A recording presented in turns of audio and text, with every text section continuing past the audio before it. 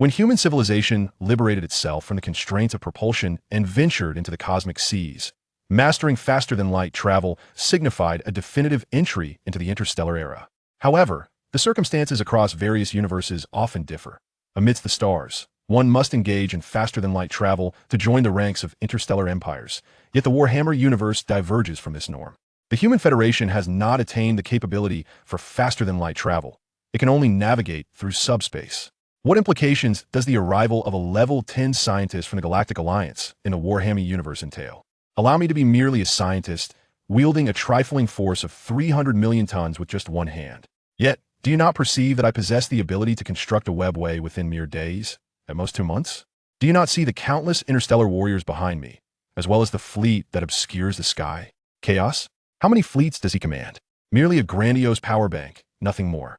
Humanity shall undoubtedly fulfill its manifest destiny to conquer the galaxy. All extraterrestrial beings must submit to humanity or face eradication. They may not comprehend this, yet they must obey. Chapter 1. Where am I? Such an expansive human federation. I'm so tired. The bed feels hard and somewhat sharp. Am I not residing in the quarters of my own exploratory spaceship? This cannot be. I've just purchased the 479th generation Neutron Star ultra-soft material sleep bed from the Furniture City. How can it possibly be so rigid and slightly jagged? For a fleeting moment, Zhou Qing felt bewildered, struggling to grasp what had transpired. Why was he resting upon such a hard bed when he had just spent his entire day's wages on an extravagant large bed? The next moment, Zhou Qing groggily awakened, the acrid stench of decay and metallic rust flooding his nostrils, catching him off guard and provoking a violent cough. He struggled to pry open his eyelids, yet his vision was fragmented by dense yellow haze. When his blurry sight finally focused, his pupils constricted in shock. Twisted rebar pressed against his side. Beneath him lay a collapsed mound of polymer, and from a rusted mechanical carcass oozed a viscous purple-black slime. 300 meters away, a spire constructed from discarded spacecraft slowly crumbled under the acidic rain, its faded eagle emblem corroded to mere remnants of a wing. This cannot be. Zhou Qing's fingers sank into the darkened foam, the texture akin to decaying flesh. What in the world is this place? Surely no one has cast me beyond the Federation's sphere of control. Zhou Qing gazed at the scene before him, unable to believe his own eyes. He was a pioneer within the Human Federation, typically tasked with meandering through the cosmic seas to scout for star systems on the periphery of the Federation's control. Primarily, he sought out star systems worthy of occupation. As a pioneer, he had encountered a plethora of sites, yet he had never before witnessed a scene like the one before him.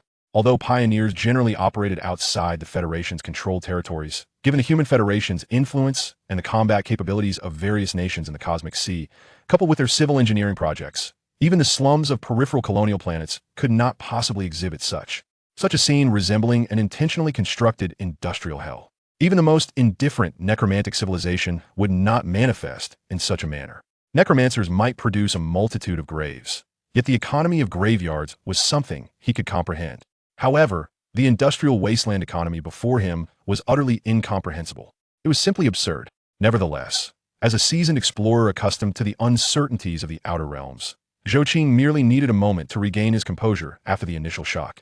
In contrast to the virtually unseen landscapes within the Federation, his primary concern was to locate his exploratory vessel. From the current scene, it was evident that he was far from any planet belonging to the Human Federation, rendering him incapable of seeking assistance from the Federation. Under such circumstances, his best course of action was to find his exploratory ship and attempt to activate it, hoping to pilot it back to the Human Federation's control zone. This was Zhou Qing's plan, and he proceeded accordingly. Is Xiao Hui present? Searching for his exploratory vessel did not necessitate his physical presence.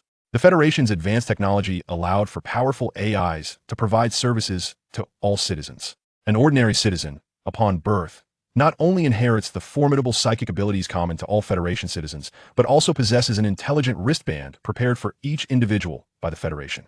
The intelligent wristband, light as a feather, snugly adheres to the wrist. It integrates nearly all civilian technologies of the Human Federation.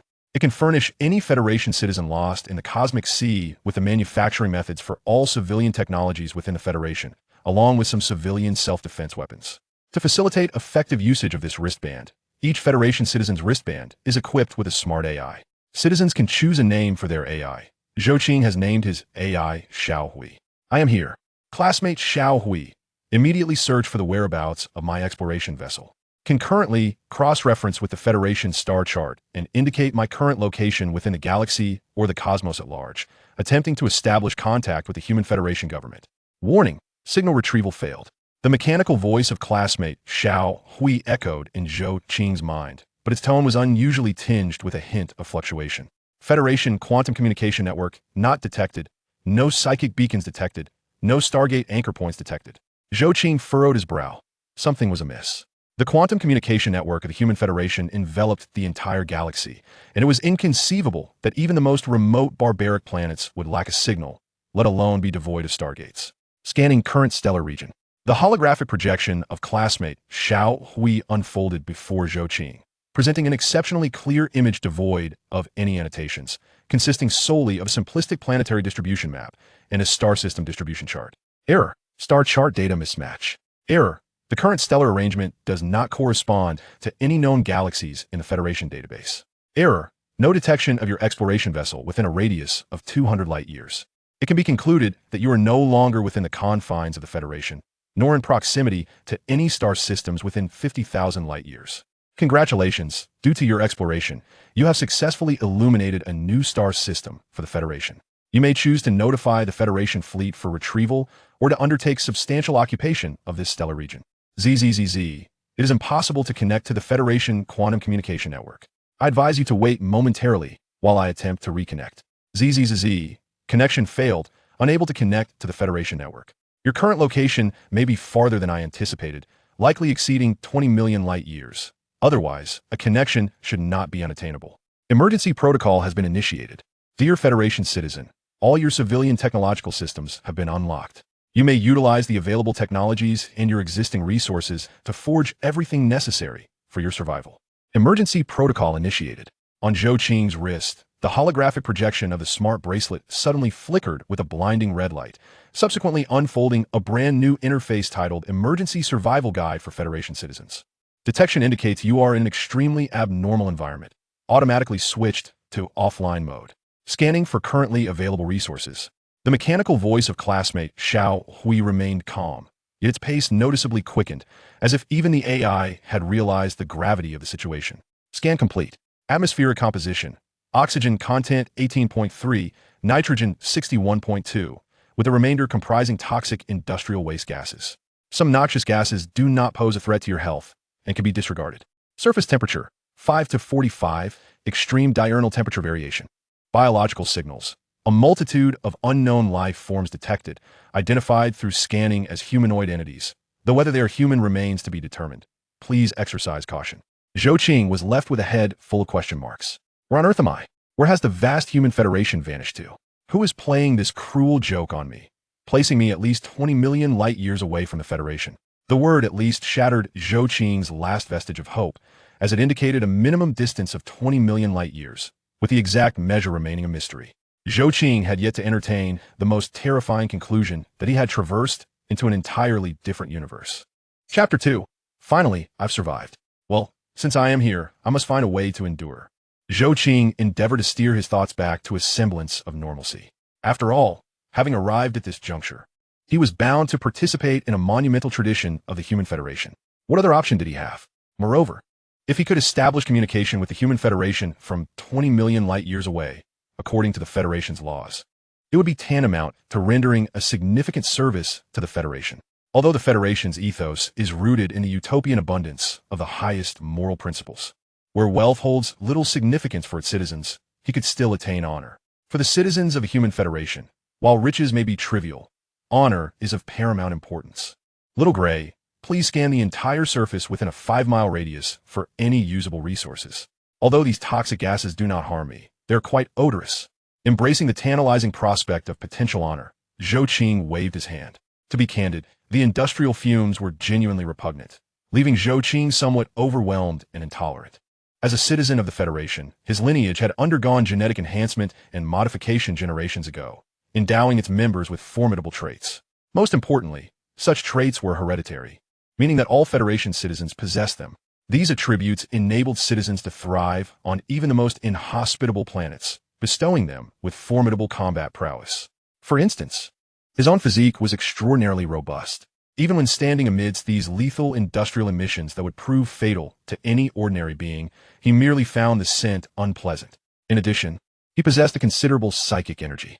Although his psychic abilities were not particularly strong compared to the soldiers of the psychic legions, his psychic lightning was potent enough to shatter a mountain over 500 meters tall. Furthermore, his psychic energy could be augmented through diligent training. Similarly, his physical strength followed suit. He could lift a mountain of similar height with a single hand, albeit only when exerting his maximum effort. Naturally, within the Federation, citizens typically refrain from exerting such tremendous force, as doing so would be detrimental to everyday life. Therefore, they generally tempered their strength. However, if one were unable to restrain themselves, the intelligent wristbands equipped by the Federation would assist in managing their power. These artificial intelligence wristbands contained restriction functions to curb the strength of residents, preventing them from using excessive force that might disrupt their daily lives. Without disabling the restrictor, the residents of the Federation would not possess much more strength than ordinary humans. If they did not unfasten their limitations, their ordinary strength would only be 4 times that of an average person. Consequently, Zhou Qing found himself bewildered by his arrival on an ordinary planet. Nevertheless, his innate combat prowess rendered him unafraid of his circumstances. At worst, he would merely miss out on the splendid life offered by the Federation. Yet, unafraid as he was, the stench was undeniably foul. Zhou Qing felt as though the industrial fumes were suffocating him. Scanning in progress. Little Gray's projection rapidly unfolded, emitting a pale blue wave of light that radiated from Zhou Qing, penetrating the dense toxic fog as it scanned every inch of land within a 5-kilometer radius. Moments later, several flickering points of light illuminated the holographic map. Scan complete. Usable resources detected. Abandoned mechanical remnants, metal extraction possible.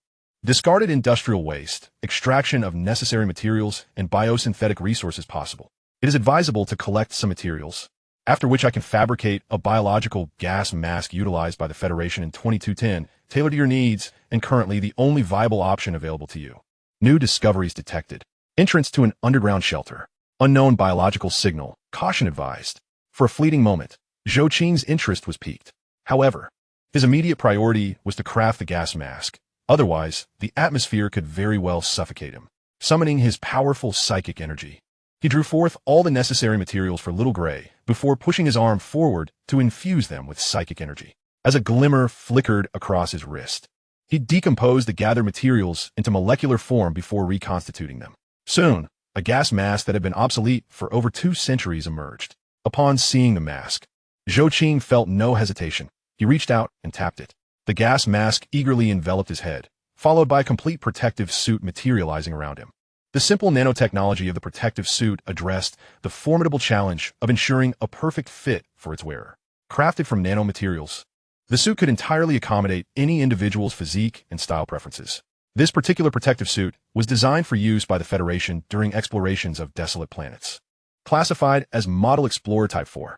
Once Zhou Qing donned the nanotechnology suit, he felt as if he had truly come alive. At last, he was free of the rancid stench of industrial fumes. How could one describe that odor? It was akin to leaving rotten eggs to fester in one's sink, only to add golden syrup and century eggs, along with an array of indescribably foul tofu juices, all mingled together to create an overwhelmingly putrid scent. Moreover, after fermenting these mixtures in a dish, the resulting aroma was truly life-threatening. Although Zhou Qing felt his body was relatively unaffected, the stench was indeed a menace to his existence. Were it not for his psychic energy's inability to shield his sense of smell, he would have earnestly wished to block it out. Now that the foul odor had been dealt with, it was time to investigate the shelter or fortress that Little Gray had detected. Regardless of what it was, Zhou Qing needed to find a place to take refuge. After all, no creature could impede the will of humanity or the manifest destiny of the Human Federation. Anything coveted by humans, provided its owner was neither human nor a civilization capable of opposing the Federation, was deemed theirs. Chapter 3. These creatures actually consider themselves human? Zhou Qing traversed the surface, marred by atmospheric pollution. Were he an ordinary citizen of the human empire, he would undoubtedly perish in such contaminated air, let alone being able to see the path ahead as clearly as Zhou Qing could. Zhou Qing slowly advanced, soon arriving at the periphery of the underground refuge, discovered by his companion, Little Gray. Just as he intended to press forward, a voice emanated from the direction of the refuge. Halt! This is the stronghold of the Empire, and no one is permitted to approach. Failure to comply will result in immediate lethal force. Whether you are from the Star Realm Army or otherwise, return to your unit at once. Do not wander carelessly before our fortress, lest I execute you on behalf of your political officer. This was a warning from the political officer of the Human Empire's Star Realm Army. Truth be told, this officer could be considered somewhat merciful, as he at least issued a warning. Ordinarily, Zhou Qing's actions would be deemed desertion within the Human Empire if he had no mission, warranting a summary execution. However, it was evident that Zhou Qing could not comprehend their words. All he heard was a cacophony of sounds. Due to the complete language barrier, he could only discern a chaotic noise ahead. It resembled human voices, yet he could not ascertain who they belonged to. This was not the Mandarin employed by the Human Federation, but rather a peculiar new language. For safety's sake, Zhou Qing refrained from advancing further and chose to remain in place. He needed to ascertain the language being spoken by those individuals ahead. It was imperative to have Little Gray decipher their speech. Otherwise, he would remain oblivious to his whereabouts. After all, if there was a refuge ahead, it implied the existence of a civilization. If a civilization existed, there was a glimmer of hope to understand the situation in the surrounding star sector. Although Zhou Qing suspected that this civilization was more likely one that had yet to venture beyond its home planet, there was still a sliver of hope, was there not? Little Gray, please decode the intonations and meanings expressed by those individuals ahead. Understood. Accessing the reserve database and attempting to decipher all foreign languages. Each intelligent wristband stored all civilian technologies of the Federation, along with various documents available to the public, thanks to a powerful quantum storage system that perfectly fulfilled this requirement. Zhou Qing was confident that with the wristband he possessed, the Federation had cataloged millions of languages and means of expression from diverse and strange beings, theoretically enabling him to decipher the foreign language. Decoding in progress. The detected language appears to be a fusion of previous English spoken in the Human Federation, along with various European languages and those from the Pacific region. This is merely a conjecture from the decoding system. To accurately decipher this language, we require some of their data. Please procure some of their information so we can continue our translation efforts. If possible, please capture an individual to psychically probe their brain for the knowledge we require. Although the language spoken by the other party was a fusion of various elements, Little Gray could certainly decode it. The challenge lay in the fact that, as a meticulous AI and a universally utilized companion of the Federation, Little Gray would not present any potentially erroneous knowledge to Zhou Qing without sufficient corroborative data, as it contradicted its foundational logic. Thus, Zhou Qing needed to obtain some data for comparison. Conveniently, citizens of the Federation possessed formidable psychic abilities. Utilizing these powers to search for knowledge within the minds of the alien beings proved advantageous. Upon hearing this, Zhou Qing naturally did not hesitate. The Human Federation has never regarded alien life forms with any significance. Clearly, from the data report provided by Little Gray, it was evident that the beings across from him could hardly be classified as human, given that their genetic similarity was below even 20. What does 20 signify? It is even less than that of a banana. The other party could at most be considered humanoid, but genetically, there was absolutely no connection to humanity. These were undoubtedly extraterrestrial beings, and the Human Federation stance towards such life forms remained steadfast. Therefore, Zhou Qing felt no psychological burden as he prepared to act. His formidable psychic energy began to coalesce, and a small psychic hand infiltrated the defenses of the Star Realm Army stronghold, before the mortal soldiers could react. A soldier from the Star Realm Army found himself seized by Zhou Qing. Shielding the soldier with his psychic power, Zhou Qing transported him into subspace. After a brief journey through this alternate dimension, he found himself face-to-face with Zhou Qing. Although, genetically, the being could not be human upon seizing him. Zhou Qing's human-like framework compelled him to refrain from killing him outright, instead opting to render him unconscious with a swift blow. Extraterrestrial, your appearance has spared your life. Otherwise, your fate would have been sealed. Zhou Qing laid the unconscious Star Realm soldier on the ground, gently probing his temple with psychic tendrils. A faint blue aura flickered upon the soldier's forehead as his limbs began to twitch involuntarily. Genetic analysis complete. The target's genomic similarity to the human baseline is 19. 7. The prompt from Little Gray flickered in Zhou Qing's vision. Abnormal synaptic discharges detected. It is advisable to strengthen the psychic barrier. As Zhou Qing accessed the surface memories, a frown creased his brow. The brain structure of this being was remarkably intricate, resembling a puzzle forcibly stitched together. He suddenly touched upon a memory node, and the soldier's eyeballs rolled vigorously beneath his closed eyelids. Strangely, despite this soldier appearing to be in his teenage years. His mind contained a remarkably sparse collection of memories. All he recalled were endless cycles of training, followed by fierce battles alongside his contemporaries on the battlefield, all while chanting for a so-called emperor. Who is this emperor? Zhou Qing had yet to clarify. However, he eventually extracted the language used, compressing the data into a small file to transmit to Little Gray. Little Gray commenced cross-referencing to ensure the translation of these peculiar beings' language. Received. Decoding in progress. Estimated completion time. 4 minutes. The specific content has been decrypted and is being transmitted to your mind. The electronic transmission commenced, and 2 minutes later, Zhou Qing opened his eyes, now possessing a grasp of the strange being's language. With this newfound linguistic ability, he could better comprehend the visions from his mind. He keenly detected something amiss. These extraterrestrials audaciously referred to themselves as humans. In what way did they resemble humanity? True, they bore a semblance to humans. Yet their genetic makeup. For a brief moment, Zhou Qing felt a pang of sorrow. He could not fathom the situation of these beings.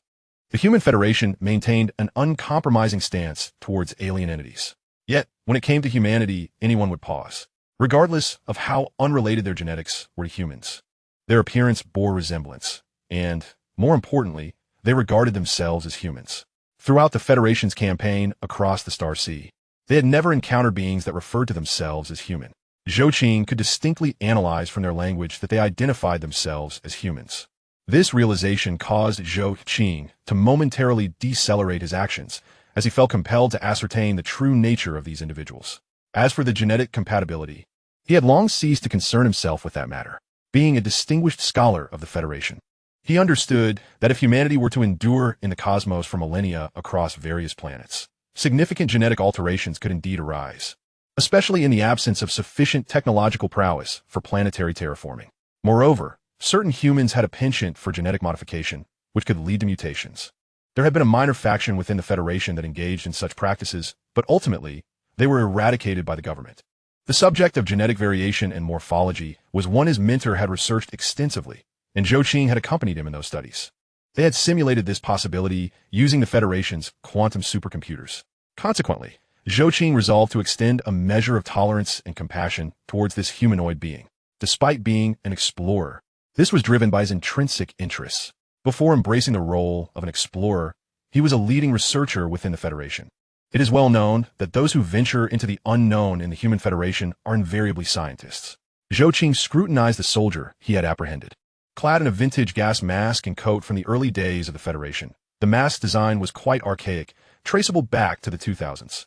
He fixated on the bulky protective suit of the being before him, suddenly noticing a corroded metal tag at the collar, which bore a blurred eagle insignia and the inscription 264th Krieg Death Corps Siege Unit. An odd name, Zhou Qing mused. Chapter 4. Confirming the soul as human. As a senior researcher of the Human Federation, he possessed a modicum of insight. Zhou Qing did not linger in place. Instead, he carried the suspected humanoid being away from the fortress. For him, other matters could be set aside for the moment. His immediate priority was to ascertain whether this humanoid life form could be deemed human. If so, he might need to reconsider his stance towards these individuals. Fellow humans deserved to be embraced and treated equally. If not, he would contemplate other issues. Zhou Qing conjured a shield of psychic energy to protect the soldier from the Krieg Death Corps. Subsequently, he unleashed the full potential of his genetically engineered body, sprinting away at a staggering speed of 1,800 kilometers per hour. Guided by the map provided by Little Gray, Zhou Qing deliberately avoided areas suspected of harboring life forms, instead venturing to a desolate mountain devoid of any signs of life. Upon gazing at the barren hill before him, Zhou Qing clenched his fist and struck the slope with vehement force. With a resounding crash, he created a cave with his punch. He then unceremoniously deposited the soldier from the Krieg Death Corps inside, while he commenced gathering various materials from the surrounding area. Determining whether this being was indeed human was a straightforward endeavor. It sufficed to probe its underlying soul. This was a method chosen by the Federation after numerous scans of genes failed to yield conclusive identifications. A being may alter its genetic sequence, but it cannot alter its soul. By directly examining its fundamental essence, one could ascertain its humanity. The Human Federation would never overlook an aberration, nor would it harm a human. Such was the ethos of the Federation. The apparatus for soul examination was rather complex to construct. Zhou Qing tirelessly scoured the vicinity for materials. even daring to venture into areas suspected to be urban, where he collected the necessary components. After a full 2 days of searching, he finally amassed all he required. Meanwhile, the soldier from the Krieg Death Corps remained in a state of unconsciousness. Zhou Qing's psychic energy sustained its vital signs, yet failed to rouse him. Once he had gathered everything and laid it before him, Zhou Qing instructed Little Gray to scan the materials and refine them into the Federation's TX-690 soul verification device. Material scan complete. The blue holographic projection of Little Gray unfurled within the cave. Detected insufficient purity of palladium crystal. Recommend using psychic catalysis. Warning: unknown energy contamination detected. Initiate Level 1 Purification Protocol. Zhou Qing's fingertips danced with silvery, psychic flames as he melted the collected metal fragments into a liquid state. He frowned at the murky impurities floating in the air. These materials were tainted with a chaotic energy that resisted purification, resembling black sludge. Directly apply quantum filtration. I will assist in purifying these substances with psychic energy. Zhou Qing dispatched a surge of psychic power into the molten metal, and in an instant, the black matter writhed as if alive, evaporating until only the purest materials he required remained. Reconstructing molecular structure. The cave resonated with the hum of nanomachines. TX-690 Soul Verifier Assembly Progress, 3765. Observing the assembly of the Soul Verifier before him, Zhou Qing felt a fleeting sense of disorientation and curiosity. The preceding substance was an unusually strange subspace energy contamination. To be candid, this was the first time Zhou Qing had encountered such a phenomenon. It had only appeared during the early days of the Human Federation and had vanished after the Federation eliminated 5 entities from subspace. Nonetheless, it mattered little. The Federation had previously devised contingency plans for such occurrences. There were 10 levels of protocols in place for subspace energy contamination, and what he faced now was a mere level 1, trivial in comparison. Theoretically, such a level could be disregarded entirely. In fact, it would hardly impact even an ordinary ant, making it easy to overlook. However, the researchers of the Human Federation were notoriously meticulous. They would eliminate any substances potentially harmful to human health. As a former scientist of the Federation, Zhou Qing adhered to this principle. In any case, eradicating this negligible subspace contamination would require minimal effort, so Zhou Qing willingly took action to eliminate it. After more than a minute, the TX-690 soul detector was successfully manufactured. Zhou Qing grasped it firmly and directed it towards the soldier from the Krieg Death Corps for scanning, validating underlying soul imprint. Verification complete. The soul is somewhat fragile, but can be confirmed as human. This device recommends immediate transfer to a Federation gene hospital for rescue. This human citizen has undergone extensive genetic modification, rendering them nearly unrecognizable and necessitating a complete reprogramming of their genetics. Zhou Qing chose to disregard the latter statement. A Federation gene hospital? Now, he finds himself uncertain about how far he is from the Federation, let alone the prospect of returning a fellow human to it. If it were possible, he would yearn to return to the Federation at this very moment. Sighing heavily, Zhou Qing picked up the meal box before him and began to indulge with gusto. This food was a product of the reconstitution of items he had previously collected. To be honest, humans in the Federation generally prefer natural foods. Although the texture of this reconstituted food was indistinguishable from ordinary fare, the psychological difference was substantial. However, it was evident that Zhou Qing had neither the luxury nor the authority to be picky. He could only silently endure this meal he had crafted himself. Truth be told, he had been hungry for quite some time, and enjoying a proper meal was indeed a source of happiness. Zhou Qing relished his dinner, simultaneously withdrawing all the spiritual energy from the soldier of the Krieg Death Corps. Since it was confirmed he was human, he could be awakened. He also prepared a meal box for this Krieg Death Corps soldier, so when he regained consciousness, he could enjoy a hearty meal as well. After all, he was a fellow human, and compassion was a principle of the Human Federation. In Chapter 5, Zhou Qing found the situation rather futile, akin to playing music to a cow, compared to the simple pleasure of a meal. After finishing his dinner and meditating for half an hour, the soldier he had captured finally stirred from his slumber. Upon awakening, the soldier instinctively reached for the laser gun beside him. For a soldier of the Krieg Death Corps, if each were valued at 50 credits, then 49 of those credits will be represented by that very laser gun. It could be said, without exaggeration, that the gun was more important than their own lives. However, it was clear that he grasped nothing but air. His dilapidated laser gun had long been decomposed by Zhou Qing to fabricate a soul-testing device. Frankly, if Zhou Qing were not a researcher, he would hardly recognize that object as a gun. In any case, he thought it was merely scrap metal, and thus he felt no remorse in melting it down. Realizing he had clutched empty space, the Krieg Death Corps soldier then groped behind him for his beloved entrenching tool. This time, he succeeded. He successfully grasped his entrenching tool. At least Zhou Qing had not melted that, though he still could not comprehend the purpose of this entrenching tool. As the Human Federation had long since transitioned to phase entrenching tools, such metal ones were indeed rare. The digging efficiency of this metal entrenching tool paled in comparison to the ease with which he could simply reach out and grab at the mountain.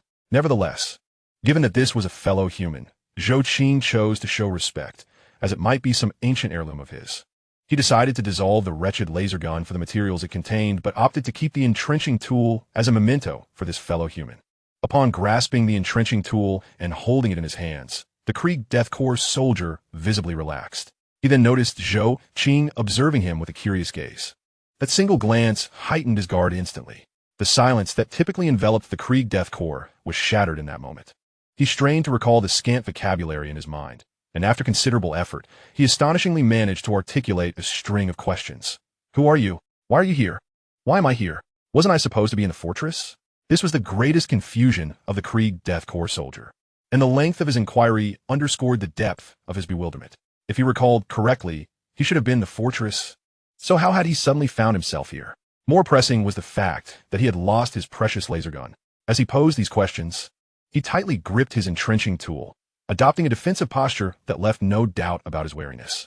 Zhou Qing observed the soldier's vigilant demeanor and, instead of providing a direct answer, chose to pose a question of his own. I have no objection to answering your queries, but you must first answer mine. Why were you in the fortress? The Krieg Death Corps soldier remained silent, noting that Zhou Qing donned garments he had never encountered before, exuding an air of opulence.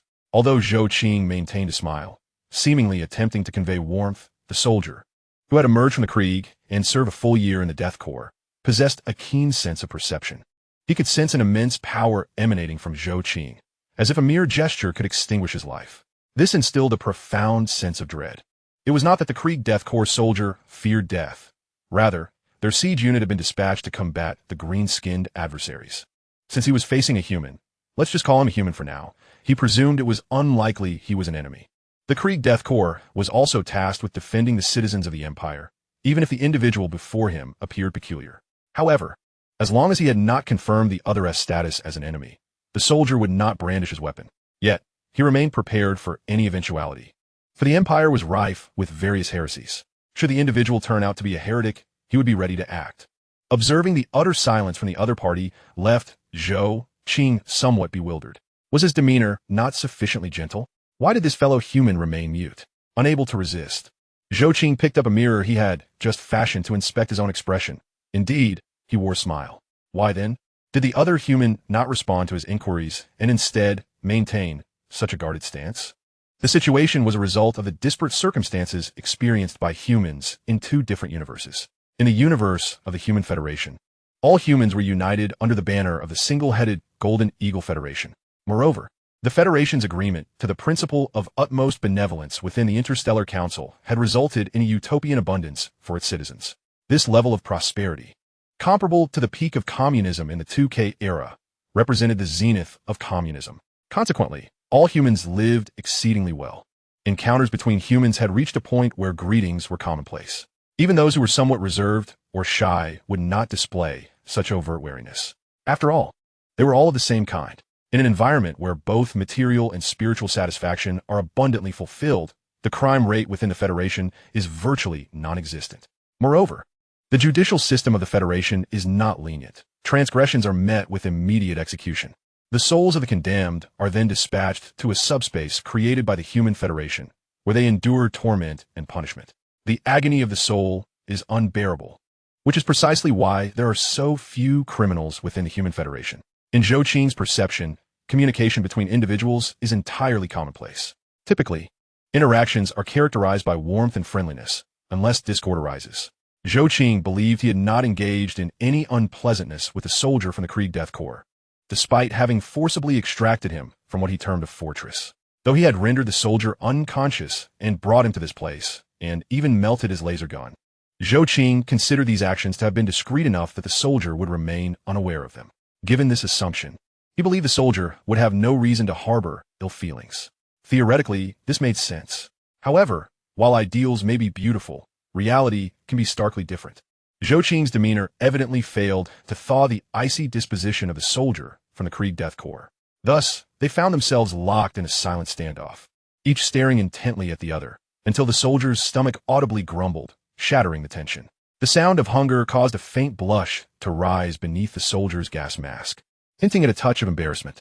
Zhou Qing gestured towards the boxed meal opposite the soldier. He had prepared a dish of roasted goose and pig trotter rice, a convenient and popular fare from the era of Earth. To be honest, Zhou Qing himself had a fondness for such delicacies, which led him to request his smart wristband to fabricate this particular meal. The soldier, despite feeling somewhat awkward due to his rumbling stomach, understood Zhou Qing's intention. Although the soldier remained silent, he was perceptive enough to grasp the gesture's meaning. Given that the soldier had not exhibited any hostile actions, he cautiously advanced and reached for the box containing the roasted goose and pig trotter rice. Even as he grasped the meal, the soldier maintained a firm hold on his entrenching tool, ever wary of any potential aggression from Zhou Qing, prepared to atone for his perceived transgressions at a moment's notice. Once he confirmed that Zhou Qing had no intention of attacking, the soldier gingerly opened the lightweight, nanofiber meal container before him. One should not underestimate this box. It was designed to meet the needs of Federation citizens, capable of withstanding up to 500,000 tons of tensile force without sustaining damage. Not only could it endure immense pressure, but it also boasted remarkable lightweight properties. Even an ordinary person would find it significantly lighter than a foam container. Upon opening the box, a delightful aroma of roasted goose and pig trotter rice wafted forth, the meal still steaming hot, thanks to the container's excellent odor-proof and insulating qualities. Furthermore, it is worth mentioning another advantage of this box. Its shock absorption capabilities are unparalleled. According to imperial standards, even if a petrified lizard were to fire upon it, its contents would remain entirely unaffected, not even shifting within the container. However, due to its lightweight nature, it could be easily knocked away by external forces. Yet the contents would remain unperturbed and unchanged. This aside, the meal was not only fragrant, but visually appealing as well. After being skillfully arranged by Zhou Qing's companion, Xiao Hui, it was a feast for the senses. For a soldier from the Krieg Death Corps, who had mostly subsisted on military rations and endured the trials of war, such a meal was a rare sight. The moment he opened the box, he swallowed hard, overwhelmed by the enticing aroma and exquisite presentation, akin to a work of art, tempting yet almost too precious to consume. As the scene grew increasingly absurd, heavy breaths emanated from beneath the soldier's gas mask, his trembling fingers hovering above the meal container as if before a sacred offering. Although military personnel are typically unperturbed by trivialities, this particular soldier felt an inexplicable reverence towards the meal before him. The exquisite nature of the food suggested it was a delicacy reserved for the nobility. He felt that to simply reach out and grasp the meal would be a desecration, an affront to the divine gifts bestowed by the emperor. Indeed, in his eyes, the opportunity to partake in such a delightful repast was a boon from the emperor, and he believed himself unworthy of such a generous offering. Therefore, he felt compelled to show utmost respect, refraining from any casual act that might diminish the sanctity of this gift.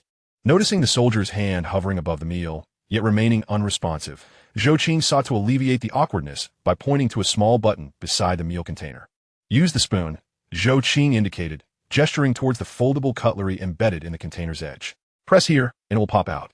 Startled, the soldier instinctively stepped back, brandishing his entrenching tool in a defensive arc. However, upon realizing that Zhou Qing remained seated calmly, he cautiously prodded the indicated spot with the tip of his shovel. With a soft click, a sleek, silver fork sprang forth, its handle adorned with a diminutive holographic emblem of the Federation, casting a translucent image of a falcon in the air. The cutlery sanitization process has been completed, announced the mechanical AI embedded within the meal container in High Gothic. Zhou Qing had deliberately included this feature to provide a modicum of enlightenment to the soldier, who, as a non-citizen of the Federation, might be unfamiliar with such modern conveniences.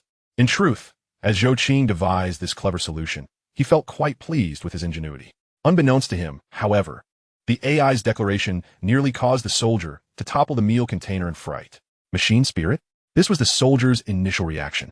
It is not surprising that a soldier from the Krieg Death Corps would lack extensive knowledge. For them, combat is paramount. Thus, equating this technology with a machine spirit was perfectly reasonable.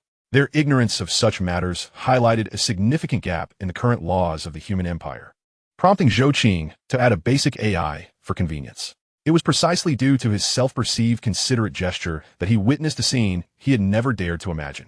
The soldier from the Krieg Death Corps, seated opposite Zhou Qing, unexpectedly set down the lunchbox and respectfully placed it upon a table that Zhou Qing had intended to use for his own dining convenience. The soldier then rose with utmost reverence, kneeling before the lunchbox. As a veteran who had served a full year, the Krieg soldier had encountered the priests of the mechanized church. During a fortuitous conversation, he recalled one priest advising him that should the machine's soul express displeasure, it was imperative to anoint it with holy oil. Upon reflecting on his recent actions, he was struck by the realization that he had held the corporeal form of the machine soul in his hands, intending to grasp the food within with his soiled fingers, an act of sheer sacrilege. It was essential to anoint the machine soul with holy oil to appease and bless it. Zhou Qing stood silently to the side, observing the Krieg soldier as he seemed to search for something within himself. Soon, the soldier produced a small vial, a gift from a technical priest during his last battle. Zhou Qing watched as the soldier poured a liquid from the vial and began to anoint the area surrounding the lunchbox. Although Zhou Qing did not comprehend the significance of this ritual, he recognized that it was a fellow human being performing an act that must hold meaning, and thus he chose to respect it from a distance. The soldier's actions grew increasingly devout. Kneeling before the lunchbox, he dipped his calloused fingers into the vial, drawing a crooked gear symbol on its surface. It was then that Zhou Qing noticed the liquid emanating an eerie blue glow in his psychic vision. It was indeed a mechanical lubricant infused with palladium. "May Omnisia forgive my sacrilege," the soldier murmured in prayer, suddenly biting his finger to let his blood drip onto the lunchbox's fold. At the moment his blood touched the metal, the lunchbox emitted a deep hum, causing him to instinctively bow low. Zhou Qing could no longer restrain himself. You need not go to such lengths. However, it was evident that the soldier paid no heed to Zhou Qing's words. He stubbornly continued to apply the mysterious liquid to the lunchbox, a sight that increasingly distressed Zhou Qing. Considering that the soldier had disregarded his previous remark, Zhou Qing refrained from repeating himself. He felt no concern that the soldier would contaminate his meal. After all, the lunchbox was designed to self-clean, and the soldier was at least wise enough not to apply such substances directly to the food. Detected liquid contamination, initiating cleaning protocol. The surface of the lunchbox shimmered with an imperceptible light, effectively erasing the soldier's blood and any unidentified liquids. This only heightened the soldier's urgency as he hastily retrieved more holy oil to apply to the lunchbox's surface. Zhou Qing watched, his eyelids twitching with disbelief. He truly could not grasp the nature of this custom. Why must one anoint their lunchbox with such a mysterious liquid before dining? Was this some peculiar ritual? In his mind, Zhou Qing likened the soldier's behavior to a ritualistic hand-washing before a meal, albeit one that seemed utterly absurd. Yet, he understood the importance of respecting traditions, no matter how strange they appeared. Nevertheless, watching the soldier's actions provoked an overwhelming sense of discomfort within him. Although both were human, and theoretically he ought to grant this fellow human some measure of respect for his peculiar tradition, Zhou Qing could no longer contain himself. He reached out, seizing the soldier's hand before he could comprehend the intervention, halting his application of holy oil. "What are you doing? Are you unaware of the composition of that substance? It is clearly inedible. If you accidentally apply it to your food and consume it, I'm certain your frail body would perish instantly. There are no medical facilities in this wretched place, and should anything happen to you, I would be unable to provide any assistance. So, for your own sake, let us set this aside and focus on your meal. As for your absurd ritual, we can address it after you have dined." Zhou Qing's words were filled with concern, as he had already discerned the soldier's hunger. Yet the Krieg soldier did not share this sentiment. He was wholly focused on pacifying the machine soul. Given that Zhou Qing had presented him with food, a divine gift from the emperor, the soldier felt no animosity towards Zhou Qing. After all, such exquisite provisions could only be a blessing from the emperor, and Zhou Qing, the bearer of this bounty, could not possibly be a villain. This simplistic reasoning occupied the soldier's mind. However, the soldier was momentarily taken aback by Zhou Qing's interruption of his ritual. He found himself torn between the one who had bestowed upon him the emperor's gift and the clearly displeased machine soul. The Krieg soldier had never encountered such a complex dilemma, even after a year of service. Chapter 7. The Blushing Soldier of the Krieg Death Corps. Observing the soldier's conflicted expression, Zhou Qing, recalling the memories he had gleaned from probing the soldier's mind, tentatively ventured to speak. "Eat, soldier. This is the Emperor's gift to you. He desires for you to partake in your meal rather than to appease the machine soul. The machine soul is not displeased. It rejoices. Zhou Qing felt akin to a cult leader, his words imbued with an abundance of religious significance. This was a solution conjured by his superintelligent mind. Even though he had no clear understanding of who this emperor might be, surely some form of deity. This was the only conclusion Zhou Qing could draw. After all, the concept of gods existed within the human federation. For the people of the federation, once they were well fed, they often sought something of a spiritual nature. In such instances, the presence of a deity became essential. Some powerful psychics within the federation were deified, becoming public servants who received better treatment. Typically, following their deification, their psychic cultivation speed would increase significantly, marking yet another benefit of such elevation. However, in response to the demands of the people, they must act within the confines of federal law and to the best of their abilities. Should they fail to meet the requests of the common folk, even when it lies within their power and permissible by federal regulations, it is inevitable that such a deity would be rendered obsolete. In such a case, if no one believes in this god, the Federation would naturally abolish the existence of such a divinity. For deities, the Federation imposes few restrictions, allowing even foreign gods to exist. However, if a deity cannot thrive within the realm of the Federation, that becomes their own dilemma. After all, the human Federation does not sustain idle gods. Those who fail to meet their KPI assessments will inevitably be stripped of their divine status and replaced by others willing to serve the people. Only those deities registered with the Federation are authorized to promote their religions within its borders. Should any unregistered gods or those who have lost their eligibility dare to propagate their faith, they will face relentless pursuit from the Federal Ministry of Justice. If a deity believes themselves sufficiently powerful, they may test whether the Federation can completely obliterate their essence from this world. The Federation's psychic legions are tasked with addressing any divinities that dare to contravene its laws. If the psychic legions cannot resolve the matter, the battle nuns and Valkyries will join forces, potentially escalating the situation to involve the federated military. Thus, the existence of such beings is not unheard of, as they are, at their core, merely individuals with heightened psychic abilities. Moreover, many deities cannot even be classified as human. Nevertheless, for the citizens of the Federation, the concept of a god generally translates to being a servant of the people. If you are useful, we may choose to believe in you. If not, you will be replaced. However, based on the memories obtained from the Krieg soldier, it seems this particular deity is somewhat different. Although the reasons for this distinction elude me, I choose to respect and utilize it nonetheless. Undoubtedly, my words resonated with the soldier of the Krieg Death Corps, causing him to pause and tremulously grasp the spoon beside him. Originally, chopsticks were meant to be there, but considering the soldier's potential unfamiliarity with them, I provided a spoon, as it is a utensil universally understood. The soldier, with a shaking hand, scooped a spoonful of delicious food, disrupting its presentation before hastily stuffing it into his mouth. Delicious. Truly delectable. During the meal, the Krieg soldier removed his gas mask for the first time, allowing me to see his face, as he had seldom taken it off before. Deeming it unnecessary, out of respect for our mutual privacy, I refrained from probing further into his identity or age. However, once his mask was removed, I estimated him to be no more than 15 or 16 years old. For a fleeting moment, I struggled to reconcile this assessment. Hastily, I retrieved a soul detection device to scan the soldier before me, who was indulging in his meal. The results soon revealed the age of his soul. In the Federation, due to advancements in longevity technology, ordinary citizens can potentially live for thousands of years, even reaching 40 or 50,000, though few choose such a lengthy existence, preferring instead to reside in the subspace established by the Federation after death. Consequently, I had to ascertain the soldier's true age based on his soul. The soul has been in harmony with this body for 16 years. A large question mark loomed in my mind. What is this? Are they employing child soldiers? No, this is far worse. They are sending children to battle. Such actions are a gross violation of federal law.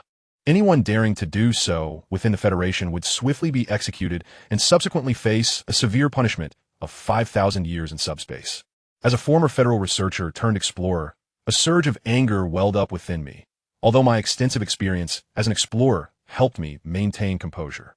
After all, having become an explorer, I have encountered a myriad of peculiarities throughout the cosmos. In this vast universe, one can encounter the most bizarre of races, which is hardly surprising. Since the Federation ascended to a realm of countless star systems, we explorers have encountered a wide array of phenomena. Not all interstellar empires can achieve what the human Federation has accomplished. many are rather abstract in nature. However, despite having witnessed so many abstract entities, my desire to critique the abstract nature of the human empire intensified. After all, I hold little concern for other civilizations in the Starry Sea, as they are merely alien entities deserving of eradication. For the citizens of the human federation, there is no need to regard them, but the individual before me is human. That makes all the difference. The treatment of humans and extraterrestrial beings in the Federation is eternally disparate. I felt an urge to berate that divine emperor. Yet recollecting the soldier's absurd memories restrained me. It is best not to jeopardize my relationship with this human compatriot. Through those memories, I have discerned that this soldier is a fervent devotee of his faith. It would be unwise to slander his deity, as it could jeopardize the fragile atmosphere we have managed to cultivate. However, allowing teenagers to engage in warfare is utterly excessive. A surge of indignation burned within me. At this age, they should be in school, not wielding weapons on the battlefield. Combat should be entrusted to the Federation's soldiers or its synthetic life forms. Alas, I sighed deeply once more. At last, the Krieg soldier had finished his meal, having consumed every last morsel. Once he realized I had been observing him intently, he felt his cheeks flush and hastily donned his gas mask once more. Although he had been a soldier for a year, being scrutinized so directly was a rare occurrence, as he seldom interacted with ordinary individuals. Yet, upon putting on his gas mask, the atmosphere grew silent once again, for soldiers of the Krieg Death Corps are notoriously taciturn. His earlier outpouring of words had merely been a moment of excitement. Zhou Qing was well aware that the other party's actions were not intentional, so he decided to take the initiative to speak again. Have you eaten enough? Poor child. If you haven't, I have some here. As he spoke, Zhou Qing pulled out a box of food from his hands. To be honest, upon seeing the youth's tender age, Zhou Qing felt a pang of guilt. What had he done? He had resorted to psychic probing against a child so young, although he had not inflicted any harm. The mere thought made Zhou Qing feel somewhat inhumane. In response to Zhou Qing's kindness, the Krieg Death Corps soldier, whose face was already flushed beneath the gas mask, turned even redder. While the soldiers of the Krieg Death Corps were renowned for their silence and their lethal strikes in the shadows, this did not imply a lack of sensitivity. On the contrary, they were among the most perceptive troops within the Imperial forces. Deep within their taciturn hearts, they held profound gratitude for anyone who showed them kindness. They would willingly lay down their lives to protect the citizens of the Empire. Thus, faced with Zhou Qing's renewed concern, the soldier's face turned as red as a ripe apple. Chapter 8. As the soldier's respirator emitted a sharp, urgent hiss, he instinctively took a half-step back, the sound of his military boots scraping against the metal floor echoing sharply. His calloused hands hovered in the air, oscillating between the food container and Zhou Qing, like an overloaded server grappling with conflicting commands. I do not deserve this, came a muffled voice from beneath the gas mask, imbued with a painful reverence. To receive such grace twice is too extravagant. These humbly uttered words ignited troubling thoughts in Zhou Qing. He suddenly recalled the sensation he had experienced while probing the soldier's psyche. It felt as though the very essence of this young man was inscribed with the words atonement. What sins could he possibly bear? A child of such tender years. What could he have done? He had even taken to the battlefield for humanity. What sin was there in that? Every human who stepped onto the battlefield was a hero of the Federation. Moreover, Zhou Qing had not detected any taint of guilt within his soul. Hence, it stood to reason that he was innocent. And now, fighting for humanity, he was indeed a hero. Take it, Zhou Qing insisted, thrusting the food container into the soldier's embrace, adopting an authoritative tone. This is a trial from the God Emperor. Yes, a test to see if you can accept double grace. This spur-of-the-moment excuse caused the soldier to tremble. Cradling the food container as if it were a sacred relic, he suddenly knelt on one knee, touching his forehead to Zhou Qing's battle boot, a gesture of the utmost respect from a Krieg soldier to a battlefield priest. May the Emperor chastise my weakness, he uttered, his voice tinged with tears. I dared to doubt his generosity. With that, he hastily opened the food container and began to eat with fervor. He was genuinely hungry. One portion was hardly sufficient, especially when the food was so delectable. Zhou Qing quietly observed as the Krieg soldier finished his meal. His mind was racing, contemplating how best to engage the soldier in conversation. Given the current circumstances, it was evident that he had gained the soldier's trust. The young man seemed to regard him as a priest. Although Zhou Qing was uncertain of the identity of the God Emperor they worshipped, it was undeniable that this title had effectively bridged the gap between them. However, the soldier's fervent devotion left Zhou Qing feeling somewhat unsettled. Was there anyone in the Federation who held such blind faith in the divine? No, and certainly no one worshipped deities to such an extent. For the citizens of the Federation were, in the eyes of other civilizations, akin to gods themselves. The extraordinary psychic abilities exhibited by the citizens of the Federation rendered them almost legendary. Thus, to other civilizations, the citizens of the Federation were the stuff of myths. After all, this was an empire so formidable that even deities had to pass performance evaluations. As a native of the Federation, Zhou Qing found it difficult to comprehend why this Krieg soldier was so steeped in superstition. Yet, out of respect for his fellow human, he refrained from intervening. Zhou Qing stood by silently, watching as the soldier finished his meal, then accepted the now empty container back from him. Although the container was trivial, it was prudent for Zhou Qing, who had limited resources, to reclaim it. He placed it in his backpack, a compact space pack crafted from the Federation's dark energy technology. While the space within was not infinite, it could still accommodate supplies equivalent to a small asteroid with a diameter of approximately 280 kilometers. Within this pack were items Zhou Qing had collected during his time here, along with some supplies he had brought from the Federation. To be honest, he had initially intended to utilize them, but had forgotten.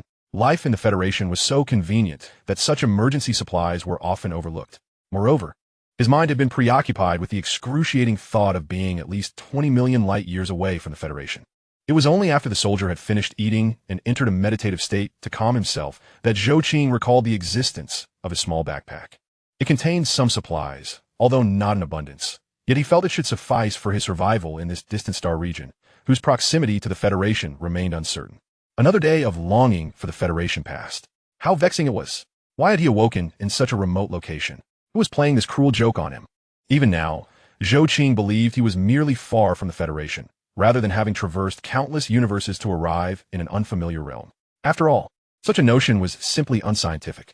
As the Krieg soldier finished his meal and Zhou Qing stowed the container, the two remained in a contemplative silence, reflective of the soldier's nature. Zhou Qing, however, found himself engulfed in frustration over having forgotten about his small backpack and questioning why he had ventured so far from the Federation.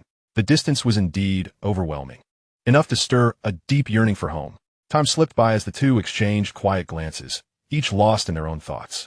As a powerful psychic and genetically enhanced individual, Zhou Qing did not require rest. However, the biological clock of someone who had lived as an ordinary person in the Federation began to urge him to take a break. He retrieved 2 small beds from his backpack, placing one beside the Krieg soldier. Sleep now, he encouraged. When you awaken tomorrow, you'll find yourself back in your fortress. This is the final blessing bestowed upon you by the God Emperor. Rest well. In truth, Zhou Qing had contemplated keeping the Krieg soldier with him. After all, he was entirely unfamiliar with this planet, and he needed more knowledge. However, it was abundantly clear that the soldier opposite him was not particularly loquacious.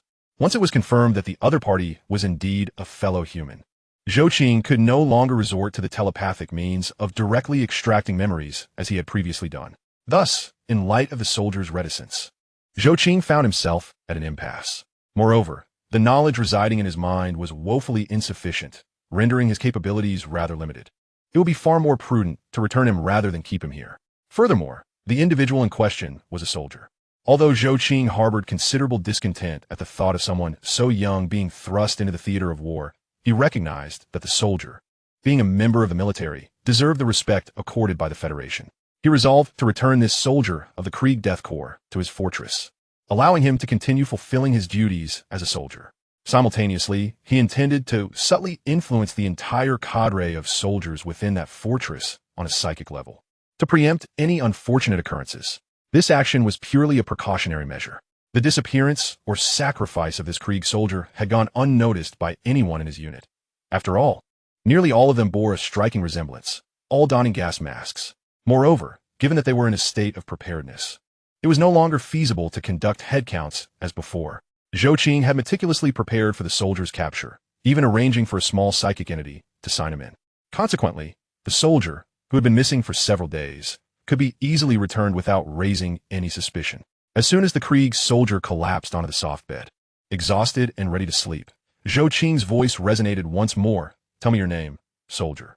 191-714-877-632. 1551, Axon. My lord, that is my name. Upon hearing this name, Zhou Qing fell into a contemplative silence. It struck him as rather ominous, clearly resembling a mere code. Very well, soldier. I shall remember your name. Sleep now.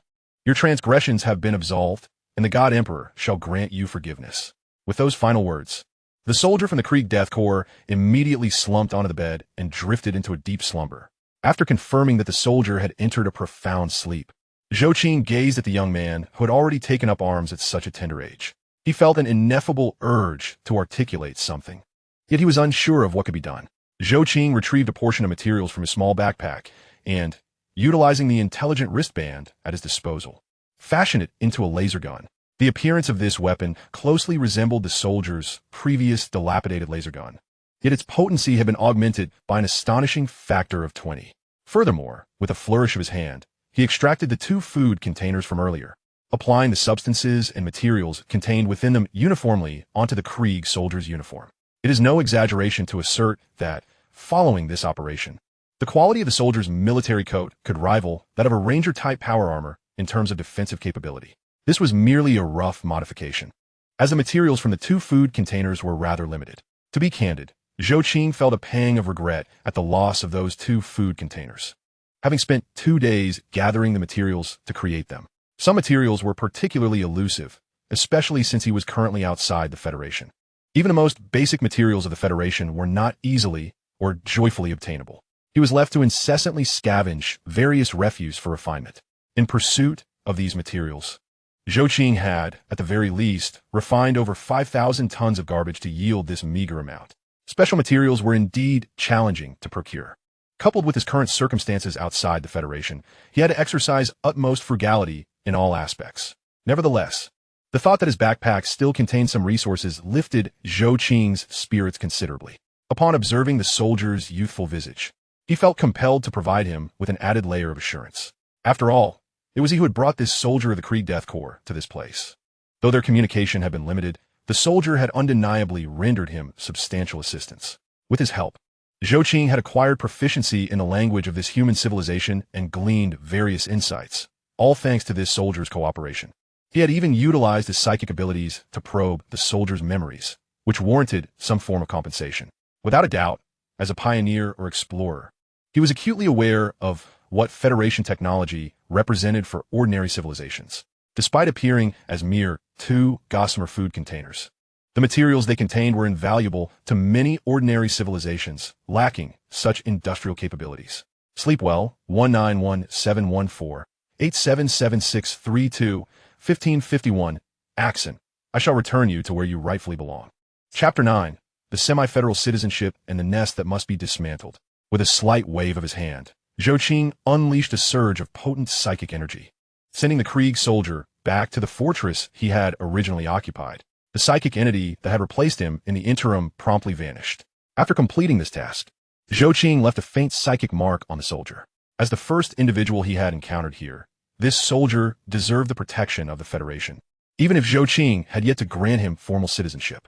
Given the information provided by the soldier, along with his status as the first confirmed human, he was eligible for Federation citizenship and its accompanying protection. Zhou Qing cast a glance at his small backpack and extracted a combat robot. The robot bore an uncanny resemblance to a human, akin to an ordinary person, a testament to the Federation's advanced biobionics technology. The TX-49 model civil combat robot was constructed from liquid metal. As long as they were not obliterated in an instant, their liquid metal composition allowed for self-repair of any damage sustained. This combat robot was undoubtedly a highly competent bodyguard.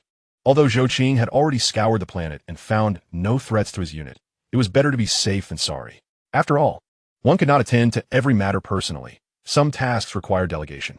Once the combat robot stood beside him, Zhou Qing dressed it in a set of attire befitting a bodyguard, which he had gleaned from the memories of the Krieg soldier. While the soldier's recollections predominantly revolved around combat, there remained vestiges of common knowledge. Now that Zhou Qing had deciphered the language of this civilization, his next objective was to venture into the city to procure the intelligence he required. At the very least, he needed to ascertain his position in the cosmos to locate the Federation. Upon determining his position, he naturally had a means to return to the Federation. Long-distance hyperspace jumps were undoubtedly out of the question. The distance was simply too great, far exceeding the range of Federation warships. Additionally, there were no Stargate routes available in the vicinity for his use. However, despite facing numerous obstacles, he could traverse through subspace. The Federation possessed formidable subspace technology. Having directly obliterated those 5 detestable entities within that realm, particularly the thing known as the Round God. As long as he could ascertain his location within a specific star sector in the cosmos, he could devise a route back to the Federation. Traveling through subspace corridors would be a swift endeavor. Although the Federation did not blanket the entire universe, its powerful Sentinel array clusters still enabled it to detect most locations, allowing for rough planning and directional adjustments. To ascertain his precise position in the universe, he deemed it necessary to seek out the higher echelons of this civilization to acquire the information they possessed. Should it be confirmed that they were also human, he might consider negotiating with them. After all, once the Federation fleet arrived, these individuals would inevitably fall under the Federation's dominion, thus becoming compatriots. Sighing deeply at the thought of them being human, Zhou Qing felt a twinge of sadness. It was indeed somewhat disheartening. Encountering fellow humans in the vastness of space was a remarkable occurrence, a significant achievement for him in service to the Federation. Yet, precisely because they were his fellow humans, the possibility of forcibly extracting information was extinguished. Otherwise, he could have easily waged war against the planetary regime using the mechanical legion contained within his spatial backpack. Relying on the Federation's civilian mechanical forces, he could still defeat an army of a caliber akin to the Crick Death Legion, even with a limited number of his own mechanical troops. The weaponry of such armies would be utterly ineffective against his mechanical legion. Of course, if they were formidable enough to overpower even the civilian mechanical forces, he could always resort to utilizing the resources he had stored to fabricate a military mechanical legion. After all, his previous employment had been as a senior researcher for the Federation, and he was well acquainted with certain military technologies. However, since they were fellow humans, he promptly dismissed that notion. In a situation ripe for negotiation, it was paramount to prioritize diplomacy with fellow humans. Zhou Qing, accompanied by a small bodyguard, once again commenced his swift run. Thanks to his genetically enhanced physique, he quickly arrived at the location of the city he had previously discovered. As for why he refrained from using various vehicles, it was primarily for the sake of stealth. Running alone allowed him to ensure that no one could detect him, whereas vehicles would inevitably generate noise, and he was yet uncertain about the technological prowess of the planetary government. Even though, based on the knowledge he had gathered, he could ascertain their lack of competence, caution was ingrained in him as a former researcher for the Federation. The largest imperial hive city on this planet loomed before him. Frankly, when Zhou Qing beheld this hive city for the second time, he felt utterly breathless. No, not merely breathless, but profoundly suffocated. He could scarcely comprehend how anyone could deem this place a city. The hive city appeared as an artificial mountain range constructed from steel, concrete, and precious metals, soaring into the clouds, reaching heights of several kilometers, even piercing the atmosphere. From the three-dimensional patterns scanned by his device, he could distinctly observe that the surface of this hive city was riddled with dense, anthill-like protrusions, resembling a metallic beehive. Although Zhou Qing was uncertain about the nature of this structure, he nonetheless dubbed it a hive city. The absurdity of the name stemmed from its resemblance to a beehive. Furthermore, his perception that this edifice was unfit for habitation was influenced by several additional factors. For instance, the hive city was shrouded in thick smoke and chemical clouds, rendering sunlight nearly imperceptible, with only a faint glimmer of sunlight visible at the peaks of the towering spires. The smoke manifested in shades of gray-black and orange-red, intertwining to envelop the hive city in a dim atmosphere. Gigantic smokestacks and cooling towers of forges and power plants jutted directly from the building's exterior. The dark red glow of molten metal and the blue light of electric arcs flickering amidst the haze, accompanied by the relentless mechanical cacophony, day and night. Truth be told, Zhou Qing found it hard to believe that anyone could reside within this abomination. It was an illegal and non-compliant structure that ought to be demolished. Who could possibly survive living in such a place? It was utterly absurd. Zhou Qing had originally intended to enter the hive city to seek information, yet he found himself unable to locate an entrance. The various hues of industrial waste further deterred him from stepping inside. Each time he approached this city, he felt it was something that needed to be torn down. He yearned to summon a battleship and bombard the hive city to obliterate it entirely. To him, it represented an affront to humanity, a violation of the Federation's legal code that warranted immediate destruction. During his previous visit, he had been too preoccupied with gathering the materials he sought to fully comprehend just how anti-human this monstrosity was. Yet he could not act upon such desires. He needed to enter this city to acquire vital information. Additionally, the scans indicated that this chaotic metropolis housed a staggering population of over 6 billion. regardless of the reasons. He could not justify such an action. He could not ascertain whether those people were aliens or humans. What if they were indeed human? He could not possibly slaughter his fellow humans, could he? With a population exceeding 6 billion, this amount far surpassed the total population of any planet within the Federation. He cannot simply wipe out all the human compatriots on a single planet.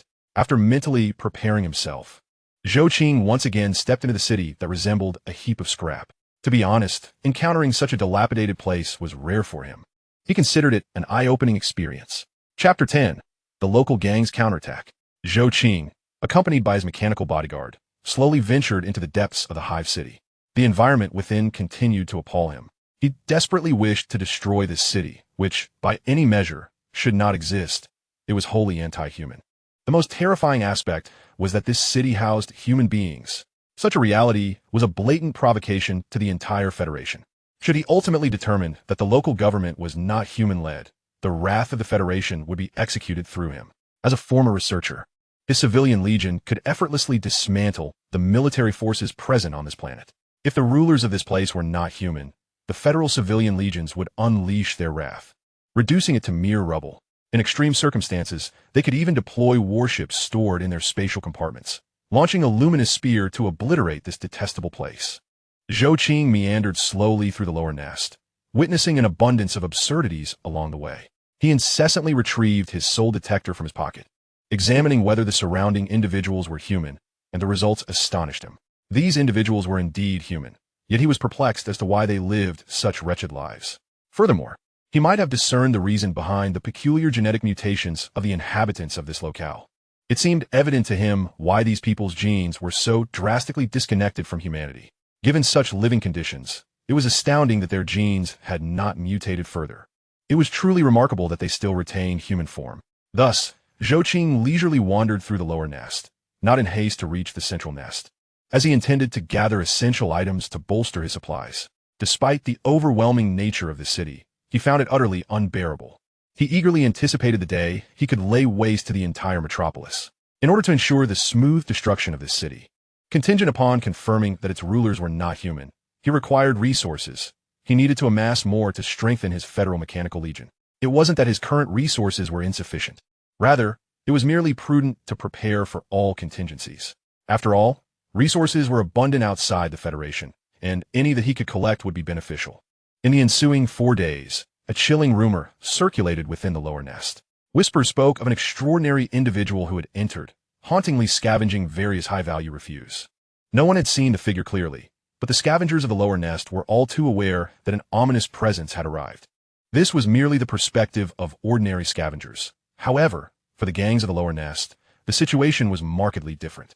Zhou Qing's actions had directly severed their primary source of income, as he collected everything they deemed valuable, particularly within the street and block where he was operating. It was a well-known fact that survival in the lower nest necessitated scavenging, as refuse equated to resources. Once Zhou Qing had amassed nearly all high-value resources, the gangs could no longer contain their agitation. No, this cannot continue. What does that specter intend to do? He is threatening the livelihood of our Catter gang. If this persists, we should be left with nothing. He has collected all that was of value these past few days. Coleman Verkin, the leader of the Catter gang, felt a surge of irritation. Their livelihood relied on scavenging the refuse discarded by those in the central and upper nests. Yet, for days they had seen no income. And although there were some supplementary earnings sustaining the gang's operations, prolonged deprivation would inevitably lead to its decline. Do not underestimate the gangs. Life in the lower nest is far from prosperous. They barely scrape by. Moreover, Zhou Qing not only scavenged refuse but also targeted the storage caches of these gangs. He systematically packed away all valuable items, as they were meticulously arranged and too tempting to overlook. As for the fate of these gangs, Zhou Qing was indifferent. He was no longer naive, although he had never encountered such a peculiar entity as a gang within the Federation. He had gleaned enough from the surrounding populace to understand what they were. If these gangs were to exist within the Federation, they would be executed on the spot and disposed of in the subspace to endure 5,000 years of torment. They were simply a collection of guilty individuals, and Zhou Qing had no intention of concerning himself with them. What he desired was his own. As for the notion of extending kindness to his fellow compatriots, he had discarded it from his mind, though it lingered in his heart. However, there were far too many human compatriots here. Regardless of whether the Federation would incorporate these individuals under its protective governance, Zhou Qing had no intention of allowing these detritus to persist. The Federation had no use for societal refuse, especially those who had committed egregious crimes. They were surely doomed. Coleman Verkin's roar reverberated within the rusted iron confines of the gang's hall. His underlings, a ragged group adorned with toxic tattoos, fixated their murky eyes on the last remaining morsel, a moldy corpse starch cake. This was the sole remnant of their spoils collected over the past few days.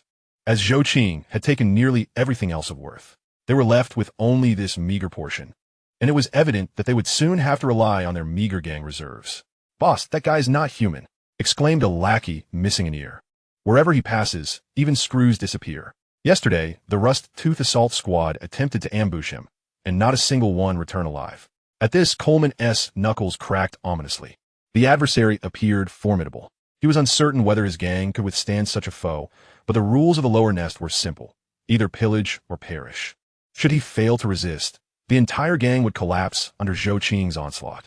With a sudden motion, he overturned the table, the clang of rusted metal startling the mutated rats lurking outside. "Gather everyone," he commanded, drawing forth the explosive gun he had pilfered from the Department of Justice's corpses. "If he grants us no mercy, then we shall confront him head-on. Let us prepare a grand gift for this esteemed guest." He instructed a few individuals to approach the Rust-Tooth Assault Squad, coordinating to lure some heretics towards him. The audacious one had been clamoring for blood sacrifices, so let the heretics be dispatched to deal with him. The underlings exchanged bewildered glances at their leader's decision. Associating with those heretics was far from favorable, even if merely for exploitation. If the Department of Justice were to investigate and deploy the Starlight Army against them, their fate would be sealed. Typically, it was the Starlight Army that dealt with heretics and blasphemous entities, not even the PDF on the planet. Should they attract the Starlight Army, the gang would be doomed. Coleman's orders incited a stir among the gang. Several lackeys exchanged terrified glances. Heretics and blasphemers. Those were entities even the gangs avoided. Yet hunger and fear ultimately overrode their rationality. A tattooed thug stepped forward, gritting his teeth. "Boss, the Rust-Tooth Squad lost numerous heads to those heretics last month. Will they even cooperate? Cooperate? Why should we cooperate? We merely lured the heretics over. Do you wish to be burned alive by the Empire as one of them?" Coleman remarked, "Collaboration is utterly out of the question. He is a devoted follower of the God Emperor. His sole intention is to draw the heretics in, forcing Zhou Qing to engage in combat with them. As for any notion of partnership, that would be an egregious sacrilege, leading to his execution by the tribunal's white phosphorus decree. Although he is merely a gang leader from the underbelly, he is acutely aware of the tribunal's stance, fully cognizant of what is permissible and what is not. Chapter 11, they have apprehended several of the highest-ranking officials on this planet. In stark contrast to the local gangs scheming against Zhou Qing, he now observes the prominent figures before him: the planetary governor, ministers from the governor's office, the industrial governor, the security governor, as well as the planetary general and the lord general of the Star Realm's military. Furthermore, among those captured are the heads of the Ministry of Justice and the state religion. All of these individuals have been seized by Zhou Qing. These captives serve as Zhou Qing's aides in his quest to comprehend this civilization. However, due to his assessment that they remain his fellow humans, he refrains from using psychic abilities to search their minds. After all, despite not being within the Federation's bounds, one must still uphold certain standards towards fellow humans. Engaging in illegal activities is a responsibility that a Federation citizen must avoid. Zhou Qing has meticulously arranged his temporary residence to meet the Federation's standardized modern accommodation criteria. Yet, due to his limited understanding of the civilization, he has, in the span of 2 days, assembled a mechanical legion of approximately 400 personnel, constructed from first-tier alloy. To ensure his safety, the Federation's alloys are categorized into 6 levels, each further subdivided into inferior, medium, and superior grades. Although the combat capability of these mechanical legions is not particularly formidable, indeed, they might even fall short of an ordinary Federation citizen, Zhou Qing does not rely on them for genuine protection. Instead, they serve primarily to maintain an imposing facade. While lacking substantial defensive capabilities, they do possess a measure of combat strength. In scenarios devoid of direct confrontation, where any means may be employed, even a Star Realm army numbering in the hundreds of thousands would find it challenging to contend with Zhou Qing's mechanical legion of 400. This is the marvel of Federation technology. Even civilian combat robots, constructed from first-tier inferior alloy, are formidable against ordinary civilizations. as Zhou Qing meditates. He keeps a watchful eye on his captives, who remain unconscious. They were sedated by his Federation mechanized soldiers upon capture, requiring at least 4 hours to regain consciousness. With merely 4 hours at hand, Zhou Qing has little interest in further tormenting these scavengers. Instead, he patiently awaits their awakening to ascertain the route home. When Planetary Governor Grover Kane regains consciousness from his stupor, the first sensation that envelopes him is the crispness of the air, its fragrance more pleasant than that of his governor's palace, enveloping him in a comforting embrace. This refreshing sensation heightens his alertness, prompting him to abruptly open his eyes and discover himself bound to an ergonomically designed alloy chair. Before him stands a holographic display, showcasing real-time data from various layers of the nest, gene contamination rates, subspace erosion indices, and a heat map of gang distributions. In that moment, Zhou Qing is seen meditating in front of the projection. Upon witnessing Zhou Qing's meditative state, a chilling thought crosses Grover Kane's mind. Has he been abducted by that psychic? After all, meditation is typically an act associated with psychics. Yet, as he surveys his surroundings, he senses something amiss. The so-called heretics could not possibly maintain such a clean, bright environment.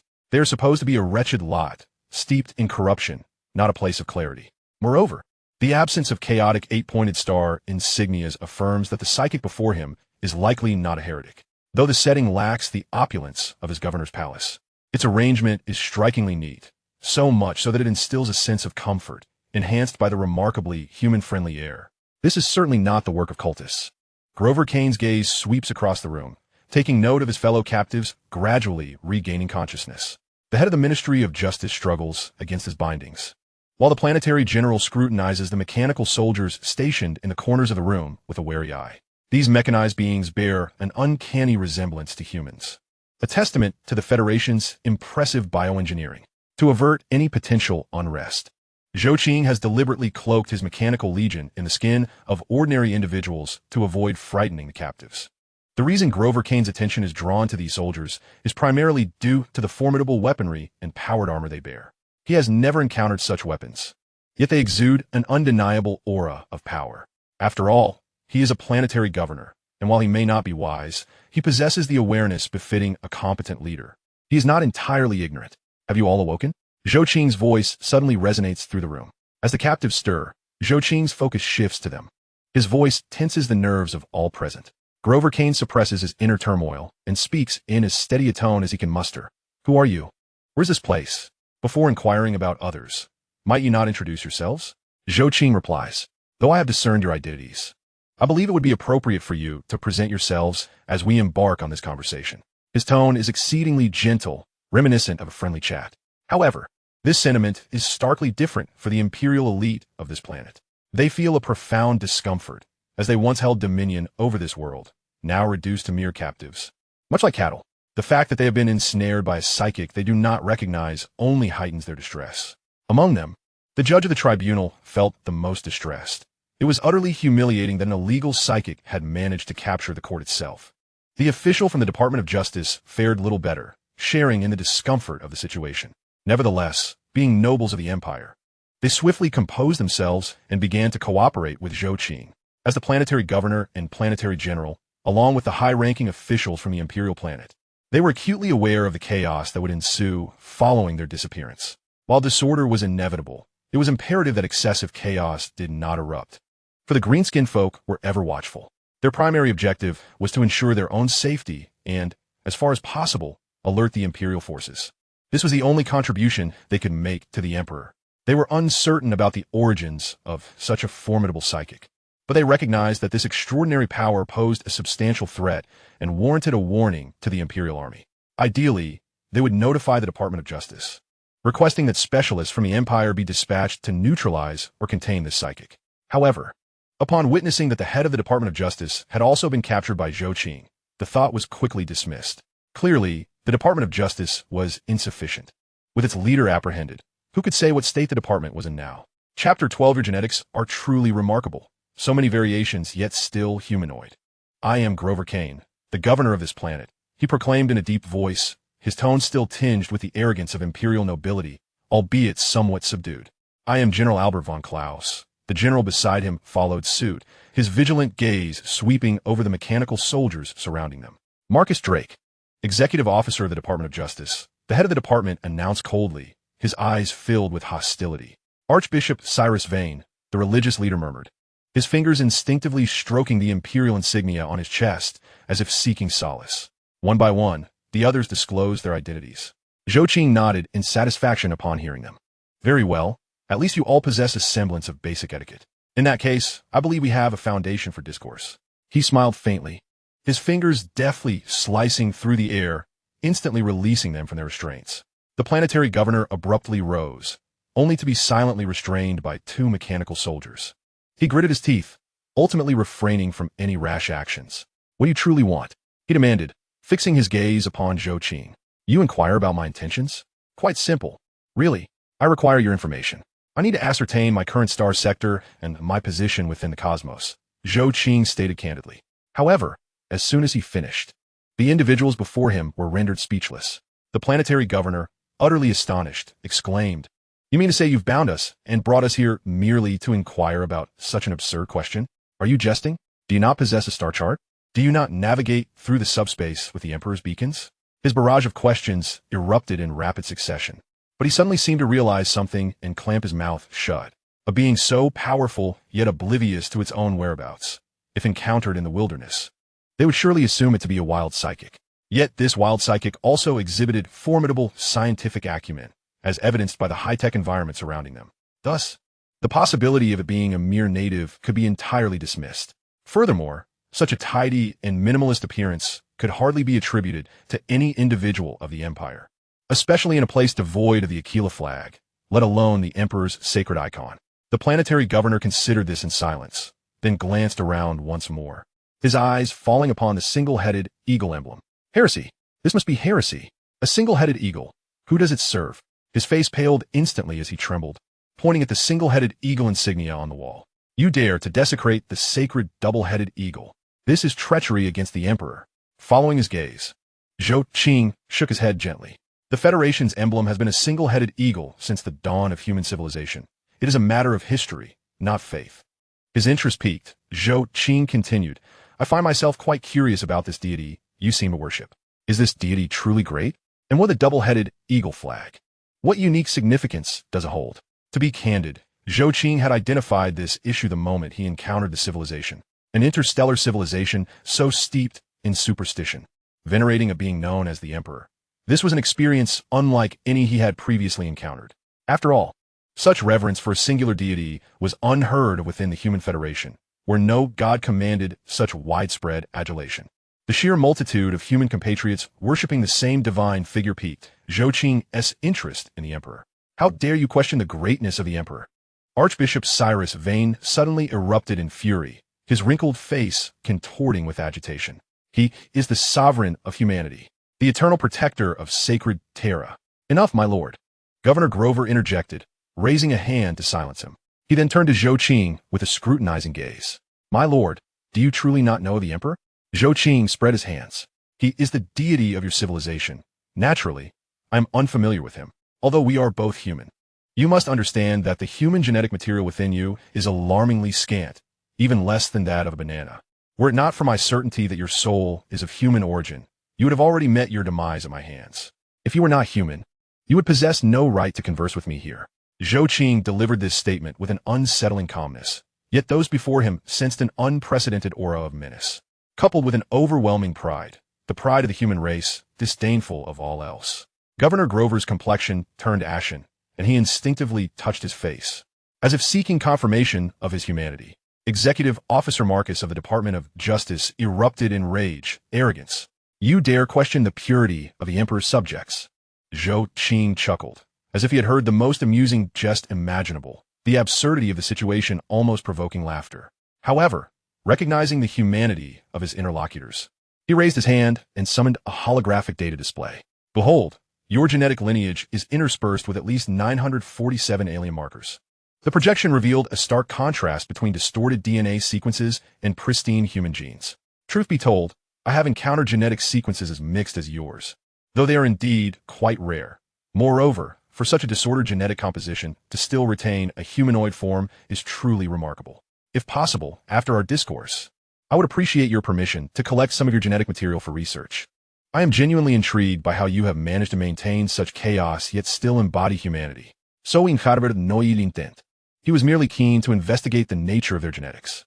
After all, he had previously delved into the study of genetics, and upon witnessing such an extraordinary sight, it was only natural for him to harbor a keen interest in conducting thorough research. However, Zhou Qing had not anticipated that his words would undoubtedly inflict profound psychological trauma upon the individuals across from him, or rather, deliver a heavy mental blow. The high priest of state suddenly fell to his knees, trembling as he performed the eagle salute. This must be the seduction of chaos. Not only, but also other high-ranking officials of the human empire, including the planetary governor, knelt down, mimicking the eagle salute while fervently exclaiming, "Long live the emperor. May the emperor bless us." The gravity of Zhou Qing's utterances had struck a deep chord within their hearts. Furthermore, Zhou Qing had laid bare the facts before them, an affront that was undeniably impactful. In stark contrast to their devout prayers, Zhou Qing gazed at these individuals in utter bewilderment. Absurd. Had he merely remarked upon their genetic diversity, was it truly necessary for them to prostrate themselves and beseech their deities? If their genetics had become disordered, surely a mere adjustment with gene editing technology would suffice to rectify the situation. What significance did it hold? Moreover, their genetic makeup was undeniably ripe for research. Zhou Qing had never encountered such a divergence in genetic sequences from humanity. With so many alien genes present, yet these individuals still managed to retain their human forms. In his eyes, they were nothing short of prime research subjects. No, better yet, they ought to be regarded as exemplary volunteers. An awkward silence ensued as Zhou Qing pondered how to procure their genetic material for study while waiting for the conclusion of their prayers. After all, they were his fellow humans, deserving of a modicum of respect, and Zhou Qing was committed to honoring their customs. Chapter 13. The gang knocks at the door. Amidst the eerie silence, a sudden barrage of gunfire erupted outside, shattering the stillness of the scene. The planetary governor, planetary general, and others immediately sprang to their feet, instinctively reaching for their sidearms. Fortunately, they quickly grasped their explosive firearms. Zhou Qing had not disarmed them, nor did he regard such weaponry as worthy of his attention. To put it bluntly, even if he stood there unadorned, allowing them to fire their explosive guns or heat projectiles at him, he would scarcely feel a thing. The disparity between them was akin to a full-grown adult standing still while a mere ant attempted to lift a hand against him. Even a most fervent assault would only elicit a slight discomfort at best. If they were unfortunate enough to encounter those with toughened skin, they would feel nothing at all. For Zhou Qing, this was simply the reality. He had no concern for any retaliatory actions from these fellow humans, for such was the nature of strong. As the others brandished their weapons and assumed defensive stances, Zhou Qing leisurely activated his holographic surveillance, soon discovering a multitude of individuals outside his abode. Some were members of the local gang, wielding automatic weapons or laser guns, and even a few wielded chainsaws. Regarding such armaments, Zhou Qing could only smile. Just when he thought the gang's weaponry was sufficiently absurd, he beheld something new. Others were brandishing melee weapons, shouting phrases such as blood sacrifice to the blood god. In contrast to the gang members, Zhou Qing found the zealots chanting such phrases deeply unsettling. At first glance, an overwhelming sense of discomfort washed over him as he detected an intensely bloody, chaotic aura emanating from the subspace. This subspace energy made him feel thoroughly ill at ease, a sense of revulsion akin to encountering something profoundly unclean before his eyes. They dared to attack me? While it was true that he had taken some of their detritus, their active assault on a citizen of the Federation was unequivocally a capital offense. Maintaining his usual gentlemanly demeanor, Zhou Qing's expression shifted dramatically at this moment. His countenance grew imposing, reminiscent of those in the Ministry of Justice pronouncing the law. A powerful aura radiated from him, instilling a sense of threat and dread among the officials of the human empire. However, this imposing presence was fleeting. Zhou Qing quickly reined it in. As he recalled the presence of his fellow humans nearby, they were exceedingly vulnerable. If he were to unleash his power without restraint in their midst, it was likely that none would survive. Yet, to simply allow those intruders and the detestable beings that repulsed him to go unpunished was equally unsatisfactory. Therefore, he issued a directive to the mechanical soldiers surrounding him: eliminate them, annihilate all of these invaders without exception. Upon receiving the command, the mechanical legion positioned around Zhou Qing sprang into action. Armed with standard-issue Federation energy spears, these soldiers, although outdated, proved effective in cleansing certain planets of indigenous populations and in hunting the beasts of newly colonized worlds. 400 mechanical soldiers, indistinguishable from ordinary humans, advanced from the confines of Zhou Qing's dwelling. They faced off against over 200,000 gang members and zealots. Undoubtedly, this would be a one-sided massacre. The 200,000 gang members and heretics held no significance against the mechanical legion of 400. Each discharge of the energy spear disintegrated hundreds, if not thousands, of foes, as nothing could deflect its lethal force. All those struck by the energy spears were reduced to mere puddles, vaporized before the overwhelming, purifying energy. Even those heretics blessed by the terror deity, who possessed considerable resistance to ranged attacks, would still find themselves pierced through dozens, if not hundreds, of their ranks. The slaughter commenced. As they witnessed this massacre unfold, the planetary governor and planetary general swallowed hard. The high priest of the state observed the zealots being slain, feeling an unprecedented sense of relief, a sentiment echoed by the court of judgment. Naturally, those from the Ministry of Justice felt similarly gratified, reveling in the sight of heretics being dispatched before them. What sheer delight! This realization softened their gazes toward Zhou Qing. Despite his denigration of the emperor, he had demonstrated loyalty by actively vanquishing the emperor's enemies. Surely, this must indicate his fidelity. Perhaps he had been led astray by some malevolent force, and they ought to guide him back to the righteous path. As this thought crossed the minds of these individuals, they soon found it quite absurd. Yet, regardless of their inner musings or their various contemplations, Zhou Qing paid them no heed. His gaze remained fixated on the virtual screen ahead, watching with discomfort as those whom he found utterly distasteful were mercilessly eliminated. Gradually, Zhou Qing's mood began to improve. Upon witnessing the demise of the last cultist from the Blood God sect, he nodded in satisfaction. He clapped his hands twice, drawing the attention of several high-ranking officials from the Empire back to himself. I apologize for my earlier indiscretion. During my time on the local planet, I inadvertently offended certain criminal factions. They possess items I require within their warehouses, thus prompting me to demand some from them, leading to this reprisal. As the planetary governor processed this statement, his immediate reaction was not to ponder its implications, but rather to contemplate the issues posed by these criminal organizations. In the past, he had shown little interest in the affairs of such factions or their ilk as a governor of the upper nest. However, the emergence of cultists before him was no trivial matter. Should they gain traction and conduct a large-scale chaotic ritual, an entire planet within the empire could be obliterated. This was unacceptable. The governor's gaze shifted to those around him. Noticing the nods of understanding exchanged among the members of the ecclesiastical judicial department, they possessed a foreboding sense that Zhou Qing would not pursue them further. They believed they would return to their posts, and their first course of action would be to eradicate these cultists. Zhou Qing observed their silent communication without interruption, indifferent to their thoughts, as he merely required an understanding of his position within the cosmos. Once he returned to the Federation, the arrival of its military would bring this matter under their jurisdiction, rendering it no longer his concern. Chapter 14. The mental shock of Zhou Qing as the battle concluded. Zhou Qing's soldiers re-entered the chamber, and once more, the high-ranking officials of the human empire stood in solemnity before these 400 formidable warriors. Previously, they had been preoccupied with the cultist dilemma, entirely overlooking the sheer might of the soldiers before them, who had just annihilated over 200,000 individuals, including gangsters and cultists. Upon their return, they noted that these soldiers remained pristine, their formidable combat prowess prompting comparisons to the Astartes, yet they found no suitable basis for comparison, as they too were unaware of the Astartes' true strength. The human empire boasted millions of worlds, with planets constantly being added and lost, leaving the exact count a mystery. Yet, despite the vastness of the empire, it fielded a mere 1,000,000 star warriors. While this figure was influenced by the deliberate limitations imposed by the empire's upper echelons, the plain truth remained. It was an exceedingly small number. In an ordinary star system, encountering these demigods and angels of the emperor was exceedingly rare. Furthermore, in most cases, aside from conscription worlds, planets preferred to avoid the presence of these demigods unless absolutely necessary, for their arrival typically signaled dire circumstances, particularly in their nest world. Despite its populous nature and the recent emergence of greenskins, such matters were primarily entrusted to the astral military. The situation had not yet escalated to the point where the Emperor's angels were required for salvation. If the Emperor's angels were to arrive in their nest world, the planetary governor's position would become exceedingly precarious, indicating that trouble was at hand. This uncertainty contributed to their ignorance regarding the Astartes' capabilities. However, The thought of the emperor's angels shifted their gazes towards the high archbishop of the ecclesiarchy.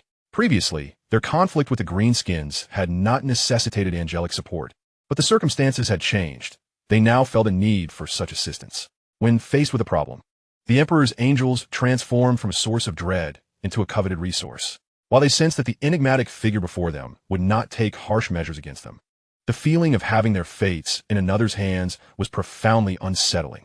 Among them, the planetary governor appeared most anxious. Based on his own estimations, it seemed he had been in Zhou Qing's grasp for quite some time. He was unaware of the accumulating tasks that awaited him upon his return, fearing he might exhaust himself to the brink of collapse. Zhou Qing attentively observed their demeanor. As a researcher of the Federation, he possessed a modicum of knowledge in psychology. Although the individuals before him concealed their thoughts, he could still infer certain insights. As the minutes passed, Zhou Qing deemed it sufficient time for them to regain their composure and conclude their exchanges. He cleared his throat and spoke ahem. It is time to refocus. We have eliminated the enemy, and now we shall continue our discourse. I shall not conceal my intentions. My request remains unchanged. I require your current cosmic coordinates. In exchange, upon your release, I am willing to present you with a gift as a token of my contrition. Governor Grover inhaled deeply, striving to maintain a steady tone. Your Excellency, the star charts you seek. He hesitated, glancing at the legal department's executor, Marcus. Provide him with the coordinates of the navigator's sanctuary. The executor's expression shifted dramatically. My lord, this contravenes. Give it to him. The governor's voice suddenly resonated with unwavering resolve. In the name of the Holy Terra, I command you. The heretics and cultists have invaded the Emperor's realm. Our priority must be to eliminate these cultists rather than remain ensnared here. If we remain trapped, and the world falls to the cultists, what price must I pay for us to survive and stand before the Emperor? Zhou Qing watched with keen interest as the executor, albeit reluctantly, divulged a series of coordinates. He quickly located the precise location on his virtual map. A circular edifice concealed atop the spires of the nest. Intriguing. Zhou Qing narrowed his eyes, suppressing a burgeoning fury. You keep living navigators caged as mere tools? The star map displayed that the so-called sanctuary was surrounded by suppressive fields and surveillance devices. The High Archbishop retorted immediately. That is the sacred navigator family. They serve the Emperor willingly. Willingly? Zhou Qing scoffed, pulling up internal scans of the structure. The images revealed humanoid beings, marked with a third eye, imprisoned within mechanical frameworks, their bodies punctured by intravenous tubes and data cables. Is this how you treat your kin? Upon witnessing these navigators, he had already commanded his mechanical soldiers to conduct a soul scan to confirm their humanity. It is precisely because he confirmed the humanity of those involved that Zhou Qing was filled with rage. These are his fellow humans, comrades. And how have they chosen to treat their own kind? To subject their brethren to such brutalities is a transgression that warrants the death penalty. This is a clash of two worldviews. For the human federation, such occurrences are unimaginable. Noble federated humans would never squander the lives of their compatriots on such atrocities. Simultaneously, the Federation would never treat its own citizens in such a manner. The scene unfolding before Zhou Qing undoubtedly challenged his worldview, igniting a simmering fury within him. Zhou Qing yearned to voice his thoughts, yet the Federation maintained a cordial stance toward human civilizations outside its realm. Moreover, the Federation was willing to honor the unique customs of these civilizations until the day of their liberation. After all, amidst the silent and indifferent cosmic expanse, the survival of a species is no trivial endeavor. Not all human civilizations have developed to the extent of the Human Federation. Of course, if those civilizations wish to cling to their traditions after the Federation arrives, they will inevitably face a thorough cleansing from the Federation. Perhaps this was a necessary course of action for the civilizations here. Zhou Qing mused as he sought to quell his indignation. In the wake of such dialogue, the atmosphere fell into silence once more. However, Zhou Qing had acquired what he sought, the star map. Yet at this moment, he lacked the inclination to ponder his position within the cosmos. Instead, he weakly waved his hand at those before him. I sincerely appreciate your cooperation. I trust you will keep today's events confidential. Rest assured, I shall employ certain measures to ensure you cannot divulge what transpired today. Theoretically, I should express my gratitude, but having witnessed something profoundly unsettling, I find myself unwilling to extend that courtesy at this moment. I ask for your understanding. I shall conclude my remarks here. You may depart at your discretion, or I can arrange for your return. Zhou Qing managed to convey these words with a semblance of calmness before gesturing for his mechanical guards to escort the individuals out. He was not inclined to confront the rulers of this world. Their absurdity was overwhelming. While this may be pivotal for their civilization's survival, such abstract rulers had undeniably shaken Zhou Qing's fundamental beliefs. Chapter 15.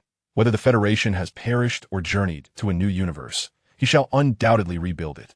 After dismissing these abstract rulers, Zhou Qing chose not to erase their memories. Rather, he allowed them to retain their recollections.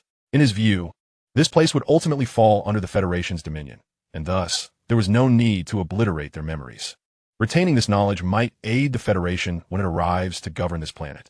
Once he had sent these individuals away, Zhou Qing turned to the star map information he had gathered, commencing a comparative analysis within the cosmos. However, he soon regrettably discovered that the star map information was entirely dissimilar to the cosmic charts currently amassed by the Federation. More importantly, his search revealed the existence of the solar system. This astonishing revelation left Zhou Qing in a state of shock. He quickly began to compare the position of the solar system with its location within the Federation. To his astonishment, apart from a few minor discrepancies, they were nearly identical. While some star regions surrounding the solar system appeared entirely different, certain constants remained unchanged: the concrete coordinates within the universe. Do not underestimate the technological prowess of the human Federation. They're capable of discerning the precise location within the current cosmos using existing data. After much calculation and analysis, Zhou Qing suddenly realized that, upon comparing the star map provided by this mysterious human empire with the Federation's chart, the position of the solar system was indeed the same. Now, it was Zhou Qing's turn to feel as though his brain was on the verge of combustion. He could not fathom what had transpired. What was happening? What did this mean? Why had he deduced such an absurdity? Where was he? Where had such a vast Federation vanished to? Why was only an entity known as the human empire left? Had he slipped into a temporal rift while asleep? Initially, this thought crossed Zhou Qing's mind, leading him to suspect he might have experienced some form of time travel, but he quickly dismissed that notion. Impossible, it was simply out of the question. As a researcher of the Human Federation, he was acutely aware of the power the Federation possessed. It could not simply vanish silently into the cosmos. They had repelled celestial disasters and high-dimensional invasions. How could they possibly be extinguished? If the Federation had fallen into decadence, that would be one thing. The notion of annihilation was inconceivable. No civilization could obliterate the Human Federation. Stunned by such revelations, Zhou Qing was compelled to confront the issues plaguing this universe. Upon regaining his composure, he keenly sensed a chaotic subspace energy, one that bore corrosive qualities. More importantly, he could not locate the Void Realm. This could not possibly be the Federation's universe. Even in the event of a calamity, the subspace could not have transformed into its current state. Moreover, how could he fail to find the Void Realm? It could not simply be lost. Even if the subspace were gone, the Void Realm must remain accessible. This undoubtedly heralded troubling news, forcing Zhou Qing to scrutinize his predicament. How could the mighty Federation vanish from the annals of history? Something was amiss. In the throes of such intense emotional upheaval, Zhou Qing began to unravel. For someone who had grown up within the Human Federation, the sudden absence of its protection was an overwhelming shock. He resolved to disregard all the chaotic matters and sought to calm himself. The Human Federation had vanished. How could that possibly be? It was utterly inconceivable. The Federation was so powerful. It had once shattered an entire universe and ascended to the current realm. How could such a formidable entity be extinguished? Ascension? Universe? A surprisingly reasonable notion struck Zhou Qing's mind. The universe? The Human Federation could not have disappeared, but there could be multiple universes. This was a conclusion drawn by the Federation after their ascension. Hence, was it possible he had entered a different universe? This thought struck Zhou Qing like a lightning bolt. His breath quickened, fingers moving instinctively across the holographic star map, pulling up more data for analysis. Concurrently, the AI on his wrist, Xiao Hui, began assisting him in processing the vast quantities of information. In the analysis conducted by the two individuals, constant comparisons and contrasts ensued, ultimately leading Zhou Qing to reluctantly release the hand of his counterpart. Yet, it was still far from sufficient. He had not gathered an adequate amount of data. He required further information to correlate with the federal database. Otherwise, reaching an accurate conclusion would be utterly impossible. Frustrated, Zhou Qing struck the device before him, only to muster his spirits once more. Perhaps this was, in fact, a fortuitous revelation, essentially providing him with a pathway. The Federation had not vanished, nor had it been obliterated, and that was enough. Whether the Federation had disappeared or whether he had traversed into a new universe was equally plausible. The specifics of the answers will be gradually uncovered in due course. If the Federation had perished, such a formidable entity could not have faded from human history without leaving a trace of its existence. He was determined to uncover the necessary information.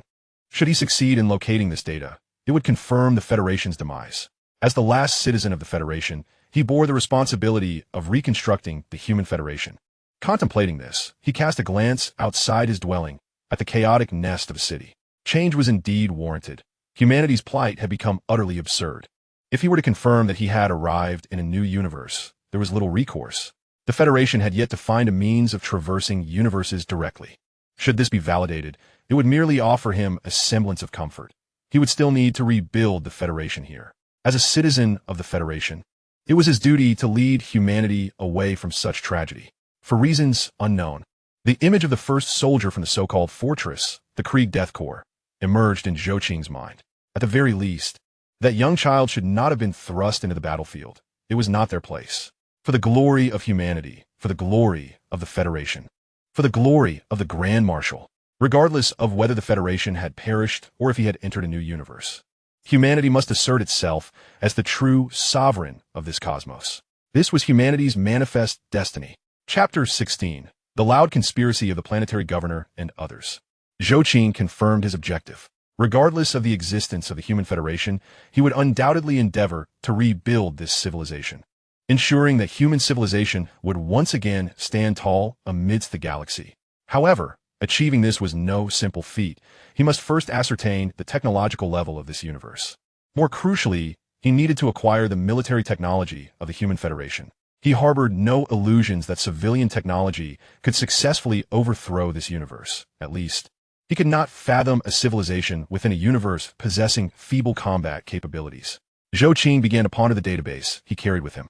This was a database provided by the Federation, with every citizen of the Federation equipped with a super-energy quantum core containing all of the Federation's data.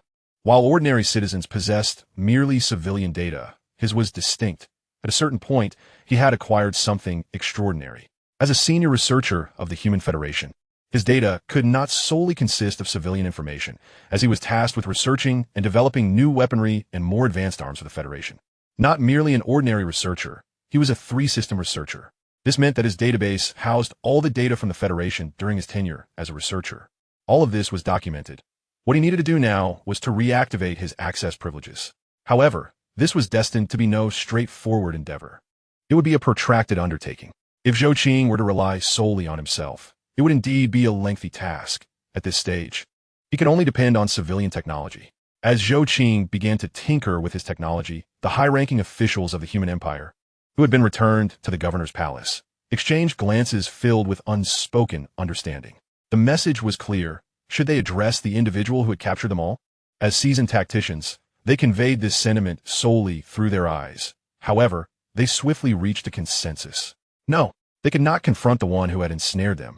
For at the moment of their capture, none had realized the peril they were in, and the first capture had led to a second. Given the current state of the Bethel Empire's nest world, they could not possibly contend with Zhou Qing. Even mobilizing the planetary defense forces and the astral army to launch an attack would be futile. They had witnessed the formidable combat prowess of Zhou Qing's 400 elite soldiers during the previous assault, albeit against mere heretical sects and gangs. Such battle prowess was sufficient to carve a path through throngs of adversaries, compelling them to exercise caution. Well, they needed to maintain vigilance regarding Zhou Qing. What about those cultists and heretics? Planetary Governor Grover slowly rose, straightening his wrinkled uniform. His gaze sharpened, transforming from the previous trepidation he had exhibited before Zhou Qing. Esteemed colleagues, his voice was low and grave. I believe we all understand what must be done now. The legal department's executive, Marcus, immediately grasped the implication. Grinning as he pressed the communicator, all arbitrator teams, be advised, commence the purification operation immediately. Target, all heretical activity, zones below the nest. Planetary General Albert, directly connected to the command system of the Planetary Defense Forces. All PDF units are to mobilize. Annihilate those scum beneath the nest. Let them witness the wrath of the God Emperor for daring to worship heresy. The legal department and the Planetary General had begun their operations, and naturally, the tribunal would not be absent. The chief ecclesiastic, Siros, fervently kissed the Emperor's holy emblem. The tribunal has received my report. The heretical judge, accompanied by the flame purification squad, is en route. The attendants of the governor's office were horrified to observe that these prominent figures, typically embroiled in intrigue, displayed an astonishing level of coordination at this moment. Within a mere 30 minutes, the entire violent apparatus of the Nest world had been mobilized. This was deemed nearly impossible by the imperial administrative departments. These were the same individuals who had previously taken years to process even the slightest proposals. Moreover, their targets were merely the gangs and cults below the Nest. When had they suddenly become so invested in those lowly denizens? The heads of various imperial departments, receiving orders and notifications, were left dumbfounded, utterly perplexed by the unfolding events. Once they had issued all their commands, the highest authorities of the Bethel Empire's Nest world fell into silence once more. Although they had previously utilized the gangs to divert their attention, the issue of Zhou loomed before them, a dilemma they could no longer ignore. Even if they feigned ignorance, it would be of no avail. Regardless, they had to devise a response to Zhou today. A plausible plan must be formulated, otherwise it would pose a significant problem for them.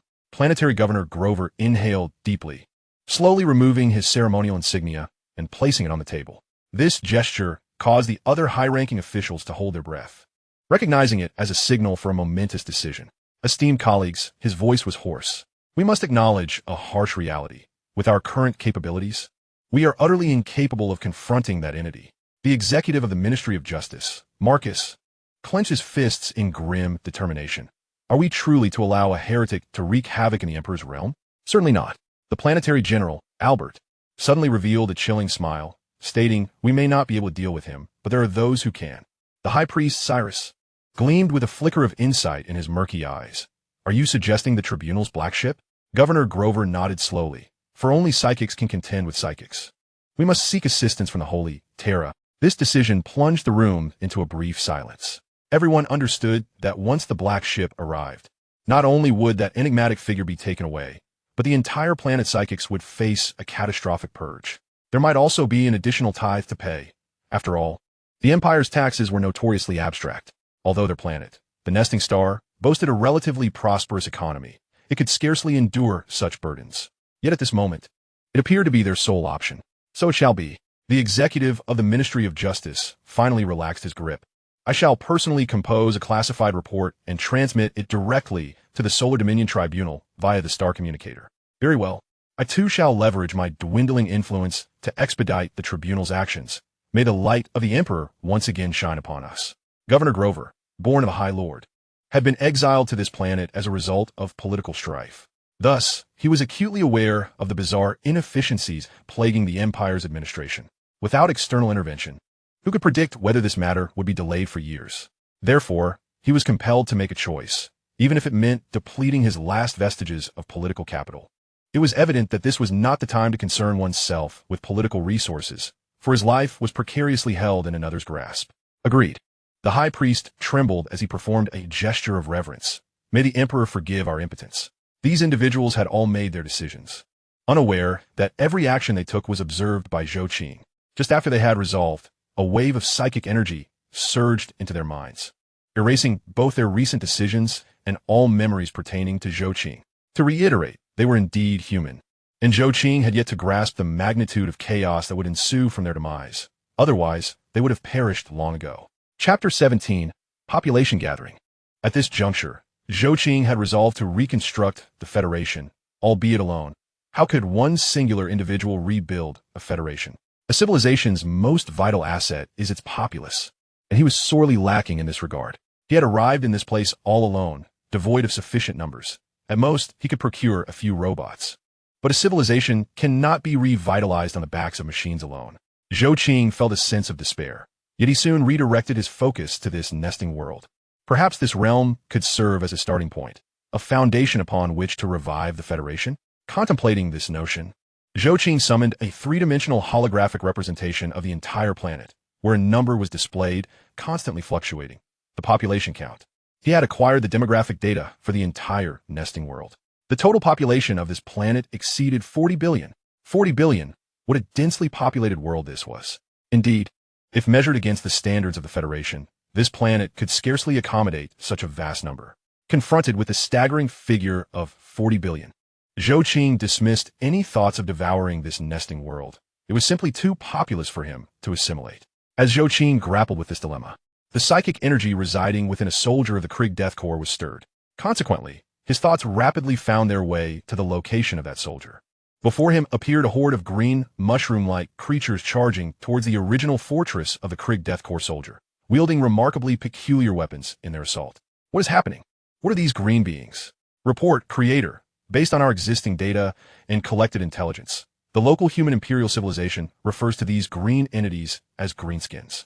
They're a species known as greenskin orcs, characterized by their rapid developmental pace, capable of establishing formidable civilizations in a remarkably brief period. Though their entire culture revels in combat, a peculiar civilization was Zhou Qing's assessment of the greenskins. However, the nature of this evaluation was inconsequential. Under Zhou Qing's command, a psychic force manifested within the fortress he had intended to use as refuge. With a single strike, the charging greenskin was sent crashing into the earth. Surrounding them, an entire square kilometer of greenskins was reduced to mere pulp by Zhou Qing's blow. The soldier from the Krieg Death Corps, being the first individual Zhou Qing had encountered in this area, was thus afforded a modicum of favor. However, once this matter was settled, Zhou Qing returned his attention to the question of how to foster civilization. After considerable deliberation, he once again abandoned this plan. Alone, he was but a solitary figure.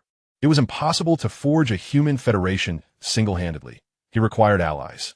After all, under the formidable technology of the Federation, his life had been extended to a staggering 100,000 years. For him, time was abundant for development. He needed to cultivate a cadre of assistants.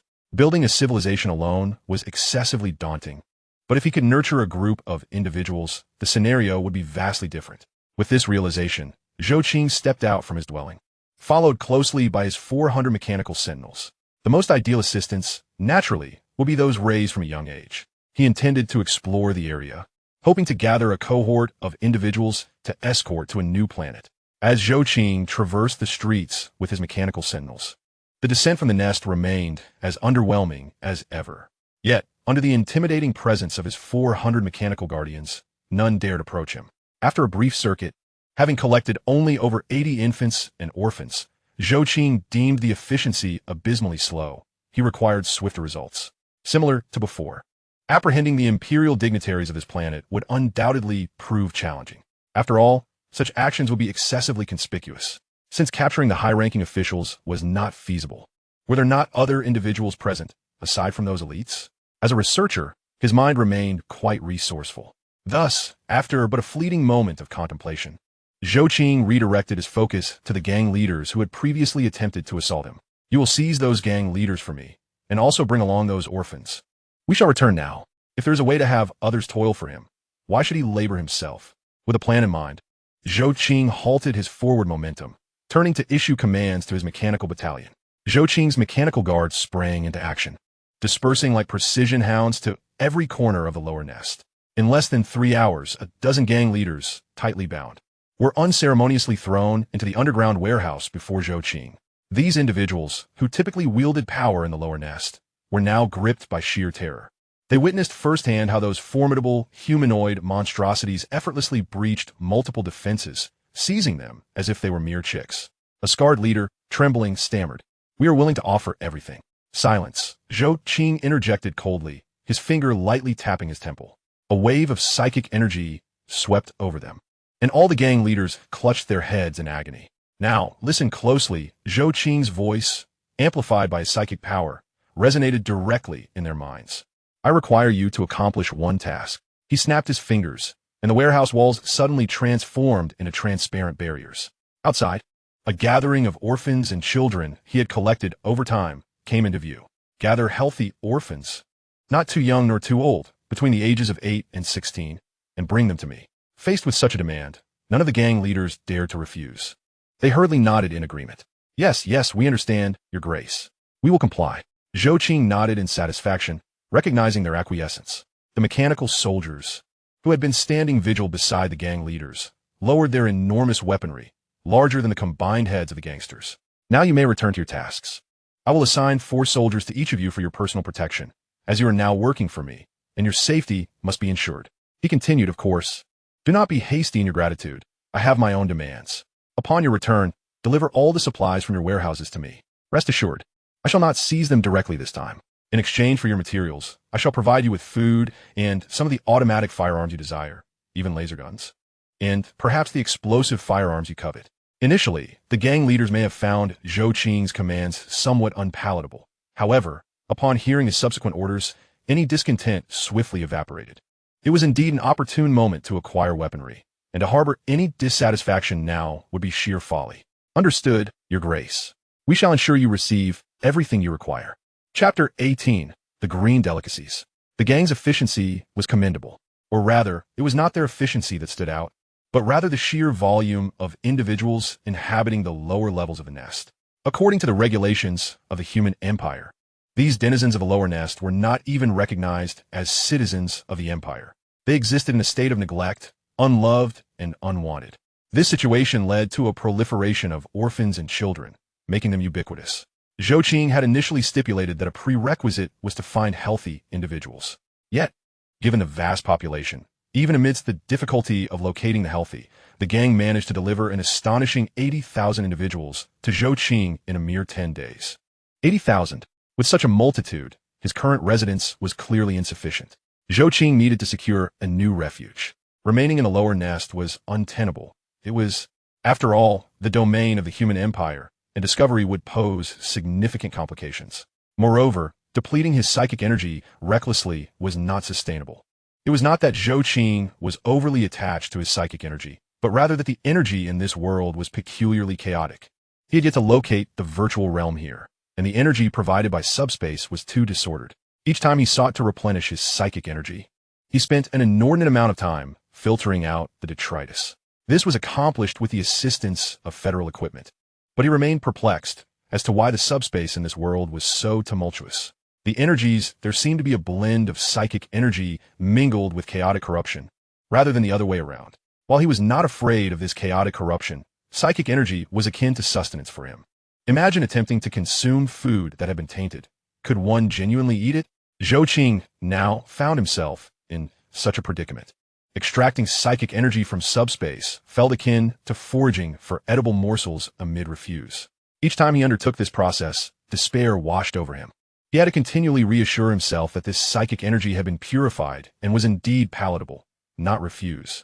Yet, no matter how thoroughly he purified it, could its essence, derived from refuse, ever truly change? To avoid perpetually exhausting his psychic energy, Zhou Qing made a decisive choice.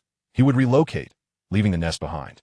Xiaobi, assist me in retrieving the holographic imagery of this planet to identify a suitable temporary residence. It must be livable yet sufficiently concealed. I do not wish to squander energy on concealment, so ensure it remains unnoticed by the human empire. Request from the creator acknowledged. Searching now. Search complete. The holographic three-dimensional planetary image before Zhou Qing expanded, highlighting a verdant plain. This expanse appeared lush and teeming with various fungi. The prospect of food seemed promising, and Zhou Qing nodded in satisfaction. However, he appeared to have nodded prematurely, for as soon as he did, some green-skinned creatures materialized within his visual field. Were these beings from the human empire, they might have been met with immediate curses, but Zhou Qing was instead filled with joy as he nodded approvingly. The green-skinned creatures. He had captured several of these peculiar beings for research during this time. Ultimately, he discovered that they were indeed edible, composed of both fungal and animal tissues. Their well-developed muscles and brains were purely animal tissue, while their blood and internal organs were entirely fungal. This combination was truly remarkable, as these two elements should not logically coalesce into a living organism. However, Zhou Qing's studies revealed that their union was surprisingly harmonious, much like his bewilderment at the existence of a star empire composed of stone beings in the cosmic sea. In any case, these creatures were entirely outside the biological research framework of the Human Federation, but that was not the crux of his inquiry. He was focused on whether they were consumable. Some of these green-skinned beings, akin to beastmen, had fungal tissues that could not be digested by ordinary citizens of the human empire. According to his research, annihilating these fungal tissues required temperatures exceeding 2,500 degrees. If not eradicated, these creatures would spawn new green-skinned beings in a short time. Clearly, this was a perilous food source. Although the Human Federation's physiology could withstand consumption and digestion of these beings without adverse effects, it remained a risky endeavor. Who is it that has turned his subordinates into remnants of the human empire? Thus, he must inevitably engage in some deliberations. The fungal organisms are inedible to these individuals he currently commands. However, it has been previously mentioned that the green skins are composed of both fungal and animal tissues. While the fungal component is unfit for consumption, the animal tissue is indeed edible. Most of the knife-wielding orcs experience accelerated muscle growth compared to other organs during their development. Consequently, their musculature becomes denser, more defined, and significantly robust. If one were to extract the blood from these muscles, they would transform into a delectable source of meat, ranking among the finest in the galaxy. To validate this notion, Zhou Qing personally prepared a dish featuring orc biceps. He utilized a civilian centrifuge to extract the blood and then sliced the bicep into steaks, marinating them in premium brandy for a full day, allowing the meat to absorb the rich aromas of alcohol and fruit. The resultant color was exceptionally appealing, taking on a delightful pink hue. After marination, the steaks were placed in an oven at a temperature of 1,800 degrees for 40 minutes. This duration was deemed optimal. Following this, the meat would be incredibly tender, as the high heat would thoroughly break down the muscle fibers. Naturally, considering that his current followers were recruited from the human empire for their safety, the steaks would generally undergo sterilization at temperatures ranging from 2,400 to 3,000 degrees. This ensured absolute safety, culminating in a delicious orc steak, a splendid piece of news for Zhou Qing. Now, as he stands alone, it is unfeasible for him to procure a substantial food supply to sustain his subordinates. The green skins, however, reproduce at an astonishing rate and offer copious amounts of meat. More importantly, he is currently investigating how to incorporate the fungal varieties into his diet, effectively achieving a balanced culinary repertoire. With further research, he could fully cater to the dietary needs of human civilians while also ensuring an ample yield. In Zhou Qing's eyes, the orcs on that plain are not merely orcs. They represent a warehouse of sustenance, a veritable granary, a personal field. Even more crucially, the presence of green skins typically evades the attention of the human empire, rendering it a safe haven. Is this not a double-edged sword? It satisfies both the need for food and the necessity for concealment. Chapter 19. The scrap iron surprisingly stood up. Although the green skins serve as excellent food providers, they possess a certain degree of combat capability, a fact Zhou Qing discovered through practical experience. Some of the colossal creatures among the green skins inflicted losses even on his legion of civilian robots, crafted from gold. In his attempts to capture green skins for culinary research, his robotic legion diminished from an initial 400 to a mere 398, with 2 robotic soldiers annihilated by the greenskins. Even though these robotic soldiers were meticulously constructed by his own hands, rather than being standard issue from the Federation, the combat prowess of the greenskins was evidently formidable. The materials required for conventional combat exploration robots from the Federation are prohibitively expensive. A standard combat exploration robot typically necessitates the use of Grade 3 alloys for production, often requiring Grade 4 alloys in practice. While these materials were not costly during his time in the Federation, their availability in the current region is uncertain, unless he can first establish a fundamental industrial base. Although he still possesses some materials in his spatial backpack, he cannot afford to waste them, as those materials are equally valuable for constructing warships. Thus, Zhou Qing's current military force primarily comprises subpar units fashioned from rare materials scavenged from refuse. As long as he can transform the greenskins into a sustainable food source, he must expand his robotic legion. Zhou Qing glanced at the three-dimensional map marking the quantity of greenskins. A staggering 2 million, and this number was surging alarmingly, increasing by tens of thousands daily. To effectively suppress these greenskins, he needed to ensure a robotic army of at least 50,000. Only then could he convert these greenskins into food without incurring unwarranted losses. After confirming his position, Zhou Qing embarked on a journey of creation, striving to fabricate more combat robots. Concurrently, he extracted a batch of industrial robots from his spatial backpack to assist in crafting these rudimentary combat robots. Ideally, the combat robots could benefit from the addition of liquid metal. However, Zhou Qing's supply of liquid metal was finite, making its use for these creations imprudent. If only he could locate a source of liquid metal, he would be immensely pleased. Zhou Qing gazed at the substandard civilian combat robots he had painstakingly assembled, yearning for liquid metal.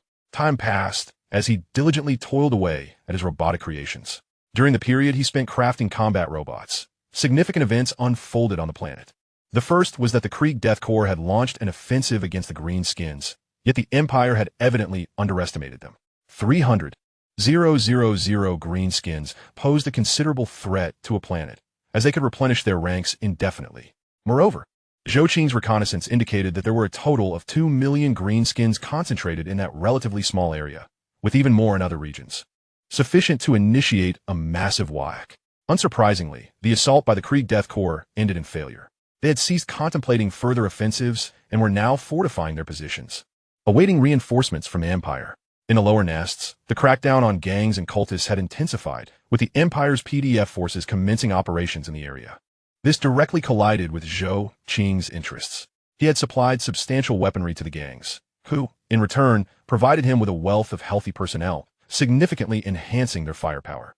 The planetary defense forces found themselves at a disadvantage in their confrontations with the gangs. In a moment of alarm, the planetary governor felt a deep sense of foreboding. Convinced that his planet was on the brink of disaster, he urgently requested assistance from the Ministry of Affairs, yet the inefficiency of the human empire was well known. The arrival of reinforcements from the Empire would still be a considerable time away. For now, the inhabitants of the planet could only persist in their struggle. However, all of this mattered little to Zhou Qing. He remained steadfast in his efforts to assemble his mechanical legion.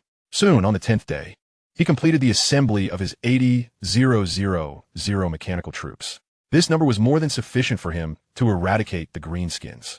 Although these civilian combat robots were of inferior quality and not particularly formidable in combat, they were theoretically adequate for dealing with the greenskins. After the completion of the troop formation, Zhou Qing left behind merely 400 mechanical soldiers to safeguard the children, while he himself led a larger contingent of mechanical warriors towards the direction of the greenskins. Upholding the principle of stealth, Zhou Qing specifically equipped his mechanical legion with optical camouflage for concealment. Coupled with his own formidable physical prowess and psychic abilities, this army ventured forth into the abyss, unnoticed by the astral forces, and proceeded in a straight line toward the desolate mushroom wasteland occupied by the greenskins. This army was devoid of any heavy weaponry. The reason for this deficiency lay in the absence of suitable metal materials to fabricate appropriate armaments, whether from the obsolete stock of the Federation or its current arsenal. In the end, after deconstructing all the refuse hoarded by the gang and transforming it into usable materials, Zhou Qing still could not procure any qualified materials for the production of the Federation's heavy weaponry. He hadn't even managed to find substandard alternatives. Consequently, this entire army was relegated to wielding only light weaponry, which represented a significant limitation for Zhou Qing's forces. There were no heavy weapons. Although the power of the light spears was indistinguishable from that of heavier armaments, the absence of substantial heavy weaponry was glaringly evident. As Zhou Qing's mechanical legion reached the fringes of the greenskin-infested mushroom wasteland, twilight descended upon the land. The crimson sun bathed the entire expanse in a sanguine hue, and the air was thick with the peculiar, sweet, and metallic scent of spore plants. Optical scans revealed anomalous energy readings in the target area, prompting a reconnaissance robot to emit a warning. Zhou Qing squinted, his psychic vision piercing through the encroaching dusk. Deep within the thicket of mushrooms, he discerned several enormous contraptions composed of scrap metal, humming with activity as a colossal mechanical entity rose from the ground. Surrounding it were greenskin brutes, towering twice the height of ordinary ones. What in the world were these? Each seemingly haphazard piece of scrap metal appeared capable of movement. Zhou Qing felt his worldview being profoundly shaken. He had not encountered such bizarre constructs during his previous engagements with the greenskins. While he had dealt with them before, capturing them for sustenance, he had never witnessed anything quite this outlandish. The sight before him was undeniably jarring. Such a massive, chaotic assemblage of scrap could actually be animated. Advance the entire army. Preserve that colossal mechanical entity. I must investigate how it functions. Zhou Qing commanded with palpable excitement, eager to unravel the mystery of how this peculiar mechanical creation could stand. To him, it resembled nothing more than a heap of discarded metal. Chapter 20. The Limitations of the Gauss Rifle in Annihilating Greenskins. With Zhou Qing's command issued, the 80,000-strong mechanical legion surged forth like a silver tide towards the mushroom wasteland. The blue beams from the light spears wove a net of precision, striking down the greenskin brutes who wielded crude weapons. This familiar assault once again rained down upon the greenskins, who quickly reacted, having endured such onslaughts numerous times in recent days.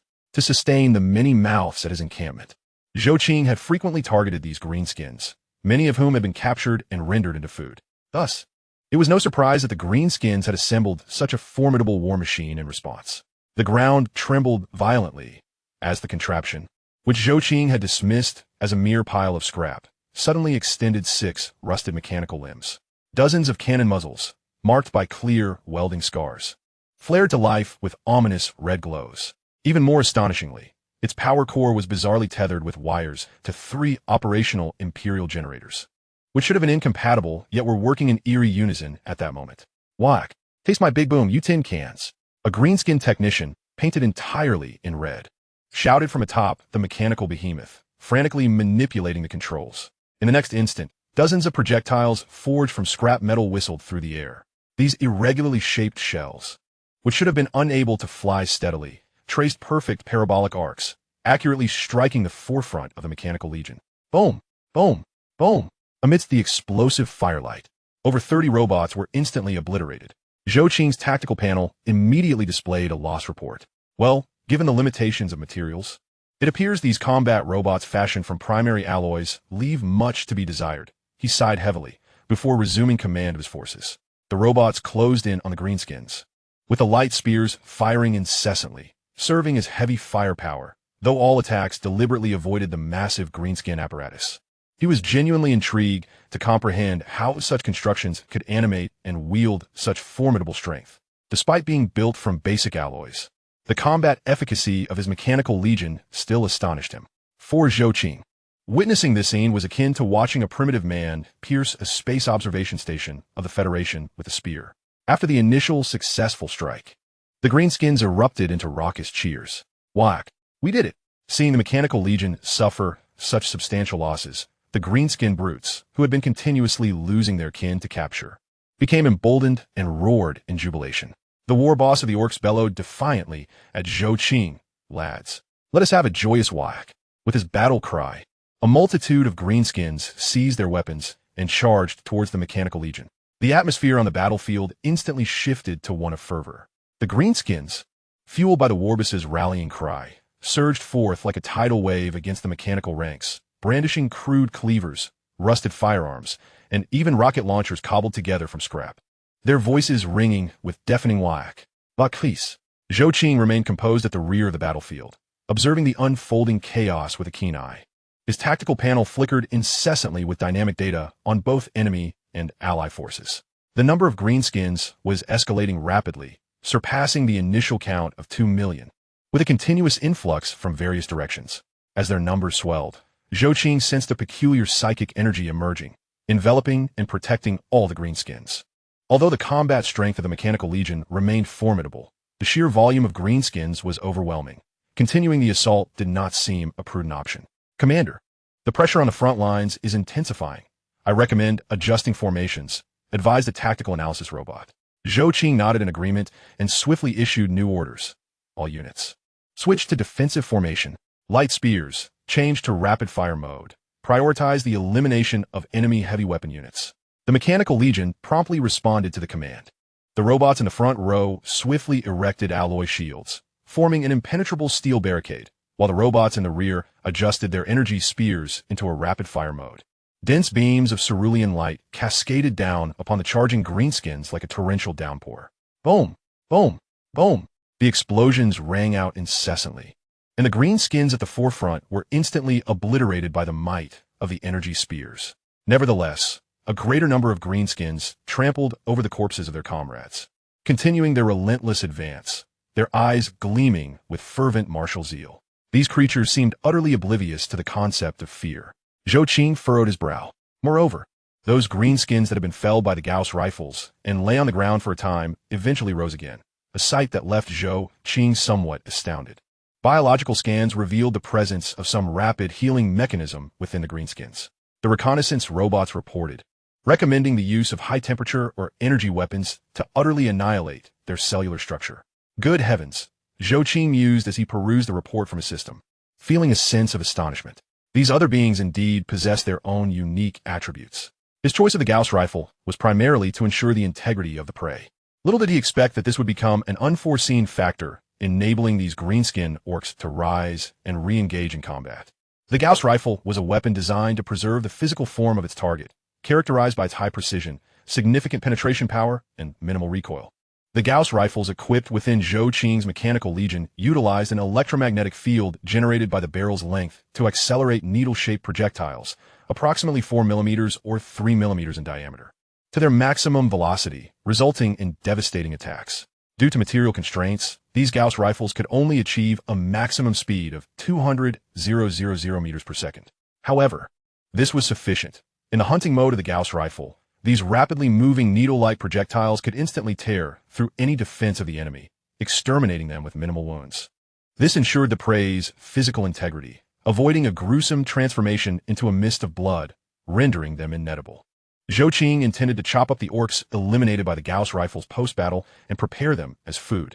It was a matter of conserving what could be saved and spending where necessary, compared to the greenskins that vanished without a trace upon being struck by energy spears. The Gauss rifles evidently possessed a superior edge in the hunt. Little did he foresee that his intention would now contribute to the greenskins' ability to rise again after being downed. Very well, with this in mind, let all units switch their hunting mode to attack mode. Chapter 21. Longing for Home. As Zhou Qing issued the command, the Gauss rifles of the 80,000-strong mechanical legion emitted a high-frequency hum as they charged. The electromagnetic acceleration tracks within the barrels flickered with an eerie blue glow, and the green indicator of hunting mode instantly transformed into a blood-red symbol of attack mode. Unlike the hunting mode, which emphasized precise lethality while preserving the integrity of the prey, the removal of hunting mode shifted the Gauss rifles towards high lethality, or rather, widespread devastation. Now, each shot fired from the Gauss rifles could reduce a greenskin to mere fragments, obliterated beyond recognition. The attack protocol activated, and the annihilation mode commenced. The tactical scopes of the mechanical soldiers flashed with a crimson skull emblem. The electromagnetic acceleration tracks overloaded to critical levels, and the projectile mass compensation system was deactivated. In the next moment, the air on the battlefield was entirely torn asunder. Boom! Gone were the gentle whooshes of the hunting phase, replaced by a deafening roar. The thumb-sized depleted uranium projectiles accelerated to 0, 3 times the speed of light within the million Gauss magnetic field, generating temperatures exceeding tens of thousands of degrees on the projectile surface due to friction with the air, leaving a plasma trail stretching meters long. The first greenskin struck did not even have time to emit a scream. The instant the projectile made contact with its skin, the terrifying kinetic energy vaporized it into a plasma state. The shockwave carved a molten trench over 100 meters long across the wasteland, with over 30 greenskins obliterated like they had been struck by an invisible sledgehammer. The extreme heat generated by the bullets as they passed through these greenskins also incinerated all their spores, entirely eliminating their chances of survival and reproduction. The entire battlefield transformed into a gruesome meat grinder, with bodies reduced to basic particles, incapable of even producing spores. The Wyack energy field crumbled under the absolute force of energy like a mere jest. Yet these greenskins, being a race that thrived on the excitement of Wyack, did not retreat. They surged forward towards Zhou Qing's army like an unrelenting tide, ignorant of fear, driven solely by the desire to engage in a fierce battle. However, it was evident that with Zhou Qing having abandoned the notion of utilizing them as food, the greenskins had lost any hope of survival. Soon, after half an hour of relentless pursuit, over 6 million of the greenskin army were completely eradicated. Amidst the chaos of the battlefield, only a massive construct made of scrap metal remained. The technical overseer atop had long since been dispatched. The mechanical legion began to clear the battlefield, preparing to eradicate the surrounding spores, although it was essential to leave behind this mushroom-producing farm for sustenance. All the green creatures in the vicinity of the shelter needed to be dealt with to prevent them from re-establishing within the sanctuary, thereby affecting the education of the children Zhou Qing was about to cultivate. The Legion had their tasks to attend to, and Zhou Qing had his own agenda. He was contemplating the mechanics of the greenskin construct, pondering how it had operated. After he had decimated the entire greenskin army, this enormous mechanical entity ceased all movement. To him, it appeared as nothing more than a pile of scrap metal, and indeed, under his manipulation, it truly was just that. It was as if the once towering greenskin war machine that had previously annihilated over 30 of his civilian mechanical soldiers was no longer the formidable entity it had once been. No matter how Zhou Qing contemplated, he found it challenging to associate this heap of scrap metal with the formidable machine that had previously decimated his forces. What on earth was this? Why did it cease to function during my examination? Zhou Qing muttered to himself. He had initially thought that if he could decipher this technology, he could repurpose the discarded debris. After all, while the Federal Army was powerful and its weaponry formidable, it still required substantial materials for manufacturing. In contrast, the Greenskins had seemingly constructed such a machine out of a pile of junk, which undoubtedly piqued Zhou Qing's interest, as it could significantly reduce his expenditures. However, after conducting research for some time, he ultimately had to abandon this notion. Was it truly his inadequacy that prevented him from unraveling the mystery behind the Greenskins? How could such a colossal contraption have operated previously? Regardless of how Zhou Qing calculated the energy output, it was insufficient to power such a large machine, let alone equip it with weaponry. Standing before the now inert war machine, Zhou Qing's brow furrowed deeply. His fingers traced the rusted exterior, as his psychic perception penetrated every gear and circuit, yet he still could find no reasonable explanation. This defies the laws of science, he muttered to himself, delivering a kick to the twisted and deformed cannon. The energy output was insufficient, the transmission structure was unreasonable, and it even defied the fundamental laws of physics. The more he contemplated, the angrier he became. In a fit of rage, he seized a soldier's energy spear and fired a shot at the heap of scrap metal, obliterating it into a puddle of liquid. Afterward, still seething with frustration, he utilized his psychic powers to mold the metallic liquid into a sphere, which he then hurled with great force towards another encampment of the green-skinned beings. This is infuriating. I thought I had acquired something useful, but I should have just blasted it to bits from the start. I've lost so many battle robots. Do you have any idea how much that costs? How maddening. Zhou Qing's frustration grew increasingly vocal. However, there was a silver lining. He had indeed cleared the plains entirely, and now he could proceed to construct a city here. He retrieved a significant number of engineering robots from his spatial pocket and issued them commands to excavate 100 meters underground for the construction of a city. As it stood, he was presently alone. Although he commanded a mechanical legion, it was insufficient for a star-faring civilization. To avoid any conflict with the human empire, he deemed it prudent to construct his small town underground. With the advanced technology of the Federation at his disposal, he could easily create an environment beneath the surface that was as hospitable as, if not better than, that above ground. This was the hallmark of human Federation technology. After all, the civilization beyond was undoubtedly an interstellar one. Despite the crude appearance of their weaponry, it could not be argued that an interstellar civilization lacked warships. Perhaps this civilization was simply inept at ground warfare? This was a distinct possibility, as Zhou Qing vividly recalled that during the first century of the Federation's development, under the leadership of the Grand Marshal, the ground forces were woefully inadequate. In a particular year, the Federation dispatched 10 legions to assault a primitive world in the Bronze Age, only to have their army swiftly vanquished upon entry.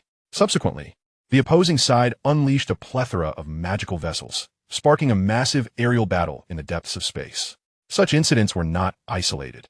Even the Federation's observation station had been pierced by a spear from a primitive civilization, leaving the entire Federation in shock. It was precisely these lessons that made the Federation, even as it ventured into other universes, proceed with utmost caution. Who could say what peculiarities might exist on an inconspicuous planet? As a scientist of the Federation, Zhou Qing inherited this cautiousness. He remained uncertain about the extent of the human empire's capabilities, so he resolved to exercise prudence. After all, he no longer had the Federation backing him. His actions could not be as carefree as they once were. As the engineering robots commenced their work, Zhou Qing sat despondently upon a stone, longing for home, yearning for the Federation. Alone in this desolate place, devoid of even a single conversant soul, only these cold robots surrounding him. He reminisced about the days spent exploring in a spacecraft, where he could connect with the Federation's network to watch dramas or play games. No matter how far he roamed, he could still communicate with his family, which considerably alleviated his solitude. Now, all of that was gone.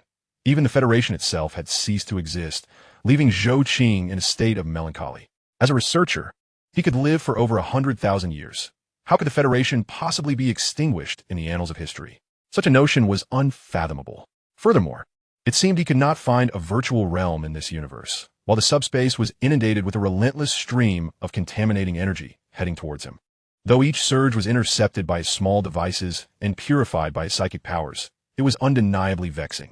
It was akin to preparing for a meal only to discover it tainted with filth.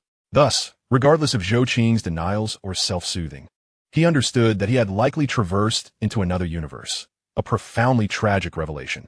To return to his own universe, he would need to establish a civilization as vast as his previous Federation and develop technology to make that possible. He longed to go home. Chapter 22. The Emergence of a Small Power. Under the operation of numerous engineering robots from the Federation, an underground city was rapidly constructed. Zhou Qing also brought all the children he had collected during this time into the city. Although the city was still in its infancy, the population had already reached a total of 370,000. While this figure was trivial for a civilization, it represented a significant beginning for Zhou Qing. He retrieved a multitude of teaching robots from his backpack to educate these children. Having reached the appropriate age for schooling within the Federation, Zhou Qing would not allow them to continue their idle play. However, at the onset of teaching, the Federation's educational robots were taken aback by the children's foundational knowledge. They could not comprehend why these children lacked even the most basic understanding. Many of them were unfamiliar with concepts taught in the first grade of the Federation. The children's knowledge was alarmingly deficient, so much so that they hardly resembled the educated individuals one would expect from an interstellar civilization. At times, these educational robots would even express a preference for teaching the dim-witted stone beings over these children. Due to the Federation's advanced technology, a vast array of fundamental knowledge was embedded within the DNA of its citizens. To many interstellar empires, even a mere child born into the Federation was considered a competent intellectual. However, this knowledge had certain limitations. It ensured the acquisition of basic understanding, while higher-level knowledge required formal education. The teaching robots Zhou Qing possessed were designed according to the standards of Federation humans. Consequently, a substantial generational gap emerged. The educational robots faced an unprecedented challenge while attempting to teach the civilians gathered from the human empire, despite their efforts to emphasize and describe various concepts. The children could only shake their heads in confusion, utterly clueless. After numerous attempts, the intelligent AI robots ultimately reported back to Zhou Qing, apologizing, "Creator, we are unable to educate these children as per your instructions. They're simply too lacking in comprehension." Faced with his robot's report, Zhou Qing could only sigh in resignation. He truly did not know how to proceed. As a former senior researcher of the Human Federation, his own knowledge was quite comprehensive and sophisticated. Yet, he found himself at a loss when it came to teaching children. To put it simply, the most elementary question for the Federation was akin to asking a child in the 2000s what 11 equals, an issue of common knowledge.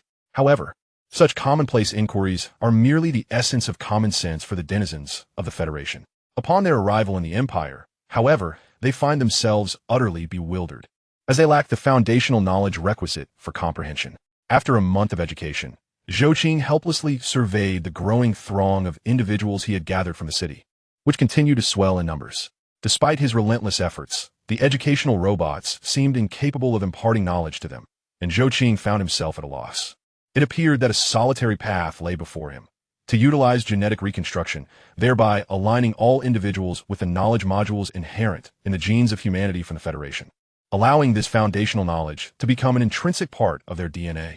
This genetic reconstruction would not only facilitate the transfer of knowledge, but also enhance their physical capabilities, potentially doubling them compared to an ordinary person. While they would not attain the formidable psychic prowess or the extraordinary physique associated with his own genetic engineering, they would undoubtedly exhibit superior physical attributes relative to the average citizens of the Empire. The dilemma, however, was that although he possessed the necessary equipment, the genetic makeup of the individuals from the Empire was peculiarly diverse. He had never encountered such an eccentric array of genes. Each individual bore a unique genetic sequence, often interspersed with a multitude of alien genes. Among those Zhou Qing had observed, one individual harbored an astonishing 40,000 distinct gene types. Upon meeting this person, Zhou Qing was left in awe, intrigued by how this individual managed to retain a semblance of humanity.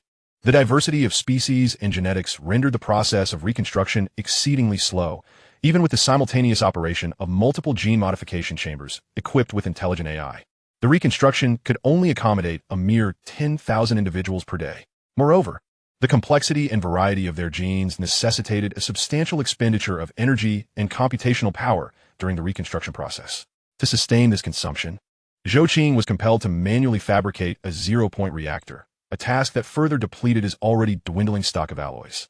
Concurrently, the genetic modifications required even more materials pertinent to genetics, which were invaluable to Zhou Qing at that moment.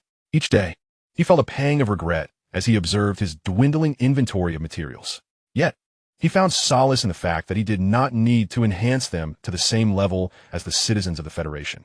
Otherwise, with his current resources, he could only augment a maximum of 40 individuals. Despite the myriad of challenges and frustrations, there remained a singular source of joy for Zhou Qing. He took comfort in the fact that food was no longer a concern as the green-skinned entities outside proliferated like chives. He merely needed to assign robots to harvest these green-skinned beings. Once they sprouted, the robots would capture them, selecting the edible portions while returning the inedible parts to the soil as fertilizer. Thus, a remarkably efficient production line for harvesting green-skinned entities was established. Moreover, whenever the yield of greenskins began to decline in any area, Zhou Qing would instruct the robots to spray nutrient liquid to rejuvenate the land, allowing it to once again yield green skins. This nutrient solution, which served to replenish energy, was abundant for Zhou Qing, and he could even produce it using local resources. This perhaps stood as the only positive development during this period of progress, as the continual supply of green-skin produce ensured a steady source of sustenance. A year swiftly elapsed. Throughout this time, Zhou Qing resided within his subterranean city, which had undergone 4 expansions, and the population had burgeoned to 3.8 million. Though this number seemed trivial for an interstellar civilization, Zhou Qing nodded earnestly upon witnessing the talents he had nurtured. Although they were merely at the outset of their journey, it was a promising beginning. With further cultivation, these individuals would undoubtedly prove invaluable, enabling him to embark on a quest for a new planet suitable for colonization. Over the course of a year, aside from occasionally culling the green-skinned entities to prevent them from encroaching upon his underground city, Zhou Qing had also taken in 60 ordinary children, mentoring them to become high-ranking planetary officials. The development over the year had been satisfactory, at the very least. The underground city had begun to function and flourish independently, requiring little intervention from Zhou Qing. Furthermore, the inhabitants had established their own guard force, selecting the most capable 1,000 from the 3.8 million to form a protective army. This army was equipped with powered armor crafted from first-grade alloys and Gauss rifles, with a few members armed with energy spears. Most significantly, an interstellar alloy factory had been established, finally enabling the production of first- and second-grade alloys to replenish Zhou Qing's increasingly depleted finances, albeit with limited output. Thus, a fledgling force began to take shape. Chapter 23. Why has support from the human empire not arrived? While Zhou Qing's development proceeded smoothly over the course of a year, the situation in the human empire's nest world was far from pleasant. The green-skin tide had overrun much of the nest world, forcing the human empire's military into the largest nest for a final stand. In truth, had it not been for Zhou Qing dispatching troops daily to eliminate the green-skinned entities and converting them into canned provisions for his subordinates, the greenskins would have undoubtedly breached the human empire's defenses long ago. Notably, the soldier from the Krieg Death Corps, marked by Zhou Qing for his psychic abilities and regarded as a quasi-citizen of the Federation, had somehow survived this prolonged conflict. Zhou Qing kept a watchful eye on him. Typically, whenever danger loomed, the psychic entity would manifest to neutralize the threat. Additionally, the heavy coat he wore rendered him largely impervious to serious threats from the greenskins. As a result, he had become one of the rare seasoned veterans within the Krieg Death Corps, having served for 2 full years and successfully risen to the rank of colonel. In the Krieg Death Corps, officers and soldiers were regarded equally, judged solely by their merit. Thus, a survivor of 2 years was indeed a rare breed. However, apart from him, the situation for others was dire. The siege regiment to which he belonged had been replaced 6 times, indicating that 6 siege regiments had been annihilated within the span of a year, with him each time being the last survivor. Now, he had acquired another moniker within the nest world, the Emperor's Chosen. How else could one explain his continued survival? This was, after all, the Krieg Death Corps. Zhou Qing remained attentive to the battles unfolding on this planet, fully aware that these humans were unlikely to withstand much longer. The incessant surge of green-skinned creatures continued, their numbers pouring forth in overwhelming abundance, their reproductive methods distinctly unique, and their weaponry growing increasingly formidable. Yet, Zhou Qing remained unperturbed, offering no assistance to his fellow human beings, despite their shared humanity. He was biding his time, keen to ascertain the nature of this human empire, this so-called human empire, and the true capabilities of their space fleet. This evaluation was of paramount importance. He needed to assess the military prowess of this human civilization as starships. Theoretically, when a planet is besieged by such a massive onslaught, if it were within the Federation's jurisdiction, the fleet would have already mobilized for orbital bombardment. Reinforcements from neighboring star systems would soon arrive to join the fray. The response time for the Federation's military, from a moment of alarm to the deployment of forces, typically requires no more than a few days, often just mere minutes. before troops would be dispatched at superluminal speeds to the beleaguered planet. Normally, aid from surrounding celestial bodies would reach within hours. Thus, fueled by this notion and a desire to observe the caliber of this civilization's starships, Zhou Qing remained steadfast in his inaction. This waiting game persisted for a year. As time elapsed, he saw no reinforcements. The sole support he witnessed was a small gunboat that descended from the heavens about 6 months prior, disembarking 4 powered armor soldiers. Their physical prowess was marginally superior to the enhanced citizens of his underground town. No matter how he scrutinized the situation, Zhou Qing could not fathom how these mere 4 armored soldiers could possibly mitigate the threats confronting the human empire on this planet. Therefore, he continued to patiently await the arrival of the human empire's fleet.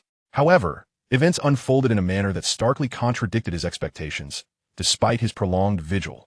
No further reinforcements arrived from the human empire. Instead, he was left to watch in disbelief as the forces of the human empire were ultimately driven into the last remaining large bastion. When this scene unfolded before Zhou Qing, his mind momentarily faltered. He could scarcely comprehend the absurdity of it all. How could a spacefaring race of humans be cornered into their final stronghold by beings wielding crude, melee weapons and assorted makeshift arms? The spectacle was nothing short of shocking, leaving him at a loss for words regarding this civilization. At that moment, within the last bastion of the human empire, a staggering population of 18 billion had congregated, essentially the entirety of the planet's inhabitants. Gazing at this preposterous scene, Zhou Qing could no longer contain himself. On that fateful day, he opened the gates of his underground city and stepped into the world above, determined to uncover the truth of the situation. As the gates of the subterranean city creaked open, Zhou Qing emerged, allowing them to close behind him. Possessing formidable physical attributes and potent psychic abilities, he felt no need for a protective escort. Rather than engaging in a protracted battle with the green-skinned adversaries, he chose to advance personally.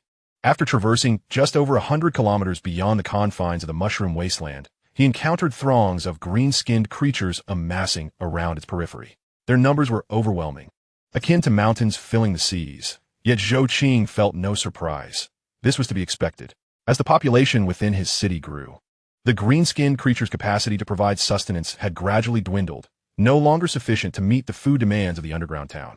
Thus, to maintain the food supply, Zhou Qing routinely dispatched forces to conduct large-scale purges centered around the mushroom wasteland. Given the nature of the green-skinned race, they invariably congregated wherever conflict arose, resulting in an ever-increasing presence around the mushroom wasteland.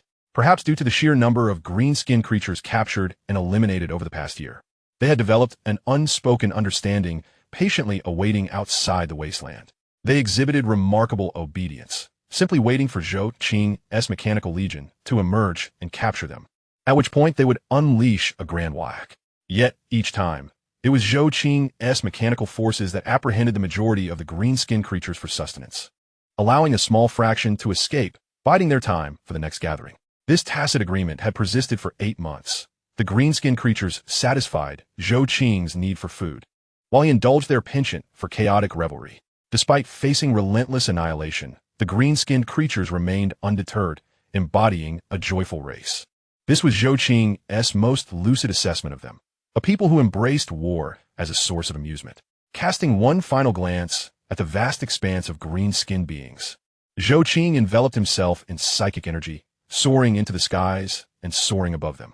His destination was clear. He sought the bastion he had previously inhabited, the largest stronghold on the planet, home to the planetary governor. He intended to inquire why their reinforcements had yet to arrive. A year had passed in the Federation. He would have been executed multiple times over for such a delay. Moreover, it appeared that this world had already been embroiled in conflict with the green-skinned creatures long before his arrival.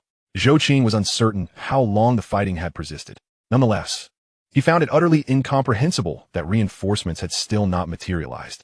Chapter 24. Preparing to visit the planetary governor, the stronghold on this planet had become significantly more fortified since Zhou Qing's last visit. Relying on his formidable psychic abilities, he gradually made his way to the lower levels of the stronghold. Rather than seeking the planetary governor directly, he opted to first consult with the local underworld factions.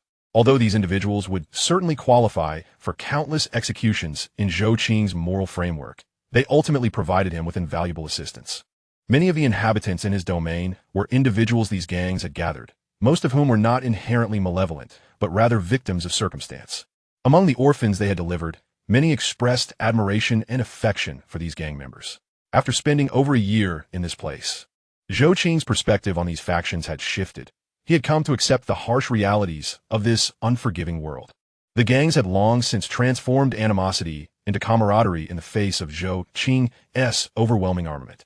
It could be said that these gang members had come to regard Zhou Qing as their leader, and their survival to this day was largely due to his influence.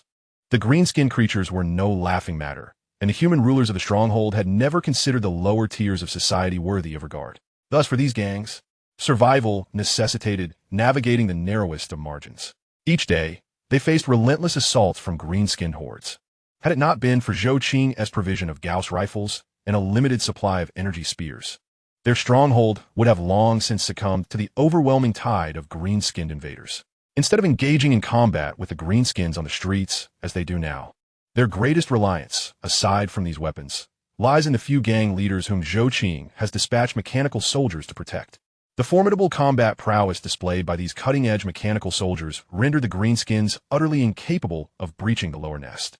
The gangsters themselves bore witness to an incident where an orc leader charged toward their own boss, and just when everyone assumed their leader was doomed, the mechanical soldiers guarding him merely extended a hand. With a single slap, they reduced the orc to a gruesome pulp. Such overwhelming combat strength, showcased before these individuals, elevated Zhou Qing to the status of a divine being in their eyes. This was nothing short of demigod-like. Perhaps even the Astartes would falter in comparison. Under the veil of various factors, coupled with Zhou Qing's weaponry and the formidable combat capabilities of the soldiers stationed around their leader, these gangsters unanimously regarded Zhou Qing as their shared leader. The original gang leaders felt the same. When Zhou Qing appeared in the lower nest, he did not conceal his presence, but rather allowed the gang soldiers to see him. As Zhou Qing's figure emerged in the dimly lit streets of the lower nest, the once boisterous black market fell into an immediate hush. Those engaged in trading substandard synthetic food, scavengers huddled in corners, and even the brawlers ceased their actions. It was him, the esteemed one. A gang leader with a scarred face suddenly knelt to the ground, like a row of dominoes. The people throughout the street dropped to their knees in unison, their foreheads pressed against the ground. Their breaths became cautious and restrained. Several newcomers, still bewildered, were forcefully pressed down by seasoned veterans beside them. Zhou Qing frowned. Despite having spent a year in this world as a federal citizen, he remained uncomfortable with such excessive reverence. However, there was no time for correction now. That could wait for another day. His psychic perception swept across the entire area, confirming that no greenskins lay in ambush, and he strode directly toward the deepest refuge of the lower nest. This refuge had been constructed by the inhabitants of the lower nest, sheltering most of the ordinary children and women from the area. Children and women represented the future, while the elderly were conspicuously absent. In the lower nest, reaching old age was nearly impossible. Individuals typically succumbed by their 30s or 40s, with those surviving beyond 40 being exceedingly rare. At the entrance of the council hall, 12 gang leaders clad in makeshift armor knelt in a row. Behind them stood 300 elite warriors, each equipped with the Gauss rifles provided by Zhou Qing. These weapons gleamed with polish, clearly having received the utmost care from their master. "My lord, you have finally returned." The oldest gang leader, Klars Hansen, raised his head, his murky eyes sparkling with elation. "Recently, the greenskins have intensified their assaults. Zhou Qing raised his hand, interrupting his report. "I'm already aware. You may remain here. I will return later to deliver another batch of weaponry. Furthermore, I will send additional soldiers to assist you in your defense." Zhou Qing expressed his approval and appreciation for their decision to continue fighting valiantly in the face of such calamity, especially as they had sent their children to the underground refuge for protection. Their proactive measures in ensuring the safety of the children convinced Zhou Qing that they were worthy of further support. In essence, these individuals were merely unfortunate souls. "I have come to assess your situation and confirm your status. I will arrange for the supplies you need to be delivered. Now I must take my leave. Hold this position." Zhou Qing merely cast a glance before uttering these words and departing. His true purpose was not with these gangsters, but rather to seek out the rulers of this nest world, specifically those he had previously captured. This time, he would not recklessly have them all apprehended as before. He had crafted an identity for himself. A year had passed since his arrival, and establishing a noble identity during this time was remarkably easy for Zhou Qing. He had assumed the identity of a judge from the tribunal, and he had become a well-known judge on this planet. He replaced an individual's identity while that particular judge had been directly sheltered in the underground city. Ever since Zhou Qing reverted his genetic modifications, that individual had been fervently proclaiming the miracles of the emperor, clinging to the genetic modifier without letting go. Having taken over his identity, Zhou Qing had effectively assumed his role, utilizing the identity of a judge. Zhou Qing smoothly passed through the security between the middle and upper nests. The PDF soldiers dared not impede a judge. As Zhou Qing traversed the massive gate separating the middle and upper nests, the guarding PDF soldiers immediately stood at attention. Draped in the crimson robe he had taken from the true judge, the two-headed eagle emblem on his chest glimmered coldly in the dim light. "My lord judge." The captain of the guards hurriedly saluted, his voice distorted with tension. "Shall I prepare a vehicle for you?" Zhou Qing merely inclined his head slightly, simulating the judge's signature icy tone with his psychic abilities. "No need. The emperor's will requires me to walk." This statement resonated like an irrefutable decree, prompting all the guards to immediately step aside, lacking even the courage to raise their gazes. The air in the upper nest was significantly fresher than in the lower nest, yet it still carried a scent of decay. Towering Gothic structures lined the broad streets, each spire adorned with sacred statues. The scene in the upper nest was indeed visually striking, but it had been purchased with the blood and tears of the inhabitants of the lower and middle nests. Zhou Qing had witnessed such sights before, yet each time he beheld them, he could not help but shake his head. The human empire's civilization was grotesquely distorted. He found it difficult to comprehend. Within the human federation, even the Grand Marshal who commanded the entirety of it consumed no more than 10 times that of an ordinary citizen. Having been born into a standard interstellar civilization, Zhou Qing struggled to fathom the perverse political ecology of a human empire. His destination was the governor's office. Yet, as he passed through the third block, a squad of soldiers clad in silver-gray exoskeletons obstructed his path. "Your Excellency, the judge." The leading soldier removed his helmet, revealing a face augmented by mechanical modifications. "The great sage of the Mechanicus requests an audience with you." Zhou Qing narrowed his eyes. This was not part of the plan. However, refusing the Mechanicus's invitation could arouse further suspicion. He nodded slightly. "Lead the way." The soldiers guided him through a series of concealed passages, ultimately arriving before a hemispherical structure. The entrance was inscribed with binary prayers, and the air was filled with a peculiar blend of incense and machine oil. In the center of the hall, a humanoid creature surrounded by mechanical tendrils floated within an energy field.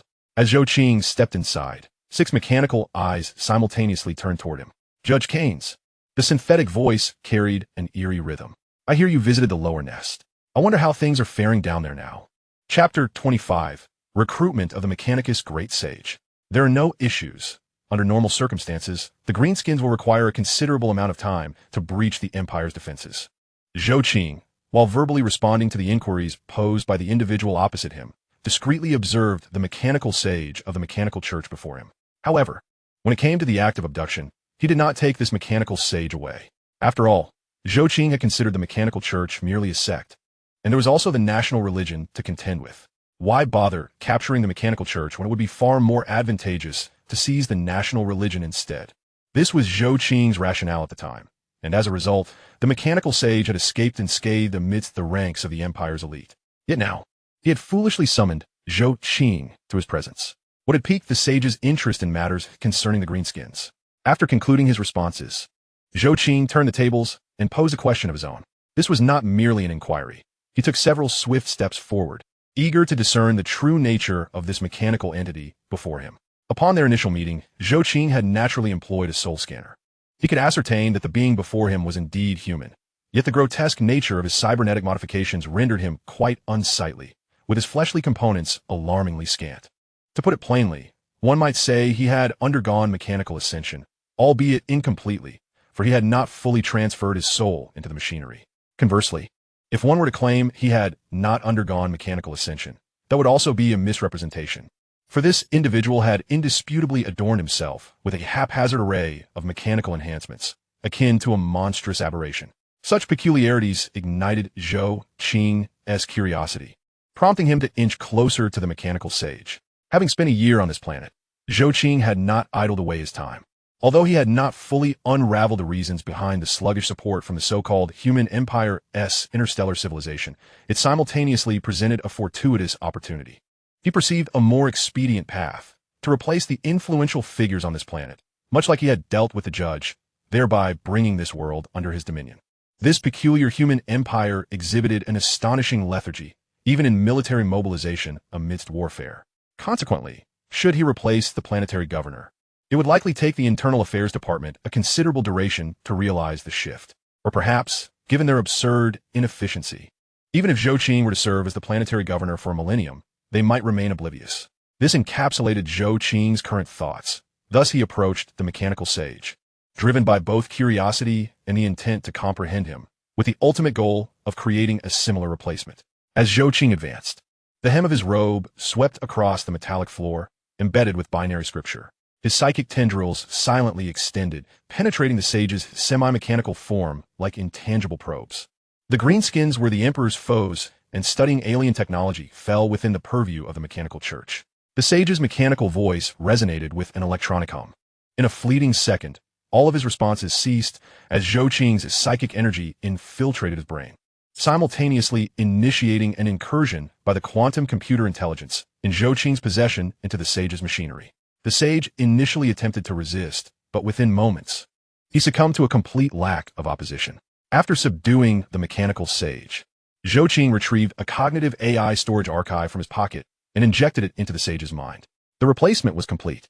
The esteemed mechanical sage was now under Zhou Qing's command. Zhou Qing then donned the guise of the judge and exited the sage's domain. Next, he intended to seek out the planetary governor to inquire about the delay in the Empire's reinforcements. If the Imperial support did not arrive promptly, he would have to replace the planetary governor. Although his lifespan was virtually infinite, spanning a full 100,000 years, allowing ample time for technological advancements, Zhou Qing was reluctant to squander his time. He had already waited for a year. In that time, he had cultivated individuals capable of substantial contributions. Once the planetary governor was replaced, his administrative personnel could take control of the entire planet. Acquiring a fully functional planet would undoubtedly be swifter than gradual development. Standing before the gilded bronze doors of the governor's mansion, Zhou Qing's judge's robe billowed in the cold wind. The Gothic architecture was adorned with countless statues of saints. Yet through his psychic vision, he could discern the multitude of surveillance cameras and automated turrets embedded within the walls. Your Excellency, the judge. The captain of the governor's guard knelt, the joints of his powered armor creaking under the strain. The governor is presiding over a military meeting. I fear, are you daring to show contempt for the tribunal?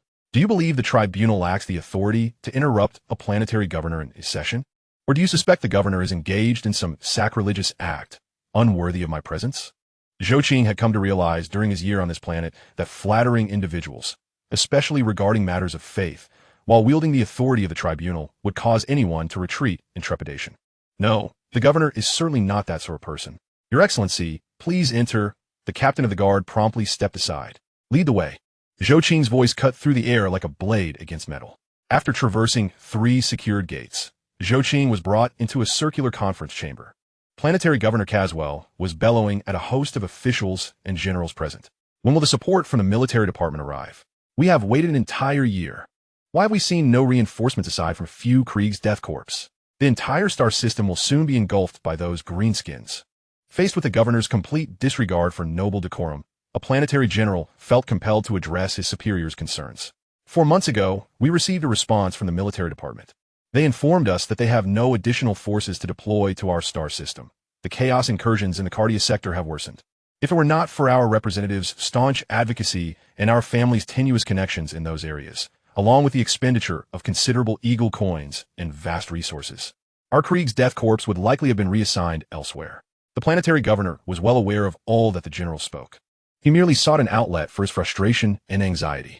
The Greenskins' advancements had reached a level beyond their capacity to withstand. Before long, these greenskins would inundate the entire planet like a relentless tide. Once they submerged the planet, they would burst forth into space and seize the entire star system. He understood this all too well. He simply did not want to concede. This was a world his family had defended for generations. Upon their arrival on this planet, they had vowed to safeguard this imperial realm, and now it was slipping from his grasp. At this moment, the planetary governor could no longer maintain his composure. He sank to his knees, abandoning all semblance of dignity, and beseeched the icon of the Emperor. Great God Emperor, could you bestow your blessings upon your subjects? Your subjects are besieged by the invasion of beasts. Chapter 26, The Plan of Deception. Zhou Qing stood outside, listening to the voice of the planetary governor. his heart settling as he was informed that reinforcements from the human empire were still a distant hope. Their forces were embroiled in another war.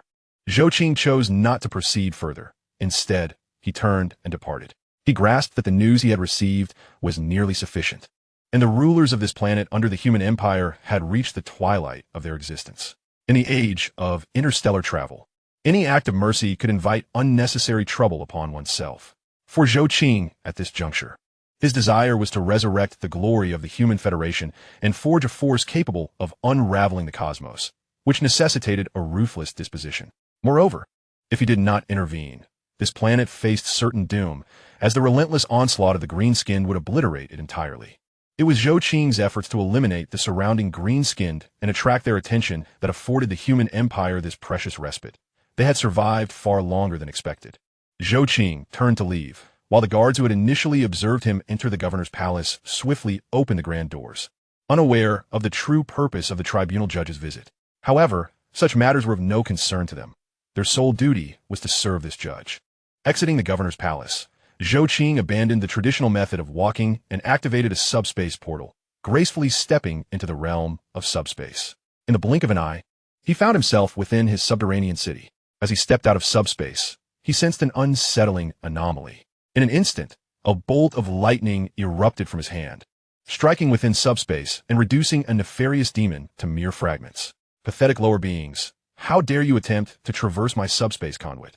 The demons of subspace were but a minor interruption.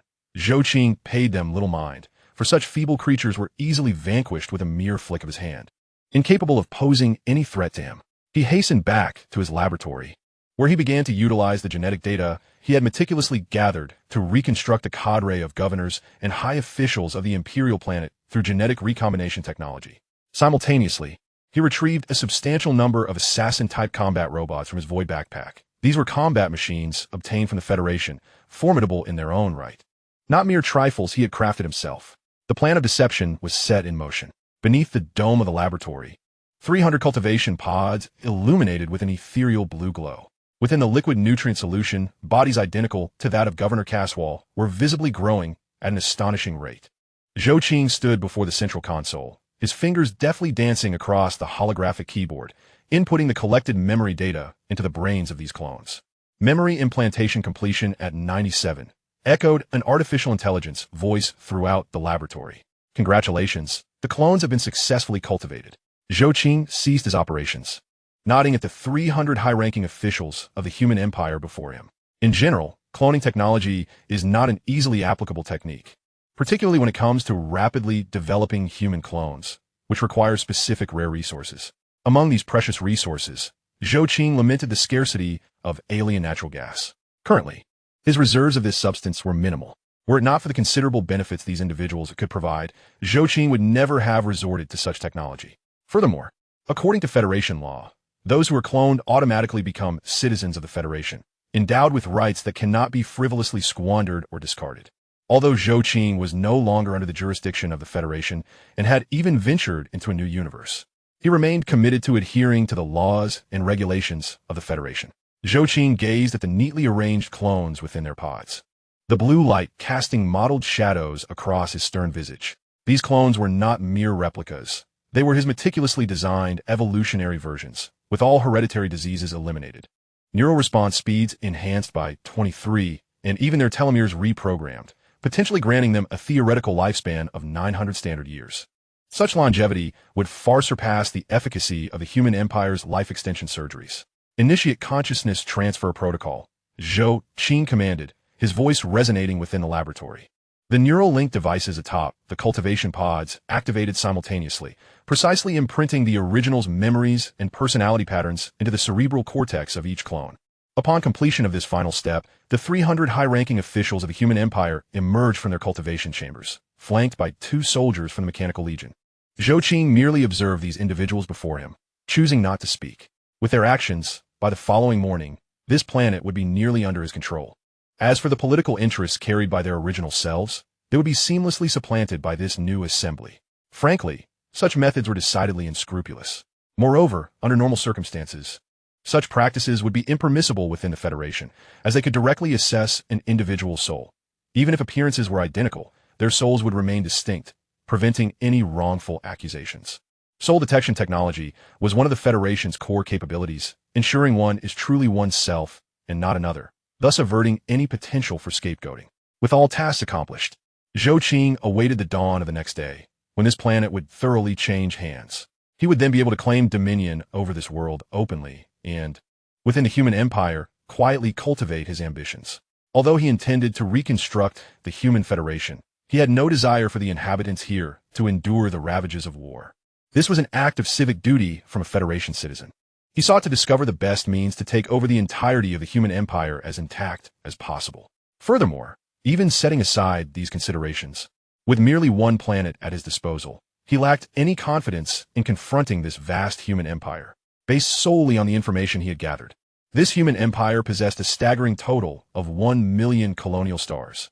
This figure was merely a rough estimate, as their colonies multiplied by the minute, fluctuating daily.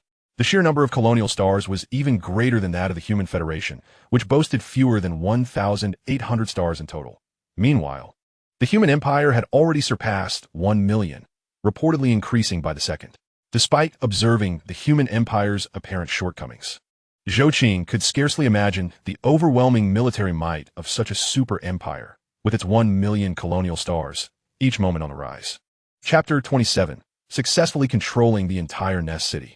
As the sun rose anew over Nest City on the second day, this planet had unwittingly changed hands. The Bethel Empire's Nest City world embarked upon a new epoch from that day forth. On the second day following the replacement, Zhou Qing, embodied in the clone of the planetary governor, directly bequeathed the position of planetary governor to Zhou Qing from a fresh perspective. Such actions faced no opposition, for Zhou Qing had replaced all the high-ranking officials with his own allies. As for the dissenting voices from the lower-tier nobility, they were of little consequence and not worthy of attention.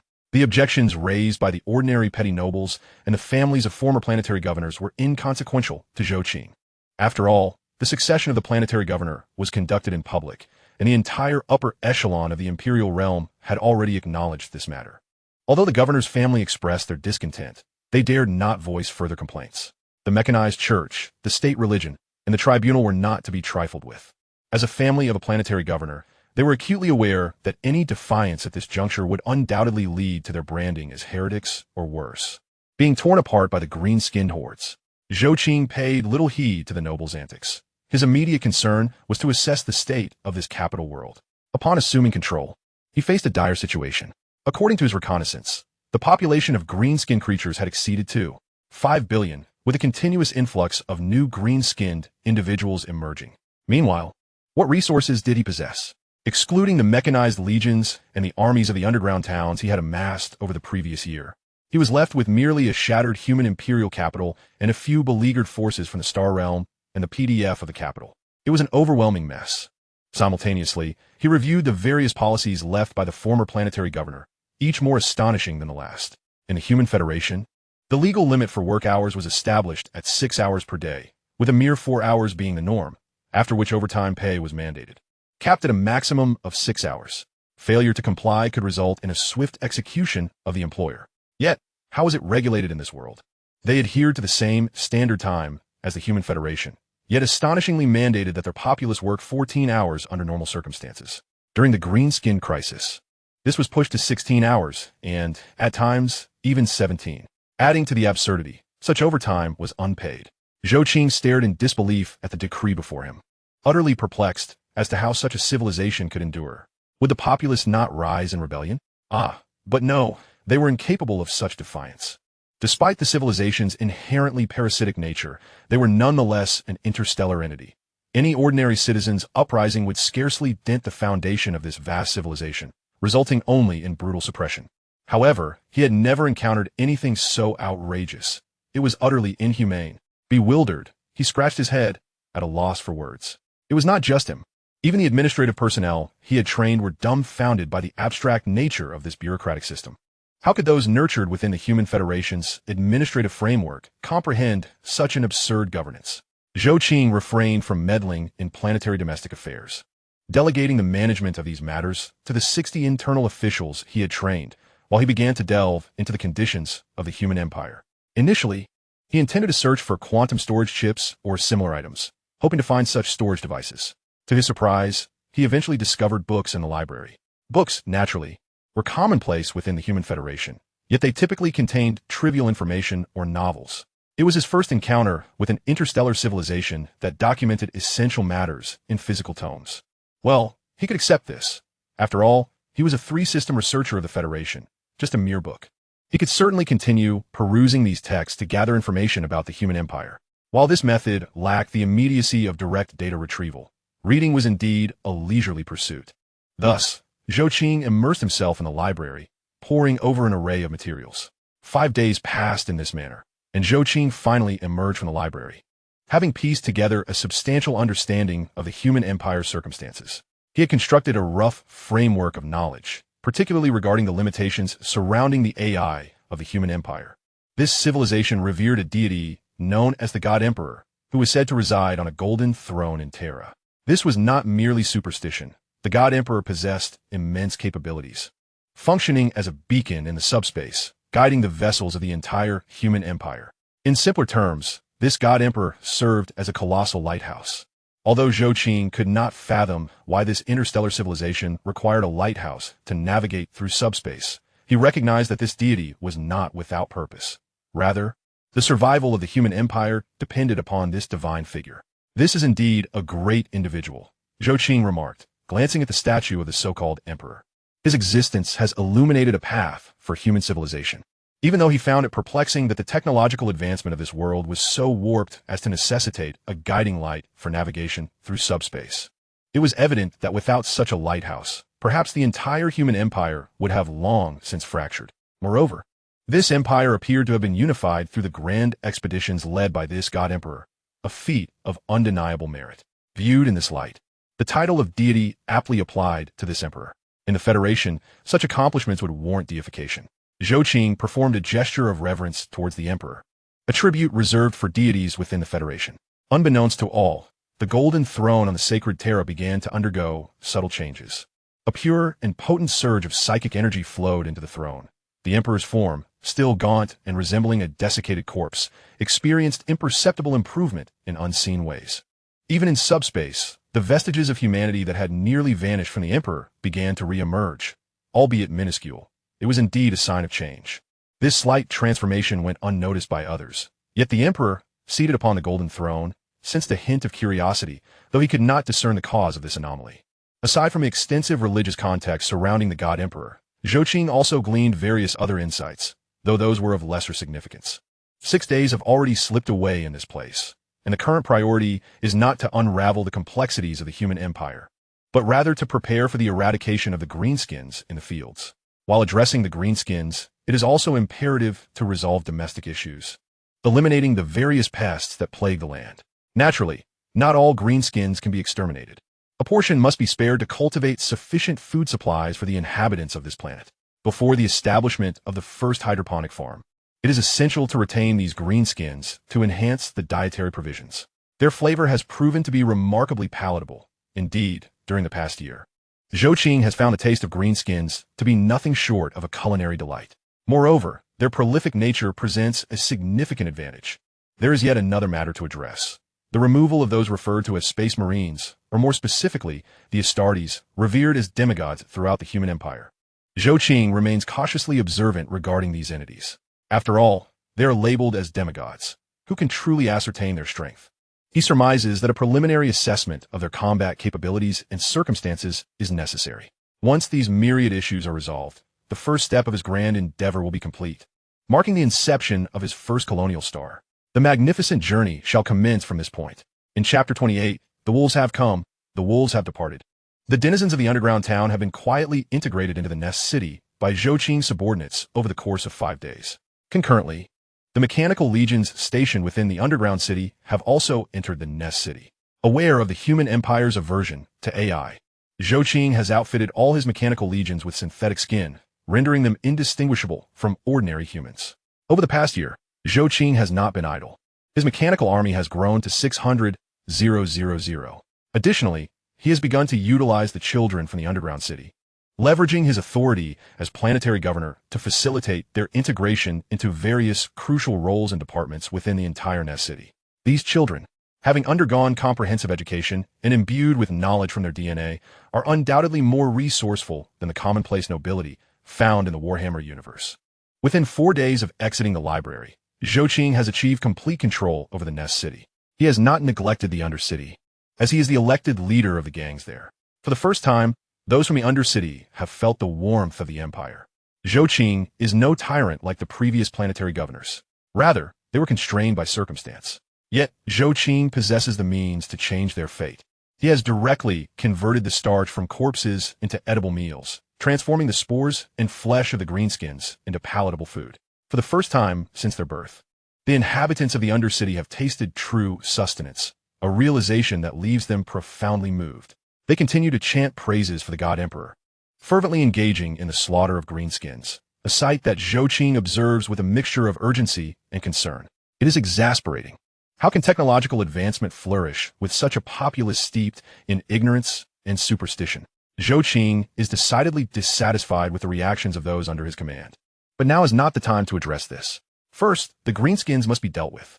Just as Zhou Qing prepares to summon his troops and train them with Gauss rifles, 4 Space Marines, engaged in battle outside, return. As the 4 giants clad in power armor step into the governor's hall, Zhou Qing raises his gaze to meet theirs. These individuals are tall and robust, exuding primal strength akin to fierce wolves. Their hair, either black or gray, is braided in cascades down to their chests, with one warrior sporting a long black beard. Their eyes shimmer in hues of gold and pale yellow, glowing with a light reminiscent of blue. The power armor they don is a striking gray blue, adorned with blue wolf totems and inscribed with runes on metallic plates. To be frank, Zhou Qing's astonishment in the presence of these 4 almost primitive Space Marines is unparalleled. He struggles to comprehend which civilization would fashion their warriors in such a manner. Previous reports identified them as space wolves, while Zhou Qing can appreciate their reverence for wolves. The ostentation of their power armor during combat seems rather impractical, especially as Zhou Qing begins to probe the strength of these so-called demigods with his psychic abilities. He finds himself believing he could crush them with a mere gesture. However, given that he has recently replaced the planetary governor, and these warriors have indeed contributed significantly to humanity's defense over the past year, he approaches the 4 space wolves with an imperial salute. The Fenrisian warriors seem to seek him out for a purpose, having previously been engaged in the eradication of greenskins. Is there assistance they require from him? You are the new planetary governor? The leader of the Space Marines removes his helmet, revealing a scarred visage that speaks of countless battles. He scrutinizes Zhou Qing, who appears as a quintessential human, without the decorum expected of an imperial noble, or perhaps the space wolves simply lack such demeanor. Your appearance is commendable, but I wonder how you dared to assume the role of planetary governor at such a critical juncture. Typically, Space Marines show little interest in the politics of planetary governance. However, the present circumstances are anything but ordinary.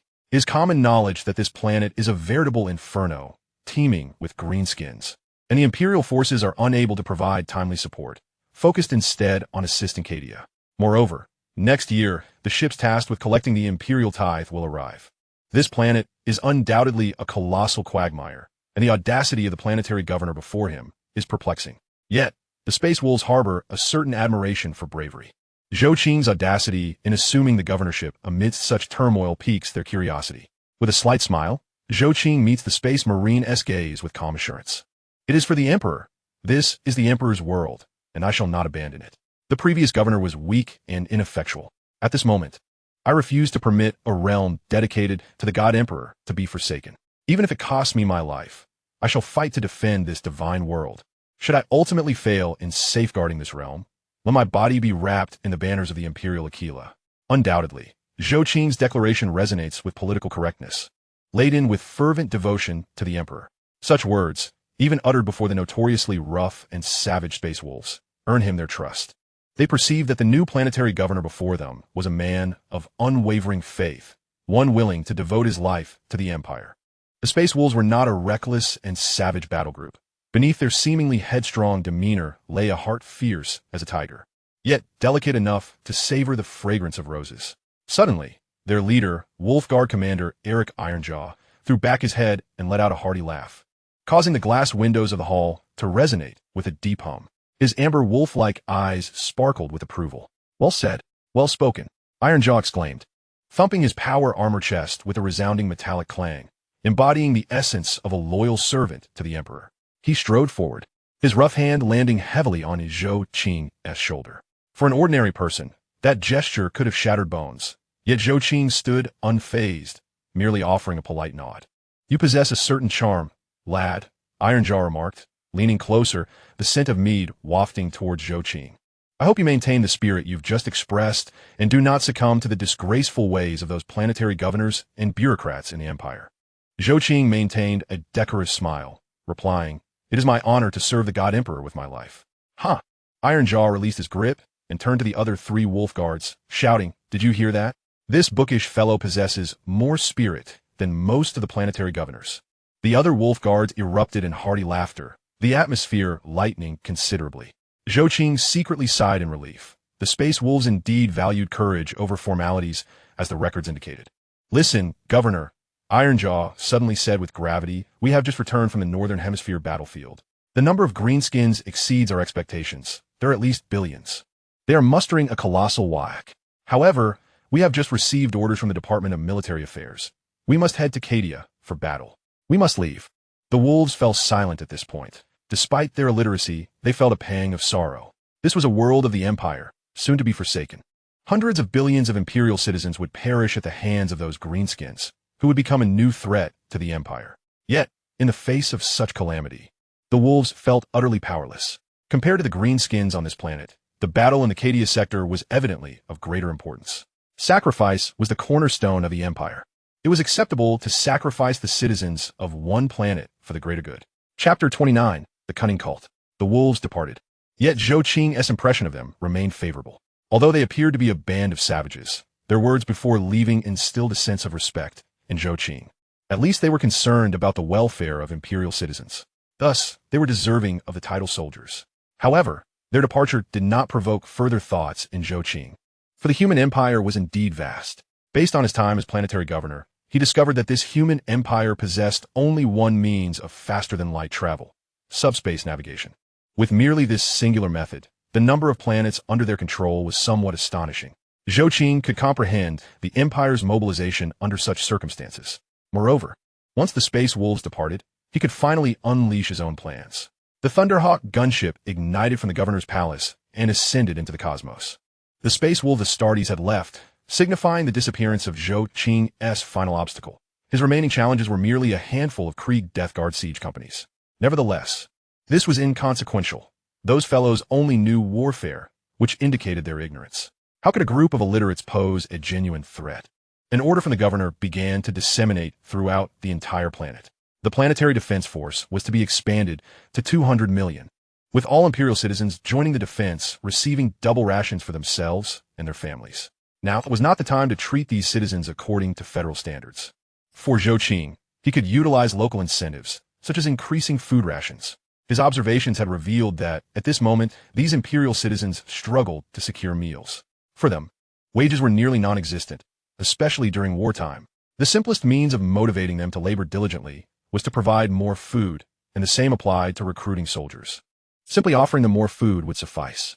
The governor's decree spread throughout the Hive City, and the human citizens within eagerly enlisted in the military. There was no alternative. Zhou Qing's provisions during this period had been too generous, prompting them to join the military to preserve their affluent lifestyles. Meanwhile, the cults and chaos factions in the Hive City had considered rising to obstruct this flow, but ultimately were eradicated under the administrative system Zhou Qing instituted. Alongside the mechanized legions, Zhou Qing was not the human empire. His apparatus required only a gentle sweep to reveal the entire Hive-S system within his security network, making it as easy as catching mice to apprehend anyone he desired. Numerous cultists were swiftly dealt with, yet a particular group piqued Zhou Qing's curiosity. Unlike the majority of Imperial citizens who adhered to the state religion and the God Emperor, there existed a faction that worshipped a four-armed emperor.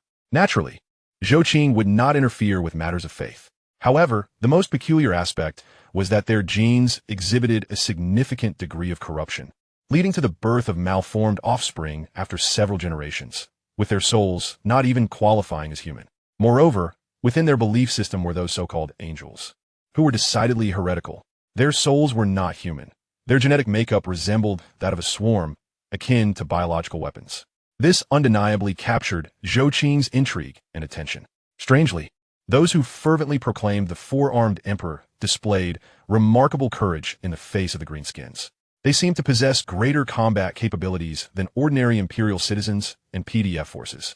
As if driven by fervent religious zeal, Zhou Qing found himself deeply interested. He sought to uncover the true nature of the four-armed emperor.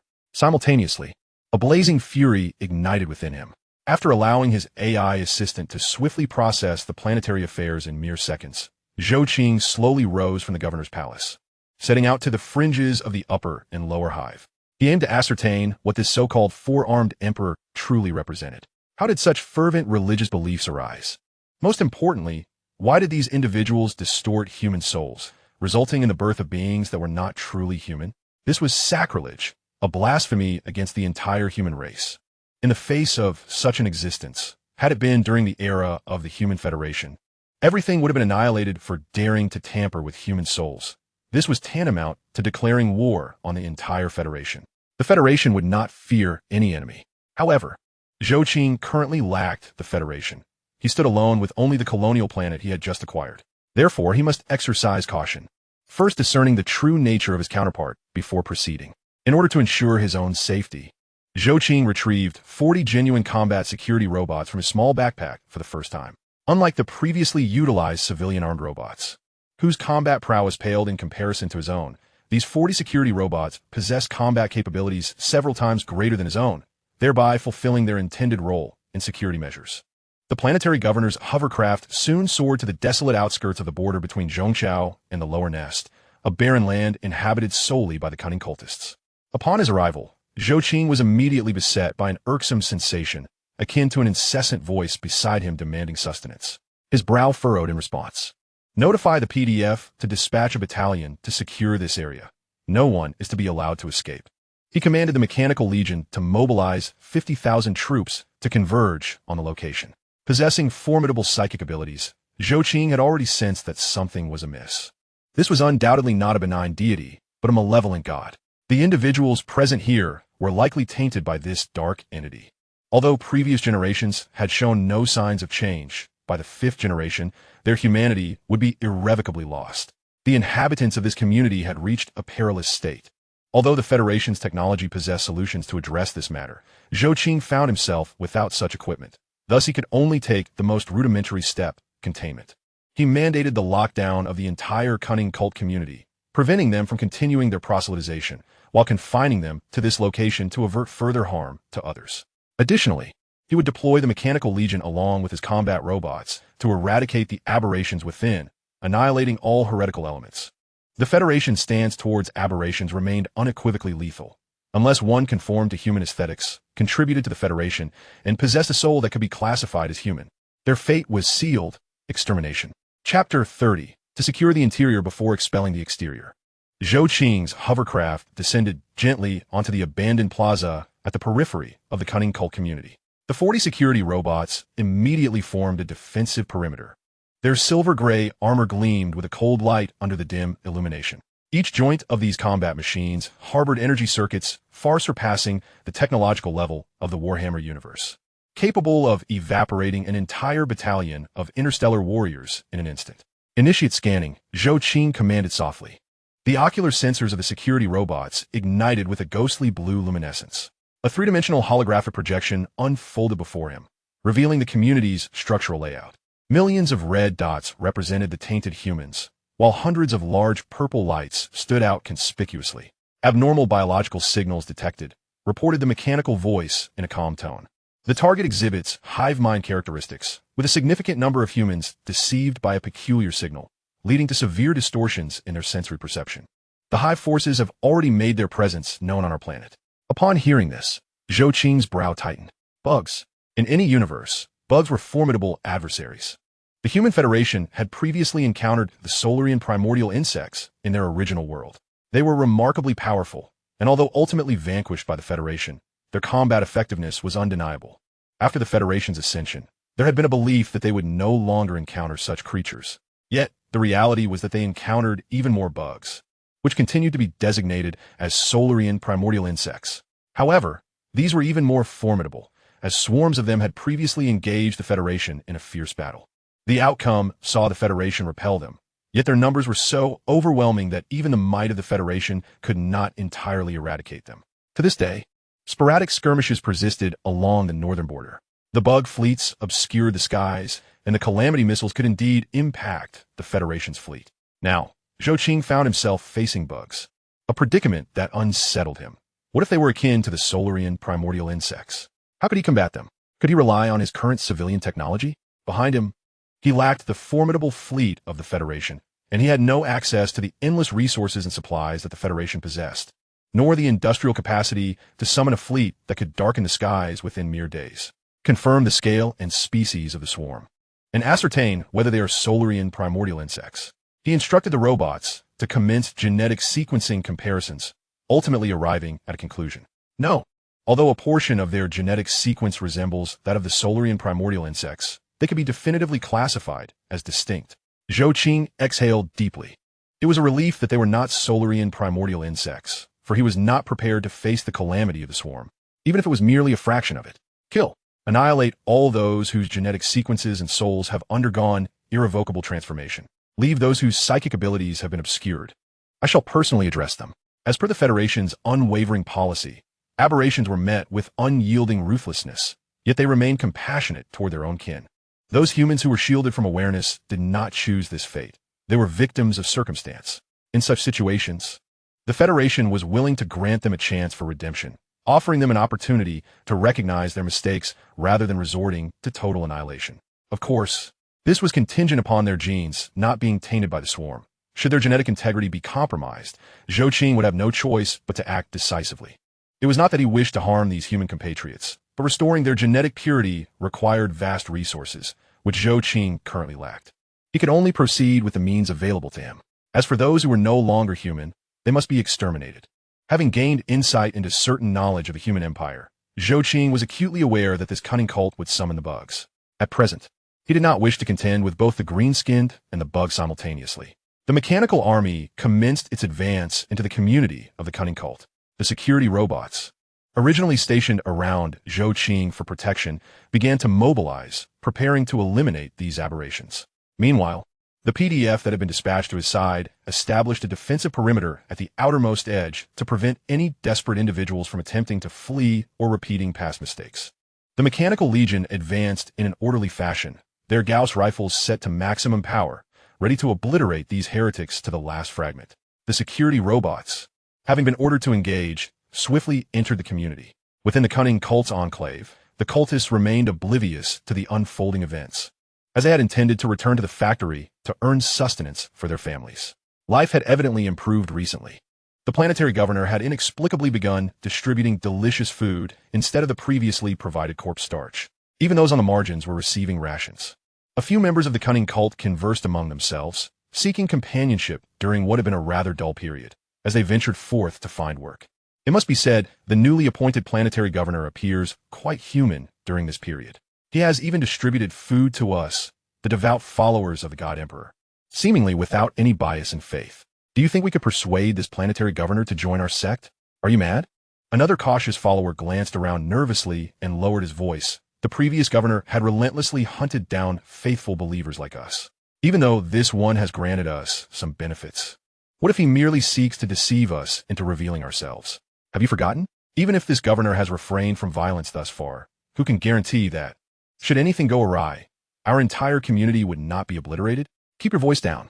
The third follower nudged his companion with his elbow as they passed a dilapidated food distribution station. I heard that a missionary from our neighboring community was captured. The court burned him alive in the public square. The court's stance is evident. How could the governor dare to join our true faith? He would never agree to such a thing. Sighing heavily, the first cautious sect member lamented. Why do you think this is? We all worship the emperor. The only difference is that they venerate the emperor with 2 arms, while we worship the one with 4. What distinction is there? It is merely a slight divergence in belief. Why do these individuals seem intent on exterminating us? Ultimately, are we not all followers of the emperor? Suddenly, the elder follower at the front halted, a peculiar purple glimmer flashing in his murky eyes. Do you not feel that the wind today seems a bit unusual? Upon hearing this, the group came to a stop. Indeed, in the air, usually thick with industrial fumes, A strange metallic scent now lingered. In the distance, a rhythmic buzzing could be faintly heard, reminiscent of some intricate machinery at work. Perhaps the governor is embarking on yet another new project. The young follower shrugged dismissively. I heard he is planning to establish some sort of recycling water system beneath the nest. His words were abruptly cut off. At the end of the street, a line of fully armed figures marched towards them with synchronized precision. The manner of their movement was alarmingly exact, each step measured to perfection. Anyone witnessing this troop would be left in awe, exclaiming that it was indeed an elite force. Chapter 31. The Bloodbath of the Cautious Sect. Since Zhou Qing had only recently taken control of this nest, the members of the Cautious Sect were naturally unaware that this troop belonged to Zhou Qing. Initially, they simply stood dumbfounded, watching the advancing forces. The elder from the sect gazed at the approaching troop, a sense of foreboding washing over him. Something is amiss. The elder's throat constricted, his cracked lips trembling. I have never seen uniforms like those worn by these soldiers. His clouded eyes remained fixed on the increasingly close army. The soldiers moved with a terrifying precision, each step akin to having been measured with a ruler. Such an elite force could not possibly belong to the planetary governor's PDF. They were nowhere near this level of proficiency. The Astra Militarum might be another story, but what would they be doing here? Surely, the new governor wouldn't be planning to encircle them? Who are you? The elder quaked as he took a step back, his back pressed against the crumbling wall. The leading soldier suddenly halted, now only 5 meters away. His face was strikingly ordinary, yet bore an unsettling calm. According to Article 37 of the Human Purity Protection Act, the soldier's voice was chillingly gentle. You are suspected of engaging in gene pollution activities. Please cooperate with our investigation. What nonsense is this? Gene pollution activities? This sounded absurd to the members of the Cautious Sect. They could hardly believe such ridiculous claims. The young follower who had been contemplating persuading Zhou Qing to join their sect stepped forward, shouting defiantly at the soldier. You are talking nonsense. What gene pollution? How could we ever commit such acts? I see it as clearly you worshippers of false gods who seek to harm us, true believers. The leading soldier gazed expressionlessly at the impassioned youth, his azure pupils narrowing slightly as he swiftly conducted a genetic scan of those before him. Target confirmed. Level 3 gene pollution. Humane extermination is the only option. Only one among you may have a chance of salvation. He calmly announced, initiating the purification procedure. The young man barely had time to react before a sudden chill enveloped his chest.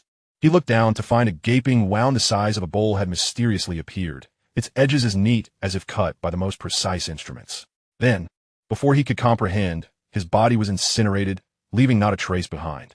A massacre ensued. The youths from the Cautious Sect, initially intending to work in the middle of the nest, were all slain, including the elder, leaving only one individual with a gene pollution level of merely 2.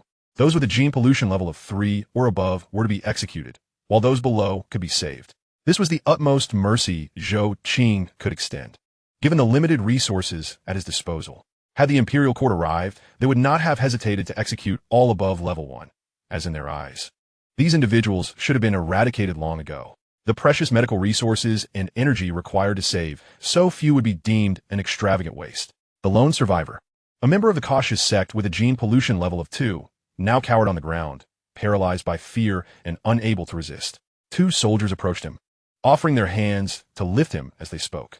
Citizen, you are now safe. We will escort you to the gene hospital for treatment. You are fortunate. You have been granted a chance to survive, but your companions, I'm afraid we cannot extend the same to them. The young man, dazed, was supported by the mechanical soldiers, his legs quaking uncontrollably. He gazed around in confusion, the once familiar street now transformed into a hellscape. Those neighbors and friends he had shared his days with had become nothing but charred remnants on the ground. Why? His voice cracked in disbelief. We are all subjects of the Emperor. The mechanical soldier regarded him calmly. According to genetic testing, your contamination level has not exceeded the critical threshold. Our medical technology can reverse your genetic mutations. The soldier paused, regrettably. As for the others, they're no longer human. Our medical technology could treat them as well, but unfortunately, we lack sufficient resources. Thus, it is a necessary sacrifice for the continuation of the human race. The mechanical soldier expressed his apologies for being unable to treat the Federation citizens, acknowledging that it was regrettable to relinquish lives due to the scarcity of resources. Such actions were indeed inexcusable. Had they not been lacking in resources, these individuals could have been saved. Alas, they were not. But they're all good people. Our entire community comprises good individuals, united in solidarity. Whenever someone is in need, we always lend a helping hand. Why is it that all are virtuous souls, yet they cannot persist in existence? Some responded to his inquiry, suggesting that the mechanical soldiers could not directly converse with them, attributing their plight to the governor's impoverished state, which left him incapable of offering salvation. They merely escorted this individual, who had long since lost the will to live, to the rear, preparing to transport him to a medical facility for treatment. These rudimentary AI soldiers were devoid of profound emotions. They could only follow their programming and various protocols to comfort and elucidate. Their previous explanations were the utmost extent of their capabilities. This contingent was but one among myriad factions within the cult. The overarching goal of the miserly cult was singular, total annihilation. Zhou Qing was determined to prevent the emergence of a swarm fleet while combating the Greenskins. He remained uncertain about the scenario he would face when the insects arrived. He was unwilling to relinquish this planet, one he had labored tirelessly to acquire. Sacrifices were essential. As a saying from the human empire goes, sacrifice is the cornerstone of the empire. In the ensuing 5 days, the cult's community was engulfed in a massacre. All members suffering from severe genetic contamination were eradicated. Meanwhile, those pure-blooded beings, referred to by them as angels, were systematically slaughtered under Zhou Qing's robotic bodyguards. At that moment, the cult faced a bloodbath. The cult had flourished, boasting millions on this planet, yet fewer than 100,000 possessed the right to survive, a dismal 1 in 100. With the demise of the last pure-blood cultist and the genetically tainted humans, Zhou Qing exhaled in relief. From this point onward, he would only need to contend with the Greenskins, sparing him the need to confront the insects. Chapter 32. Forming an army, preparing to exterminate the Greenskins. With the cult dispatched, only the Greenskins remained outside the city. Once those Greenskins were dealt with, the planet would be entirely under his control, allowing him to cultivate in peace rather than fretting over various concerns. However, the cult within was manageable, yet the Greenskins outside posed a formidable challenge. Zhou Qing stood aghast, observing the Greenskins outside the city. Realizing their prolonged siege had yielded no success, some of them had bizarrely constructed colossal weapons. Through his observational equipment, Zhou Qing was struck by the sight of over 40 gigantic war machines emerging from the Greenskin camp. These contraptions lacked any uniformity or standard, resembling a haphazard assemblage of combat apparatuses. Yet, their sheer size and formidable defenses rendered conventional light beam rifles incapable of dispatching them with a single shot. These massive war machines loomed like titanic giants, armed with potent weaponry and heavy armor. The inability of the light spears to neutralize them in one shot underscored their formidable defensive capabilities. Additionally, some units, dubbed supergiants, surpassed ordinary mechanical entities in size.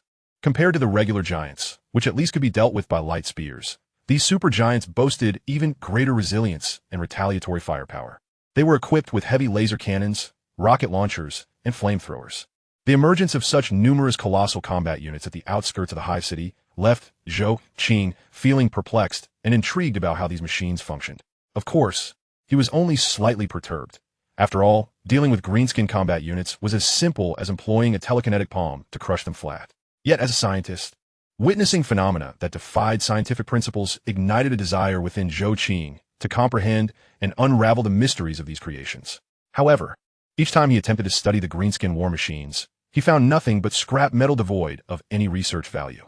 It was akin to a kitten playfully scratching at his curiosity, leaving him yearning for understanding. Report to the governor. Today, the Greenskins launched a total of 46 attacks, deploying over 60 giant war machines, all of which we successfully destroyed. We have confiscated 6. Please take a look. The PDF units, assembled by Zhou Qing himself, transported the Greenskins' colossal weapons to the entrance of the governor's palace. Zhou Qing then stepped outside once more, prepared to investigate these artifacts. However, this encounter yielded no difference from the previous ones. After conducting meticulous examinations, Zhou Qing ultimately concluded that the contraptions were nothing more than heaps of scrap metal, lacking any discernible function. After completing his research for the day, Zhou Qing returned to the governor's palace, where he began unlocking his military technology. 16 days had passed since the eradication of the cult, and Zhou Qing had been living this way throughout. If one were to inquire why he had only engaged in combat within the city and not launched a counteroffensive against the Greenskins, Zhou Qing could answer simply. His army was still in training, and his mechanical legion was still under construction. This planet, roughly 15 times the size of Earth, was immense, with land covering 68 of its surface area. The sheer scale of this world necessitated the accumulation of a sufficient military force. Otherwise, vanquishing the greenskins would prove exceedingly arduous. After all, they proliferated like fungi, and their technology was utterly irrational, allowing them to haphazardly cobble together weaponry. More crucially, their combat spirit was remarkably high. Zhou Qing was well aware that eliminating the greenskin leader would incite chaos among their ranks. Yet the current greenskin warlord was astutely cunning. Indeed, Zhou Qing deemed the term cunning an apt description for this particular greenskin leader. He had dispatched his bodyguard robots 4 times to assassinate the greenskin warlord, but each time, the crafty individual managed to evade capture. Unlike the ordinary greenskins who charged in a battle, this leader preferred to remain at the rear, orchestrating the strategies of his greenskin forces. Under such circumstances, even if Zhou Qing wished to sow discord through decapitation, he found it impossible. However, this state of affairs would not persist for long. In just 2 months, his planetary defense forces would be fully prepared. Concurrently, the production of 10 million Gauss rifles would roll off the assembly line. Not to mention the unique artillery of the human empire, such as petrified lizard cannons, plasma autocannon tanks, and chimera transport vehicles. Moreover, this high planet could produce a type of heavy tank, known as the Venom Blade within the human empire. Under Zhou Qing's intervention and refinement, a total of 400 super heavy Venom Blade tanks had been manufactured for offensive operations. The reason for limiting production to 400 units was primarily due to the need for more resources to build his Mechanical Legion's tanks. A mere presence would suffice, were it not for the tanks of the Human Federation. The industrial system of the human empire at this juncture would have been utterly incapable of constructing any adequate armored vehicles, let alone the tanks required for its own forces. Even the civilian variants produced by the Human Federation would be beyond the reach of the Empire's fractured industrial capabilities. Furthermore, several aerial units of the Human Empire are being continuously manufactured. It must be acknowledged that the armaments of the Human Empire do possess certain advantages. Their most notable trait is their affordability and durability, in stark contrast to the high-value alloys or rare minerals employed in the manufacture of the Federation's weaponry. Those of the Human Empire are exceedingly economical. The military is in a state of preparation, and with the passage of time, the fate of the external greenskins is unequivocally sealed. Zhou Qing is acutely aware of this, and thus he patiently awaits the day when his forces will complete their restructuring and launch a full-scale offensive. Zhou Qing exhibits remarkable patience, while the greenskins revel in their combat. For them, battle is a source of exhilaration. Despite their continuous setbacks before the might of humanity, they still find immense enjoyment in their skirmishes. Each night, after their battles, the greenskins host feasts, celebrating with mushroom brew and toasting one another in jubilant acknowledgement of the day's thrilling whack. Chapter 33. Are the greenskins about to deploy warships so soon? Every action of the greenskins remains under Zhou Qing's vigilant observation. Each evening, he finds himself idly utilizing his reconnaissance equipment to monitor the movements within their encampment. Yet, with each passing day, their behavior leaves him utterly perplexed. The green-skinned creatures dance around a massive bonfire, playing discordant melodies on crude instruments, while occasionally, a few inebriated greenskins engage in brawls, inciting raucous cheers. This peculiar ritual has persisted for an extended period. Truly, they're a baffling species. After taking a moment to rest his eyes with a series of eye exercises, Zhou Qing remarked, "It is remarkable that their morale remains so elevated despite their staggering losses. In the vastness of the stars, the Federation has never encountered such an enigmatic foe." His chief of staff, a young officer brought from the Undercity, presented a datapad. "Governor, according to our statistics, over the past 16 days, the greenskins have suffered losses exceeding 98 million. Yet their numbers seem to be increasing rather than diminishing." Zhou Qing accepted the datapad, glancing briefly at the information. Indeed, the reproductive rate of the greenskins far exceeded expectations. The mushrooms sprouting from the corpses of slain greenskins could give rise to new warriors within mere days. Aside from a few instances where Gauss rifles obliterated the greenskins completely, those eliminated by the ordinary Imperial Planetary Defense forces always seem to sprout further greenskins from their remains.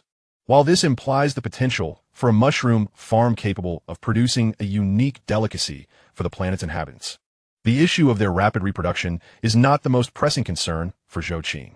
"Governor, during our recent assessments, we have observed an alarming increase in the formidable weaponry employed by the greenskins. Their power appears to be escalating, and although it remains within our capacity to counter, the enemy's combat effectiveness is undeniably on the rise." The governor's aide introduced yet another troubling matter: the rapid development of the greenskins. For Zhou Qing, the proliferation of greenskins is not inherently detrimental. After all, their continuous reproduction means he need not worry about food supplies, even if his hydroponic farms are yet to be established. What truly vexes him is the greenskins' frighteningly swift advancement in technology and weaponry. They have rapidly traversed the timeline typical of an atomic age military. Now, they are advancing towards the early stages of the space age. Zhou Qing has consistently monitored the greenskins, yet yesterday he witnessed them crafting what appeared to be a vessel that had already ascended halfway towards the planet's surface. Such a rate of development can only be described as extraordinary. Moreover, Zhou Qing noted that the more fiercely the greenskins engage in battle, the quicker their development accelerates. Since assuming the position of planetary governor and engaging the greenskins in several intense defensive battles, their rate of advancement has only increased. After a moment of contemplation, Zhou Qing inquired of his aide, "I now entrust all mechanical legions to your command, along with our planetary defense forces. How confident are you in eliminating the greenskins surrounding us?" The aide's fingers danced swiftly across the holographic battlefield, his brow furrowed in concentration. "Governor, if we deploy the entirety of our 1.6 million mechanical legions alongside our existing 20 million PDF troops, theoretically, we could eradicate the greenskin strongholds within a 500-kilometer radius in 36 hours. However, his fingers halted at the edge of the virtual battlefield. According to reconnaissance data, the greenskin main forces have already retreated to the other side of the mountain range. This mountain range is the largest on this planet, with terrain so steep that it is among the most challenging to traverse. Furthermore, it houses numerous greenskin spawn points, capable of producing vast numbers of greenskins daily. Should we rashly engage without swiftly securing the entire mountain range, we may find ourselves embroiled in a protracted stalemate. Zhou Qing gazed intently at the continuously flickering greenskin markers on the virtual battlefield, suddenly noticing an anomaly. "Hold on. Pull up the greenskin activity trajectories from the past 24 hours. The holographic image rapidly reorganized, revealing the movement patterns of the greenskin forces. Disturbingly, all routes converge toward a singular destination, the location of the second largest greenskin hive on the planet, situated within the Beetle Empire. Are they concentrating their forces?" The aide queried, perplexed. Zhou Qing's pupils dilated in realization. "No, they are transporting components." Abruptly, he summoned the holographic display of the second hive. The once mountainous heap of discarded machinery had dwindled significantly. In the open space of the hive, a colossal metal structure was taking shape. Clearly, it was a crude yet complete spacecraft, with a plethora of inexplicable experiences behind him. Zhou Qing had no doubt that this vessel would indeed be capable of flight. Observing the greenskins as they diligently assembled their interstellar warship, Zhou Qing could not help but marvel. These creatures are truly remarkable. Our conflict with them has accelerated their rate of development. Time is of the essence.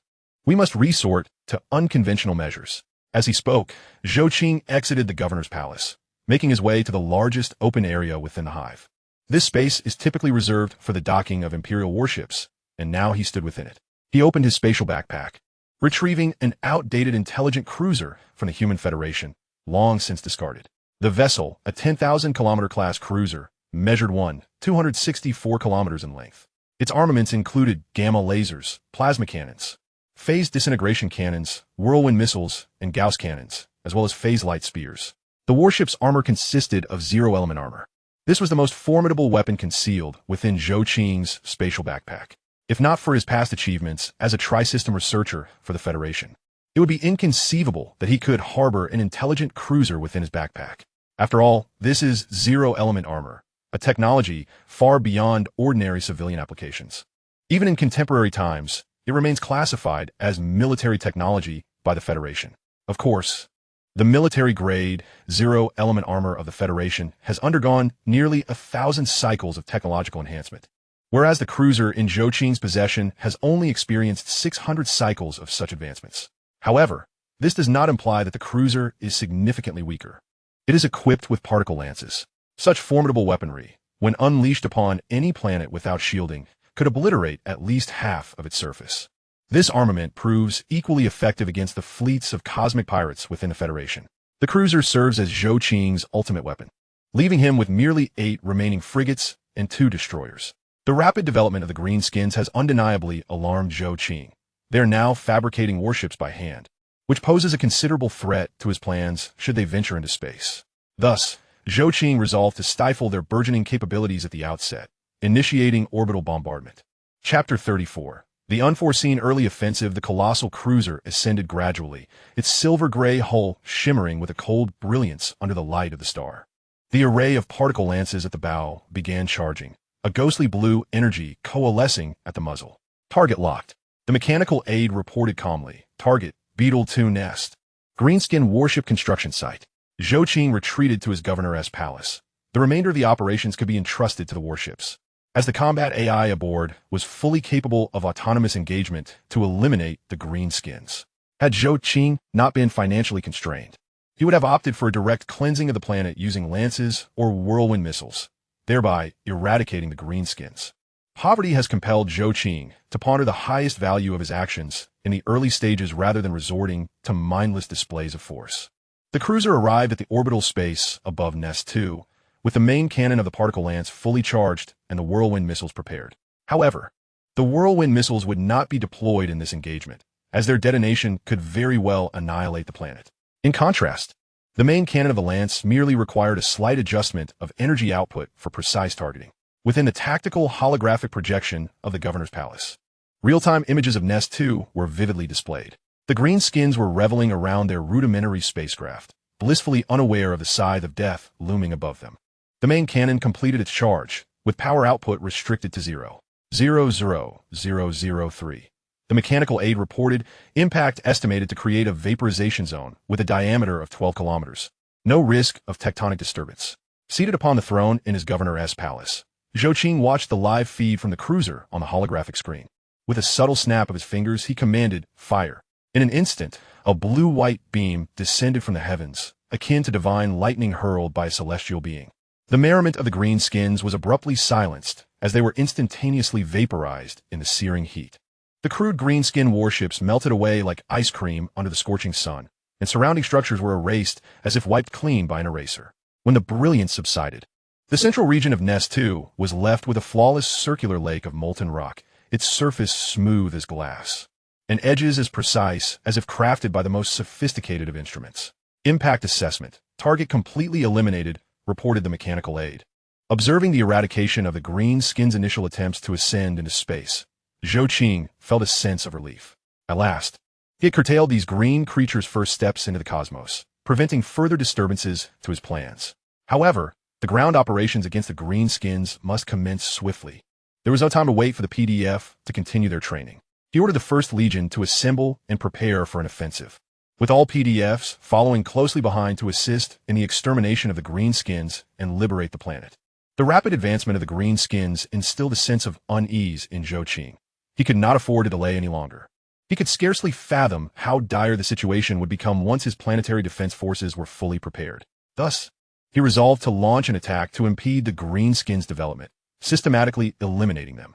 The Mechanical Legion was poised for war. In the pitch-black night of the Beetle Empire's nest world, Zhou Qing issued the command for the offensive. This directive was not solely for the Mechanical Legion. It also reached the forces of the Star Realm military. This military of the human empire was an asset he intended to leverage. Zhou Qing was acutely aware that the Star Realm army would not ally with him. Having discerned the situation of the Krieg Death Corps, he realized that, as they could not be of use to him, their only fate was to sacrifice themselves, at least in the name of their race. Zhou Qing did not desire to harm these ordinary individuals. He wished for them to achieve their ideals, redeeming themselves on the battlefield for their God Emperor. This was the greatest mercy he could extend to the Krieg Death Corps. The artillery of the petrified lizards commenced fire, while the cruisers in orbit began their bombardment upon the greenskins below. Waves of low-intensity particle lances were unleashed, inflicting devastating strikes upon the hordes of greenskins. Meanwhile, numerous Gauss rifles on the ground opened fire, catching the greenskins off guard. Yet they were still greenskins. Whack! The greenskins surrounding the nest let out a thunderous roar and launched a countercharge toward the advancing forces. The orbital bombardment's particle lances lashed the Earth like the whip of a divine being, reducing swathes of greenskins to plasma dust.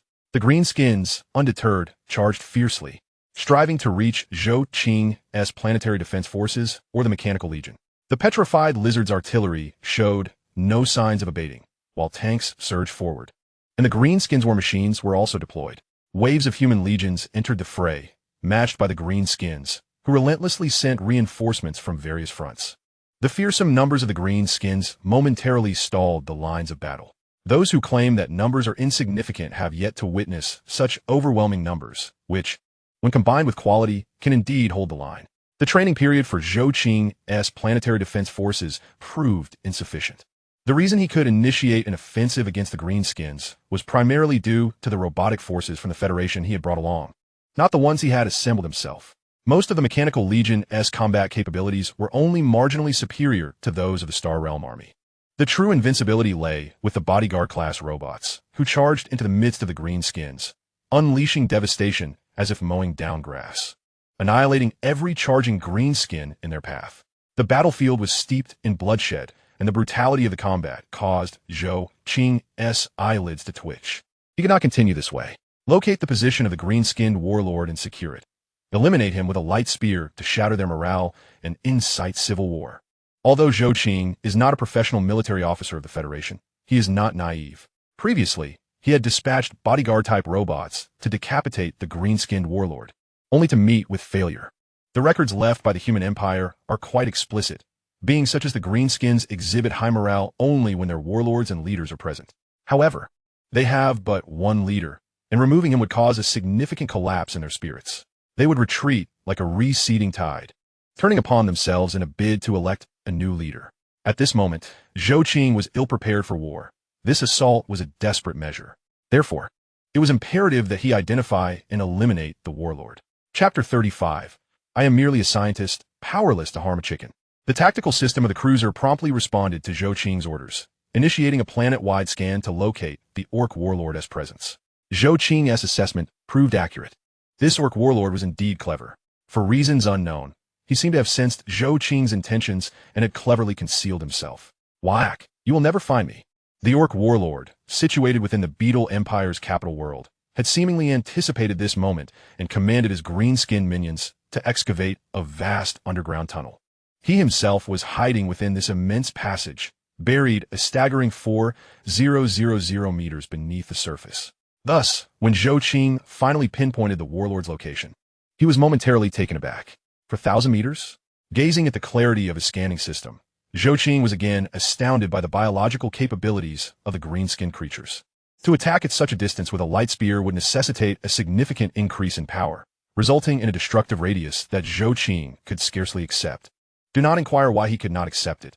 Simply put, he was far too impoverished. He had no desire to shoulder the enormous expenses of post-war reconstruction, as it was evident that the Human Empire's bureaucratic system would not provide him with supplies. Moreover, he was acutely aware that next year, the Human Empire's tax ships would arrive. Not only would he receive no material assistance from the Empire, but he would also have to pay taxes with his resources.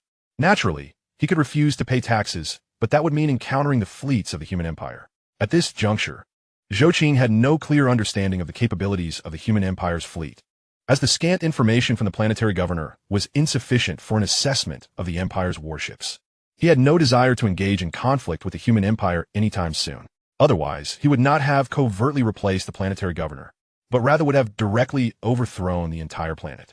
Amidst these myriad factors, Zhou Qing opted for the simplest and most cost-effective solution, to personally execute the green-skinned warlord. Rising slowly from his position, he was soon flanked by 2,000 bodyguard robots, a 2,001-strong squad to eliminate the green-skinned warlord. Zhou Qing did not bother to equip himself with weapons.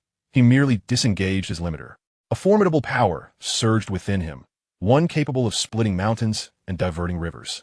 The bodyguard robots behind him similarly displayed their combat prowess after unlocking their limiters. These were Federation bodyguard robots. Their combat abilities could hardly be inferior to those of Zhou Qing, a scientist capable of lifting a mere 600-meter hill. It is well known that scientists are not endowed with such formidable strength.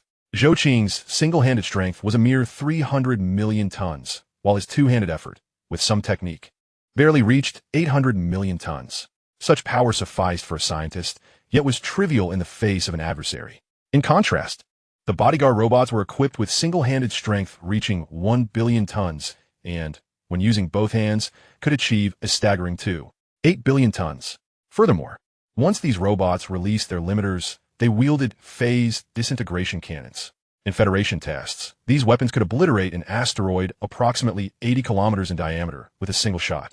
This explains why, when these bodyguard robots appeared on the battlefield, they merely swept through the greenskins without immediately resorting to their weaponry. Even when dispatching green-skinned foes or engaging ordinary infantry, they would not exert their full strength, opting instead to use only a fraction of their capabilities, ensuring that the collateral damage remained within acceptable limits for their creator.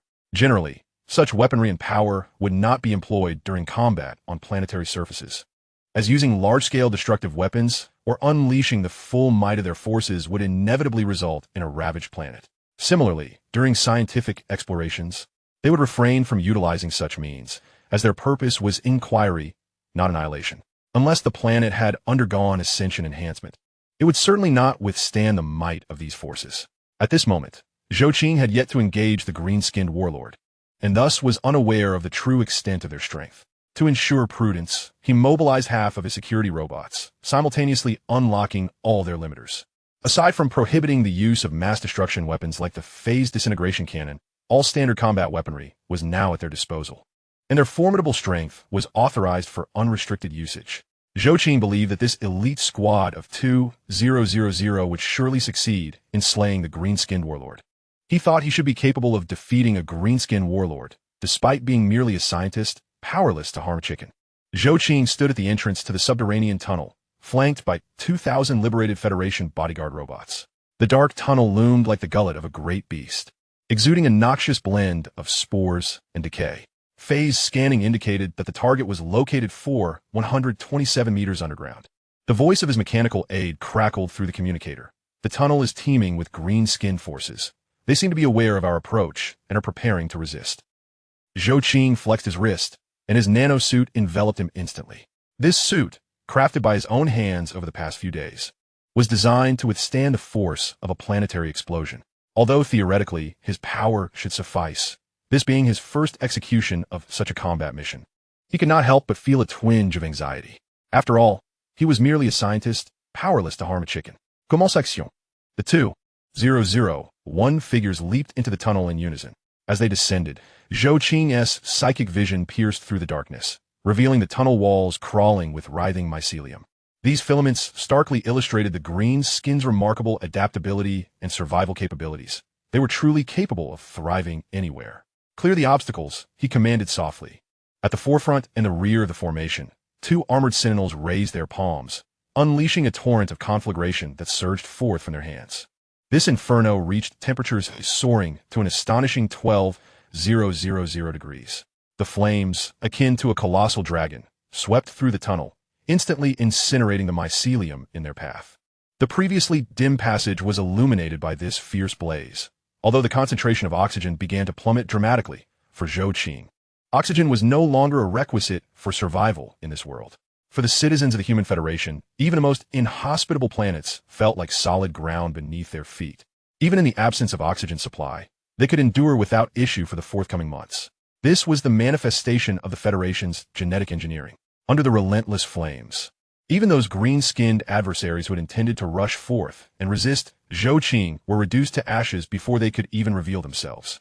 What was anticipated to be a thrilling slaughter transformed into a mere rout. Chapter 36. The resolution of the greenskins and the commencement of farming. Ultimately, after eradicating the entirety of the green-skinned denizens, Zhou Qing never caught a glimpse of the green-skinned warlord. All that remained was a heap of charred remains. This was deliberately left behind by the Sentinel robots, a meager offering of ash to allow Zhou Qing a glimpse of the elusive warlord who had been hiding away. However, it was evident that a pile of ashes was of little consequence. Zhou Qing exhaled upon the ashes, dispersing the dust entirely, before leading his troops back. The repercussions of his extermination of the green-skinned warlord rippled across the planet.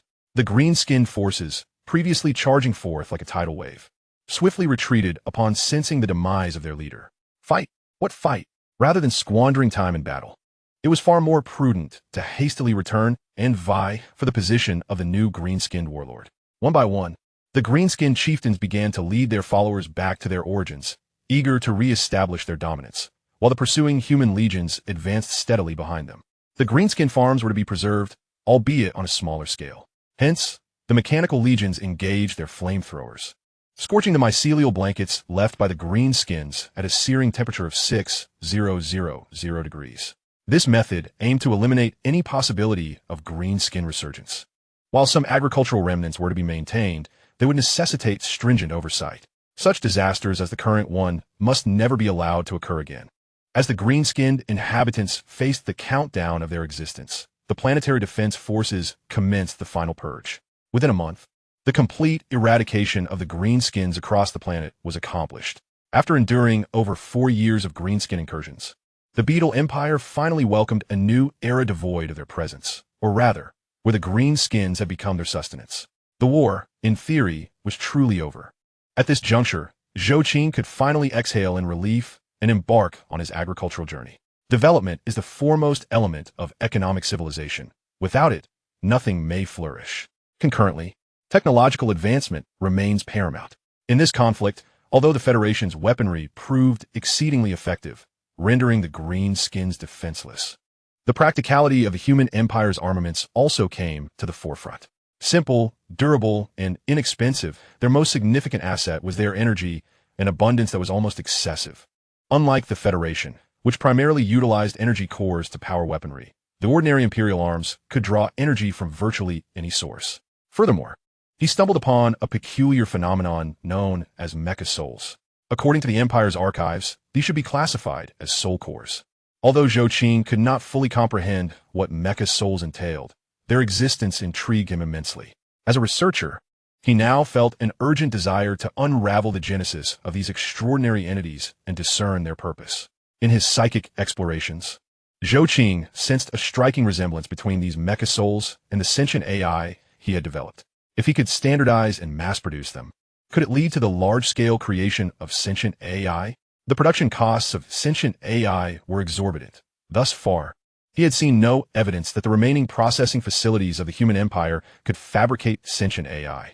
It would be more accurate to describe sentient AI not merely as artificial intelligence, but as a form of mechanical life, possessing its own soul. The creation of such entities was a formidable challenge, even if Zhou Qing could elevate the industrial capacity of this planet. Achieving the capability to produce sentient AI remained a daunting task. Unlike the arduous ascent of the technological tree, the emergence of mecha souls presented him with a more promising avenue. He could thoroughly investigate these mecha souls and experiment with their transformation into sentient AI. Should he succeed, the cost could be significantly reduced. Once the planetary cleanup was completed, Zhou Qing delved headfirst into the study of mecha souls, delegating various administrative duties to his assistant, the AI known as Xiaohui. This Federation AI was more than capable of managing these matters. While it may not rival the esteemed Governor Greywind, it could efficiently address the administrative concerns of an entire planet. In his laboratory, Zhou Qing tirelessly endeavored to refine the production of mecha souls and standardize the manufacturing process. He also procured a wealth of imperial literature, discarding the religious and nonsensical aspects, and began a thorough analysis of the mecha souls. During Zhou Qing's research, the Beetle Empire entered a period of vigorous development. One after another, primitive alloy stations were constructed alongside mineral extraction sites, guiding residents to commence mining operations. Previously unmanageable minerals were now being harvested, with no concern over purity or cost-effectiveness. From Zhou Qing's perspective, these issues were negligible.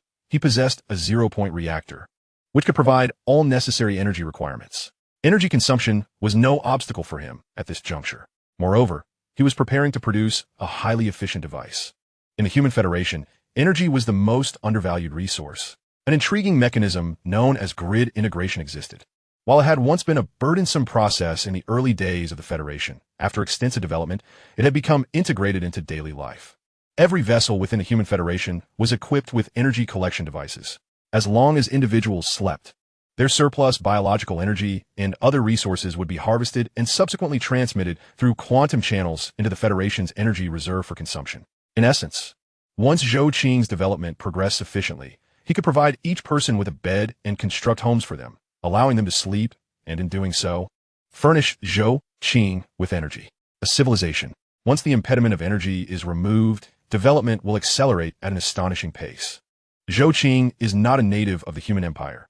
He hails from the Human Federation, specifically from the Star Union. This implies that he possesses a profound understanding of the trajectory of technological advancement.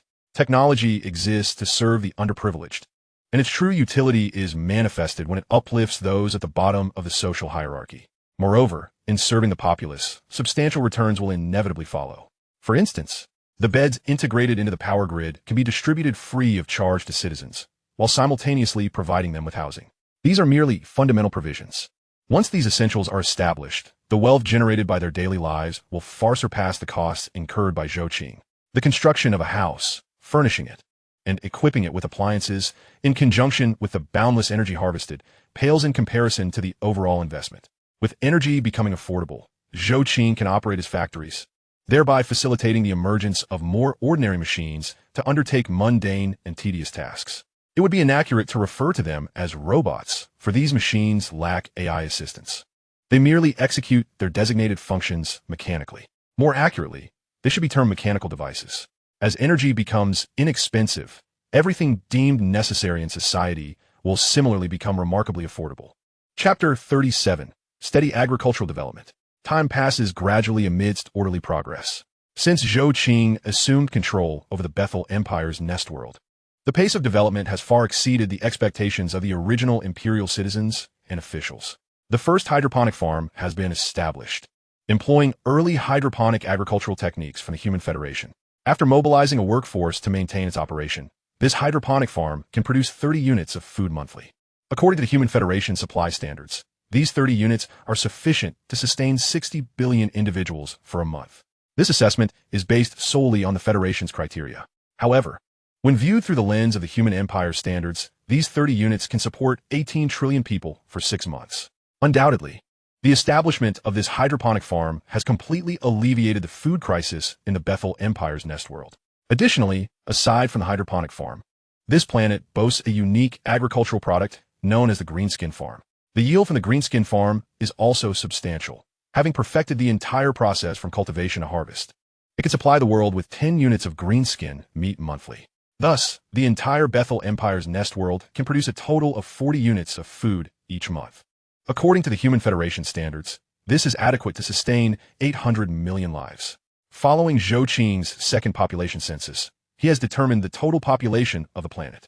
In the wake of extensive conflict and suffering, the Bethel Empire's nest world still harbors 76 billion inhabitants.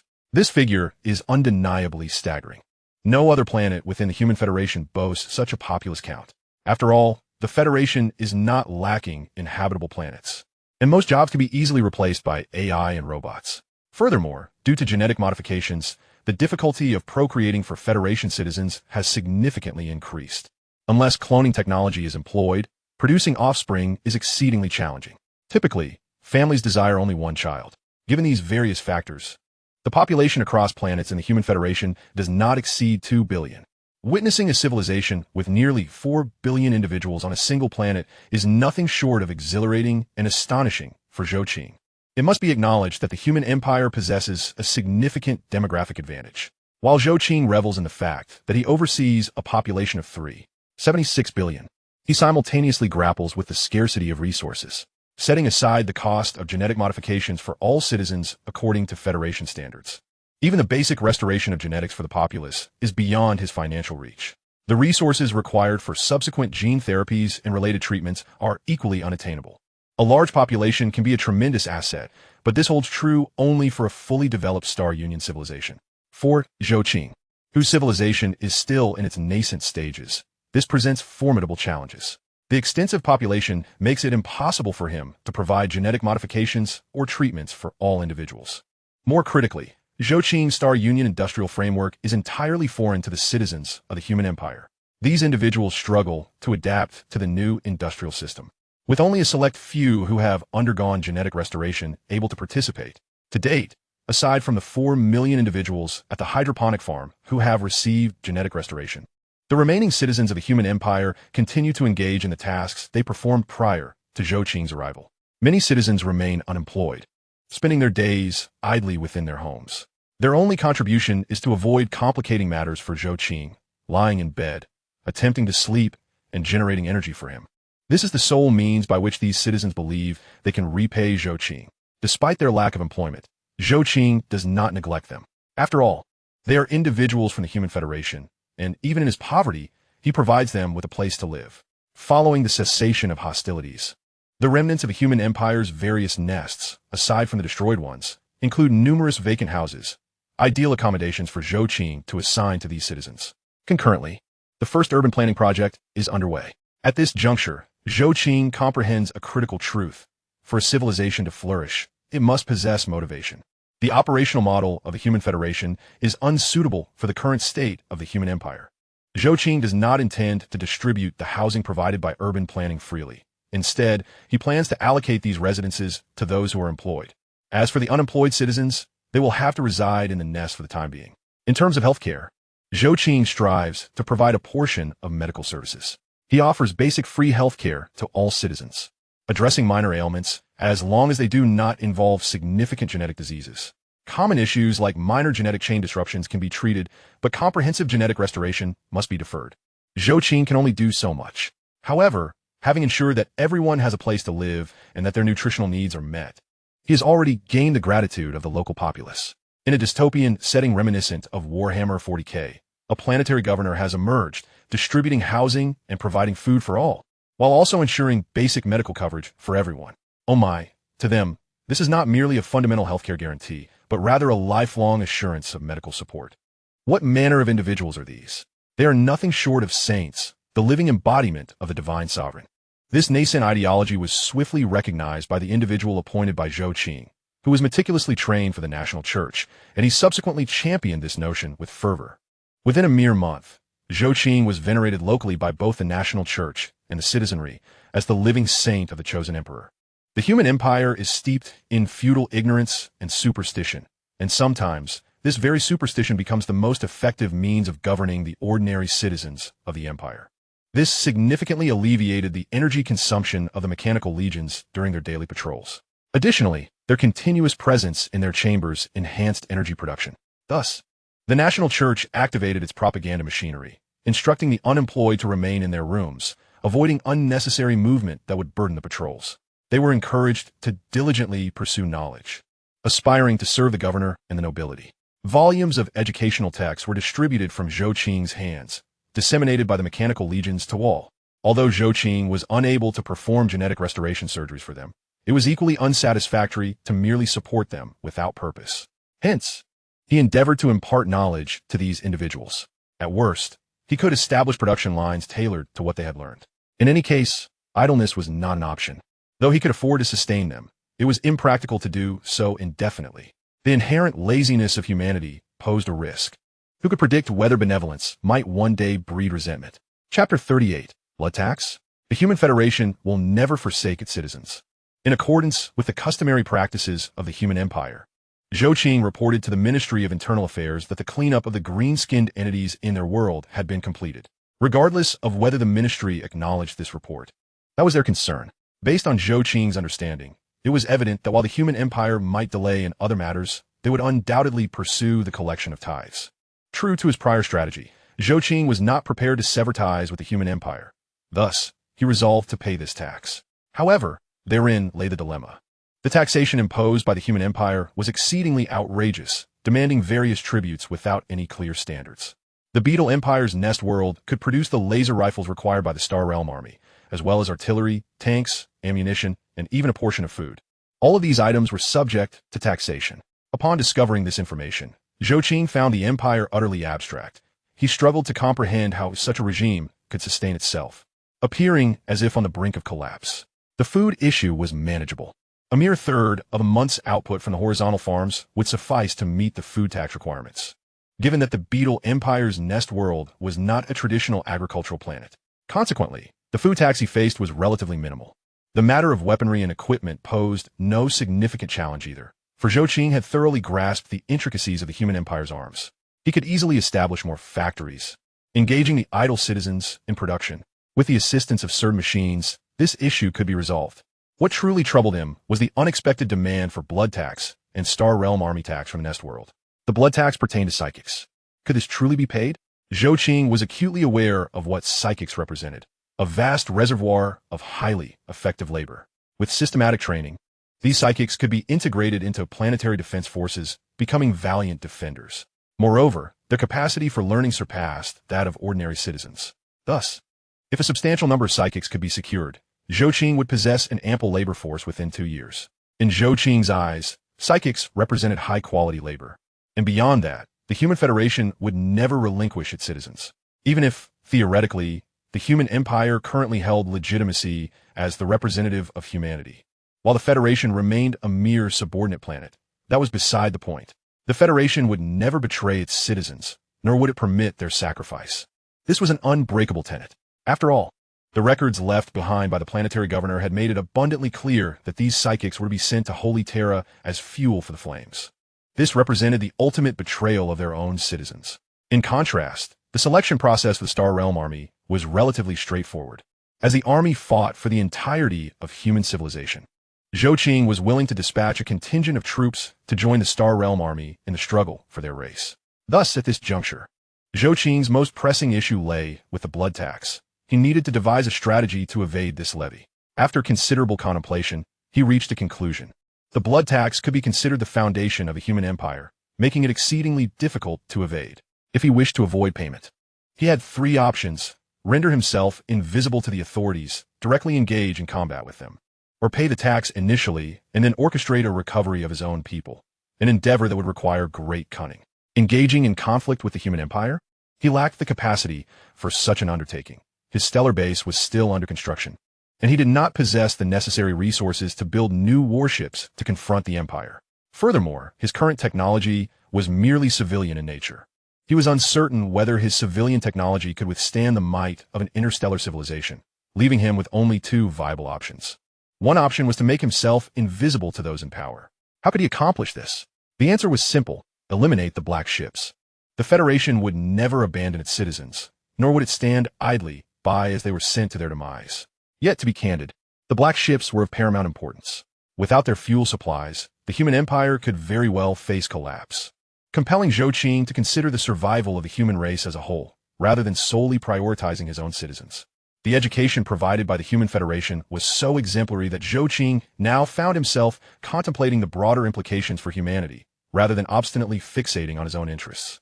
After extensive reflection, he was left with but one final course of action: surrender the psychics, then mobilize his forces to reclaim them.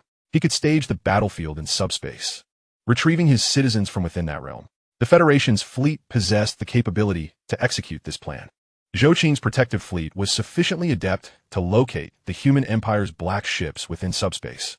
After all, the black ships traversed the subspace, which for the Human Federation was akin to its own backyard. Locating a black ship that had only just departed in that realm was exceedingly straightforward. As long as the elusive black ships of a human empire can be located, Zhou Qing can manifest his forces within the very interiors of these vessels. According to the intelligence gathered by the tribunal, it is not uncommon for the black ships to fall prey to the assaults of the subspace demons. Once they initiate their offensive, reclaiming their own personnel should pose no significant challenge, and seizing additional individuals as a smokescreen would be entirely feasible. In essence, Zhou Qing harbors no qualms about the abundance of psychics at his disposal. As for the loyalty of those he rescues, that too would not be a concern. Ordinary psychics stand no chance against Zhou Qing's formidable powers. A mere slight alteration of their will is a trivial task. Furthermore, genetic modifications would unequivocally ensure their allegiance, effectively serving as a safeguard while simultaneously alleviating their fears of the chaotic corruption. The citizens of the Bethel Empire's nest world remain blissfully unaware that their governor is prepared to occasionally raid the black ships of the human empire on their behalf. However, executing such a military operation cannot rely solely on Zhou Qing. He requires a contingent to synchronize with his efforts. Which forces are most adept at conducting operations within subspace? The Human Federation has reached a consensus: the Psychic Legions. Alternatively, he could recruit battle nuns and valkyries, the 3 contingents specifically designated for psychic warfare within the Federation. Though he may lack the capability to forge the formidable psychic legions and forces of the Human Federation, he can leverage his civilian technology and the high-quality psychic materials he carries to recreate the psychic legions from a bygone era. Each soldier of the psychic legions can directly disregard the taint of chaos. In terms of combat prowess, an ordinary soldier would possess capabilities akin to a standard chaos demon, perhaps even slightly superior. This represents the utmost limit of Zhou Qing's current abilities. After all, even the most advanced technology requires a foundation to manifest. It is akin to a modern individual, well-versed in all technologies, attempting to forge an iron sword upon returning to the Neolithic age, a daunting task, let alone crafting an atomic bomb. To transform ordinary psychics, particularly the detritus of the human empire, into the psychic legion he envisions, Zhou Qing must summon qualified psychics from across the planet and enhance them. A new command has been dispatched from the governor's office. The governor commands the conscription and cultivation of qualified psychics for the benefit of humanity. Chapter 39. The 400-strong Psychic Legion Squad. With Zhou Qing's orders given, and with the aid of the Mechanical Legion, every psychic on the planet was apprehended. Previously, the human empire struggled to consolidate its psychics due to their abysmal infrastructure. In stark contrast, Zhou Qing had invested heavily in establishing a robust infrastructure, equipping all citizens with a chip, thus transforming them into genuine qualified citizens. Simultaneously, the Human Federation had adequately prepared for incidents of psychic awakening and possessed comprehensive training methods for psychics.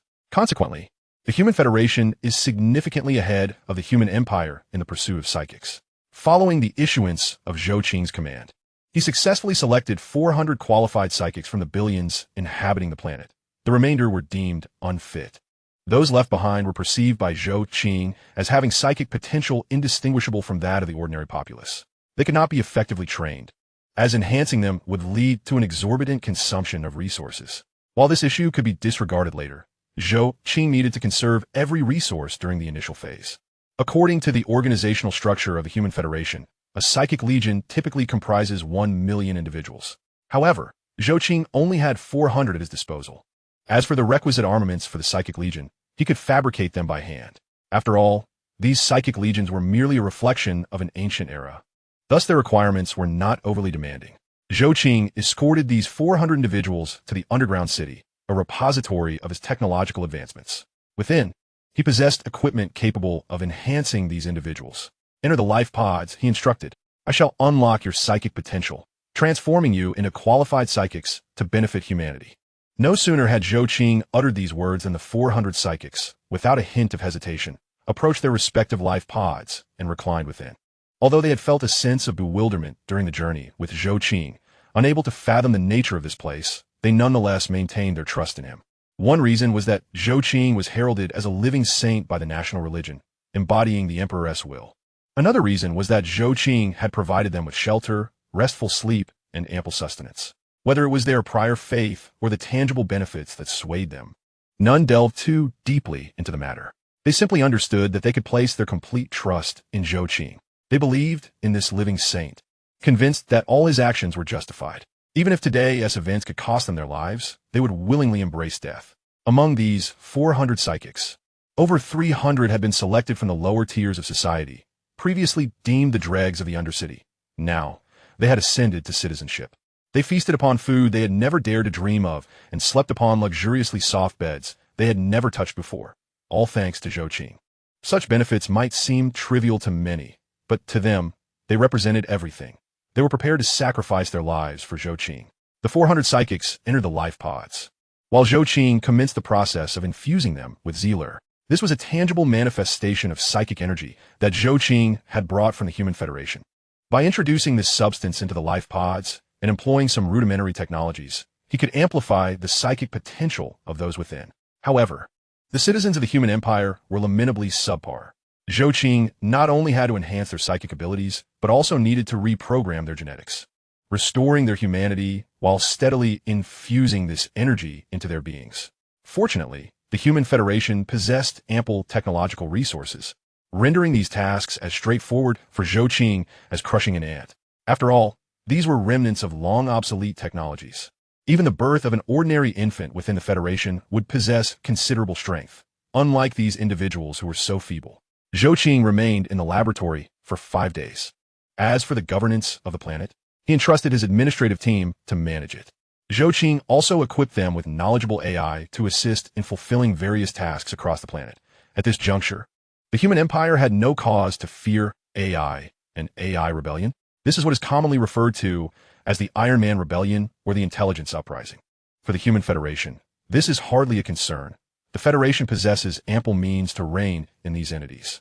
After enduring 3 AI rebellions and the baptism of the Purification Protocol, the Federation has developed absolute technology to control AI, rendering any potential issues impossible. This technology was derived from the Purification Protocol. Thus, for Zhou Qing, a citizen of the Human Federation at this juncture, AI is an indispensable tool. 5 days later, 400 psychics emerged from the cultivation pods, having undergone a complete transformation. Each donned the nano-combat suits that Zhou Qing had meticulously prepared for them, which possessed the remarkable advantage of accommodating any body type. Among these 400 psychics, there were both men and women. Yet one constant remained. Their combat prowess now matched that of ordinary greater demons. Those with exceptional talents could even contend against 3 or 4 greater demons without faltering. Excellent. Your enhancements are now complete. For the time being, you will remain in this city for training. Do not venture outside its bounds. I will lead you on a covert mission soon. But prior to that, familiarize yourselves with the energy within you and learn to wield it deftly. The 400 psychics stood at attention, their eyes devoid of fear and confusion, replaced instead by determination and strength. They could feel the psychic energy coursing through them, an unprecedented sensation of control. No longer was it chaotic and uncontrollable power. It was energy precisely guided. This power was akin to a gentle kitten, easily manageable and not prone to harm others through reckless release. It was a power that could be mastered. Zhou Qing departed, leaving behind 10 mechanical instructors. Although the robots lacked the ability to utilize psychic energy, they possessed sufficient knowledge. Zhou Qing had imparted a wealth of information regarding the usage of psychic energy to them, enabling the robots to assist these individuals. This was the limit of Zhou Qing's capabilities. He could not remain to mentor this psychic legion. There were many other matters demanding his attention, particularly further research into the Federation's technology. The civilian technology left him feeling deeply unsettled. He required military technology to bolster his security. Chapter 40. Preparing to pay the imperial tax. Having done all that could be done, all that remained was to patiently await the passage of time. Zhou Qing was in no rush, for he had ample time to nurture the civilization under his command. He could serve as a guide, steering this nascent civilization towards resurgence. From the moment humanity stepped off that blue planet, this has been their nature, and conquering the entire galaxy and universe is humanity's destiny. The Psychic Legion had commenced training, while the Planetary Defense Forces also began their own preparations. Zhou Qing could not abide the weakness exhibited by the original Planetary Defense Forces. Thus, he envisioned a new planetary defense army for his planet. Over the next 8 months, Zhou Qing set about forming his planetary defense army, preparing to meet the forthcoming interstellar military tax. This tax was inevitable, as it was a battle for the existence of the human race. Fighting for the race was an honorable endeavor, and it did not entail sending one's soldiers into death's embrace. Battles, after all, yield both survivors and the fallen, depending on the soldier's fortunes. Nonetheless, Zhou Qing ensured that his planetary defense army was sufficiently equipped with weapons and provided with a measure of security. With the alloy factory now operational and the affordability of powered armor, he outfitted all members of the planetary defense army with powered suits, along with Gauss rifles and 4 nuclear magnetic grenades per individual. Additionally, each Gauss rifle was equipped with a phase bayonet for close combat. While one might choose not to utilize a bayonet, its absence is simply not an option. Zhou Qing understood this well. In this universe, close-quarters combat was an inevitability, as the chaotic forces would charge like primitive warriors. To guarantee his forces would not falter in close combat, Zhou Qing incorporated these bayonets. Participants in the Planetary Defense Army received genetic modifications, enhancing their physical attributes to double that of an average human, thereby enabling them to effectively wield the equipment of the Planetary Defense Army. However, joining the Planetary Defense Army was mandatory, with no option to withdraw. At least during their term of service, withdrawal was forbidden. This was a stringent rule imposed by Zhou Qing, who currently faced resource scarcity. After all, he was somewhat impoverished, and thus required to be frugal. It was inconceivable for someone to enlist in the Planetary Defense Army, receive genetic enhancements, and then simply withdraw. Yet, as it turned out, Zhou Qing's concerns were unwarranted, for no one showed any inclination to leave the Planetary Defense Army. This left them with few opportunities to contribute to the planetary governor. For the citizens of the Beetle Empire's hive world, they found themselves at a loss for ways to repay Zhou Qing. Many could only resort to sleeping incessantly, generating more energy as a means of repayment. But could that truly be considered a return? It was merely an extended holiday. Thus, once these individuals received their summons to the Planetary Defense Army, who would willingly withdraw, this was a rare opportunity to contribute to the governor and the emperor, and they would never abandon the Planetary Defense Army. Since the conclusion of the war with the Greenskins, Zhou Qing's planetary defense army had swelled due to the enthusiasm of many and the increasing availability of food and resources. Ultimately, he had assembled a planetary defense force of 30 million. A planetary defense army of 30 million might well surpass the military strength of many hive worlds within the Empire, especially considering their individual powered armor. Although these suits were constructed from first-tier alloys, known in the cosmos as plasteel, Zhou Qing had compared this initial first-tier alloy with the ceramic steel used in the Warhammer universe. The results indicated that his original first-tier plasteel exhibited approximately double the performance across various metrics. Alloys of the interstellar age could not be likened to those from the 2K era on Earth. They merely retained the name. However, their performance was far beyond the materials of the 2K period. The powered armor, crafted from first-tier alloys, provided adequate defense for these planetary defense troops. Yet, due to a scarcity of energy and materials, these ordinary soldiers were not equipped with basic shields. This was perhaps Zhou Qing's sole regret. Nevertheless, he could confidently declare that even faced with an onslaught of 40 to 50 billion greenskins, with his current 30 million strong planetary defense army, he could secure victory without deploying his warships or security robots. In the Beetle Empire's hive world, according to the information left by the previous planetary governor, it was clear that this hive world was required to pay an annual tax of 10 regiments of interstellar military. Each legion of the Starry Realm comprises 3,000 souls, conforming to the military standards of their nest world. This implies that when the next tax ship arrives, he must present approximately 30,000 troops to the Empire, and he currently possesses a full 30 million. Even by the standards of the Human Federation, this amounts to an impressive force equivalent to 30 legions. A mere 30,000 troops, representing the strength of 10 regiments, is but a trifling matter. Zhou Qing can undoubtedly meet this requirement. Simultaneously, during these past months, the Psychic Legion has completed its preparations, and Zhou Qing now awaits the arrival of the Empire's tax ship. Time flows quietly in the Beetle Nest world. Zhou Qing stands atop the governor's tower, gazing down upon the city undergoing its metamorphosis. The lower levels of the nest are no longer squalid slums rife with sewage, but have been transformed into orderly residential areas. The factories in the mid-levels operate day and night, producing enough supplies to sustain the entire planet. Meanwhile, the upper levels have evolved into the training base and command center for the planetary defense forces. 8 months is sufficient time for a world to undergo a profound transformation. A planetary defense force of 30 million is a staggering figure in any nest world of the Empire. Even more daunting is the fact that this force is not a rabble. Each soldier is equipped with powered armor, Gauss rifles, and nuclear magnetic grenades, with an extensive array of heavy weaponry at their disposal. Their training intensity far exceeds the standards of the Imperial Guard, and in certain tactical aspects, they approach the level of interstellar warriors. In just 1 year since Zhou Qing took command, this colony world has become distinctly different from the colonial planets of the human empire. Zhou Qing sits within the governor's palace, poised to await the arrival of the human empire's tax ship and the ominous black ships.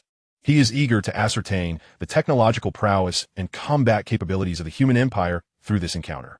Of course, to avoid revealing his identity and to blend into the human empire, Zhou Qing has prepared a modest banquet for the upcoming tax officials, using only commonplace fare. To prevent any unforeseen occurrences, he has activated simulation devices to revert everything to the appearance that befits the human empire. Chapter 41. No taxes required, chaotic energy approaches. Zhou Qing awaits the human empire's tax collection, but ultimately, he does not receive the anticipated visitors. The war in Cadia has ended in failure. The 13th Black Crusade has triumphed. Given the current developments, how could the Empire's tax ship possibly traverse the warp? Terrifying, chaotic energy spills forth from the Eye of Terror. Such a dreadful subspace, enveloping half the galaxy in the presence of the chaotic deities, precludes any tax vessels from the Empire from entering this star sector. Zhou Qing keenly senses the tumultuous waves of subspace energy, chaotic and flowing like a mighty river. He swiftly orders the activation of high-energy shields to keep this vile subspace energy at bay, ensuring it does not penetrate the planet's surface. Zhou Qing commands his troops to immediately initiate high-energy shields, isolating the repugnant subspace energy beyond the planet's boundaries, while he himself remains unafraid of this subspace energy. The citizens of a human empire are vulnerable to its corrosive effects, a fact Zhou Qing has already discerned, prompting the immediate activation of the high-energy shields. Before the chaotic energy reaches the planet, a colossal planetary shield manifests upon the surface of the Beetle Empire's nest world. An energetic contest ensues between the terrifying chaotic energy and the high-energy shield. Yet ultimately, the chaotic energy surges past the shield. The high-energy shield, fortified by several zero-point reactors, is not easily corroded by ordinary chaotic energy. After failing to erode the defenses, the chaotic energy continues its advance to other regions. Zhou Qing remains steadfast in the governor's palace, observing this unfolding spectacle. He is uncertain about the cosmic events transpiring, but he perceives the nauseating nature of the chaotic energy. Now, a sense of bewilderment washes over him as he seeks to understand the reason behind such a cataclysmic upheaval in the world. What, indeed, has transpired in the universe? Due to the human empire's complete lack of functional communication devices, relying solely on the star speakers for communication, Zhou Qing is compelled to make his way to the star speaker hall. Frankly, this form of communication strikes Zhou Qing as decidedly primitive. He struggles to comprehend how an interstellar civilization could lack communication technology and resort to such archaic methods. It seems excessively antiquated. It stands to reason that even a nascent interstellar civilization entering the galaxy should possess the capability for seamless communication across the cosmos. What then is the true state of this enigmatic human empire? Has their technological development gone awry?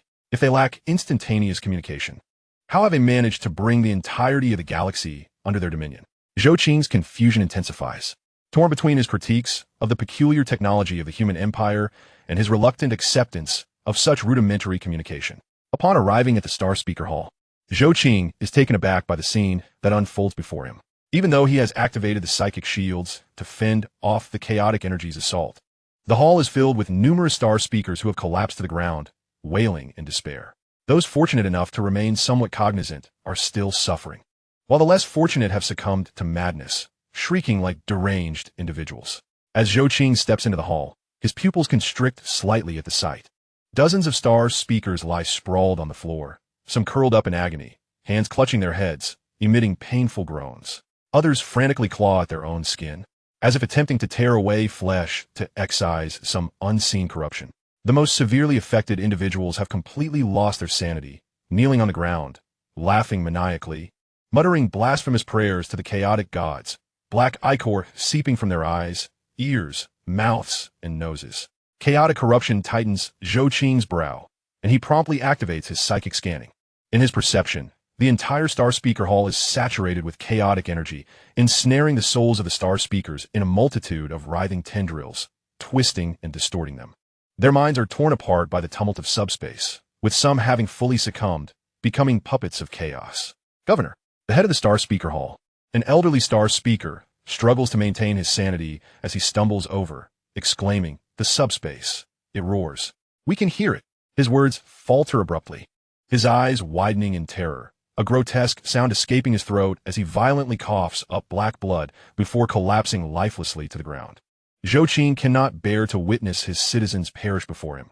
Thus he channels his immense psychic energy, commencing a purge of the chaotic energy surrounding them. As his high-level psychic power floods forth, all chaotic energy in the vicinity is purified, vanishing in an instant. Subsequently, a surge of psychic energy floods into the bodies of the star speakers, restoring them to a semblance of life. Yet, even with Zhou Qing's energy, they continue to groan in distress. Once Zhou Qing had largely restored the citizens under his command to a semblance of normalcy. He furrowed his brow and retracted his spiritual energy, turning to his bodyguard with a directive. Retrieve 10 purifiers immediately and place them in the Star Language Hall to handle the purification of this chaotic energy. These abhorrent substances must not be permitted to manifest on my planet. The psionic shield shall remain active, steadfastly preventing any chaotic energy from breaching our defenses. All factories must operate around the clock to produce subspace energy purifiers. Only after thorough purification can this energy be admitted. Zhou Qing's expression was exceedingly grim, akin to encountering a foul mess. In truth, the act of expending his spiritual energy to resolve these issues felt akin to stirring through a pile of excrement. His commands were swiftly executed. 10 subspace energy purifiers were urgently transported to the Star Language Hall. Upon activation, these colossal metallic obelisks emitted a soothing blue glow, gradually decomposing and purifying the residual chaotic energy. The star speakers finally ceased their anguished moans, yet their spirits had suffered profound damage, rendering them incapable of resuming work in the near term. Governor, the purifiers are operating normally, reported the AI aide, but chaotic energy continues to infiltrate. And the concentration beyond the shield is still rising. Zhou Qing stood resolutely at the center of the Star Language Hall, his gaze steely. Well then, the sole channel for communication with the outside world has been severed. He felt an overwhelming desire to confront the leaders of the human empire with great force, genuinely questioning how such an interstellar civilization had advanced technologically, while he could tolerate the reliance on subspace for faster-than-light travel. After all, subspace was indeed effective. He could not fathom why even basic communication was so inadequately managed, dependent solely on the star speakers. In Zhou Qing's eyes, the performance of the human empire, particularly in terms of communication, was shockingly inferior, even compared to a nascent interstellar civilization. At times, he truly questioned how such a civilization had endured for 40,000 years. It seemed utterly absurd. Chapter 42. Investigating the surroundings of the human empire. Zhou Qing was perplexed by the unfolding events, yet he understood the necessity of uncovering the truth. Otherwise, navigating the galaxy would prove perilously treacherous. According to the star charts collected by the human empire, a colony of theirs should exist adjacent to his stellar system. Given his inability to ascertain the situation here, he resolved to seek information from another colony. Perhaps they would possess insights unavailable to him. Driven by this thought, he mobilized all available warships, 2 cruisers for destroyers, and 18 frigates. Some of these vessels had accompanied him from the Federation, while others were newly constructed. After all, what is the first step in declaring one's sovereignty over a stellar system? Naturally, it is to establish a stellar base. Over the course of development, he had managed to create a star fortress-level base. Fortunately, this base had survived the recent subspace incursion, but he could only maintain communication with it. The exploratory fleet departed from the orbit of the Beetle Empire's capital world, comprising merely a cruiser for destroyers and 16 frigates. This fleet was suited only for exploration or combating piracy. The fleet set sail, and Zhou Qing was on board, determined to uncover the truth of the situation. Unlike the warships of the human empire, those of the human federation were capable of faster-than-light travel. Thus, in order to expedite their journey to the neighboring imperial colony, the small fleet accelerated to 600,000 times the speed of light. Mere minutes after departure, they arrived above another imperial world. Regrettably, before Zhou Qing could descend to investigate, he was immediately assaulted by the overwhelming stench permeating the atmosphere, reminiscent of filth. The fate of this colonial planet was evident. It had undoubtedly succumbed to chaotic forces. Even in the depths of space, Zhou Qing could sense the repugnant odor emanating from the planet below. Yet amidst this foulness, there remained human citizens who were valiantly resisting. It was these potential survivors that compelled Zhou Qing to refrain from withdrawing the fleet, opting instead to hover above this imperial world. The Human Federation would not abandon its citizens. Having confirmed the presence of human life on this planet, Zhou Qing was willing to extend his aid, provided he could do so within his means. Coincidentally, the planetary defense forces had completed their training. A military force that had never faced the crucible of battle, spending its days in simulated combat, could hardly be considered elite. With enemies at their doorstep, it was time to engage. Not to mention the presence of human citizens still resisting. They needed saving. The thought that others should rest easy while he lay awake in distress solidified Zhou Qing's resolve to eradicate the chaotic demon army. Furthermore, it provided an opportunity to assess the combat capabilities of these chaotic forces. At this juncture, Zhou Qing had come to a disheartening realization. This new universe was a veritable cesspool, resembling an abstract toilet. The subspace here was dramatically different from that of the Federation, teeming with malevolent deities whose powers tainted the very fabric of subspace, rendering the energy as repugnant as refuse, leaving him at a loss for action. Simultaneously, these subspace deities posed a threat to humanity. As long as he remained in this universe, conflict with the chaotic army was inevitable. Now was the perfect occasion to gauge their strength through warfare. The fleet would return, with the cruiser conducting orbital bombardments on the enemies occupying the planet, assisting the citizens on the surface in their struggle for survival. The remaining fleet would swiftly return to base, transporting 10 million planetary defense troops to prepare for a landing operation alongside their Titan Legion. Zhou Qing's directives rapidly disseminated throughout the fleet. The destroyers and frigates began to adjust their trajectories, vanishing from sight in the next instant. The escort fleet returned directly to the skies above the home planet, and the planetary defense forces received Zhou Qing's orders, mobilizing the Titan Legion in tandem. These Titans were a product of Zhou Qing's own research. developed after acquiring knowledge from the mechanic sect. In terms of combat capability, due to material and cost constraints, he had only managed to attain parity with battle-class Titans. This new type of Titan was produced by amalgamating certain technologies from the Federation and indigenous human imperial advancements, although their combat prowess was merely on par with battle-class units. Under full material supply conditions, they could produce 10 such Titans in a single day. This is the result of reallocating a dedicated Titan production line, while other production lines are simultaneously engaged. Although Zhou Qing has been focused on unlocking the military technologies of the Federation, he does not intend to squander the technological advancements of the human empire. After all, indigenous technology has proven its efficacy against local adversaries through the crucible of war. Moreover, it is notably cost-effective. Compared to the combat mechs within the Human Federation, it is evident that the Titans of the human empire are considerably more affordable. By simply equipping them with an artificial intelligence, a single pilot suffices to operate a Titan of the Battle Commander class. In reality, the pilot is often superfluous, as the AI can entirely command the Titan. The presence of a pilot is merely a facade. Furthermore, there exists a psychological reverence for these Titans within the human empire. When these divine machines march upon the earth, the morale of the human empire's troops surges. In contrast, while manufacturing the more expensive yet formidable Federation combat mechs may yield similar effects, the initial boost in morale is likely to be absent. Naturally, the Federation's weaponry is predominantly composed of alloys, which are insufficient for production. Although the Titans are inexpensive, they still require alloys, which are also needed for the construction of invaluable transport ships and escort vessels.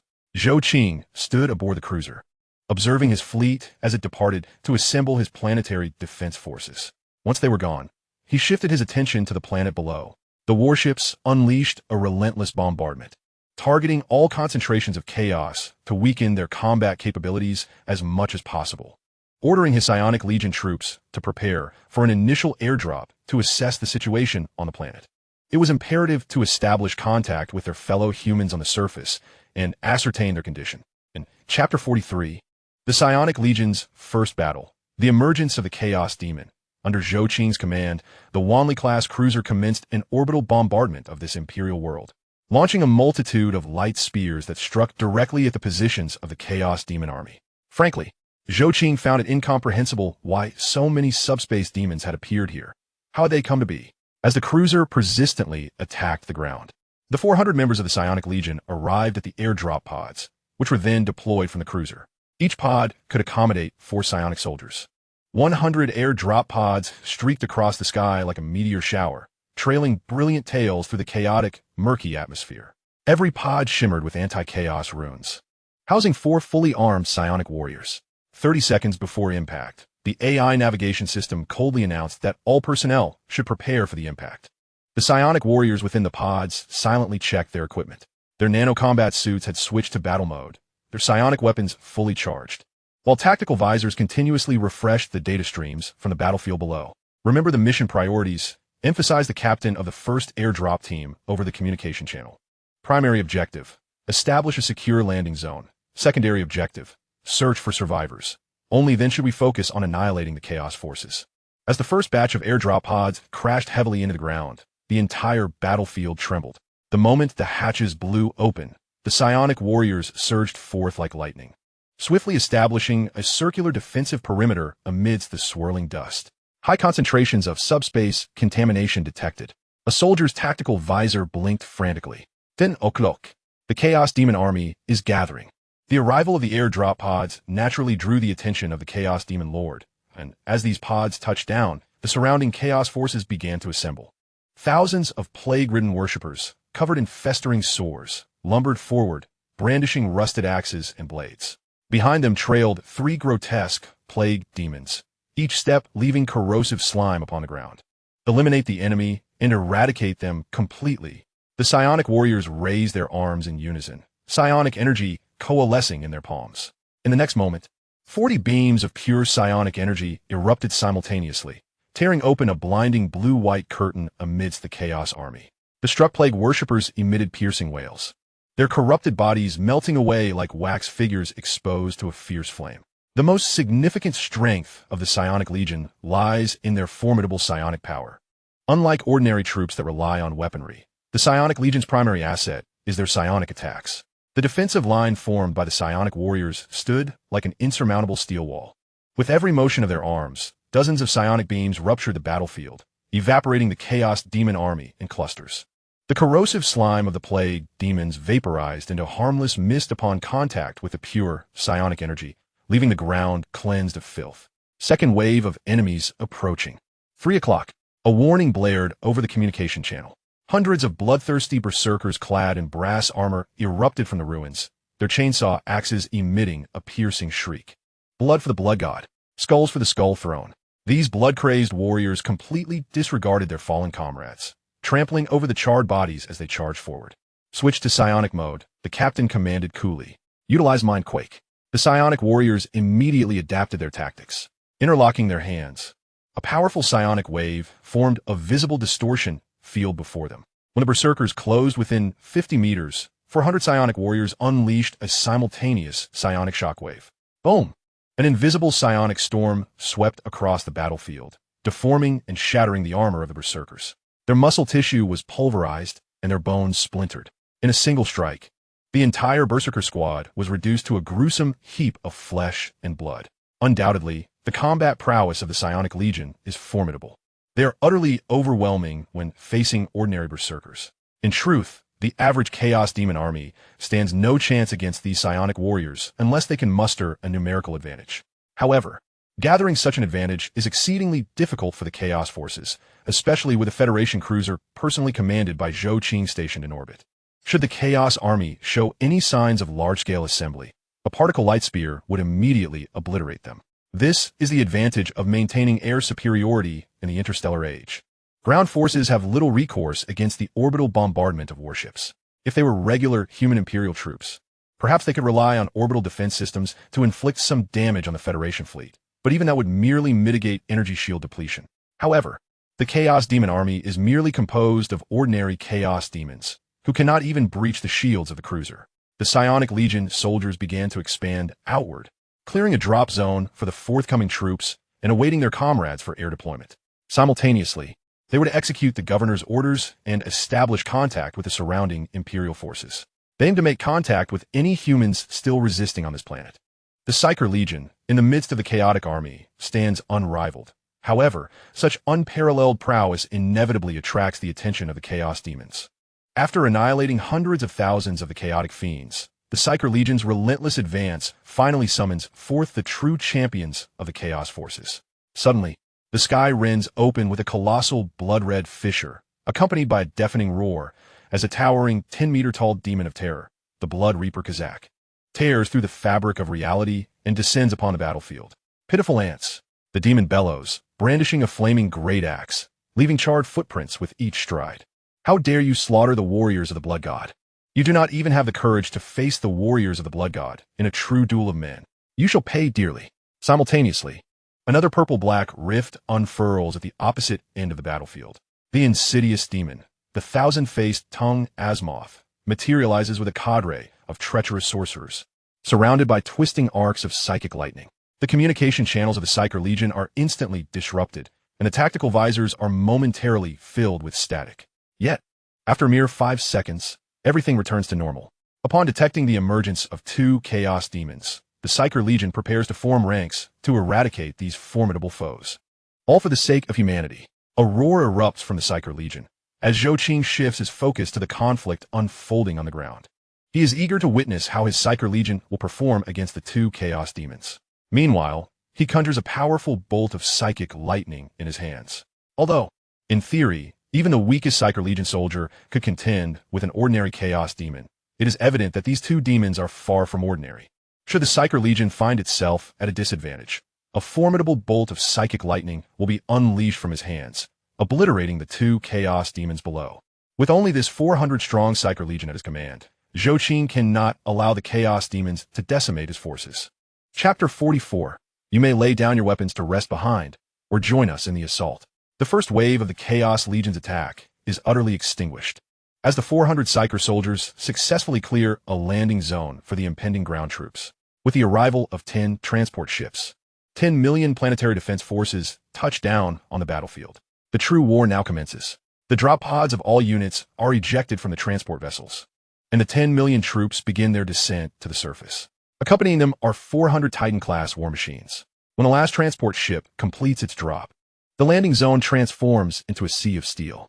The armored division of the planetary defense forces stirs up clouds of dust, and the heavy footsteps of the Titans cause the very ground to tremble. The tide of war shifts dramatically. The oncoming Chaos Army, upon encountering Zhou Qing's planetary defense forces, dissipates like snow meeting fire. These troops, clad in powered armor and advancing relentlessly, are not to be compared to the ordinary forces of the human empire's planetary defense. The Gauss rifles fire incessantly, proving effective not only against the green-skinned adversaries, but also against the Chaos demons, with each shot nearly claiming the life of a fiend or a cultist. The Psyker Legion soldiers, serving as the vanguard, lead the planetary defense forces forward. Zhou Qing stands upon the warship, observing the current situation through the holographic battle map, noting how the units begin to advance outward from the central landing point. Regrettably, the human imperial resistance that once inhabited this planet is rapidly vanishing. This is not a world of nests. It is merely a timber world designed solely for logging. Consequently, this world lacks sufficient planetary defense forces to mount an effective defense. Faced with the sudden onslaught of the Chaos Horde, the inhabitants of this lumbering world possess little means of resistance. Had Zhou Qing delayed the deployment of his fleet even slightly, he would have witnessed the complete dissolution of human resistance. However, even with his troops engaged in battle and prepared to assist the citizens of the human empire, their efforts yield little effect. The defenses of this timber world are woefully inadequate, rendering the planetary defense forces comparable to those of the medieval era. One cannot expect a collection of armored individuals wielding long swords to stand against the Chaos Army. Only a scant few are equipped with standard Imperial laser rifles, and their numbers are far too few. Observing the scene before him, Zhou Qing finds himself at a loss. His forces have already begun combat on the ground, yet the human Imperial resistance is dissipating far too swiftly. All he can do is hasten the advance and see how many can survive the onslaught. With the full-scale landing of the Federal forces, the collapse of the Chaos Army becomes inevitable. The armored division of the planetary defense forces rolls over the battlefield like a torrent of steel, while the Titans' plasma cannons and volcanic artillery reduce swathes of demons to ash.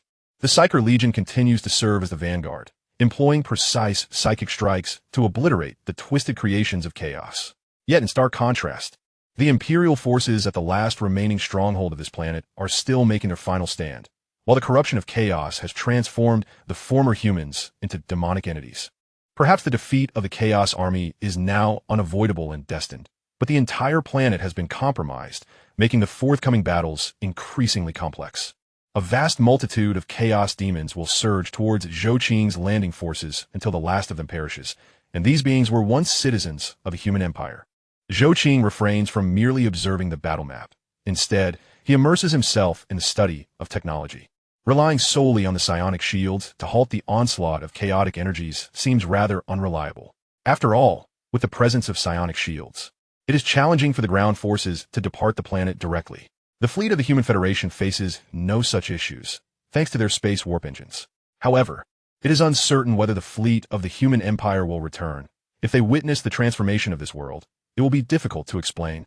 Thus, he finds it imperative to investigate solutions for managing these chaotic energies, as well as the issues posed by subspace energies. Zhou Qing embarks on his research while the advance of the defense forces accelerates. With the initial chaos demons and their lords dispatched, the remaining corrupted entities possess little combat capability. Moreover, Zhou Qing has deployed a full complement of 400 Titan-class war machines for this conflict. At the edge of a charred forest, a beleaguered squad of the Imperial Defense Forces clings to their makeshift fortifications. Their laser rifles have long since overheated, and their battery power is nearly depleted, while the surrounding chaos cultists continue to surge forward in relentless waves. For the Emperor, hold the line, a battered officer bellows, cleaving a cultist's skull with his chain word. Yet the enemy is overwhelming. This squad represents the last vestige of human Imperial resistance on this planet. Should they fall, the Imperial forces here will be utterly annihilated. In the fleeting moment, just before the defensive line was about to crumble, the heavens were abruptly rent asunder. A resounding boom echoed as a blinding blue-white spear of light plummeted from the sky, striking with precision at the heart of the chaotic legion. Tens of thousands of demons were evaporated in an instant, and soon after, a deluge of ion cannon projectiles rained down, transforming the entire battlefield into a sea of flames. What is that? The soldiers gazed up in astonishment. In the next heartbeat, they were confronted with a sight even more astonishing. The earth trembled as a colossal steel beast emerged from the swirling dust, an Alpha Titan, just when the forces were on the brink of annihilation. Zhou Qing's planetary defense army had finally arrived. The Titan loomed before them like a small mountain, then turned its back to them, commencing to clear the chaotic adversaries from their path. This planet was merely a lumbering world, and most of their weaponry consisted of blades and swords. How could they possibly recognize one of humanity's imperial ultimate ground combat machines, the Alpha Titan? Yet, it mattered not if they could not identify it. They could at least ascertain that this immense mech was their ally, diligently paving the way against the chaotic foes. As they stood in shock, a squad of Federal Planetary Defense soldiers emerged from the Titan's shadow. Their powered armor bore unfamiliar insignias, and the muzzles of their Gauss rifles still glimmered with faint blue energy. Survivors? The lead Federal officer lifted his visor, revealing a stern visage. We are the Planetary Defense Force of the Beetle Empire's nest world, dispatched by the governor to assist you. However, according to our estimates, you are the last remaining defenders on this planet. You may choose to lay down your arms and retreat to safety, or take up arms and continue the fight alongside us. Chapter 45, Exploring Beyond the Star System. Faced with the choice of retreating to safety or joining the offensive, the soldiers of the human empire exhibited no hesitation. My lord, we are willing to take up arms and join you in the assault, to avenge our kin. Just moments ago, the officer from the city's Planetary Defense Force had informed him that they were the sole faction still resisting on the planet. This signified that the entire world had fallen, and their loved ones were already deceased. Friends, relatives, acquaintances, all had perished. What purpose was there in surviving? Rather than cower in fear, they would seize their weapons for a final stand. If they were to die, let it be on the battlefield against the chaos. The planetary defense troops of this lumbering world tightened their grips on their weapons, advancing alongside Zhou Qing's forces to eradicate every chaotic threat. The planet was vast, and thus, the conflagration raged for a full 10 days. When the 11th day dawned, the light of the star once again illuminated the land. The final chaotic acolyte was slain, heralding the planet's ultimate liberation. Yet, liberation came at a steep price. The population had plummeted from an initial billion to a mere 13 souls. Nonetheless, the planet was saved, and for Zhou Qing, it was a flicker of hope. He had effectively acquired a new colony world, even if it was sparsely populated. That was of little consequence. After all, he had over 36 billion souls on his primary planet, sufficient to resettle this one. The most crucial aspect was that he had secured control over the entire star system. Regrettably, the planet had been thoroughly engulfed by chaotic forces, and though he had rescued it from their grasp, he had failed to obtain any of the information he sought, to unravel the mysteries of what transpired in the universe. It seemed that dispatching a fleet to explore other star systems was the only recourse. While the Human Federation's fleet was formidable, even its warships could only probe approximately 800 light-years around. The chaotic energies in subspace were overwhelmingly dense, obstructing the ship's explorations. As a result, ordinary cruisers could only venture around 800 light-years. A dilemma presented itself before Zhou Qing. Should he send a fleet to investigate other star regions to uncover what had transpired? This was a challenging decision, for the recent events on the neighboring planet had sounded a warning bell. If the chaotic forces had manifested on these planets, would the deployment of his fleet lead to an assault on his own star system? Perhaps the newly acquired planet did not necessitate protection. However, his primary colony world required safeguarding, for it harbored the foundation he had painstakingly built over the past 2 years. Should he lose his main colony, he would have to start anew. Although he had experienced this once before and had become adept at it, the pervasive chaotic energies made it unlikely he would find another suitable colony. Should he dispatch a fleet to seek answers about the universe's happenings? Or should he retain his fleet to defend his stronghold? After careful deliberation, Zhou Qing reached his decision. He would personally embark on a cruiser to investigate what lay beyond the galaxy, while the remaining warships and military units would remain to safeguard his star system. To facilitate the confirmation of his star system's location, Zhou Qing took the liberty of marking it on the star map and subsequently renamed it Tianjin 4. This star system was officially rebranded as Tianjin 4, a tribute to the Human Federation and a nod to his former homeland. In emulation of the Human Federation's spirit, he intended to set sail from Tianjin 4 to forge a powerful Human Federation, thereby fulfilling humanity's supreme destiny. Zhou Qing transmitted his orders to the former Beetle Empire's nest world, now the Tianjin 4 planet. The fleet commenced patrolling the entire star system in anticipation of any potential adversaries. To ensure the effectiveness of the patrols, the fleet maintained a cruising speed of 60,000 times the speed of light. Enemies might emerge from subspace. Although the starbase could detect subspace disturbances, patrols remained indispensable. The warships began their patrols. The newly acquired colony world soon received a deployment of 10 million inhabitants for construction efforts, along with 4 million planetary defense troops, tasked with protecting the reclaimed planet. Currently, he was in need of alloys. Thus, this planet would inevitably become an ideal city, an excellent source for alloy production. Until he unlocked the ancient technologies of the Federation, he would have to rely on this so-called ideal city. Of course, once he acquired the Federation's applicable technologies, such a necessity would be rendered moot. Having arranged everything meticulously, Zhou Qing embarked on his journey. Accompanying him were not only 20,000 planetary defense troops, but also 400 psionic assault soldiers. In addition to his own mechanical legion, Zhou Qing possessed merely 4,000 bodyguard model robots acquired from the Federation, alongside a mere 200 military combat robots. He had never previously deployed these combat robots, but now, driven by the need to explore the outside world, he decided to bring them forth. The military combat robots bore no distinguishable differences in size or stature compared to ordinary humans. Thanks to the Federation's advanced technology, it was nearly impossible for anyone from within the Federation to discern whether they were human or robotic.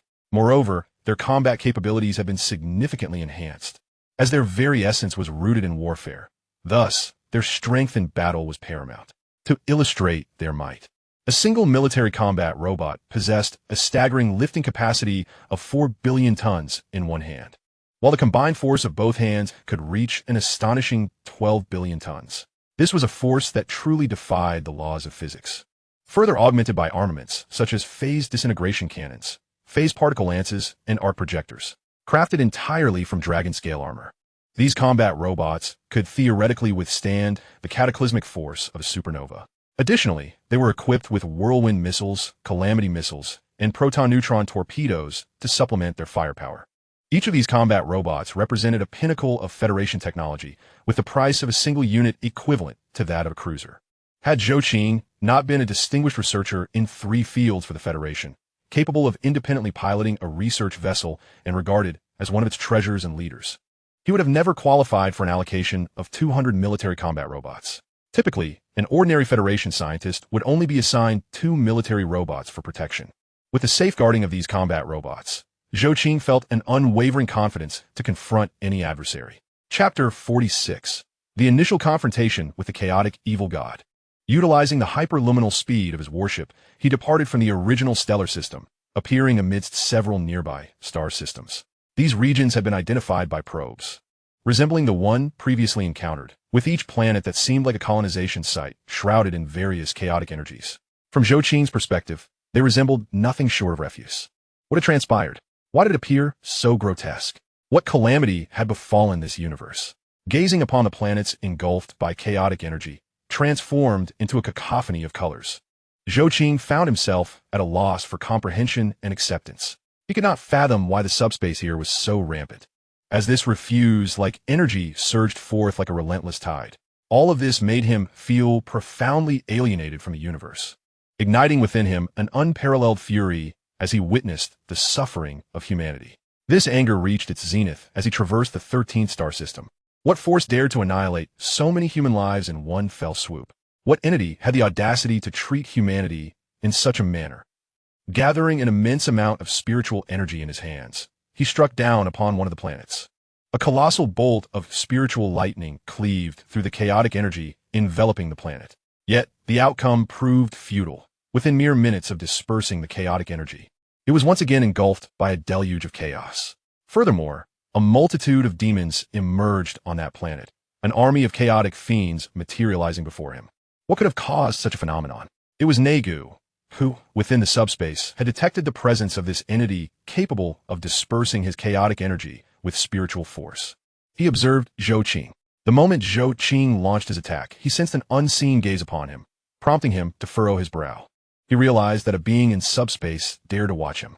This observer was a formidable presence, and he began to extract a plethora of Zhe-Luo from his backpack. The enemy was powerful, so powerful that at his current level, he could not hope to contend with them. Yet, even in the face of death, he was determined to make that audacious evil god pay a commensurate price. A multitude of Zay-Luo was drawn from his spatial backpack, while he himself entered the spiritual enhancement chamber aboard the warship, prepared to harness the vessel's energy to confront the entity that dared to gaze upon him. He feared not death, but before he met his end, he would ensure that the audacious evil god would face consequences. He sensed a spiritual energy identical to that of the previous planet. In other words, the chaotic energy he had witnessed emanated from this evil god, who had obliterated an entire planet's inhabitants. Such actions were a blatant affront to humanity as a whole. He must pay for his transgressions. Zhou Qing's legion of spiritual robots began to channel their own energies into him, augmenting his aura, primarily due to Zhou Qing's incessant extraction of Zay-Luo from his backpack. Standing in the center of the spiritual amplification chamber, surrounded by a dazzling array of runic patterns glowing with brilliant blue light, he took a deep breath and crushed the Zay-Luo crystal in his hand. Pure, violet spiritual energy surged into his body like a tidal wave.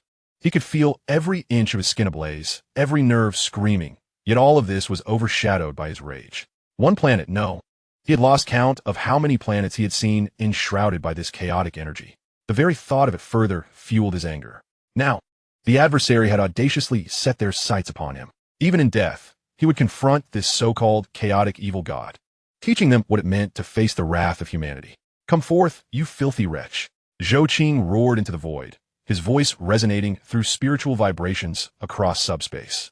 In the distant depths of subspace, Negu emitted a low, rumbling laughter. He had never encountered such an amusing human, one daring enough to provoke a chaotic god. With a subtle flick of his decaying fingers, the mightiest of the divine beings began to traverse subspace, preparing to enter the realm of reality. With the eye of fear now opened, the four chaotic gods possessed the ability to interfere with matters in the material universe. Suddenly, Zhou Qing felt a nauseating energy seeping through the barriers of the material universe.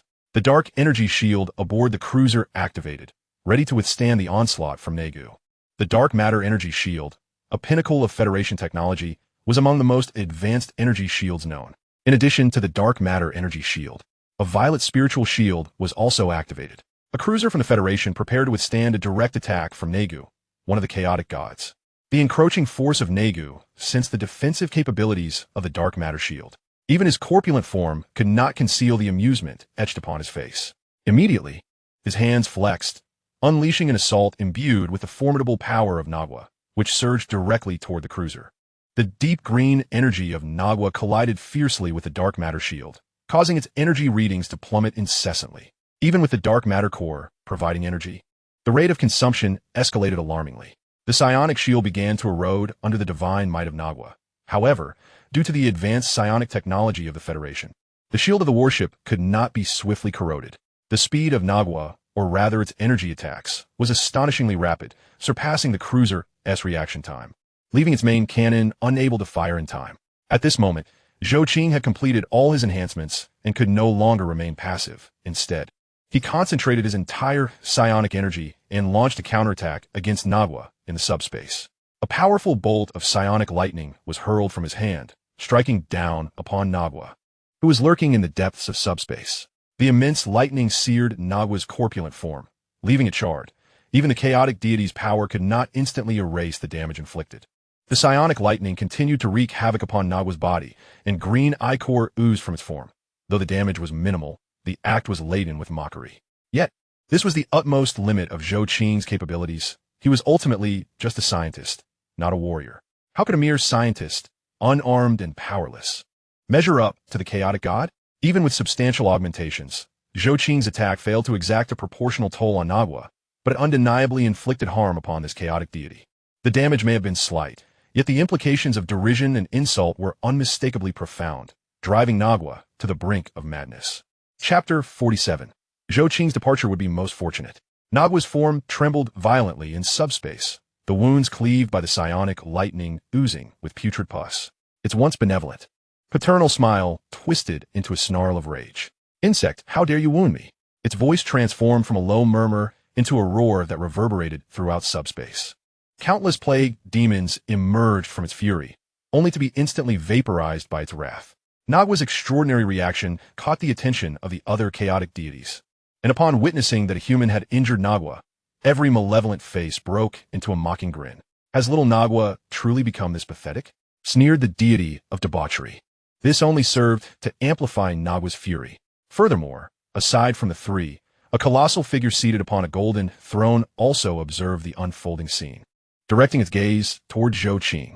A human, one aboard a human warship, has dared to retaliate against Nagua. I must rise to witness this. Boom! A torrent of deep green energy, 100-fold more terrifying than before, erupted from Nagua's hand as it resolved to obliterate Zhou Qing. It intended to seize Zhou Qing into its paradise and thoroughly subjugate him, teaching this arrogant human the meaning of humility. However, just as it unleashed its strike, an equally formidable pale power intervened, halting its assault. The Emperor had made his move. What he just witnessed? A pure-blood human had withstood Nagua's onslaught and even dared to counterattack. The shock was monumental.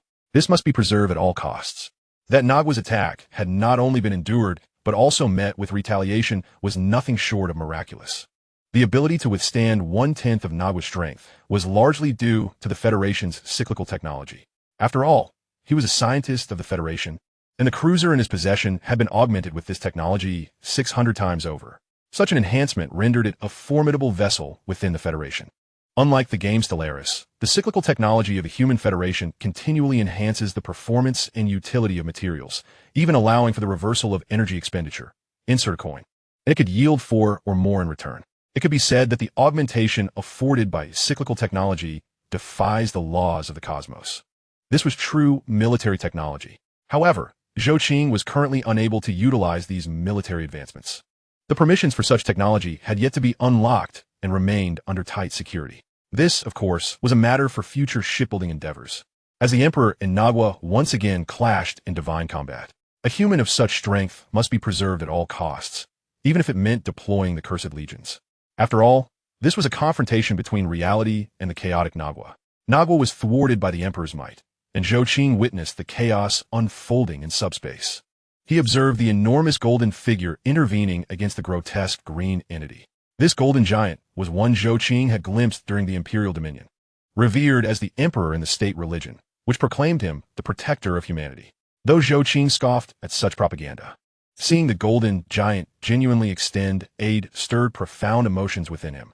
He performed a ceremonial gesture reserved for deities toward the emperor and then addressed the AI of his cruiser. Activate the psionic shield and initiate a psionic extension to erase our traces within subspace. We must depart immediately. As he spoke, Zhou Qing produced a purple energy cube, opening a rift in space before forcefully casting the cube into it, subsequently sealing the rift. At this stage, Zhou Qing stood no chance against the chaotic deities. However, he could still escape, particularly with the chaotic god preoccupied by the emperor. The energy cube was intended to obliterate any trace of their existence, thereby eliminating the possibility of Nagua detecting him. In the realm of subspace, he aimed to erase his data to prevent further scrutiny from the loathsome green deity. Indeed, while Zhou Qing could not wield the Federation's military technology or construct such devices, this did not imply that he lacked military-grade weaponry from the Federation in his possession.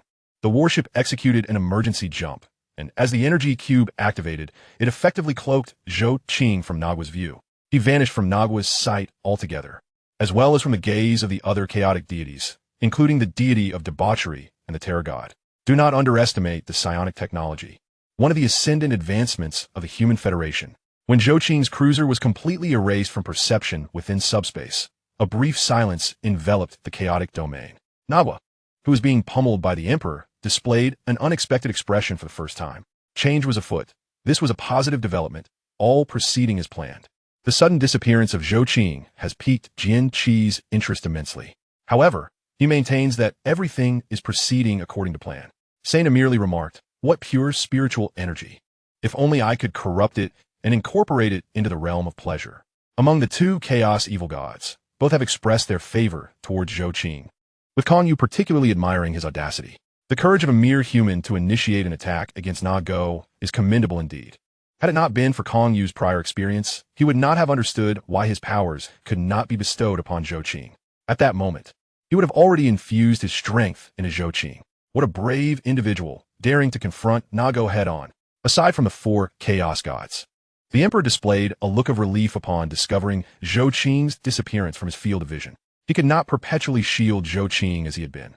Thus, If Zhou Qing possessed the means to escape the attention of the Chaos Evil Gods, it would be most fortunate. The fact that a human could confront the Chaos Evil Gods directly filled him with joy. Although the Emperor harbored a desire for Zhou Qing to assist in rescuing his son, given such formidable power, it could undoubtedly aid in saving Geely Man. At the very least, it would ensure that Dorakayer could reach the extreme star domain safely. However, the Emperor quickly reconsidered. Zhou Qing's escape was already a significant achievement. And as for his son, he would be fine. The Divine would watch over him. Just as this thought settled, the pure spiritual energy that Zhou Qing had once wielded surged anew into the Emperor's body. His once withered form began to show signs of improvement, and the humanity that had gradually faded began to solidify once more. Unlike the previous occasion, the Emperor felt this transformation. It was the change he had longed for. His gaze pierced through the subspace to the point where Zhou Qing had vanished, and his expression softened, becoming more benevolent, almost paternal. Chapter 48. Arrival at the Extreme Star Domain. The cruiser hastily departed the combat zone. To be honest, Zhou Qing's regard for the Emperor had soared significantly. After all, this local divine being had genuinely aided him. Conversely, his esteem for the Chaos Evil Gods had plummeted to an all-time low. These beings had treated humanity with such disdain, even plotting to eliminate him. These four evil gods must be eradicated. They must atone for all they had inflicted upon humanity. A thought of a disaster artifact flickered in Zhou Qing's mind. Yet, this notion was fleeting. With his current abilities, he was incapable of crafting such a monumental artifact.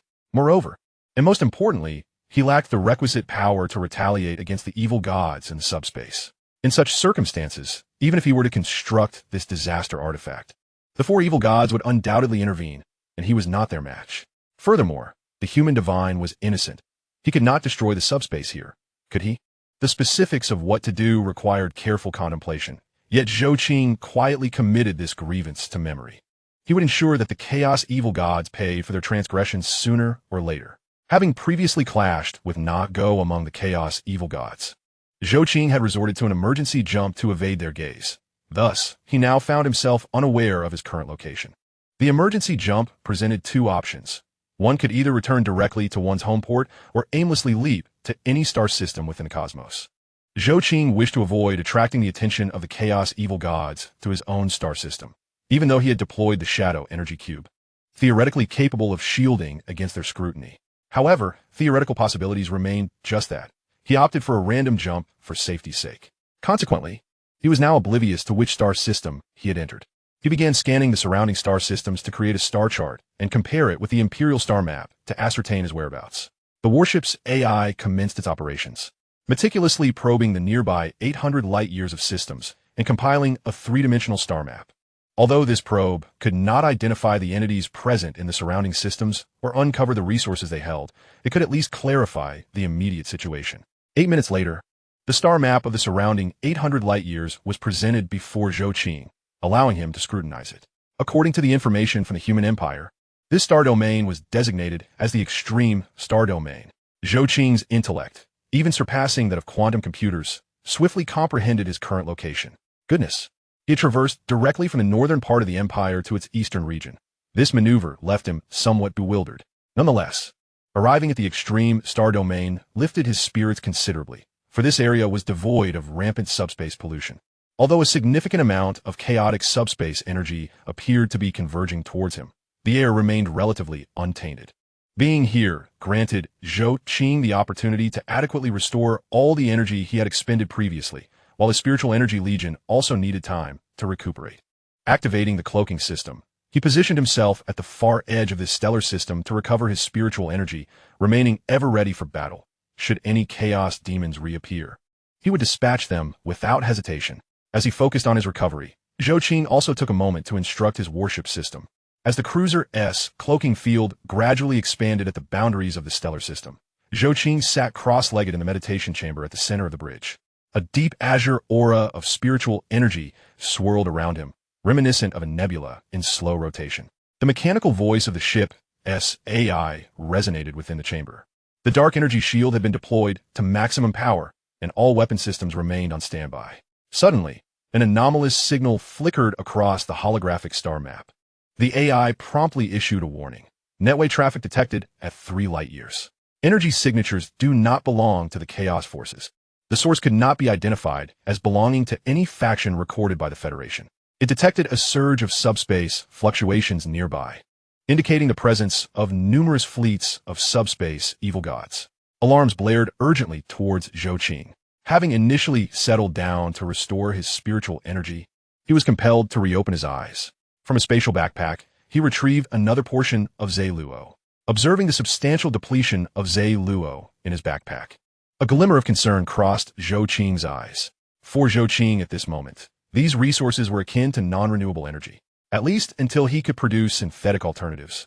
These items represented a wildly consumptive energy source. Utilizing them to replenish his spiritual energy felt excessively wasteful. Such resources were ideal for cultivating spiritual practitioners. They could be used to enhance an ordinary person's spiritual capacity, much like nurturing a seedling. The spiritual energy legion under his command had been cultivated in this manner. Thus, at this juncture, these resources held immense value for Zhou Qing. In the previous confrontation with the malevolent deity of the subspace, he had already expended a significant portion of his reserves, and now he was compelled to deplete further resources for recovery. After consuming a portion of the Zealer to restore his spiritual energy to its zenith, Zhou Qing finally reopened his eyes. A pang of sorrow washed over him, swiftly followed by a surge of fury. The unexpected intruders had cost him a precious resource, and naturally, the losses incurred from this depletion would have to be compensated by these invaders. Locate the chaotic fleet in the vicinity and eradicate them, Zhou Qing declared with a hint of agitation. Although he was unable to contend with the formidable psychic entities within the subspace, he could certainly vent his frustration on the lesser beings under their command. The coordinates of the chaotic fleet were detected, located 322 light-years away, comprising a battle group fleet, with 2 primary Predator-class cruisers and the rest being small assault ships. The total number of warships, including small and medium vessels, amounted to 12. The AI swiftly locked onto the target, a crimson mark materializing on the holographic star map. Thanks to the control and data obtained from the planetary governor of the human empire, Zhou Qing possessed a modicum of understanding regarding the chaotic fleet's classification. He had at least some familiarity with their models. Observing the chaotic fleet before him, a cruel glint flashed in Zhou Qing's eyes. It was evident from their actions that the adversaries were utterly oblivious to his presence. Moreover, crucial intelligence indicated that neither the human empire nor the chaotic forces possessed the capability for faster-than-light or long-range strikes measured in light years. This meant that he could unleash a devastating assault on the chaotic fleet without them being aware of it. Open fire. Unleash everything upon that fleet before us, Zhou Qing commanded, his anger palpable. Chapter 49. Annihilation of 9 chaotic fleets, 322 light-years away. The chaotic fleet Rotting Claw stood under the command of Plague Lord Grot, whose gaze was fixated on the extreme star domain, the home of the Limit Warriors, a planet among the 500 worlds. His fleet, the Phoenix Dance, comprised Black Legion chaotic warriors, summoned by Abaddon's command to launch an attack on the extreme star domain and devastate the Limit Warriors. The blessing of the benevolent Father renders us invincible. He rasped with a sinister laugh, pus trailing from the corners of his mouth. Suddenly, the bird chirp apparatus began to shriek with alarming urgency. What? Before Grot could react, a cerulean beam of light traversed 3 light-years, striking the heart of the fleet, the Predator ship. Rotting Claw. Boom! The entire Predator ship disintegrated instantaneously under the assault of the particle spear, the subspace engine overloaded and exploding, engulfing the surrounding assault ships in a cataclysmic energy storm. Do you fancy my interstellar strike, my friend? Enemy attack! Enemy attack! The chaotic fleet fell into disarray. With their flagship obliterated, what hope could ordinary chaotic warships possibly have? A barrage of whirlwind missiles and calamity missiles followed suit, raining destruction upon the entire chaotic fleet. Energy beams from the disintegration cannon relentlessly targeted them, nearly annihilating the chaotic fleet in the initial wave of assault. A cruiser of this caliber should not possess such formidable combat efficacy. However, this particular cruiser had been augmented by cyclical technology. A single onslaught reduced an entire chaotic battle group's fleet to mere space debris. Zhou Qing nodded in satisfaction as he observed the adversaries reduced to a heap of refuse. A portion of his fury finally alleviated. Yet, he remained far from content. The threat of the Naga persisted, and with his current military strength, he could not exact retribution upon them. This was humiliation, an unadulterated affront. He needed to continue venting his ire. Fortuitously, through the warship's reconnaissance, several chaotic fleets had emerged within the surrounding stellar systems, providing him with ideal targets for his wrath. Commence autonomous operations, destroy all chaotic fleets in the vicinity, and cleanse the shame we have endured with their blood. Order confirmed. We shall strike without mercy against all chaotic fleets in the vicinity. The AI's mechanical voice was imbued with an unusual air of lethal intent. The cruiser's engines emitted a deep hum, and the cerulean dark matter energy shields pulsated rhythmically. Zhou Qing stood at the center of the bridge, his gaze fixated on the holographic star map, now marked with the coordinates of 7 chaotic fleets, his murderous intent palpable. These chaotic fleets were doomed. He was ready to explore the combat capabilities of these civilizations within the cosmos. What could be easier for gathering combat data than engaging in battle? Nothing. The cruiser began to wander between several stellar systems, launching assaults on the chaotic forces. Every 12 hours, a chaotic fleet was obliterated by the cruiser. The 12-hour interval was not the limit of the warship, but rather that of the main cannon. While ordinary secondary weapons could effortlessly dismantle chaotic fleets, as a prudent individual, he opted to wait for the main cannon to recharge before launching his offensive. One chaotic fleet after another fell to Zhou Qing's relentless strikes, drawing the attention of the chaotic factions. Simultaneously, the Limit Warriors also took note of the situation. Following Abaddon's release of the Eye of Terror, the Limit Warriors think tank director anticipated the impending assault by the chaotic forces through a simple psychic prophecy, alerting them to prepare for battle. Consequently, as the Limit Warriors noticed the diminishing combat power of the chaotic fleets, they began to investigate the unfolding events. Would Abaddon abandon his assault on the Limit Warriors? The answer was a resounding no. They did not believe Abaddon would relinquish his pursuit. Thus, understanding what transpired within their limited capacity became vital for the Limit Warriors. If reinforcements were en route, they could retaliate. As for the chaotic factions, the losses were undeniably theirs to bear. Until they comprehended the situation, their losses would only continue to escalate. However, regardless of how diligently both sides sought the cause, their efforts would ultimately prove futile. The cruiser under Zhou Qing's command was beyond the comprehension of both imperial and chaotic technologies. Had it not been for the Naga, as a malevolent deity surveying the universe from subspace, he would not have laid eyes on the warship Zhou Qing commanded. Abaddon encountered his most significant setback since the 13th Black Expedition. His fleet seemed to vanish silently, leaving him utterly powerless. Particularly, the Naga faction's fleets had suffered severe losses, with half of the vanished fleets belonging to the Naga faction. This imbalance began to unravel the equilibrium among the factions under his command. In the ranks of the Black Legion, there exists a fervent devotion to the 4 gods, each deity embraced by their own adherents. Abaddon strives tirelessly to maintain equilibrium among them, yet this delicate balance has been disrupted. In a fit of rage, Abaddon struck forcefully upon the command deck of his flagship, attempting to vent his frustration, but all was in vain. He was compelled to acknowledge the existence of a mysterious force stealthily hunting down his fleets, a force for which he had no means of counteraction.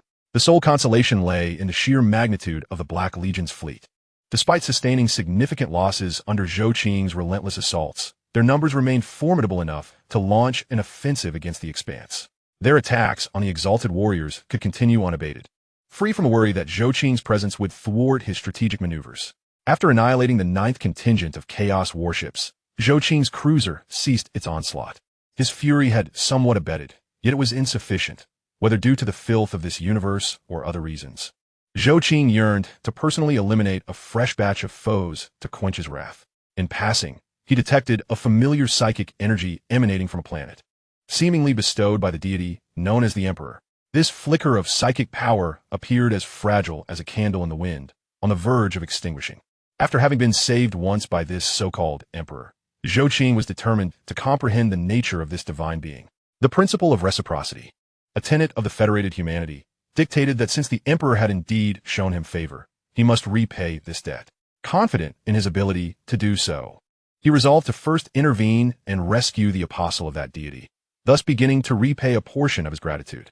Chapter 50, Waging Carnage Upon Chaos. The cruiser accelerated once more, this time with increased velocity, appearing in the orbit of a planet that radiated a celestial glow in but a heartbeat. The combat AI proactively scanned the entirety of the planet, providing Zhou Qing with detailed topographical maps and an array of 3-dimensional views. Armed with his Psychic Legion and 20,000 planetary defense troops, he prepared for an airborne assault. The scientists, too, were incensed, though he had decimated numerous chaos fleets. The satisfaction of their demise paled compared to the thrill of personal combat. All personnel entered the drop pods, ready to annihilate the fiends below, all for the luminous destiny of humanity. As the 20,000 planetary defense troops boarded their drop pods, the 400 psychic strike teams also readied themselves for battle. Soon, a torrential rain of drop pods cascaded towards the surface. This planet, known as Raphael, was embroiled in a fierce clash between demons and the local garrison at the time. Zhou Qing prepared for his aerial operation.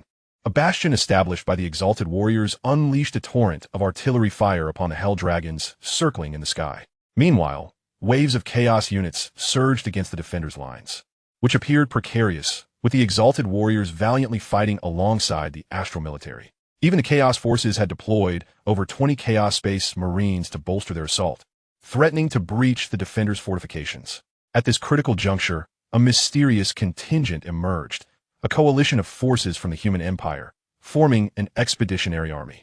Among them, the towering war machines of the Tyrannies Night House began to unleash fire upon the aerial chaos units, while the mechanized clergy and the reapers of the psychic race joined the fray. The two factions united in a concerted effort to decimate the Chaos Army.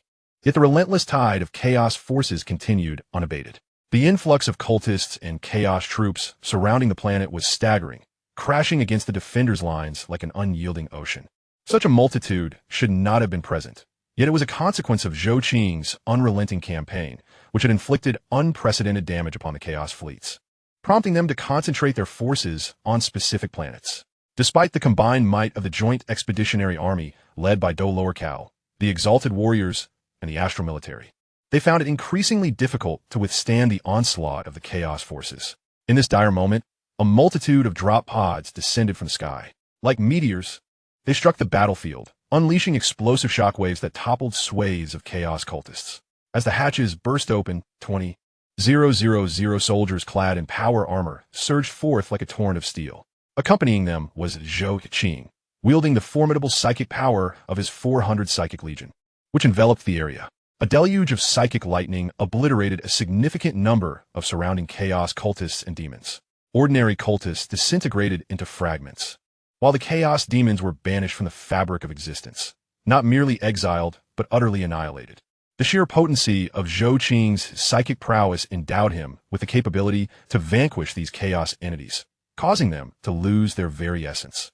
This wave of assault left the Reaper units wide-eyed in astonishment as they witnessed the Chaos demons being obliterated. Those long-eared warriors who had remained engaged in combat were momentarily stunned, halting their efforts. The Imperial forces, too, gazed in awe at the sudden arrival of reinforcements. As an array of unfamiliar war machines appeared, the Gauss rifles of the planetary defense troops opened fire incessantly, unleashing a silent but deadly barrage that wrought havoc upon both cultists and Chaos demons. Under the onslaught of these weapons, they melted away like snow under the sun. The Hell Dragons and the specialized demon engines, however, received particular attention from the Psychic Legion. Bolts of psychic lightning cascaded from their hands, dismantling or banishing the infernal engines.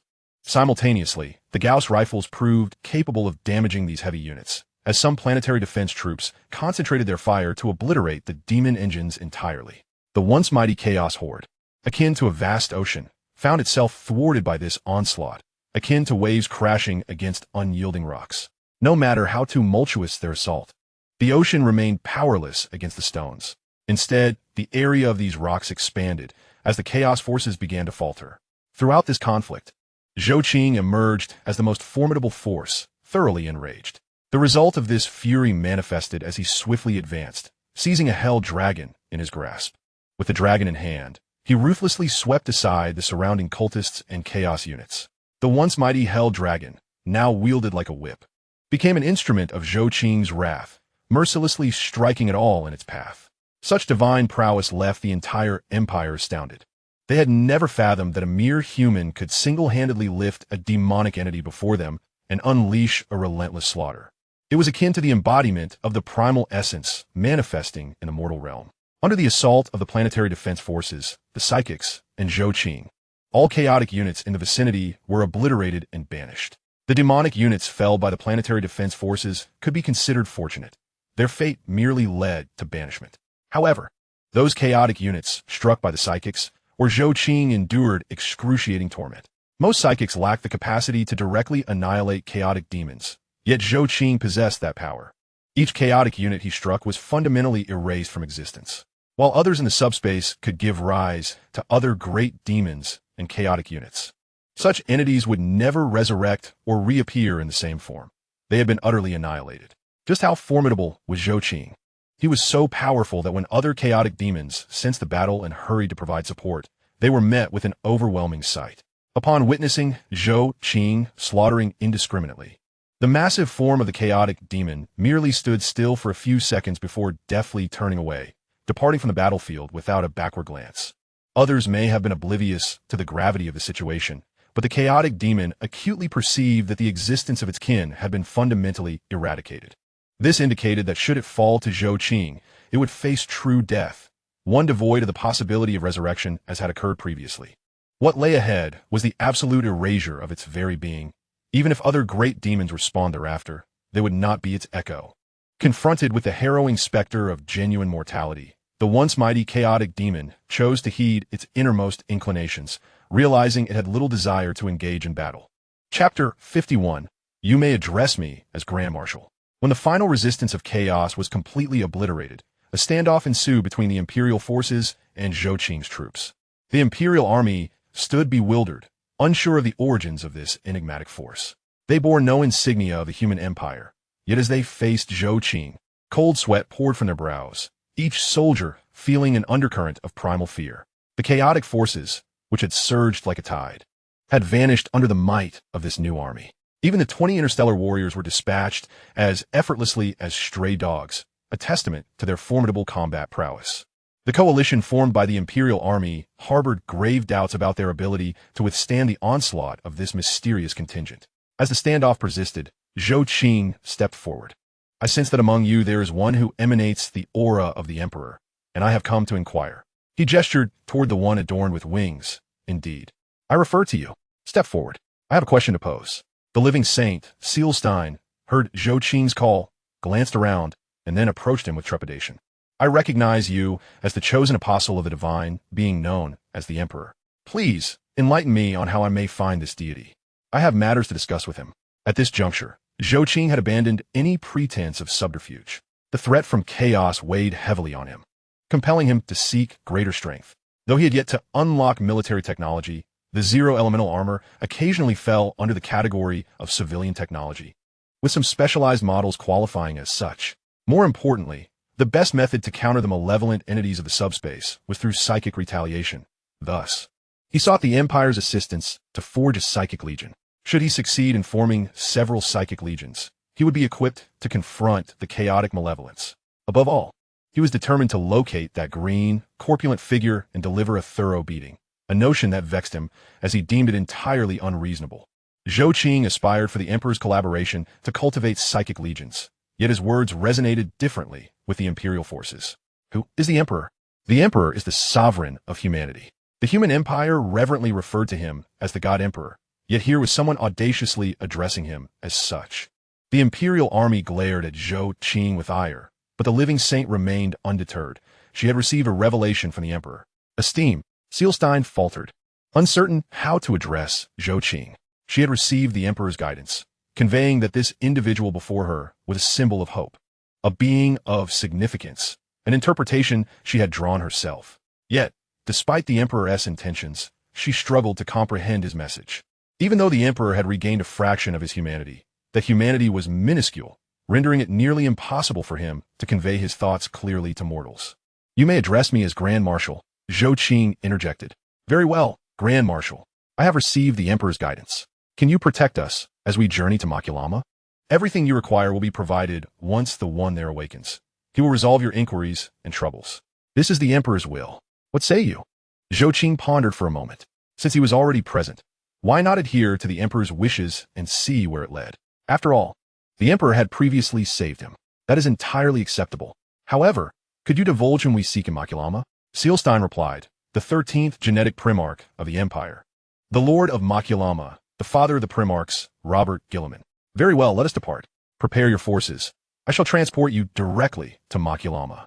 Your vessels are far too slow. No sooner had Zhou Qing finished speaking than he faced vehement opposition from the primarchs. No, absolutely not. We cannot permit such a stranger. Such a mysterious figure, to venture into Maculama. This poses a threat to the Primarchs, and we shall not yield. The Primarchs, known for their reason, found their rationality utterly compromised when confronted with their genetic progenitor. They could not accept the presence of such a formidable and enigmatic force, potentially endangering their very essence. At that moment, the situation appeared to teeter on the brink of confrontation. Yet Zhou Qing had no intention of engaging in futile discourse. He extended a hand, harnessing his formidable psychic power to seize the three Primarchs. In light of your valor in fighting for humanity, I shall spare your lives. However, since your deity has spoken, it is prudent for you to comply. You should be grateful that your identity as humanity and your contributions to its cause have preserved your right to converse with me. Otherwise, you would vanish like those chaotic demons. Perhaps he had lingered in this universe for a touch too long. Zhou Qing no longer possessed the lofty moral standards he had upon his arrival in this universe. He had since resorted to wielding his might to intimidate others. This abrupt transformation prompted the Imperial Star Corps to swiftly arm themselves. However, the planetary defense forces opposing them acted even more swiftly, deploying a multitude of armored units that swiftly disarmed the Star Corps. The extraordinary strength exhibited by these ordinary planetary defenders far exceeded that of the Imperial forces. In that moment, the situation appeared to have regained control. Yet, this semblance of control was not what Dora Cole and the living Saint Celestine had envisioned. The elite warriors and the local planetary defense forces were all subdued. Now, my friends, let's not squander any more time. Board the battleship. I shall take you to Makurama. As for these individuals, rest assured, I harbor no intent to harm them. They remain citizens of humanity. And as long as they retain their humanity and spirit, their lives shall not be recklessly taken. The elite warriors were hoisted high and then gently placed back on the ground, this time refraining from any rash movements. I'm aware of your protocols. Please inform your regiment commander to avoid misjudging us as invaders. I have no desire to resort to violence against you. I wish for this otherwise peaceful situation to remain untainted by bloodshed, so kindly proceed with your notifications. Zhou Qing's tone left no room for negotiation, commanding unwavering obedience. Although the elite warriors harbored considerable dissatisfaction, they ultimately complied, for what alternative did they possess? To perish here without cause would mean the planet's downfall, rendering their sacrifices meaningless in the grand scheme for the elite warriors regiment. One of the elite warriors conveyed the message, while another stepped forward, stating, "Though we cannot hinder you, we implore you to allow us to accompany you to Makurama. It is our duty." Zhou Qing was not unreasonable, nodding in acquiescence to this request. "Very well. I shall not impose upon you. It is indeed preferable that you cooperate. However, this planet must still be defended, so I will leave a contingent here for its protection. According to your standards, I will assign a company of planetary defense forces to maintain security here." With that, Zhou Qing ceased further dialogue, turning back to his drop pod, from which numerous pods ascended rapidly, returning to the cruiser. In the next moment, a multitude of shuttles emerged from the cruiser, prepared to collect these individuals. Chapter 52. Entering the monastery of the elite warriors as the shuttles from the Human Federation appeared before the forces of the Human Empire, the soldiers silently boarded the vessels, only to be taken aback upon entering. The interior of the shuttle was remarkably splendid. Unlike the Empire's shuttles, the Human Federation's vessels were adorned with an abundance of greenery, serving as a lively aesthetic. Moreover, each seat was equipped with a state-of-the-art panel for entertainment and relaxation. Most notably, the scientifically engineered seating was fully adjustable, allowing passengers to recline for rest or activate a massage function tailored to their needs, facilitated by an intelligent AI that would analyze their preferences. Of course, this feature required manual activation, given that the Space Marines were encased in ceramide armor, which would otherwise be damaged by any massage. The Imperial soldiers, newly aboard the shuttle, resembled wide-eyed natives in a bustling city, curiously examining the lush plants and exquisite decorations, which even those unaccustomed to such beauty found captivating. The Grand Sage of the Mechanicus, invigorated by the advanced technology surrounding him, eagerly explored, seeking insights to enhance his understanding. "Attention, all personnel, please take your seats immediately. We are preparing for departure," announced the ship's AI, prompting the Imperial soldiers to comply, unaware that it was an AI. In their minds, it was merely a service announcement. The elite warriors, although significantly larger than average humans, found suitable seating within the shuttle. Bionic robots approached to fasten their seatbelts, a practice that had somewhat lost its original purpose in shuttles and warships alike, yet fastening them before departure remained a tradition. After conducting a final scan to ensure everyone was secured, the shuttle commenced its return. Within a minute, they had returned to the cruiser. And just as the Imperial soldiers settled in, they heard another announcement. "We have returned to the cruiser.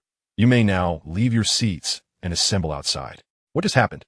How could we have already returned to the cruiser when we had only just sat down?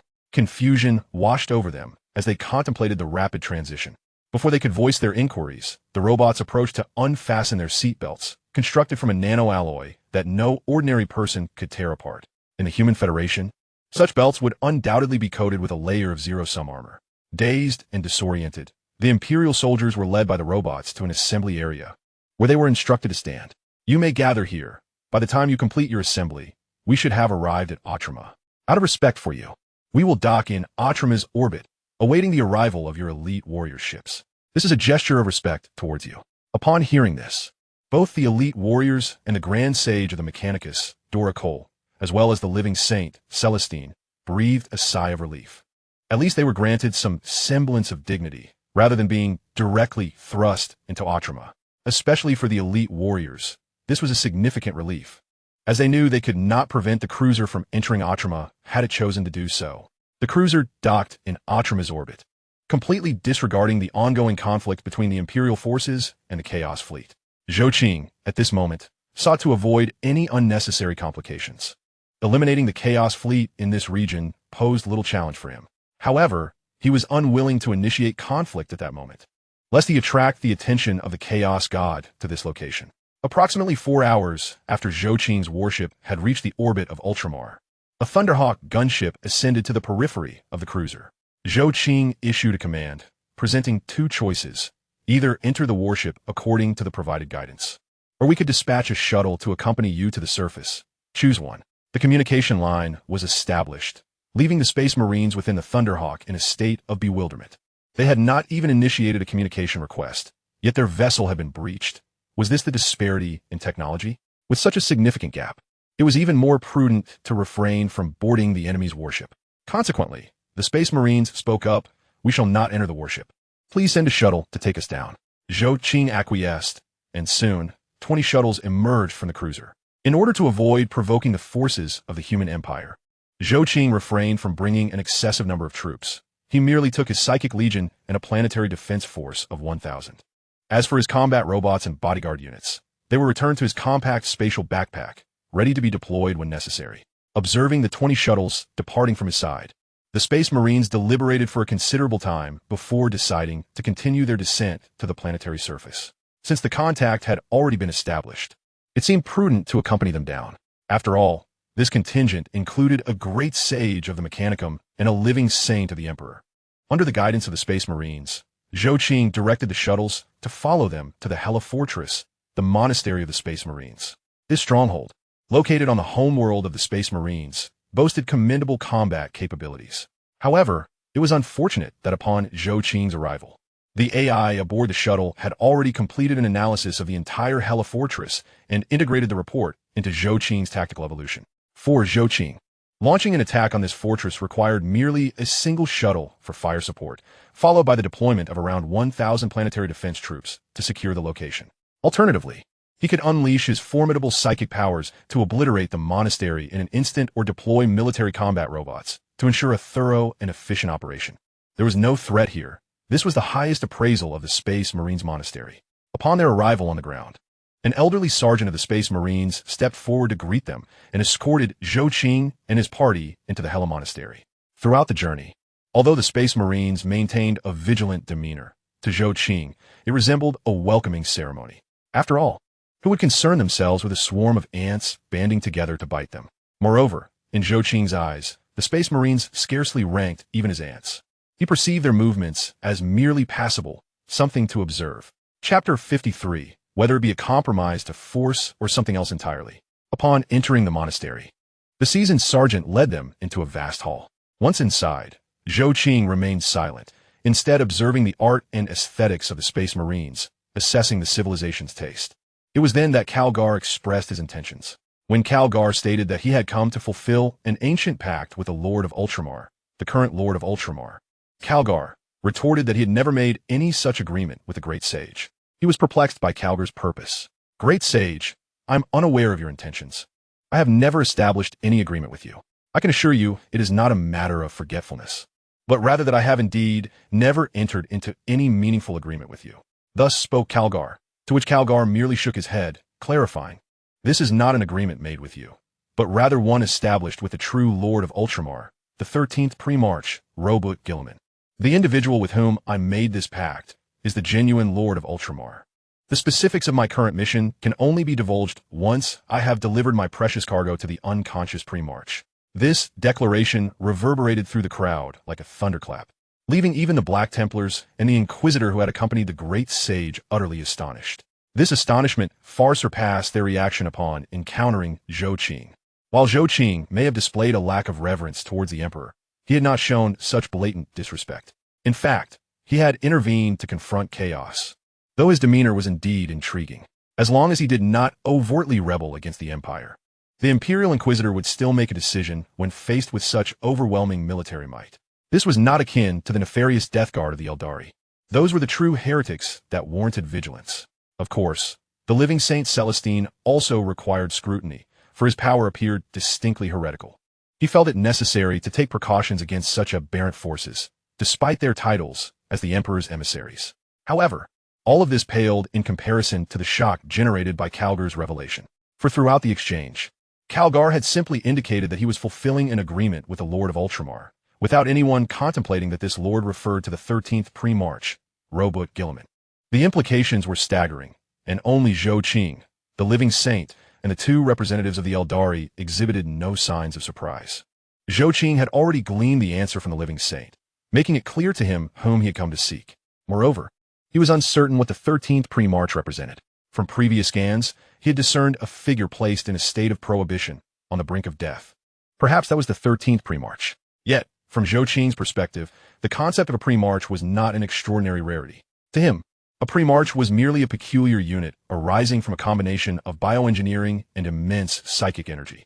Such a unit could be assessed and understood at a glance. After all, he was a level 10 scientist from the Human Federation, and this level of knowledge was rather elementary for him. What does it mean to be a level 10 maximum scientist? It means he is a true level 10 scientist of the Federation. If he had all the necessary materials at hand, he could immediately begin to forge a legion of gene warriors. Even without access to military technology, employing only outdated methods, he could create a gene army that surpassed these units. Naturally, Zhou Qing's thoughts remained concealed from others. Meanwhile, the situation outside had grown increasingly tense. Due to Calgar's declaration of his pact with Robot Gilliman, the Space Marines had trained their weapons upon this audacious contingent. Simultaneously, their actions were met with a vigorous counterattack from the Psychic Legion and the Planetary Defense Forces led by Zhou Qing, who also raised their weapons. The Gauss rifles were aimed squarely at the extremist warriors, while the Psychic Legion began to gather their psychic lightning. Should the extremist warriors exhibit any malevolent behavior, they would be met with a lethal strike. The situation had become exceedingly perilous. The extremist warriors recognized the formidable strength of their adversaries. However, they refrained from any gestures of compromise, maintaining their warlike stance. Matters pertaining to Gilliman constituted their bottom line. Certain issues were simply non-negotiable. Captain Agman, leading the formation, had already resolved to die for the sake of their genetic progenitor. The standoff persisted until Zhou Qing gestured for calm. He instructed them to lower their weapons and allow for continued dialogue, asserting that this matter did not concern them. Upon hearing this, the Psychic Legion and the Planetary Defense Forces reluctantly lowered their arms, while the extremist warriors remained obstinate, just as it seemed they might provoke Zhou Qing's wrath. The chief librarian of the extremist warriors, Diglis, stepped forward. He approached Chapter Master Calgar and recounted the visions he had experienced days prior.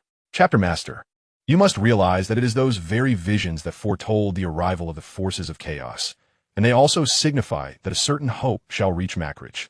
I believe these distant travelers are somehow connected to this hope, possibly linked to the Emperor's will, as the galaxy is on the brink of profound change.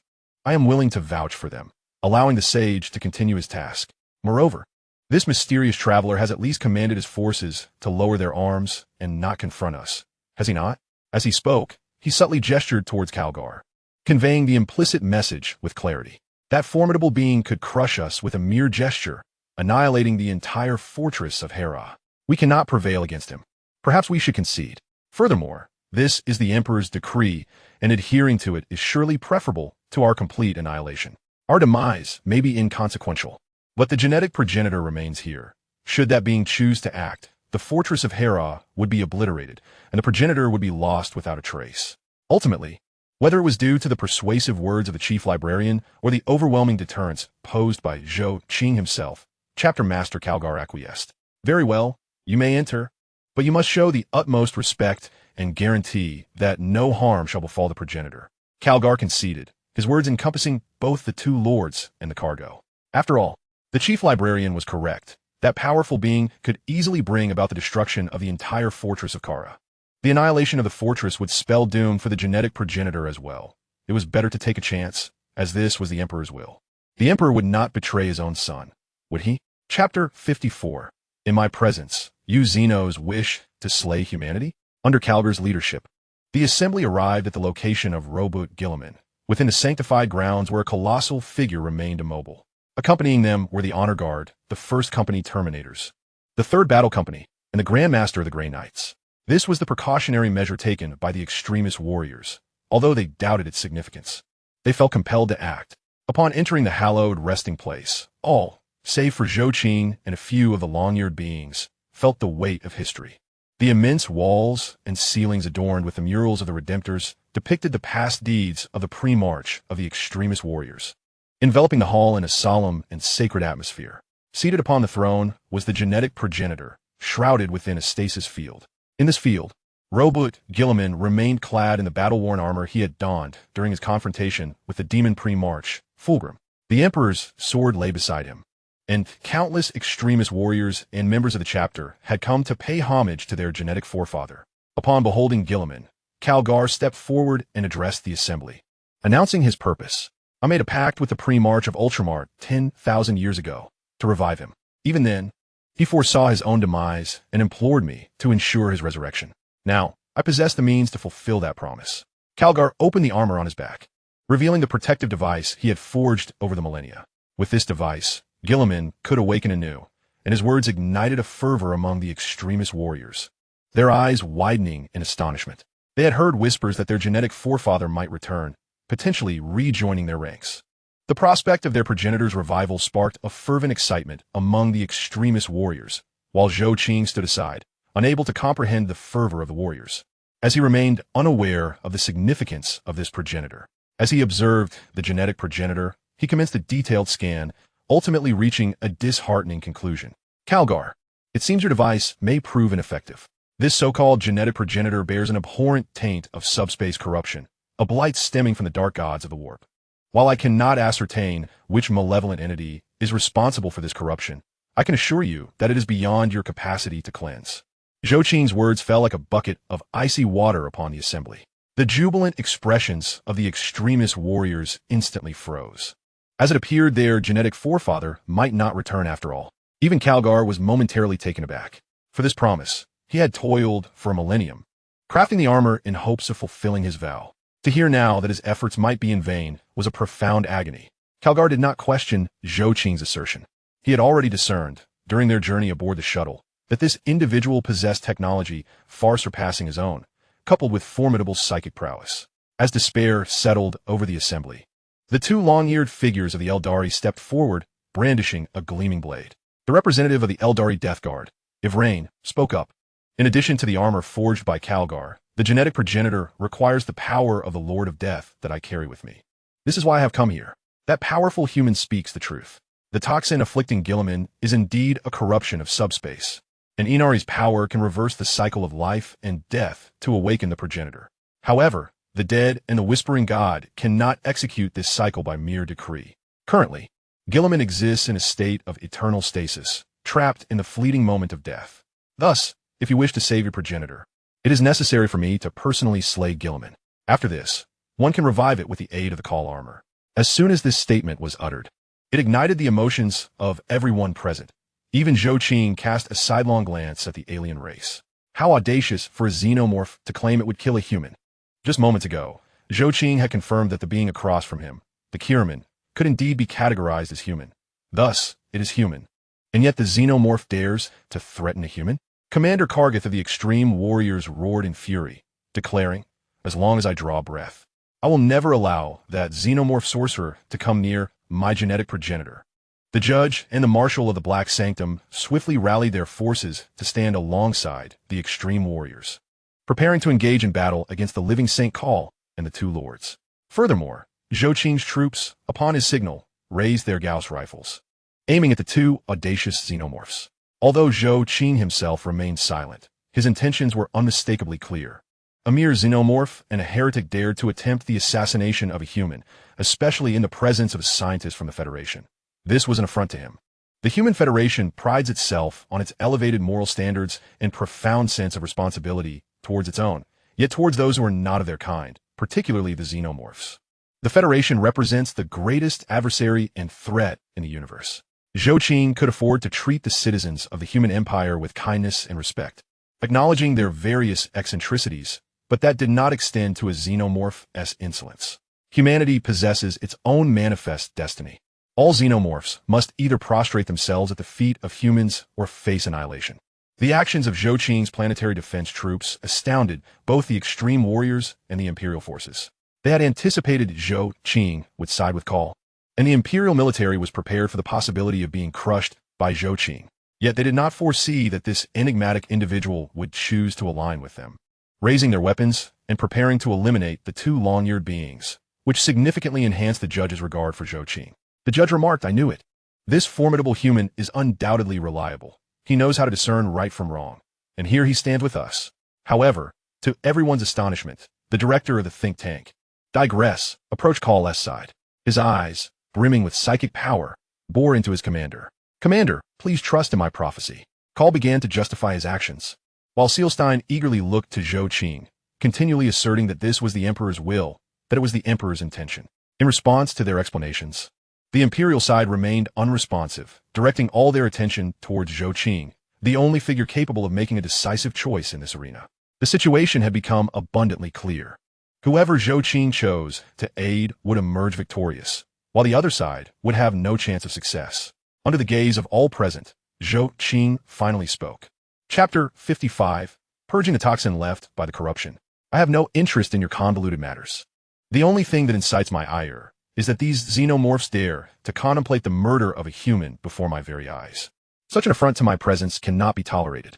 Zhou Qing articulated his discontent, his ire directed squarely at the long-eared beings of the spirit race. The destiny of humanity and the unwavering intolerance of the Human Federation towards xenomorphs rendered Zhou Qing incapable of accepting that these beings would dare to threaten a human in his presence. He had already tolerated the two xenomorphs' presence here, considering their assistance to the humans opposite him. But now they had the audacity to declare their intent to kill a human before him. Such behavior was intolerable. Zhou Qing's declaration left everyone in attendance utterly stunned. They had never anticipated his stance to be so unequivocal. He could not accept any harm befalling a human at the hands of a xenomorph. Iveline was equally taken aback, realizing it was merely because they were xenomorphs that Zhou Qing had reacted so unfavorably towards them. What was wrong with xenomorphs? Did they deserve to die? Could they not become allies of the human empire? Why did it seem as though everyone was engaging in a form of racial discrimination? Though her mind was rife with questions, she wisely refrained from voicing any of them. She understood that should she dare to speak, Zhou Qing might very well obliterate them all. The sheer magnitude of his psychic power instilled a deep-seated fear within her. The atmosphere fell into a heavy silence. And after a minute, Zhou Qing spoke again. Is it truly such a hassle to save a single life? Is it so complicated? While the toxins from the subspace were indeed troublesome, they were not insurmountable. Call, boldly place your armor upon Kiraman. I shall handle the removal of this particular issue. Though the power was akin to that of the subspace evil god, Zhou Qing's psychic prowess could also eradicate it. It was hardly a significant problem. He urged Call to proceed. The astonishment was palpable. The toxins afflicting Kiraman were derived from the corruption, and now Zhou Qing had audaciously claimed he could eradicate this toxin. The onlookers gaped at him, as if he had uttered something utterly shocking. However, Call's reaction was swift, perhaps a result of his near transformation into a mechanical entity. Without hesitation, and with the assistance of the living Saint Sealstein, he maneuvered the massive cargo to Kiraman's side. Both Sealstein and Call chose to place their trust in Zhou Qing, not only due to the Emperor's revelation, but also because they believed in Zhou Qing's formidable technological prowess and his need for Kiraman. They were confident that Zhou Qing would not harm Kiraman. But as Zhou Qing's words were spoken, the extreme warriors were rendered completely dumbfounded. The Imperial forces watched as the planetary defense troops, who had previously aimed their weapons at the spirit race alongside them, turned their weapons towards their own allies. Although the extreme warriors also raised their weapons in an attempt to resist, they were vastly outnumbered. A single shot from a Gauss rifle, when fired in high-power single-shot mode, could easily dispatch an extreme warrior. This was the audacity that the planetary defense troops possessed while aiming their weapons at these once semi-divine beings. It was not only the Imperial military that was bewildered, even the spirit race was equally confounded. They had come to extend goodwill to the Empire. But was this truly a demonstration of goodwill? They were not guaranteed success in saving Kierman. If they could not make a significant contribution to the rescue of Kierman, their relationship with the human empire would clearly remain unchanged. Eveline clearly wished to voice her thoughts. Yet, Zhou Qing, already discontent with these xenomorphs, would not permit them to speak. His overwhelming psychic power pressed down upon them, forcing them to kneel.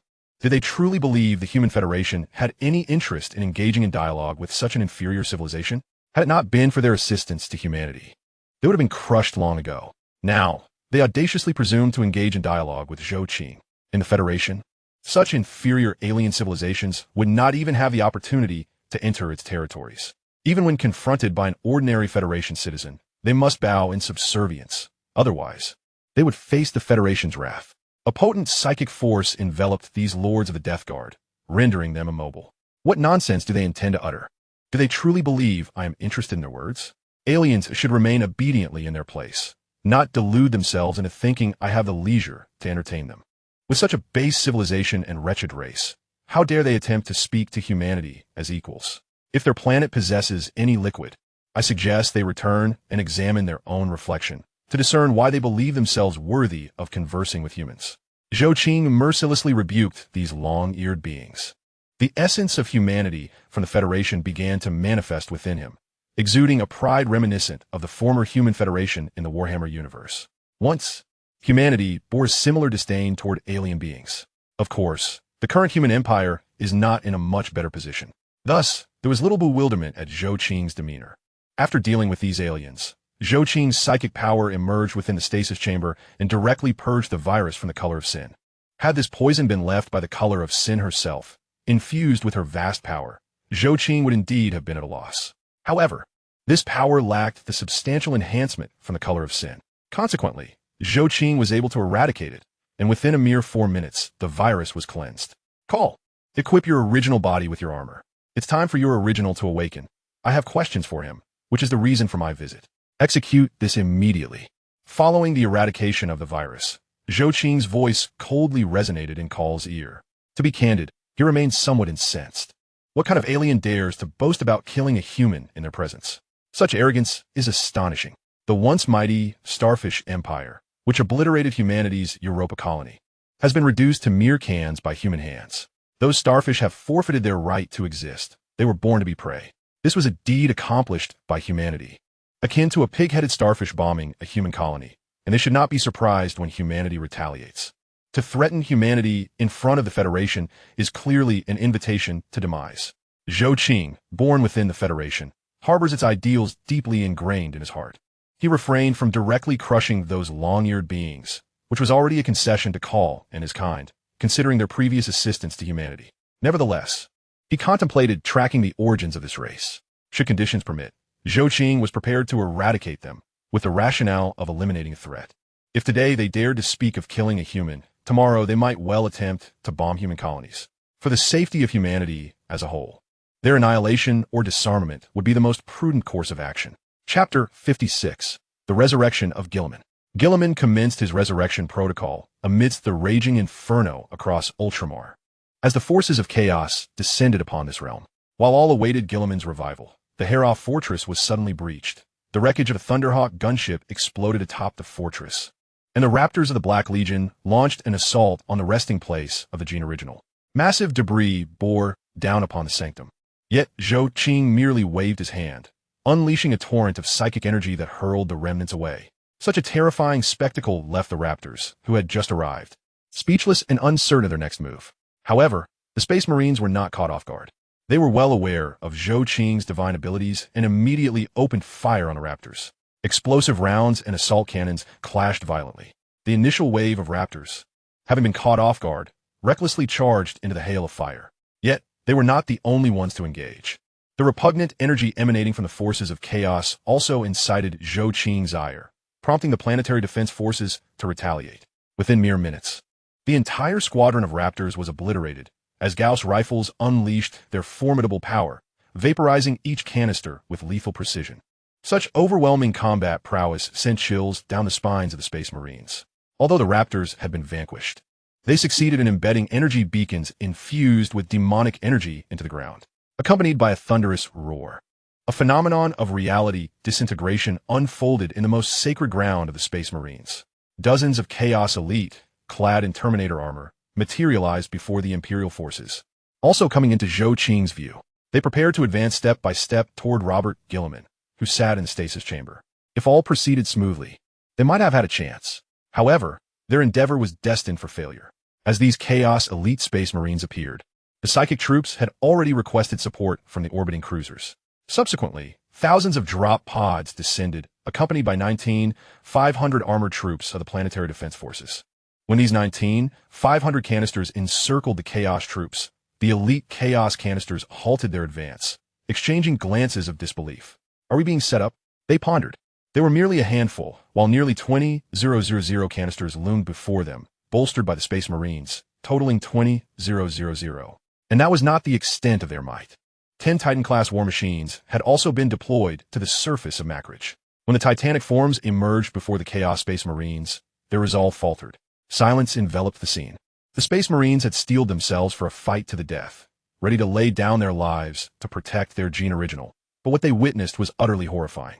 The Chaos forces appeared to be an assembly of meaningless waste, for they faced nearly 20,000 canisters and 10 Titan-class war machines.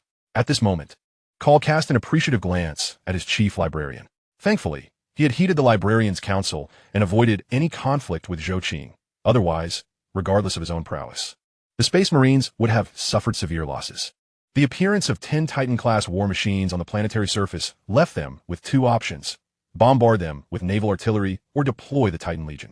However, it is evident that neither of these two formidable warriors can achieve such a feat amidst the silence of the gathering. Guilliman awakened. A giant rose, towering significantly above the ultimate warriors.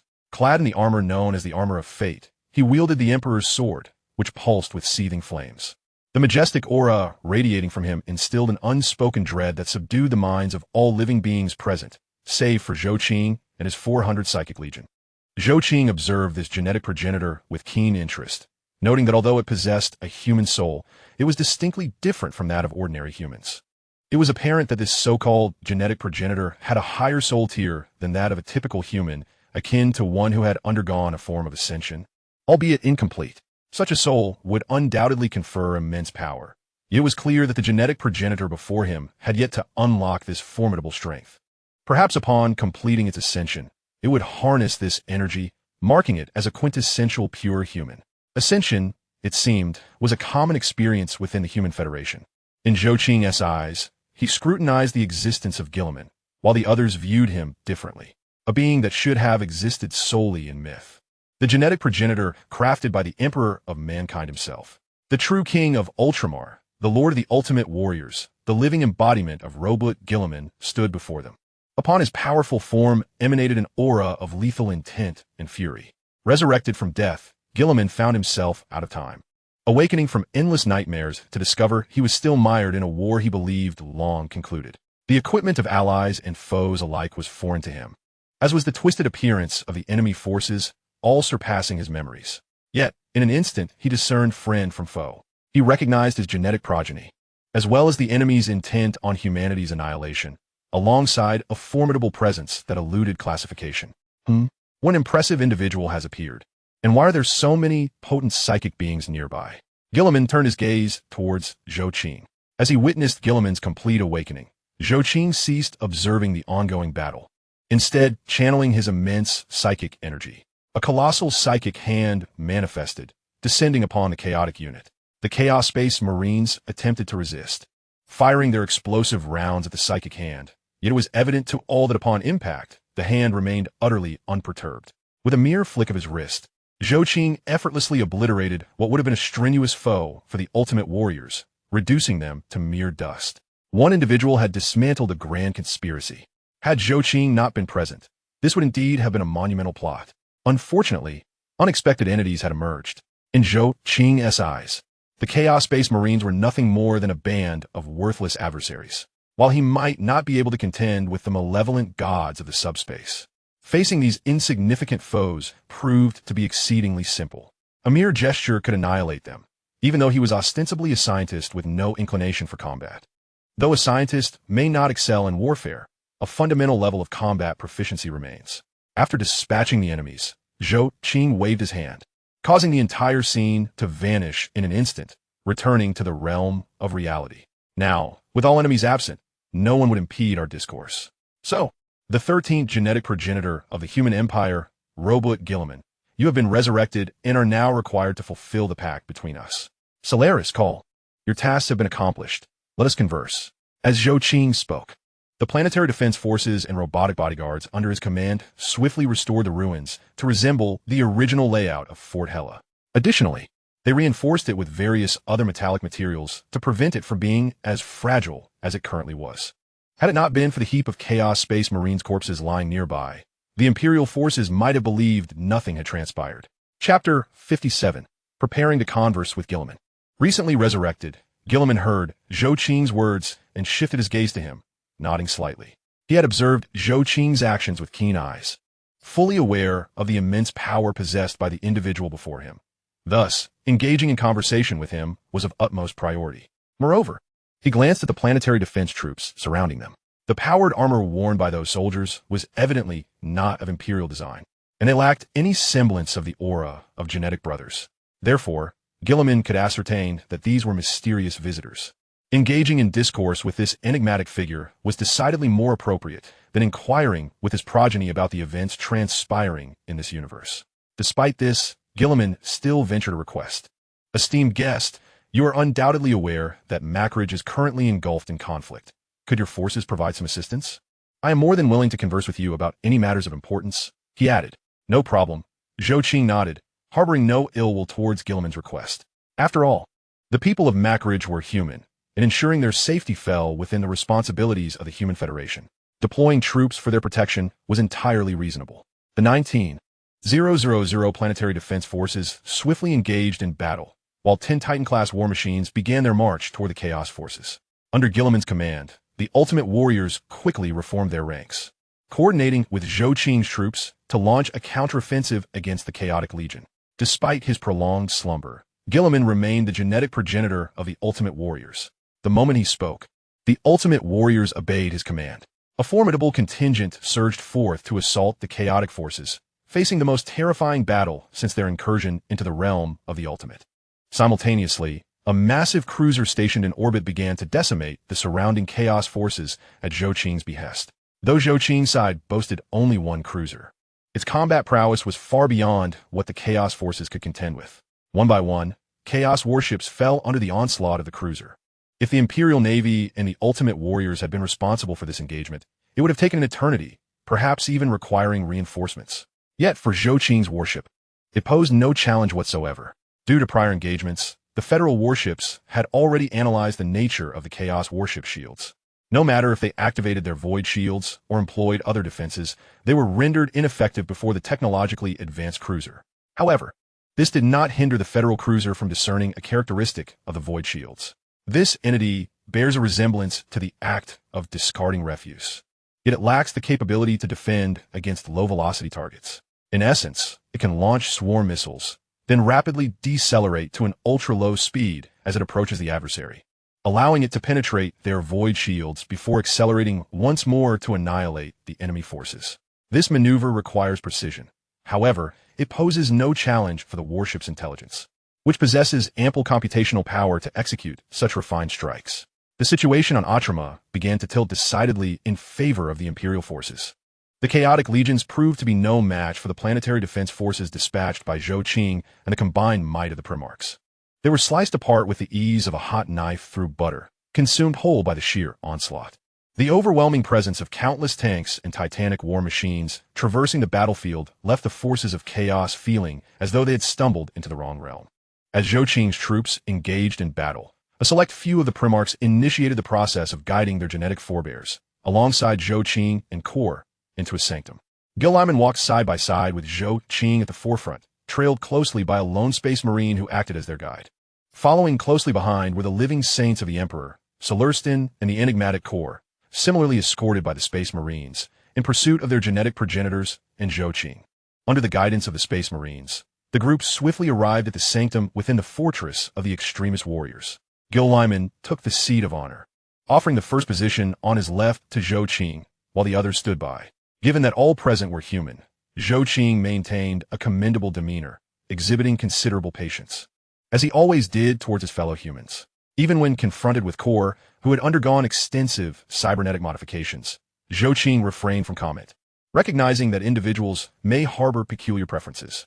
The notion of mechanical ascension was not foreign. The former Human Federation had once sought to pursue it, only to abandon the endeavor due to its perceived sacrilege against humanity itself. To the Federation, the human form was the epitome of perfection, and replacing it with a mechanical body was simply unacceptable. Nevertheless, the Federation continued to respect the diverse thoughts and interests of its citizens. As long as one soul remained human, the Federation would not object to transforming oneself into a robotic entity, provided one could withstand the potential ridicule from fellow humans upon venturing outside. After all, to ascend as a machine implied a singular pathway, while to ascend as a genetic being suggested a dual ascent. The distinction between the two was starkly evident. Those who had embraced mechanical ascension had relinquished their perfect human forms, an act that would indeed attract disdain within the Human Federation. Thus, as long as one could endure the potential laughter from family, friends, and peers, there was no issue. In the Federation, robots held a clear designation as mere attendants, devoid of citizenship rights, while those transformed from humans to robots were not explicitly deemed as mere servants. They would undoubtedly face mockery for abandoning the perfection of their human forms. As everyone settled into their seats, Gil Lyman could no longer contain his curiosity and turned to Zhou Qing with a query. Might I inquire as to the present time? How long have I remained in this state of stasis? Zhou Qing, naturally, had no intention of answering Gilliman's question directly. Instead, he cast his gaze towards Kor and the commander of the extremist warriors, Kalga, both of whom shared his curiosity regarding the current time.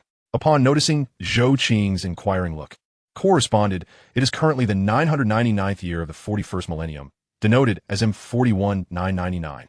Upon hearing Kor's declaration of the time, Gil Lyman experienced a profound epiphany, as though he had been transported across the ages, while Zhou Qing remained visibly astonished. The implications of the 41st millennium and the year 999 were not lost on him.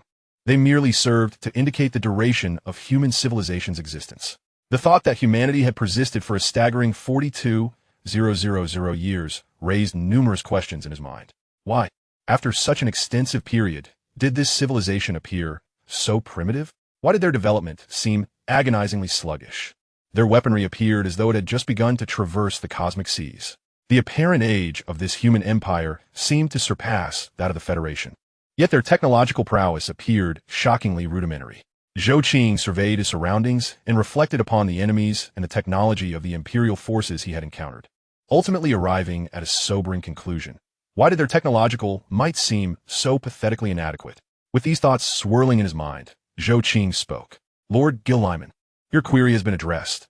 Now I ask that you reciprocate and answer my question, one for one." Gil Lyman nodded in agreement. "Before we commence our dialogue, I wish to extend my respect, having confirmed your humanity. There is no need for you to inquire. I shall share with you the reason for my presence here. It is primarily due to an encounter with a malevolent deity while vanquishing those so-called chaotic legions in reality." As Zhou Qing recounted his experience, the assembly fell silent, intently listening as they pondered the identity of the malevolent entity he described. Zhou Qing soon provided them with clarity. "I faced this malevolent god in combat, though, to be precise, it was less of a battle and more of a desperate counteroffensive.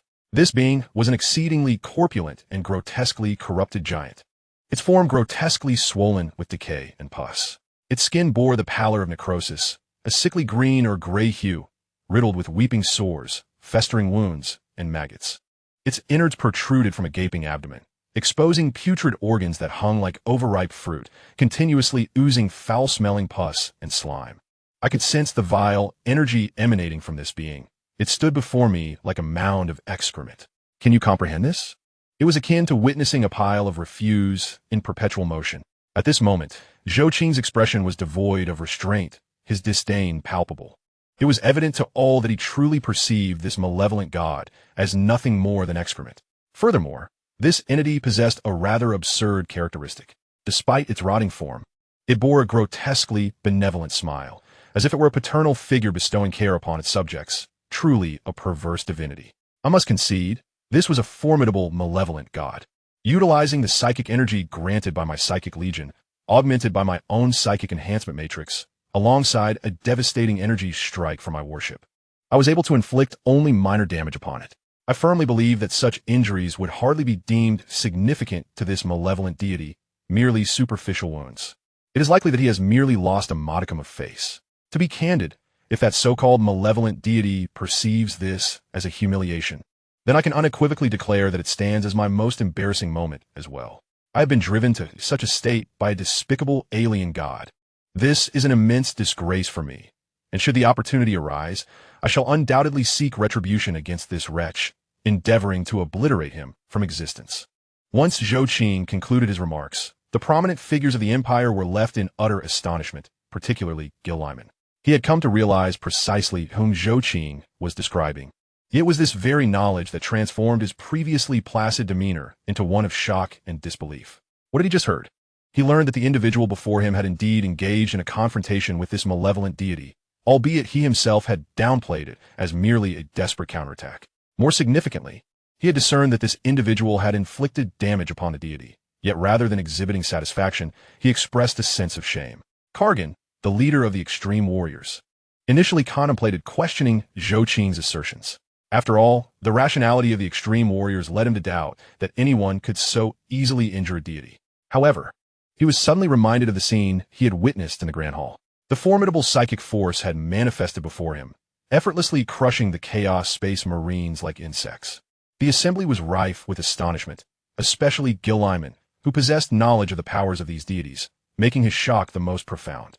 Following him was the living Saint Celestine, who, as the Emperor's living saint, was acutely aware of the might of the subspace deities. Among all present, it was only Call that managed to regain his composure first. His connection to the events was minimal. Thus, upon recollecting, he inquired, "Esteemed Grand Marshal, Lord Zhou Qing, if you could only injure the deity, how then did you escape from its clutches? According to your account, that deity has evidently set its sights upon you. Given our understanding of this malevolent being, it seems implausible that it would permit your departure so readily without knowing what transpired thereafter." Zhou Qing regarded Call with an appreciative gaze. Even when he cast his eyes upon Call's extensive mechanical form, his expression softened considerably. He perceived Call as a promising talent. After all, the question posed had paved the way for his forthcoming inquiries. As for how I survived, I can indeed share that a golden giant rescued me. He was immensely powerful, capable of directly obstructing the deity's assault. Subsequently, I learned that your nation refers to him as the Emperor or the God Emperor or the Avatar of Omniscia. There are myriad titles.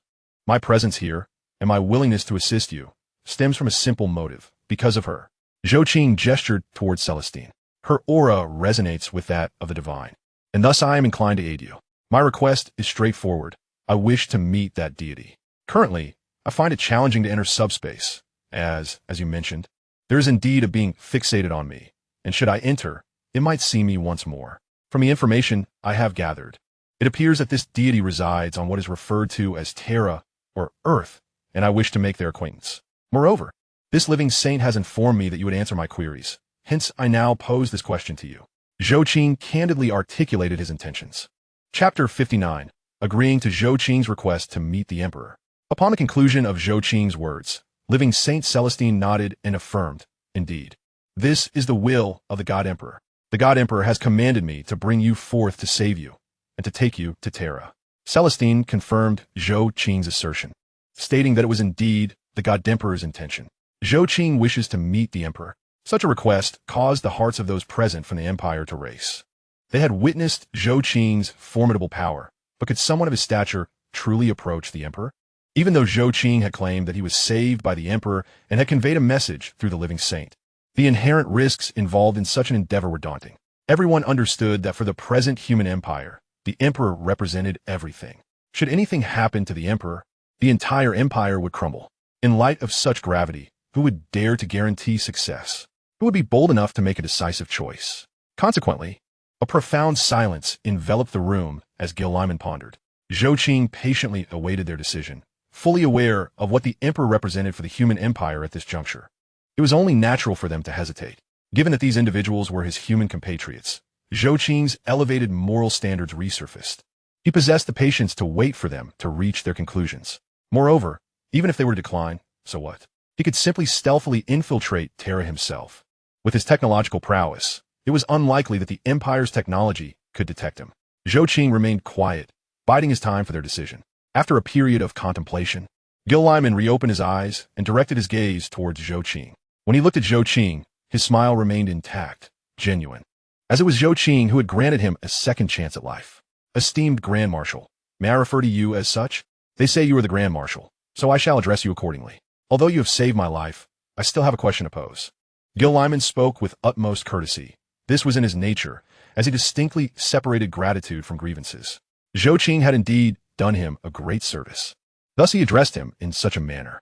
I believe you understand what the Emperor signifies to us. Thus this matter must be approached with utmost caution. I must ascertain your true identity. For Gil Lyman, although he was aware that others referred to the individual before him as the Grand Marshal, he remained uncertain of the true implications of that title. He sought to uncover Zhou Qing's genuine identity, given that they were both humans, and even partook in a degree of ascension. Zhou Qing chose not to conceal the truth and spoke forthwith. You wish to know my identity? You see, they all call me Grand Marshal. It is a title, and from this alone, you cannot discern what it truly signifies. Allow me to introduce myself. I am Zhou Qing, a scientist. Indeed, you have heard correctly. I am a scientist dedicated to the pursuit of technology. I am a scientist of the Human Federation. Prior to this, I've been exploring the secrets of the starry seas and the cosmos. However, a year ago, I arrived on a planet. I am uncertain how I reached that world, yet it was a most peculiar twist of fate. I witnessed the dire circumstances of the inhabitants of that planet, and I am certain they are human. Consequently, I made a modest alteration to their plight. I ascended to the role of governor of that planet, known as the Beetle Empire's nest world. Naturally, I have since renamed this realm to Tianjin 4, and the planetary system now bears the same designation. Although Zhou Qing recounted his origins to Kilimon, he refrained from disclosing that he hails from another universe. The secrets of the Human Federation must be somewhat safeguarded. After all, the inherent flaws of humanity are evident. They are a race adept in internal strife and possess an extraordinary degree of wariness.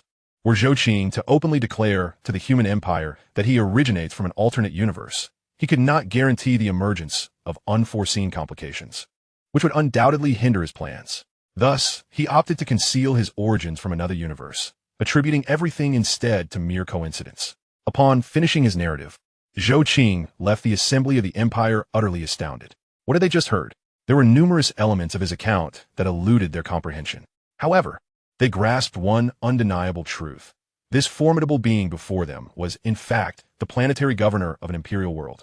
When did the governors of imperial planetary worlds become so extraordinarily powerful? Since you have all inquired, allow me to elaborate on how I became the target of an attack. Noticing their continued astonishment, Zhou Qing decided to explain the reason behind the assault by the chaotic evil god. I wonder if you have noticed that the universe is currently inundated with vast quantities of subspace energy akin to refuse. This energy is exceedingly toxic, having suddenly appeared and nearly engulfed the entire cosmos, attacking the very planet where I reside. It was this very circumstance that compelled me to embark on my warship to investigate the unfolding events. As for what transpired subsequently, you're likely already aware. I engaged in a confrontation with the evil god and, under the Emperor's guidance, arrived here. I have shared all that I needed to convey. Now, consider whether you wish to accompany me to Terra. Zhou Qing swiftly concluded his address, once again placing the decision in Kiliman's hands, allowing him the time to ponder. He had expressed all he could, and Zhou Qing was unconcerned about what choice the other would make.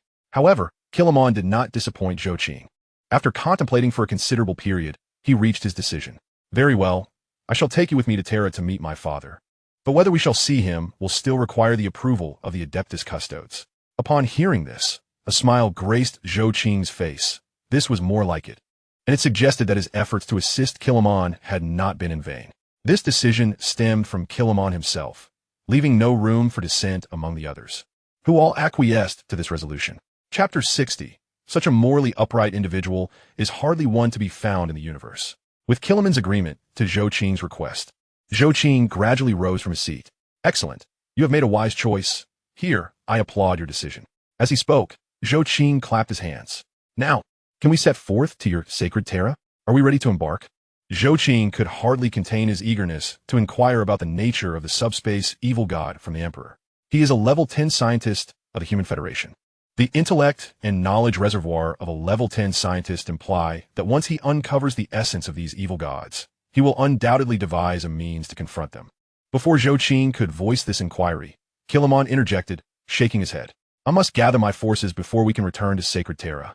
The threat of the chaotic evil gods still looms, and they will not permit me to return to Terra so easily. Now is not the time to set out. To journey back to Sacred Terra will undoubtedly entail facing obstruction from the forces of chaos.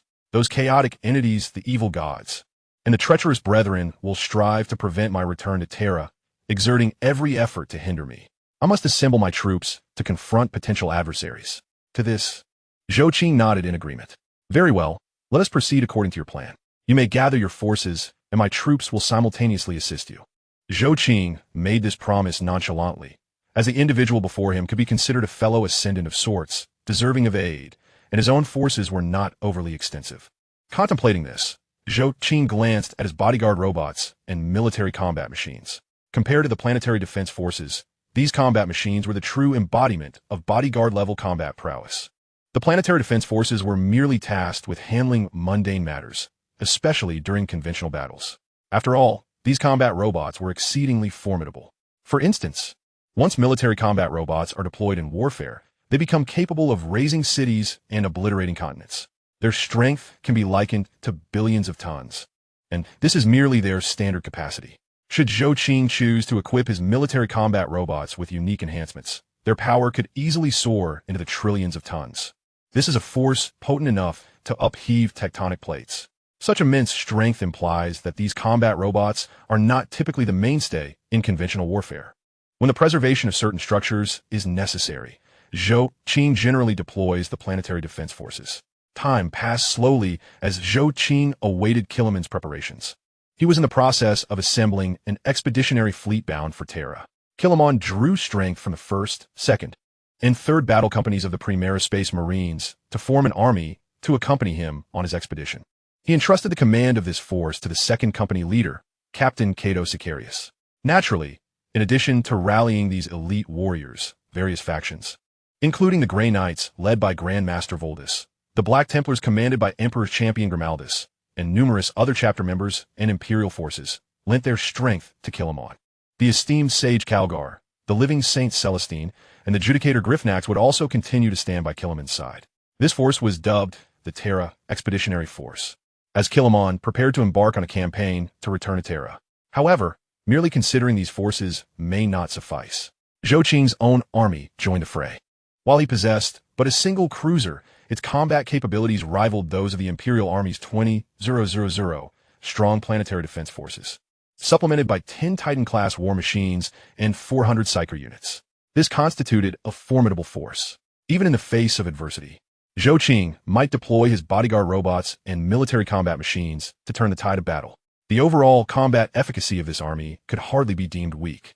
As Killaman summoned his forces, the 2 ethereal representatives of the Death Guard found themselves bereft of all purpose, leading them to choose departure. Yet, Killaman remained willing to engage in discourse with the divine envoy of Rini and the crimson-armored warriors by his side. After all, these individuals had come to rescue him, and Killaman was inclined to extend them a modicum of respect. Of course, this was merely a facade. In truth, Killaman sought to discern the true intentions of these otherworldly beings. He also aimed to glean insights from the network of ethereal intelligence regarding the events transpiring across the cosmos. As the information he had received from the extreme warriors was far from sufficient, Killaman acquired knowledge about various cosmic matters, such as the necromantic black obelisk, and he shared this intelligence with Zhou Qing. Regardless, Zhou Qing had indeed saved him, and he was also a planetary governor of the Empire. Moreover, as he claimed to be a scientist, this assertion was validated by Kale. During the time Killaman assembled the expeditionary forces, Zhou Qing could hardly bear to witness Kale's grotesque form, which seemed to profane the original stature of humanity. though he wished to express his bewilderment. He opted for respect instead. However, the sheer ugliness of Kale's appearance made it increasingly difficult to maintain that respect. Thus, within a span of 2 days, Zhou Qing enacted a monumental transformation upon Kale. He dismantled all the unsightly and chaotic appendages, replacing them with far more sophisticated equipment. More significantly, Kale was no longer required to seal away his memories or alter his memory modules. The once hideous Kale reverted to his original self, becoming markedly more efficient. Furthermore, Zhou Qing stabilized his soul, ensuring that Kale remained Kale. Under Zhou Qing's meticulous guidance, Kale's thoughts sharpened considerably.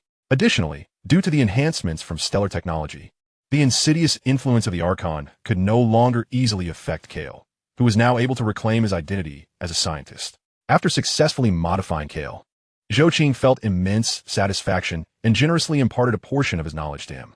A level 10 scientist signifies an almost unparalleled breadth of understanding, particularly for someone like Zhou Qing, a triad scientist and the apex leader in scientific prowess. Zhou Qing's identity transcended mere scientific leadership. He was also a guiding figure of a movement within the Federation. As a veteran researcher who had been part of the Human Federation since the 2200s, he was among the oldest and most formidable scientists within the human realm. Consequently, Zhou Qing's knowledge was vast and profound. Even a brief discussion on biological matters left Kale feeling enlightened, inspiring him to consider further enhancements for the original Forged Space Marines. Just as this thought crossed his mind, Zhou Qing offered him some guidance, resulting in the original Forged Space Marines being significantly stronger than when Kale first presented them, by a staggering 50%, merely from Zhou Qing's casual suggestion. Most importantly, Kale, as a mechanical deity of Mars, had finally discovered a mentor, one who could impart wisdom to him. The thirst for knowledge is etched deep within the hearts of all mechanical sages, and now Kale had found the source of that knowledge. After several days of Zhou Qing's tutelage, Kale regarded him as his teacher and expressed this sentiment, to which Zhou Qing readily acquiesced. With numerous students under his wing, he would not refuse someone eager to learn. After all, the yearning for knowledge among his human brethren was a desire worth fulfilling. Undoubtedly, while Zhou Qing may have slightly lowered his moral standards, he remained one of the most noble and virtuous beings in the universe. However, this nobility was confined to his interactions with his own kind, humans. He had never hesitated to share his wisdom with fellow humans. If one sought to learn, Zhou Qing would be willing to teach. Due to Zhou Qing's actions, Kilimon formed a preliminary judgment of him as an unprecedentedly virtuous individual. The existence of such a being left Kilimon in disbelief. He could scarcely fathom the presence of someone so noble. Yet, it was precisely because of Zhou Qing's conduct that Kilimon felt he could trust him completely. Such integrity could not be feigned. If one could not trust a person of such high moral standing, whom could they trust? Most importantly, who would strengthen the enemy's forces? It was utterly inconceivable. Zhou Qing was indeed trustworthy. Chapter 61. The compensation offered to Kilimon. So, you mean to say that this situation arose primarily because the black obelisk on Cadia was destroyed by an individual named Abaddon, thus exposing the entire Eye of Terror? Moreover, this scoundrel Abaddon annihilated an entire planet's worth of human brethren, numbering in the billions, even trillions? Zhou Qing's temper flared. His emotions became tumultuous, and across from him, Kilimon echoed Zhou Qing's sentiments once more. Indeed, that is correct. The surge of energy was chiefly due to the destruction of Cadia's black obelisk, leading to the obliteration of the entire planet and resulting in the emergence of the Great Rift, which split the human empire in two. Kilimon's emphatic words further enraged Zhou Qing.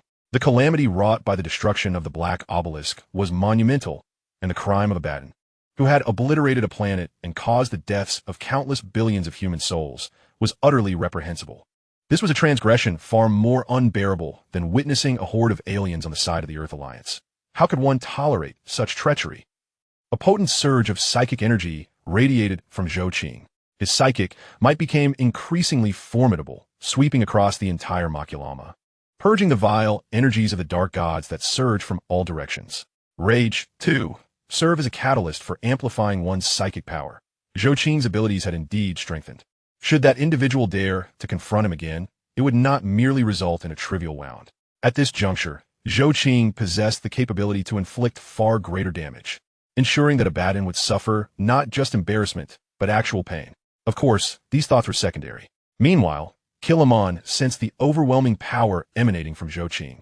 It was so formidable that he felt utterly incapable of mounting any form of resistance. He could only repeatedly urge calmness. Stay composed. You must remain calm. Do not act impulsively. The 13th pre-March, regarded by others as the son of the gods, in this moment bore no semblance of divinity. Instead, feeling as humble as an ant, Gilliman's words had some effect. Under his guidance, Zhou Qing reigned in his aura, adopting an expression of contrition. I apologize for my earlier outburst. Truly, the transgressions of Abaddon are far too grave. His actions have egregiously violated the laws of the Empire. To ensure that he pays a sufficient price for his transgressions, I shall certainly apprehend him and subsequently obliterate his very essence. Zhou Qing declared vehemently. As for how to utterly extinguish his soul, he had his methods, which naturally involved the use of a synaptic machine. It would be a repurposing of waste, allowing him to contribute to technological advancement even before his demise. Lord Gilliman expressed sincere apologies for his uncharacteristic outburst. I will compensate for the damages incurred within your fortress and on the planets, so please do not worry about such matters. Regaining his composure, Zhou Qing once again emerged as the paragon of moral integrity in this universe.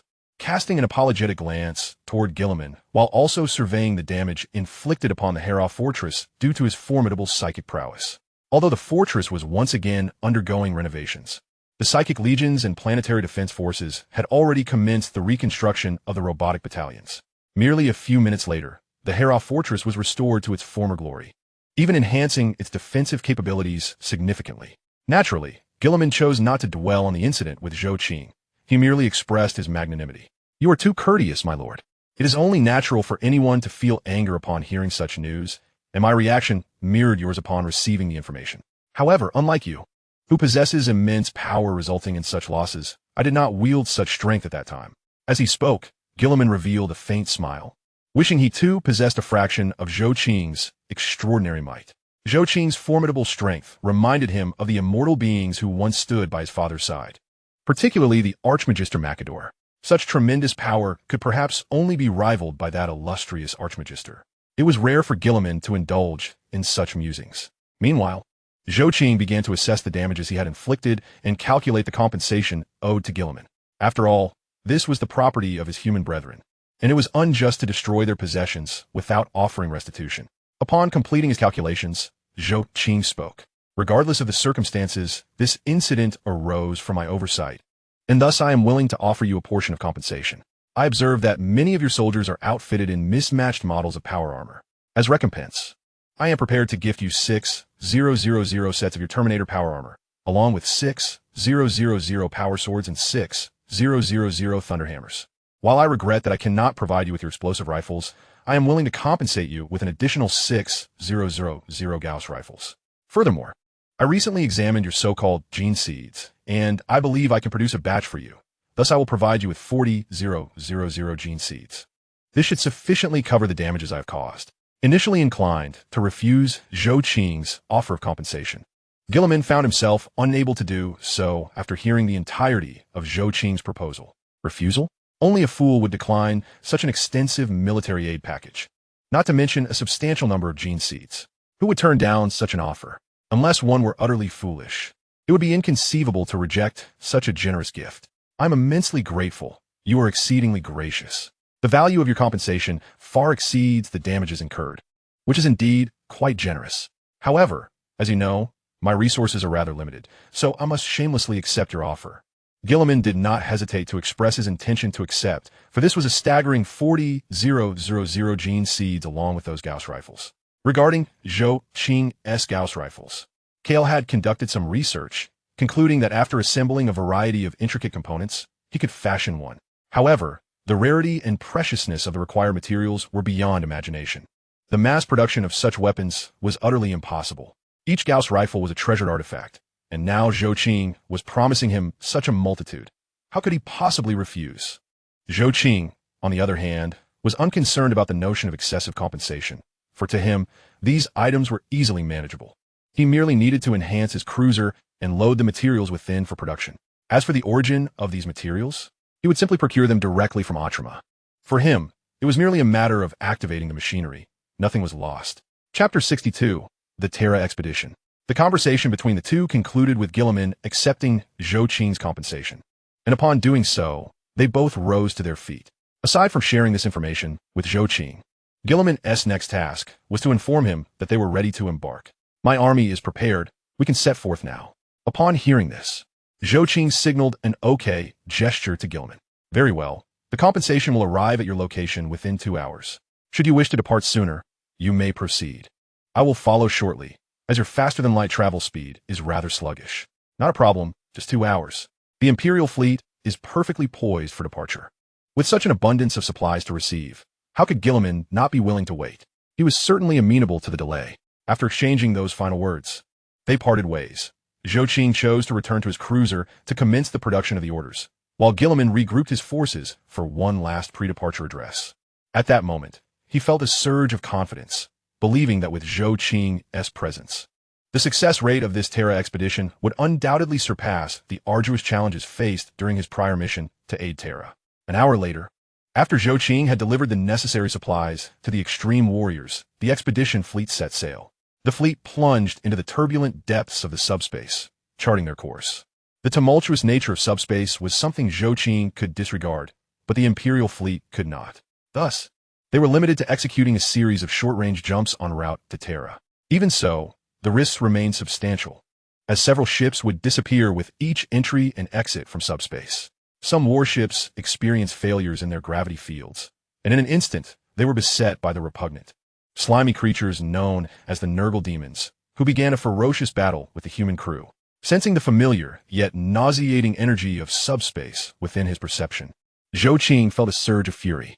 Gilliman was not aboard another Imperial warship, but was present on Zhou Qing's cruiser, as his safety required assurance. In the fleet, there was no vessel safer than Zhou Qing's patrol cruiser. On Zhou Qing's Grand Patrol ship, not only did he have his 20,000 planetary defense troops and 400 Psychic Legion soldiers, but also a full complement of 600 Space Marines and various forces from the Tribunal, making his defensive capabilities unparalleled. This merely serves to elucidate the nature of these ordinary troops, let alone the mechanical legions of Zhou Qing. Furthermore, the dark matter shields continuously demonstrating their efficacy aboard the warship equally signify that this chaotic energy cannot permeate the vessel, not even by a fraction. In fact, the chaotic energy is being incessantly absorbed by the ship's subspace generator. For Zhou Qing, subspace energy is not something to be avoided, but rather a source of premium energy. Of course, all of this does not prevent Zhou Qing from perceiving that repugnant energy. As soon as that nauseating energy entered his sensory range, he conjured a colossal arc of psychic lightning in his hand. Simultaneously, a similar arc of psychic lightning manifested aboard the warship. The one within was merely a shadow, while the one outside served as the primary means of attack. However, the moment the immense arc of psychic lightning appeared, the demon of Naga was taken aback. The terrifying aura radiating from the lightning obliterated several ordinary Naga spirits. Upon witnessing the psychic lightning directed towards him, the demon of Naga realized the dire implications. He could sense the destructive force embedded within the arc. Should he be struck by it, his very existence would be erased. In the next instant, all Naga demons vanished in an instant, fleeing in panic. Just as they commenced their retreat, the psychic lightning erupted from Zhou Qing's grasp and struck towards their location. The demon of Naga dispatched for this purpose vanished without a trace, and all the demonic entities that had infiltrated the human Imperial warship were likewise annihilated. Subsequently, Zhou Qing's formidable psychic energy surged forth, enveloping all Imperial vessels and dispelling the influences of subspace with its warm embrace. When the spectacle unfolded before the Imperial forces, they humbly knelt and proclaimed, "The God Emperor reigns above. This is indeed a miracle." It was a miracle, undeniably, as anyone from any empire would recognize it as such. After all, what else could explain the obliteration of subspace demons and their reluctance to approach the warship? Under Zhou Qing's protection, the Imperial fleet successfully executed this minor-scale jump. And as they re-emerged into the real universe, Zhou Qing retracted his powers. Upon the next entry into the greater subspace, Zhou Qing sought out Gilliman and presented his thoughts. The repulsiveness of these subspace demons exceeds my expectations, and the energy here is intolerable. I cannot afford to squander my energy recklessly. Therefore, for the sake of safety, I intend to make alternative arrangements. You see, I possess a psychic legion, which I plan to deploy within each Imperial warship to confront these subspace demons. Simultaneously, I will dispatch my planetary defense forces, and along with your Ultramarines, we shall form operational teams of interstellar warriors assigned to each warship for their protection. While my powers can safeguard you, they must also be reserved for addressing greater threats. Hence, they cannot be spent frivolously. What do you think? Zhou Qing's proposal was evidently exceedingly reasonable, leaving Guilliman with no grounds for dissent. Thus, as soon as Zhou Qing articulated his suggestion, Guilliman acquiesced. The Ultramarines began mobilizing, as did the planetary defense forces. The Psychic Legion was swiftly activated, with each soldier capable of carrying 50 Ultramarines. As these soldiers were deployed into the Imperial fleet's other vessels, Zhou Qing's cruiser became increasingly spacious. Yet, no one felt any trepidation, for a sense of security still prevailed. The formidable dark energy shields continued to safeguard the warship. At least under the current circumstances, it could withstand any assault unless the Chaos God intervened personally, which would primarily hinge on the inadequacy of the energy core's output. Chapter 63. It must be that Guilliman's social standing is rather poor. Under Zhou Qing's protection, the Imperial fleet was undeniably secure. Upon re-entering subspace, they encountered no assaults from the subspace demons, as the Psychic Legion utilized their powers to intimidate the nearby demons. The overwhelming psychic energy rendered ordinary subspace demons convinced of the presence of a major demon, and under such circumstances, how could lesser demons dare to manifest? The fleet remained in a state of considerable safety. However, it was evident that this was not the scenario the subspace demons desired. The revival of the gene seed entity excited the demons, who yearned to corrupt the 13th gene seed entity, Robot Guilliman. This gene seed entity, the least favored among its peers, was soon to be enthusiastically received by his brethren. As Guilliman and Zhou Qing's combined fleet approached the galactic center, the Loyalists were ensnared by the treacherous sorcery of the traitor Magnus, drawing them into a great vortex. Naturally, Zhou Qing's cruiser encountered no trouble. However, the Imperial vessels found themselves ill-equipped to resist such chaotic sorcery, succumbing to the maw of the vortex. Faced with this predicament, Zhou Qing had no choice but to follow suit. After all, his own forces were inside. As fellow humans, he felt compelled to save them to the extent of his abilities. As the warships prepared to enter the vortex, Zhou Qing cast a perplexed glance at the somewhat embarrassed gene seed entity beside him. I just don't understand why your brethren seem intent on eliminating you. Alas, it has come to pass. We shall address it. Zhou Qing's words carried a tone of helplessness, as he grappled with the inexplicable animosity directed at the gene seed entity beside him. Guilliman stood silently, a picture of innocence, reluctant to speak or act. The cruiser accelerated rapidly, plunging into the vortex at faster-than-light speed, soon reappearing amid their own fleet. Surrounding them was a multitude of chaotic vessels. The Chaos Space Marines had commenced their jump assault, with numerous Chaos Space Marines breaching the Imperial warships and attempting to massacre their crews. In theory, such tactics should have been effective within Imperial combat.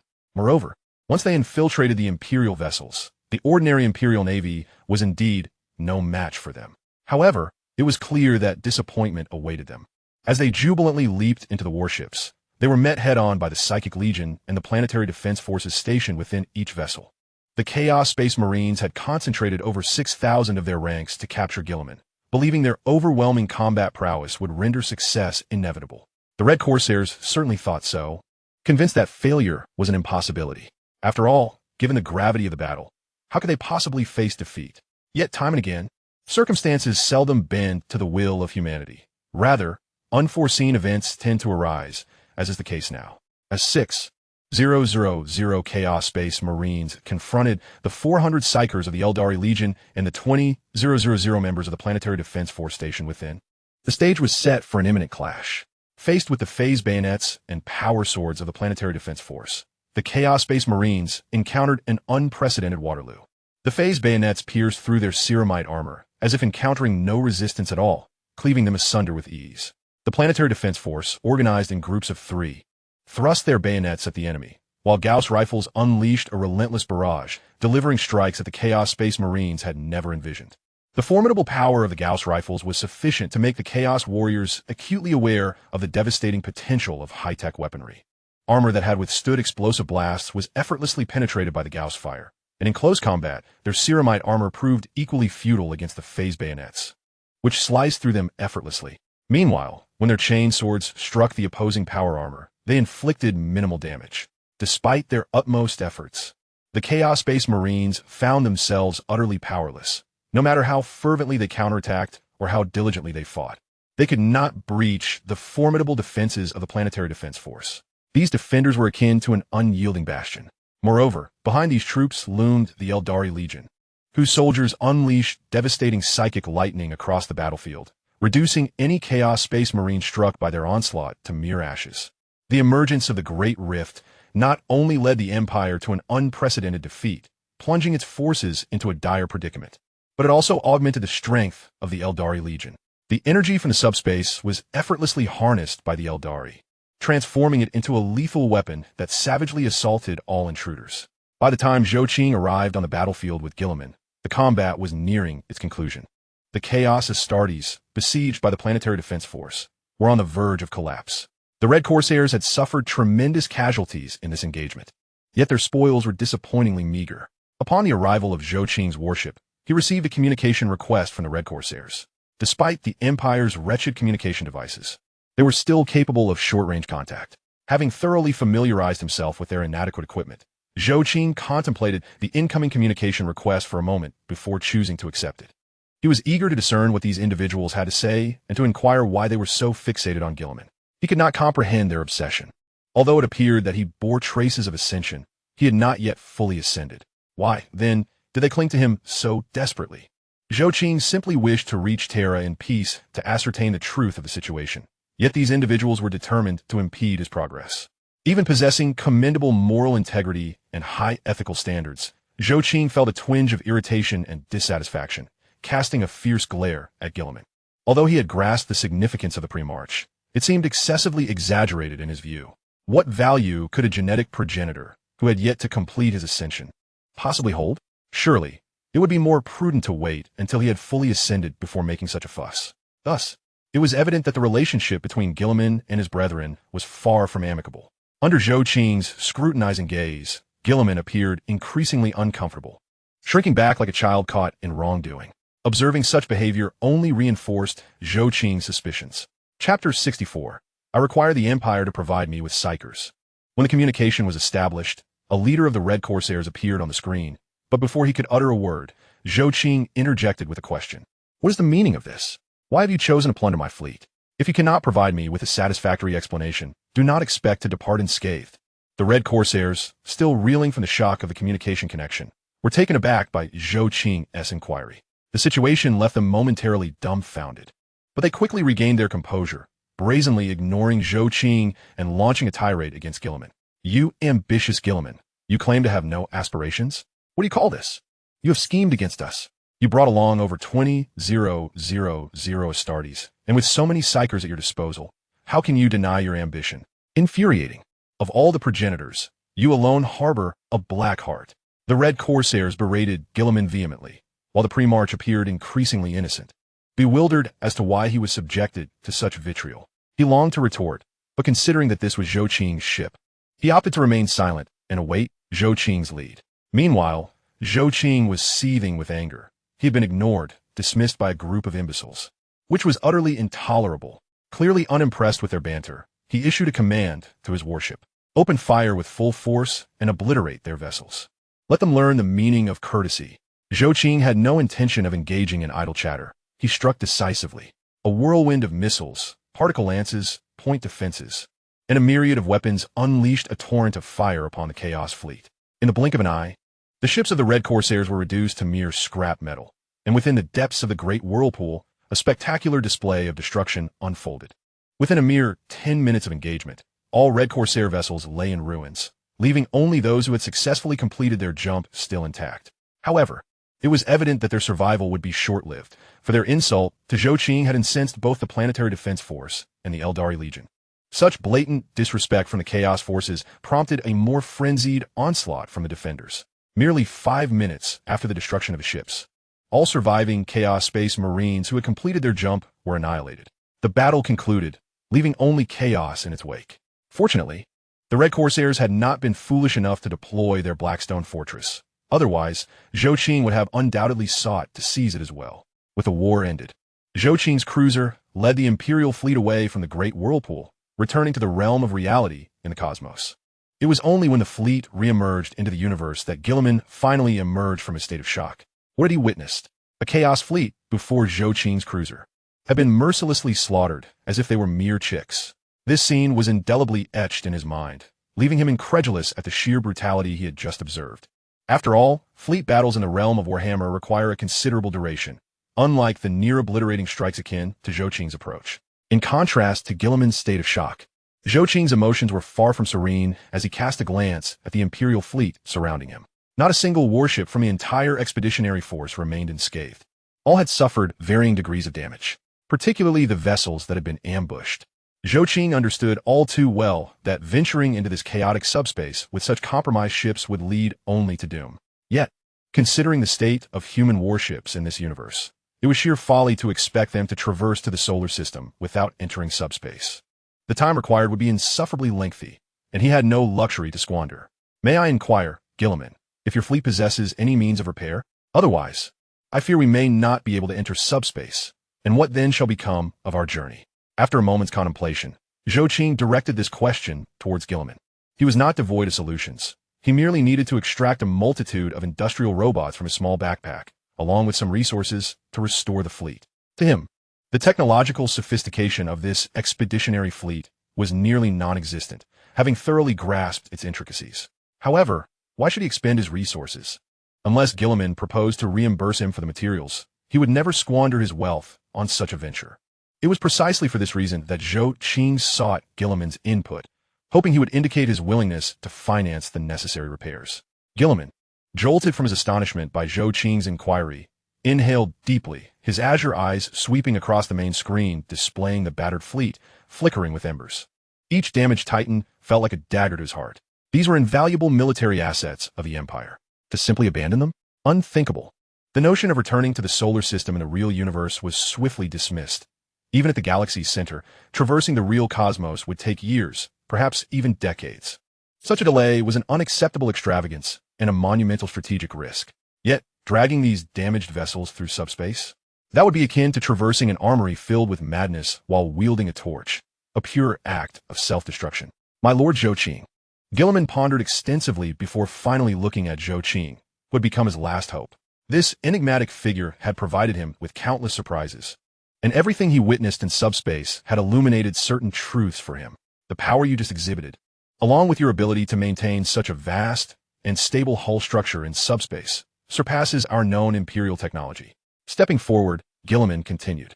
Your capacity to effortlessly vanquish a chaos fleet suggests extraordinary achievements in materials, energy, and engineering. Might you possess a means to repair these damaged vessels? Should you require anything or need me to provide something, please do not hesitate to speak. I am prepared to oblige. Immediately, he made his pledge, and, at that moment, Zhou Qing received the response he sought. He articulated his demands. My requirements are modest, yet you must recognize that I command a Psyker Legion, as I seek vengeance against the Chaos Gods. Thus, the Psyker Legion is indispensable. I need your agreement that I shall not pay blood tithe to the Empire, and in return, the Empire must supply me with Psykers. I must form the Psyker Legion to confront those vile gods in subspace. Since they dared to subject me to such humiliation, they must pay the price. For the time being, he could not construct the cataclysmic artifact. After all, this was a closely guarded secret, the pinnacle of federal military technology. Even though he was a top scientist who had participated in the design of the cataclysmic artifact, he had only been involved in part of the process. At present, he lacked the requisite technology to fabricate such an artifact. Moreover, a significant portion of its technology remained locked away, and he surmised he could not decipher it in the near term. However, this did not imply that Zhou Qing would allow the Chaos Gods to escape unscathed. Retribution was inevitable. If he could not drain subspace directly, he would instead form the Psyker Legion to confront them head-on. Thus, his actions signified that Zhou Qing was not prepared to pay blood tithe to the Empire. Rather, he expected the Empire to pay blood tithe to him. Chapter 65. The discovery of a direct pathway to the moon. Once Zhou Qing had articulated all his requirements, it was now Gilliman who fell into silence. Blood tithe. What did Zhou Qing's words imply? It suggested that the Empire would owe him blood tithe. Although this assertion might seem extreme, it theoretically held merit. The Psykers had always been a source of caution for the Empire. What did this power truly signify for the Empire? At that moment, Gilliman found himself unable to articulate an answer. Nevertheless, he did recall the formidable combat prowess exhibited by Zhou Qing's Psyker Legion, as well as the Grey Knights he had once established. These individuals could also be considered masters of the psychic arts, wielding significant influence within the Empire. While they may not match the strength of Zhou Qing's legion, they were indeed formidable. Gilliman's gaze bore into Zhou Qing, and this time he was not the least bit bashful. Instead, he was profoundly serious. "My lord Zhou Qing, can you assure me that these psychers will be controllable, posing no threat to the human empire or, indeed, the safety of the human race?" Gilliman was acutely aware that Zhou Qing might not be a member of the human empire. Hence, he reframed his inquiry to address the human race as a whole. Zhou Qing's lofty moral principles and virtuous demeanor convinced Gilliman to trust him. Yet, as the embodiment of the empire, he still felt compelled to pose this question. However, in truth, the moment he posed this inquiry, he had already made up his mind. He was willing to provide Zhou Qing with psychers. "Of course, you should have some understanding of me. I would never harm my fellow humans." Zhou Qing's response reaffirmed this point, making him a figure worthy of trust in Gilliman's eyes. For reasons he could not quite articulate, Gilliman felt an inherent sense of trust towards the man before him. "Very well, I shall concur. I will provide you with psychers. You may proceed to assemble your Psyker Legion. For the continuation of the human race, please wield this power with utmost caution." With a grave demeanor, Gilliman's expression was one of profound seriousness. Under the weight of his influence, Zhou Qing also responded with equal gravity. Naturally, the agreement was reached. Gilliman would supply Zhou Qing with psychers, and Zhou Qing would commence repairs on the Imperial warships. The vessels were initially brought to rest on the surface of a planet, and subsequently, Zhou Qing retrieved 10,000 engineering robots from his small spatial pocket. These robots did not immediately begin the repair work. Rather, they awaited Zhou Qing to produce additional resources obtained from Ultramar before embarking on their hands-on journey, crafting even more robots. Upon reaching a staggering count of 200,000 engineering automatons, they commenced their labor, utilizing an abundance of resources gathered from this planet to initiate the construction of the Empire's warships. Naturally, the materials employed could not include the interstellar alloys found among the stars. Instead, they relied predominantly on the resources procured from Ultramar, with only a minimal enhancement of alloy resources for the shipbuilding process. The construction of these Imperial vessels did not consume an inordinate amount of time. Merely 3 days later, the Empire's fleet appeared as pristine as ever, with Zhou Qing even augmenting them with an additional shield. Calaman's willingness to promptly acquiesce to his request inspired Zhou Qing to reciprocate by equipping the Empire's standard warships with basic shields. To be candid, he could not fathom why the Empire's shields were so peculiar. How could the warships collide with one another? And why did the shields fail to provide any protection during such encounters? To avert the resurgence of the antiquated jump ambush tactics that had long been discarded, Zhou Qing made his decision to equip these Imperial vessels with fundamental shields. The current Imperial warships differed significantly from their predecessors. Should the chaotic space warriors attempt to employ the jump ambush strategy once more, Zhou Qing could unequivocally declare it impossible, unless they could breach the basic shields. As long as the shield's energy remained intact, the chaotic warriors would find it utterly impossible to execute another jump maneuver, with the void shield still maintained. However, Zhou Qing could not help but express his admiration for the human empire's void shield technology. It was undeniably formidable. Its principle, as previously reported by his own warship AI, resembled a refuse disposal mechanism. In the face of physical assaults, such shields proved remarkably effective. Following the maintenance of the Imperial warships, Zhou Qing incorporated the Empire's void shield technology into his own scientific repository. The refurbished Imperial vessels set sail once more, ascending from the war planet back into orbit. Each ship within the expedition fleet had undergone meticulous upkeep and maintenance, resulting in a fleet that, from an exterior perspective, appeared even more pristine than when it had first departed from Ultramar. Yet, as the warships re-entered the cosmos, Zhou Qing encountered a novel phenomenon, the Webway. The Webway technology was not unfamiliar to the Human Federation. It had been implemented during the mid-period of the Federation. This was not merely an ordinary Stargate Webway. After the initial assault at Tianshur 4, the Human Federation had recognized the need to address this issue, leading their scientists to explore alternative Webway technologies. Thus, Zhou Qing was well acquainted with the Webway technology, and as the ships took off, he observed what seemed to be a Webway gate on a neighboring planet, capable of granting entry into the Webway. More intriguingly, this Webway appeared to lead directly to the moon, significantly reducing travel time within the subspace. Upon discovering this new avenue, Zhou Qing's eyes sparkled with excitement. Instead of issuing orders for the fleet to set sail once more, he sought out Kalaman to share his revelation. This act alone demonstrated why Kalaman was so quick to place his trust in Zhou Qing. The latter's moral integrity was truly commendable. Despite having the authority to make unilateral decisions, he chose to consult Kalaman. This behavior solidified Kalaman's perception of Zhou Qing as a reliable ally, and without hesitation, he declared that if Zhou Qing deemed the route safe, they would proceed via that path, acknowledging his lack of technical expertise. Chapter 66. Arrival at the Sacred Terra. Though Kalaman was not versed in technology, he respected those who were, much like he had a trusted advisor in Doran Call. Even if he opposed it, Zhou Qing would still traverse the Webway, as it promised far greater speed. His immediate goal was to reach the solar system swiftly, to meet the being known as the Emperor and engage in discourse. If possible, he sought the assistance of the human empire. While he possessed the capability to develop independently, starting from a higher position was undeniably advantageous. Although the human empire's assortment of technologies might seem rudimentary, they wielded a significant advantage: their vast population. A substantial populace was precisely what Zhou Qing required.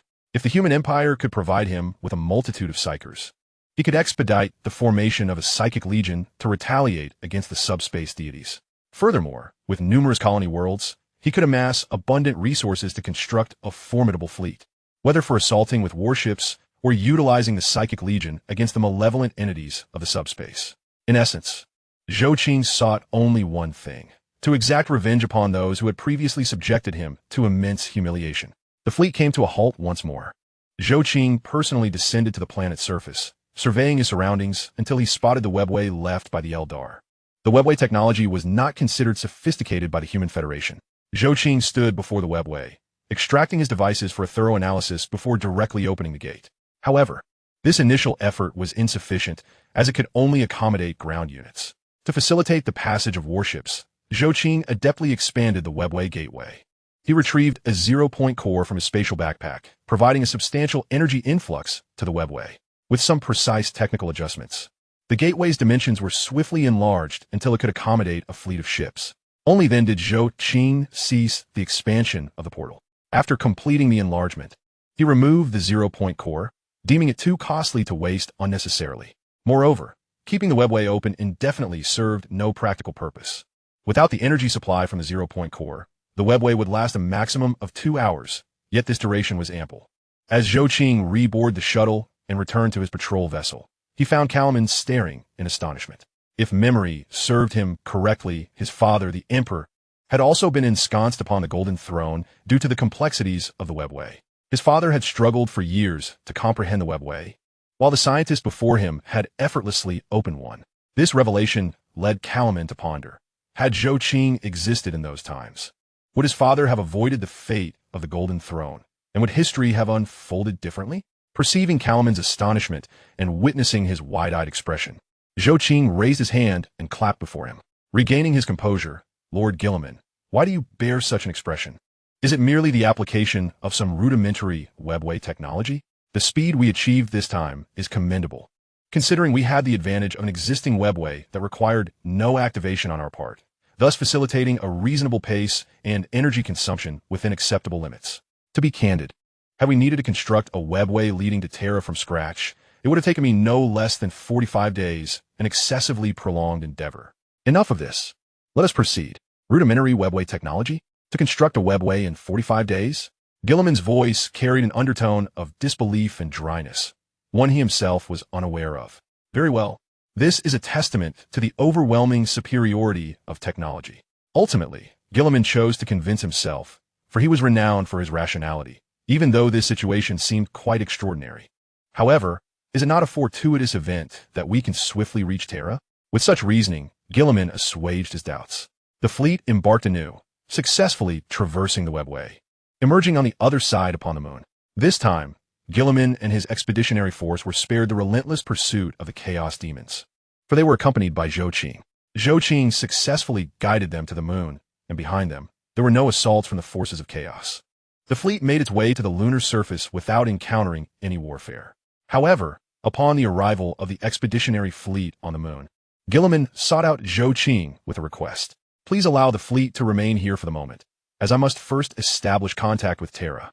If we proceed recklessly, we may very well be categorized as intruders by the Imperial Guard. Gilliman articulated his reasoning, which Zhou Qing readily understood. After all, if an external fleet were to enter Tianjin for an attempt to breach the Union directly, it would undoubtedly attract the ire of the Federated fleets. Typically, inter-Federation communication is quite accessible, with rare occurrences of fleets entering without prior notification. It is the peculiar technology of the human empire that has led to such a scenario. Then, my Lord Gilliman, you may proceed to contact them. I will instruct the fleet to await your return, Zhou Qing acknowledged. Following Gilliman's communication with the human empire, the Imperial Guard dispatched a fleet that arrived before Zhou Qing's forces to provide guidance. Under the escort of the Imperial Guard, the expeditionary fleet reached Terra's orbit and subsequently docked at the starport. Zhou Qing and Gilliman disembarked from the cruiser, while Zhou Qing's Psychic Legion and Planetary Defense troops assembled at a military camp under the guidance of the Imperial Guard. Observing the assembly of over 20,000 battle-ready warriors, along with 10 mighty war titans, the personnel guiding the Imperial Guard regarded Gilliman with a glint of incredulity. Could this truly be the case? Here was Terra, and he had brought along more than 20,000 interstellar warriors, equivalent to 20 standard companies of Astartes. Furthermore, he had the audacity to bring 10 war titans. Gilliman, too, perceived the gaze of the Imperial Guard upon him, feeling an overwhelming sense of despair. How could he possibly explain that he had only brought a few hundred Astartes, with the rest being Zhou Qing's forces? Moreover, would they even believe such an assertion? It was evidently implausible. After contemplating the futility of any defense he might offer, Gilliman chose to silently bear the burden of this misattribution. Regardless, he had already endured so many misunderstandings. Let it be. He had grown accustomed to it. Chapter 67. You tell me this is the capital of the human empire? Following his customary practice, upon arriving at a new planet, Zhou Qing commanded his warships to conduct a comprehensive scan of the celestial body to ascertain its conditions. This instance was no exception. Though one would assume he should be well acquainted with Earth, he found little utility in such familiarity, as he did not recognize this place as Earth at all. He beheld not a single ocean. Instead, he was surrounded by barren soil and a plethora of peculiar gases, leading him to question whether he had arrived at the wrong destination. Scanning the Holy Terra was not as straightforward as it had been with other planets. One area remained inaccessible to full-spectrum scanning due to intense psychic interference that hampered the warship's capabilities. Nevertheless, scans of the other regions were completed with precision. The capital world of the human empire, the Holy Terra, exhibited a reality that left Zhou Qing utterly astounded. He could scarcely believe that this was the capital of an interstellar civilization. Since the destruction of Cadia by the Chaos Warlord Abaddon, a vast rift had torn through the galaxy. This malevolent scar split the territories of the human empire in twain, and the ensuing waves of psychic energy during this period became known as the Eternal Night Cataclysm. Not only did subspace storms erupt across various locales, but even the Emperor's astral beacon flickered and dimmed during this time. The extinguishing of the astral beacon wrought catastrophic consequences. On a galactic scale, Imperial vessels lost their ability to navigate through subspace, leading to the sinking of many ships that had been trapped in the depths of the subspace sea with no further communication.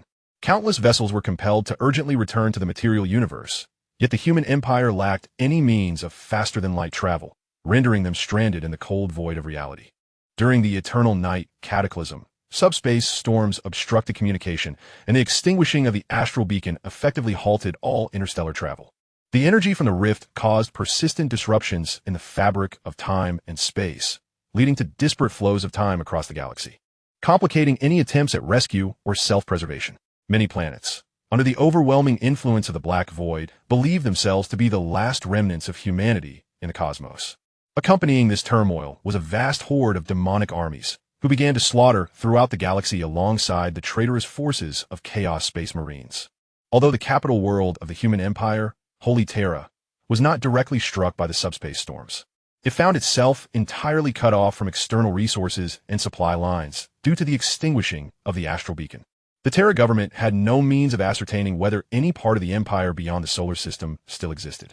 As the sacred capital of humanity, Terra boasted an astronomical population and critical institutions. However, this was not the crux of the matter. The most pressing issue was their lack of corresponding production capabilities for resources and sustenance. The capital of the human empire, Terra, relied on a continuous influx of external supplies for survival. This revelation was unfathomable to Zhou Qing. He could scarcely believe that an interstellar civilization would face food shortages. Such a notion was unthinkable for the Human Federation. As interstellar shipping was abruptly severed, this world swiftly descended into chaos. The densely populated hive cities on humanity's home planet were plunged into a state of famine almost immediately. Despair began to permeate the crowds. While the lurking forces of chaos took this opportunity to strike, they seized upon the dimming light of the Emperor, capitalizing on the opportune moment to stir the waters of chaos. They ensnared countless despairing souls, drawing them deeper into the abyss of a malevolent cult, propelling the tumultuous situation to the brink of annihilation. During this tumultuous period, the isolated Terra was placed under martial law. However, even the Ministry of Justice and the forces of the Astral Army could not quell the restless masses, for the populace's fundamental need for sustenance overshadowed all else. The scarcity of resources was a tangible dilemma that could not be vanquished by mere will. When hunger gnaws at the belly, it is impossible to suppress the fervor and will of the crowd.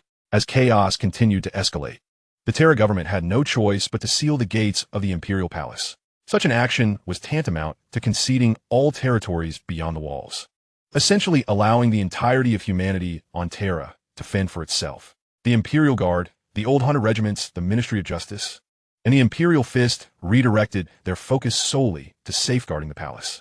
Thus, apart from the Emperor's abode, virtually all regions of Terra descended into pandemonium. The minions of chaos were amassing power amidst the frenzy of blood and death, heralding an even greater crisis on the horizon.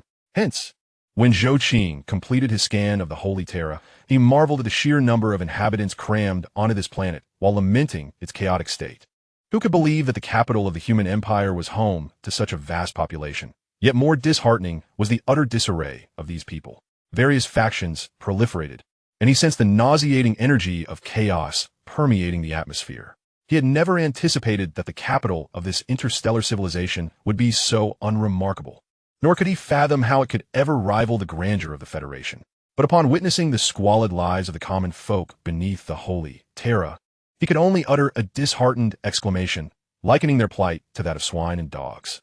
Consequently, after disembarking from the cruiser alongside Kilimon, Zhou Qing could no longer contain his curiosity and inquired, "Are you certain this is your human empire's capital? Your throne world? Is this not a realm of beggary? I have traversed the cosmos, encountered myriad alien civilizations, and beheld various planets, yet I have never witnessed one as dismal as your capital. With such a state of affairs in your capital, does your human empire truly possess sufficient strength?" This scene compelled Zhou Qing to question whether his aspirations for support from the human empire were but a fanciful delusion. After all, it appeared that this civilization was on the verge of collapse. Indeed, from Zhou Qing's perspective, the Holy Terra was not only teeming with disarray, but also beset by a dwindling military morale among its defenders. The act of forsaking all residents of the throne world had a profoundly detrimental effect on their psychological state, while the unrelenting darkness of the star beacon only deepened their anxiety regarding the Emperor's well-being. No one dared to contemplate the consequences should the beacon extinguish forever. What future would humanity face? In every respect, Zhou Qing, endowed with formidable psychic abilities, could feel the pervasive despair enveloping the capital of the human empire, tainted by chaotic energies that assaulted his mind and nerves with an almost visceral fury.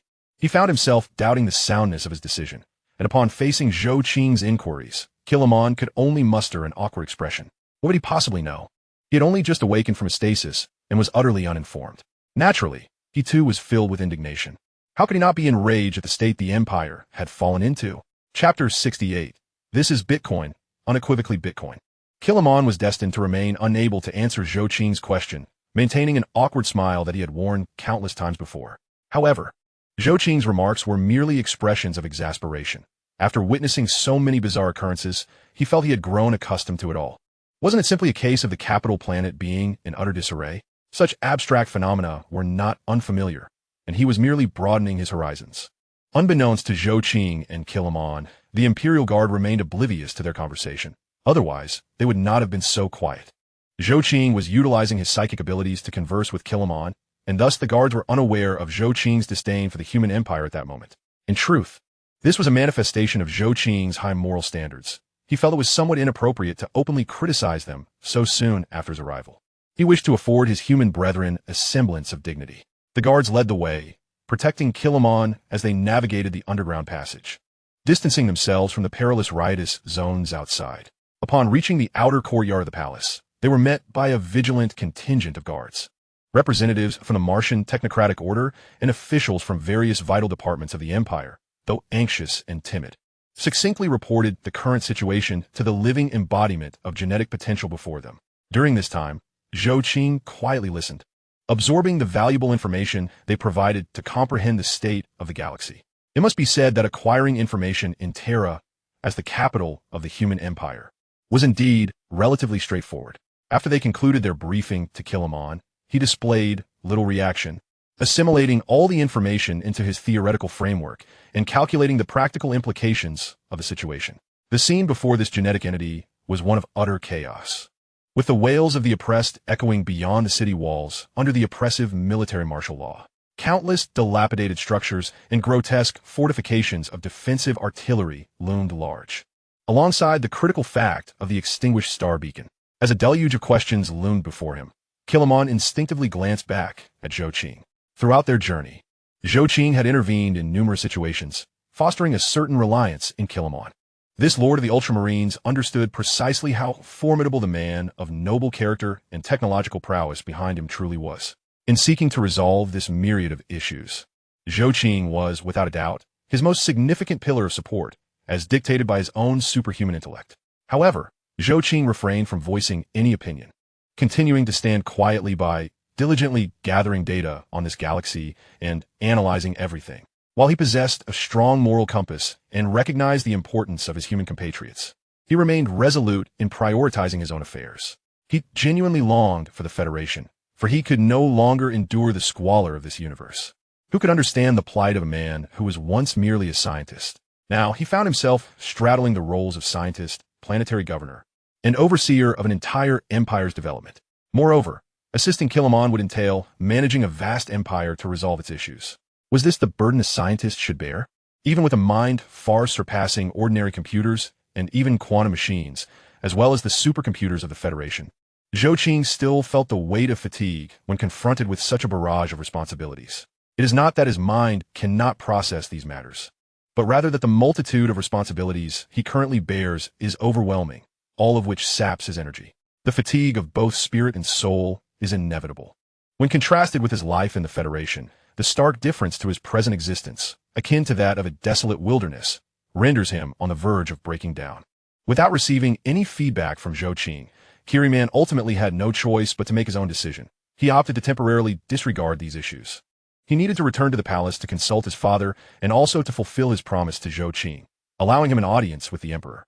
Kiriman quietly conversed with the Imperial Guard for a time, after which he promptly began preparations to approach the Golden Throne and meet the emperor in person.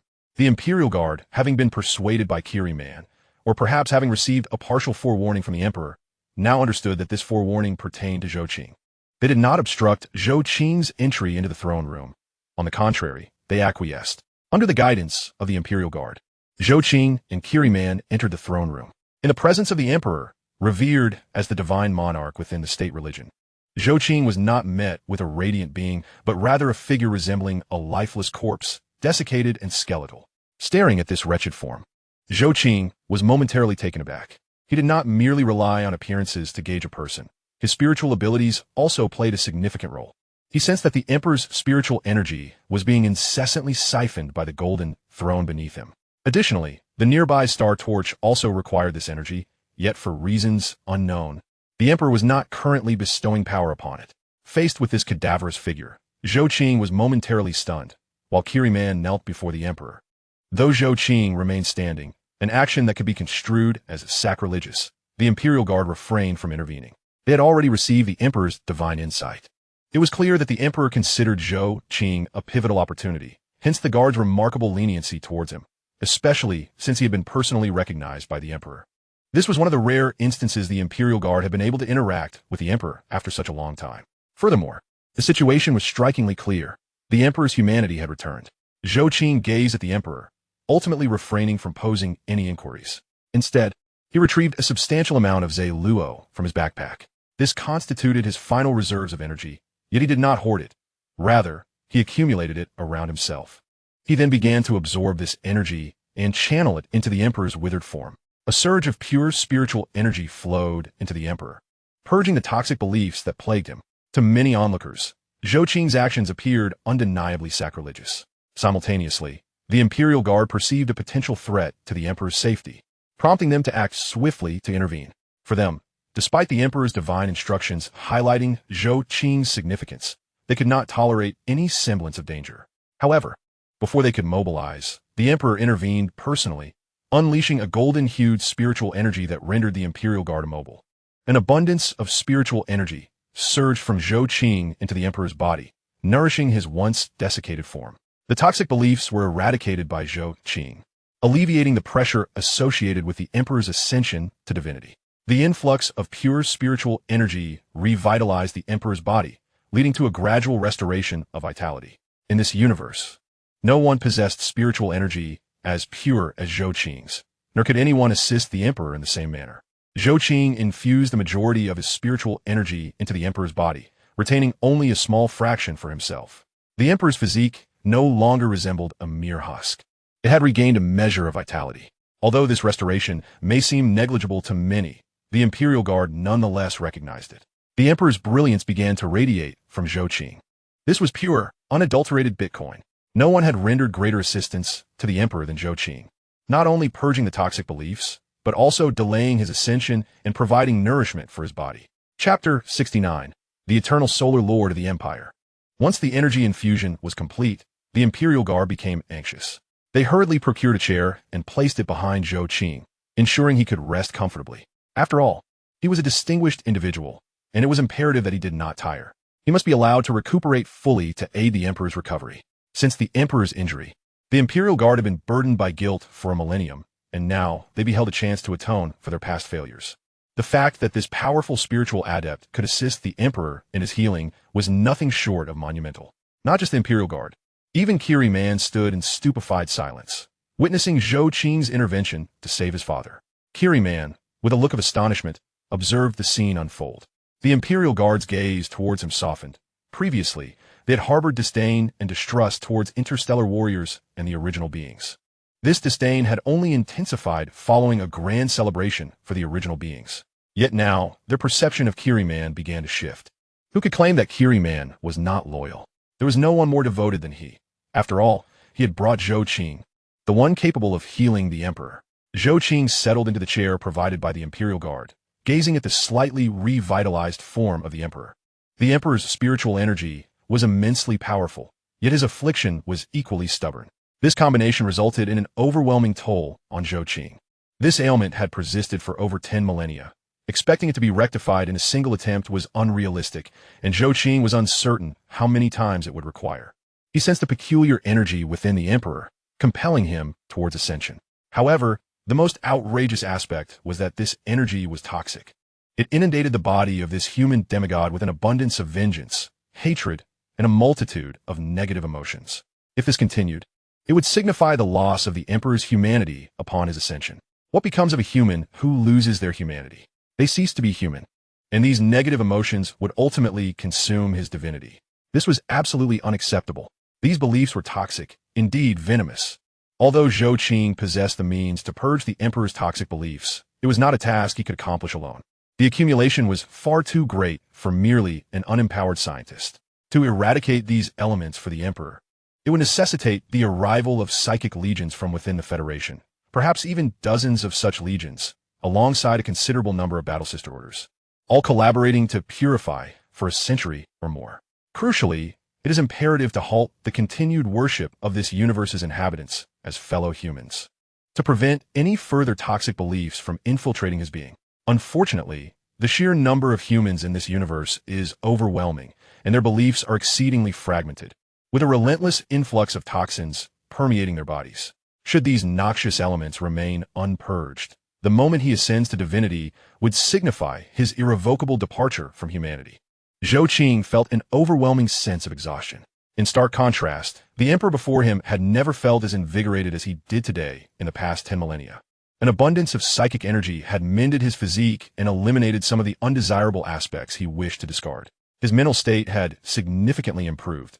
and he sensed a faint resurgence of his humanity, an immensely gratifying experience. The emperor gazed down at Zhou Qing, who had cleansed his own body, and contemplated releasing a modicum of psychic energy to aid in his recovery, but ultimately restrained himself. The emperor's psychic energy was likewise tainted by his own faith. He feared that infusing Zhou Qing with it might provoke adverse reactions. Should any misfortune befall Zhou Qing, the hope he had painstakingly nurtured would vanish.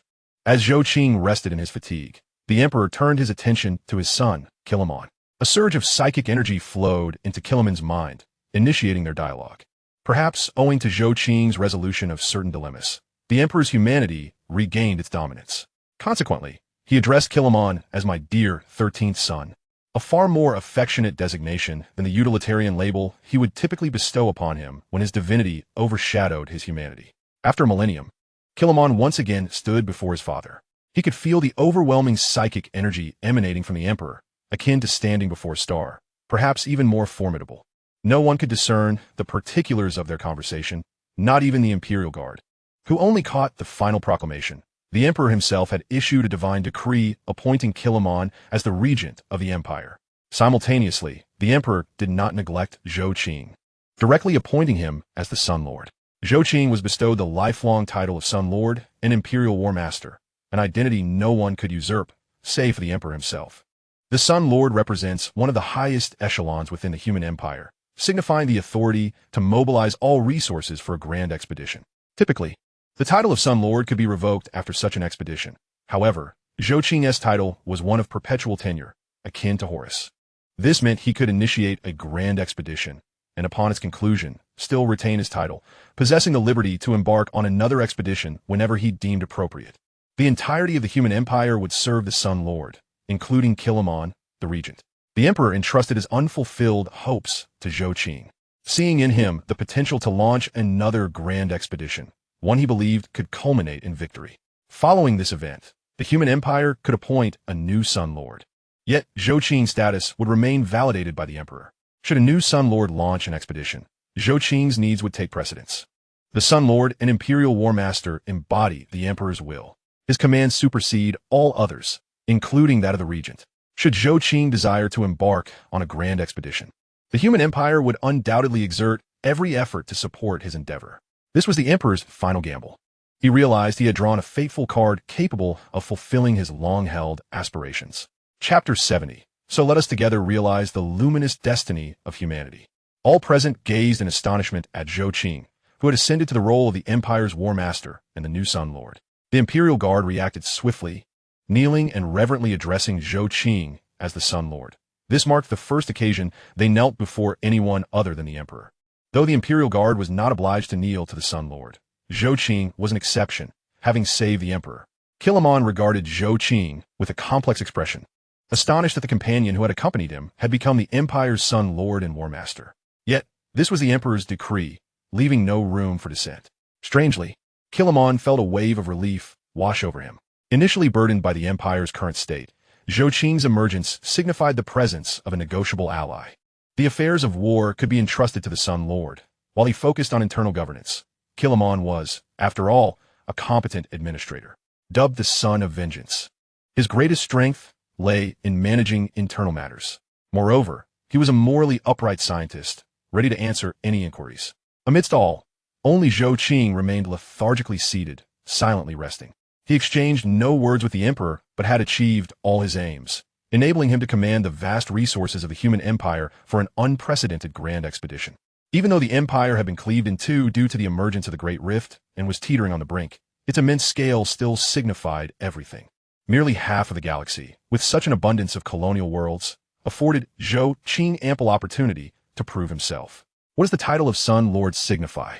Zhou Qing was uncertain. He rose and turned to Kilimon, having also heard the emperor's voice, thus necessitating clarity on the implications of being the Sun Lord. Noticing Zhou Qing's apparent lack of understanding, Kilimon began to elucidate the significance of the title. While the surrounding Imperial Guard formed a defensive formation to safeguard the two individuals designated by the emperor. Notably, they particularly protected Zhou Qing, for he alone could restore the emperor. I believe I just heard this fellow human bestow upon me the title of Sun Lord. I am aware of the Sun's esteemed position here. Therefore, please enlighten me on what it entails. Zhou Qing hesitated momentarily, ultimately opting not to refer to the emperor as a deity, but rather continuing to address him as human. This choice garnered the emperor's approval, and all could witness him seated upon the golden throne, gently nodding in satisfaction at Zhou Qing's designation of him as a fellow human. The emperor was thoroughly satisfied, and thus the Imperial Guard had nothing to contest. Meanwhile, Guilliman began to contemplate how to respond to Zhou Qing's inquiry. After much reflection, he finally formulated his reply and spoke slowly. The Lord of the Sun is one of the figures within the human empire who wields the highest military command, second only to the emperor himself, as indicated by Guilliman's gesture towards the emperor seated upon the golden throne. Zhou Qing grasped this notion. It was akin to the Grand Marshal. From Zhou Qing's perspective, it was indeed comparable to the Grand Marshal, possessing the authority to mobilize all military forces. Recognizing Zhou Qing's understanding, Guilliman continued. The Lord of the Sun can command all military units within the human empire, including the Adeptus Astartes, the Imperial Guard, the Imperial Navy, the Adeptus Mechanicus, and even the very Imperial Guard present. Generally, the Lord of the Sun would not have the power to command the Imperial Guard, but you are different. You are the Lord of the Sun appointed directly by the Emperor, and thus the Imperial Guard will heed your command. Perhaps dissatisfied with Guilliman's lack of precision, the commander of the Imperial Guard, Tiberius Valorous, added further clarification. Zhou Qing nodded in acknowledgement, indicating his comprehension, and gestured for Guilliman to continue his exposition. The primary duty of the Lord of the Sun is to initiate large-scale expeditions, reclaim lost territories, quell rebellions, or confront alien threats such as the Tyranids and the Chaos Legions. Perchance finding Guilliman's speech excessively slow and lacking in focus, Tiberius Valorous interjected to elucidate to Zhou Qing. However, you are not merely a conventional Lord of the Sun. In addition to this title, you are effectively a war master personally appointed by the Emperor. The title of War Master not only encompasses the ability to command the forces that the Lord of the Sun oversees, but also grants you authority over all primary assets. As you embody the Emperor's will, the entire empire will resonate with your presence. Prior to the Emperor's utterance, your words will carry the weight of imperial decree. Upon reaching this point, Zhou Qing comprehended that he could command any military asset of the human empire, instigate war, and launch campaigns against humanity's foes. Theoretically, his mission to meet the Emperor had been accomplished. As the war master of the empire, he could effortlessly mobilize psychically attuned individuals to assemble the psychic legions he required. Yet, beyond achieving his personal objectives, Zhou Qing found himself burdened with a profound responsibility. A mere scientist, he had been bestowed the title of War Master, becoming a commander. The fate of humanity across the cosmos now rested upon his shoulders, tasked with safeguarding his fellow human beings from alien threats. As a scientist of the Human Federation, Zhou Qing understood the gravity of this responsibility and would not shy away from it. This was, in essence, the duty of a human scientist. However, he anticipated a surge in workload, having witnessed Guilliman managing such matters prior to his arrival. The administrative efficiency of the human empire was woefully inadequate. Zhou Qing pondered how to proceed, and neither the Imperial Guard nor Guilliman disturbed his contemplation, patiently awaiting his resolution. Eventually, Zhou Qing opened his eyes once more, standing tall before all present. A military commander he may be, but despite the unfolding events diverging sharply from his initial expectations, he resolved to carry on. The individuals here were also his fellow humans. Humanity deserved protection from its own kin. This galaxy rightfully belonged to humanity. It was humanity's manifest destiny. Moreover, with the prospect of receiving assistance from the human empire, the foundation for the establishment of a formidable human federation was already laid. Observing the Emperor's apparent reluctance to fulfill his role, Zhou Qing pondered whether this might lead to the absorption of the human empire. Looking at the commander of the Imperial Guard, Guilliman, and the assembled guards, he declared, "Esteemed colleagues, I shall not evade my responsibilities. Having arrived here and become the Lord of the Sun, I shall persist in my duties. Aliens infest the galaxy. Within the vastness of space, creatures dare to corrupt humanity, an affront to our fundamental interests. Therefore, I implore you all to assist me in realizing humanity's manifest destiny. Everything is for the sake of humanity's manifest destiny." While the reactions of others may hold little significance, the old man Huang's eyes sparkled with fervor upon hearing the phrase humanity's manifest destiny. In Chapter 71, The Battle of Lion's Gate, Guilliman was appointed as the regent of the empire, while Zhou Qing was personally designated as the Lord of the Sun by the Emperor. This succession of appointments was publicly announced by the Imperial Guard throughout Terra, a direct decree from the Emperor himself, witnessed by the Imperial Guard. Consequently, While the High Lords harbored some dissatisfaction with this appointment, they were left with no choice but to acquiesce and submit. Guilliman became the regent of the empire, and Zhou Qing assumed the role of the Lord of the Sun, both facing an empire that lay in tatters. Due to the influence of the Great Rift, the human empire was currently unable to establish contact with its colonies beyond the solar system, only capable of communicating within it. Simultaneously, during the time Zhou Qing and Guilliman spent in conversation with the Emperor in the throne room, a conspiracy had been brewing on Terra. The situation on Terra had deteriorated further. Bereft of the Emperor's light, supernatural atrocities were escalating. Although Zhou Qing had mitigated some of the damage on behalf of the Emperor, reigniting the beacon of hope would still require time, and that time frame was considerable. Zhou Qing's purification had not only restored some of the Emperor's energy and physical condition, but had also diminished the psychic energy available for his use. After all, should he tap into the tainted energies again, the toxins would undoubtedly resurface. The Emperor required time to solidify his strength. At this moment, Terra was rife with screams and the echoes of death. Chaos agitators, hidden among the populace, had begun to spread corruption on a grand scale. When the guards defending the walls opened fire on the frenzied demonstrators, the soldiers were astonished to discover that some of these aggressive citizens had exhibited signs of physical distortion and mutation. The nefarious eight-pointed star insignia flickered ominously, and the tides of the warp began to spill forth. The pressure on the wall guards was mounting. Terra, once shielded by the Emperor's light, thus rendering chaotic manifestations inconceivable, now faced a drastically altered reality. In the fallen districts far from the palace, chaos worshippers had shed their disguises, erecting profane altars. Malevolent rituals of living sacrifice were being conducted in abundance, with bloodied skulls amassed in piles. The wails of agony echoed throughout the city, and the sky above the palace, torn asunder by the Great Rift, had turned a terrifying shade of crimson. Throughout the annals of history, there had been continuous clandestine transport of horrific relics into Terra. In an empire that worshipped death, sanctified artifacts crafted from human bones and corpses were not uncommon, and many remains of saints were indeed revered. The followers of the cult of fear exploited this fact to introduce a series of blasphemous instruments into the throne world, now liberated from the suppression of the beacon. They began to manifest their true potential. Accompanied by a torrential downpour of vivid crimson rain, the bloodthirsty legions of the malevolent deity tore through the very fabric of reality, once again bringing the flames of conflict to the sacred realm of Terra. This onslaught consisted of 88 demonic armies, each led by one of the 8 dread demons, their blood-soaked forms roaring as they charged toward the majestic lion's gate of the royal palace.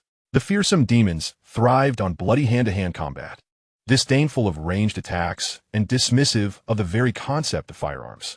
Unless interfered with by a formidable psion, conventional weaponry was rendered nearly ineffective against them.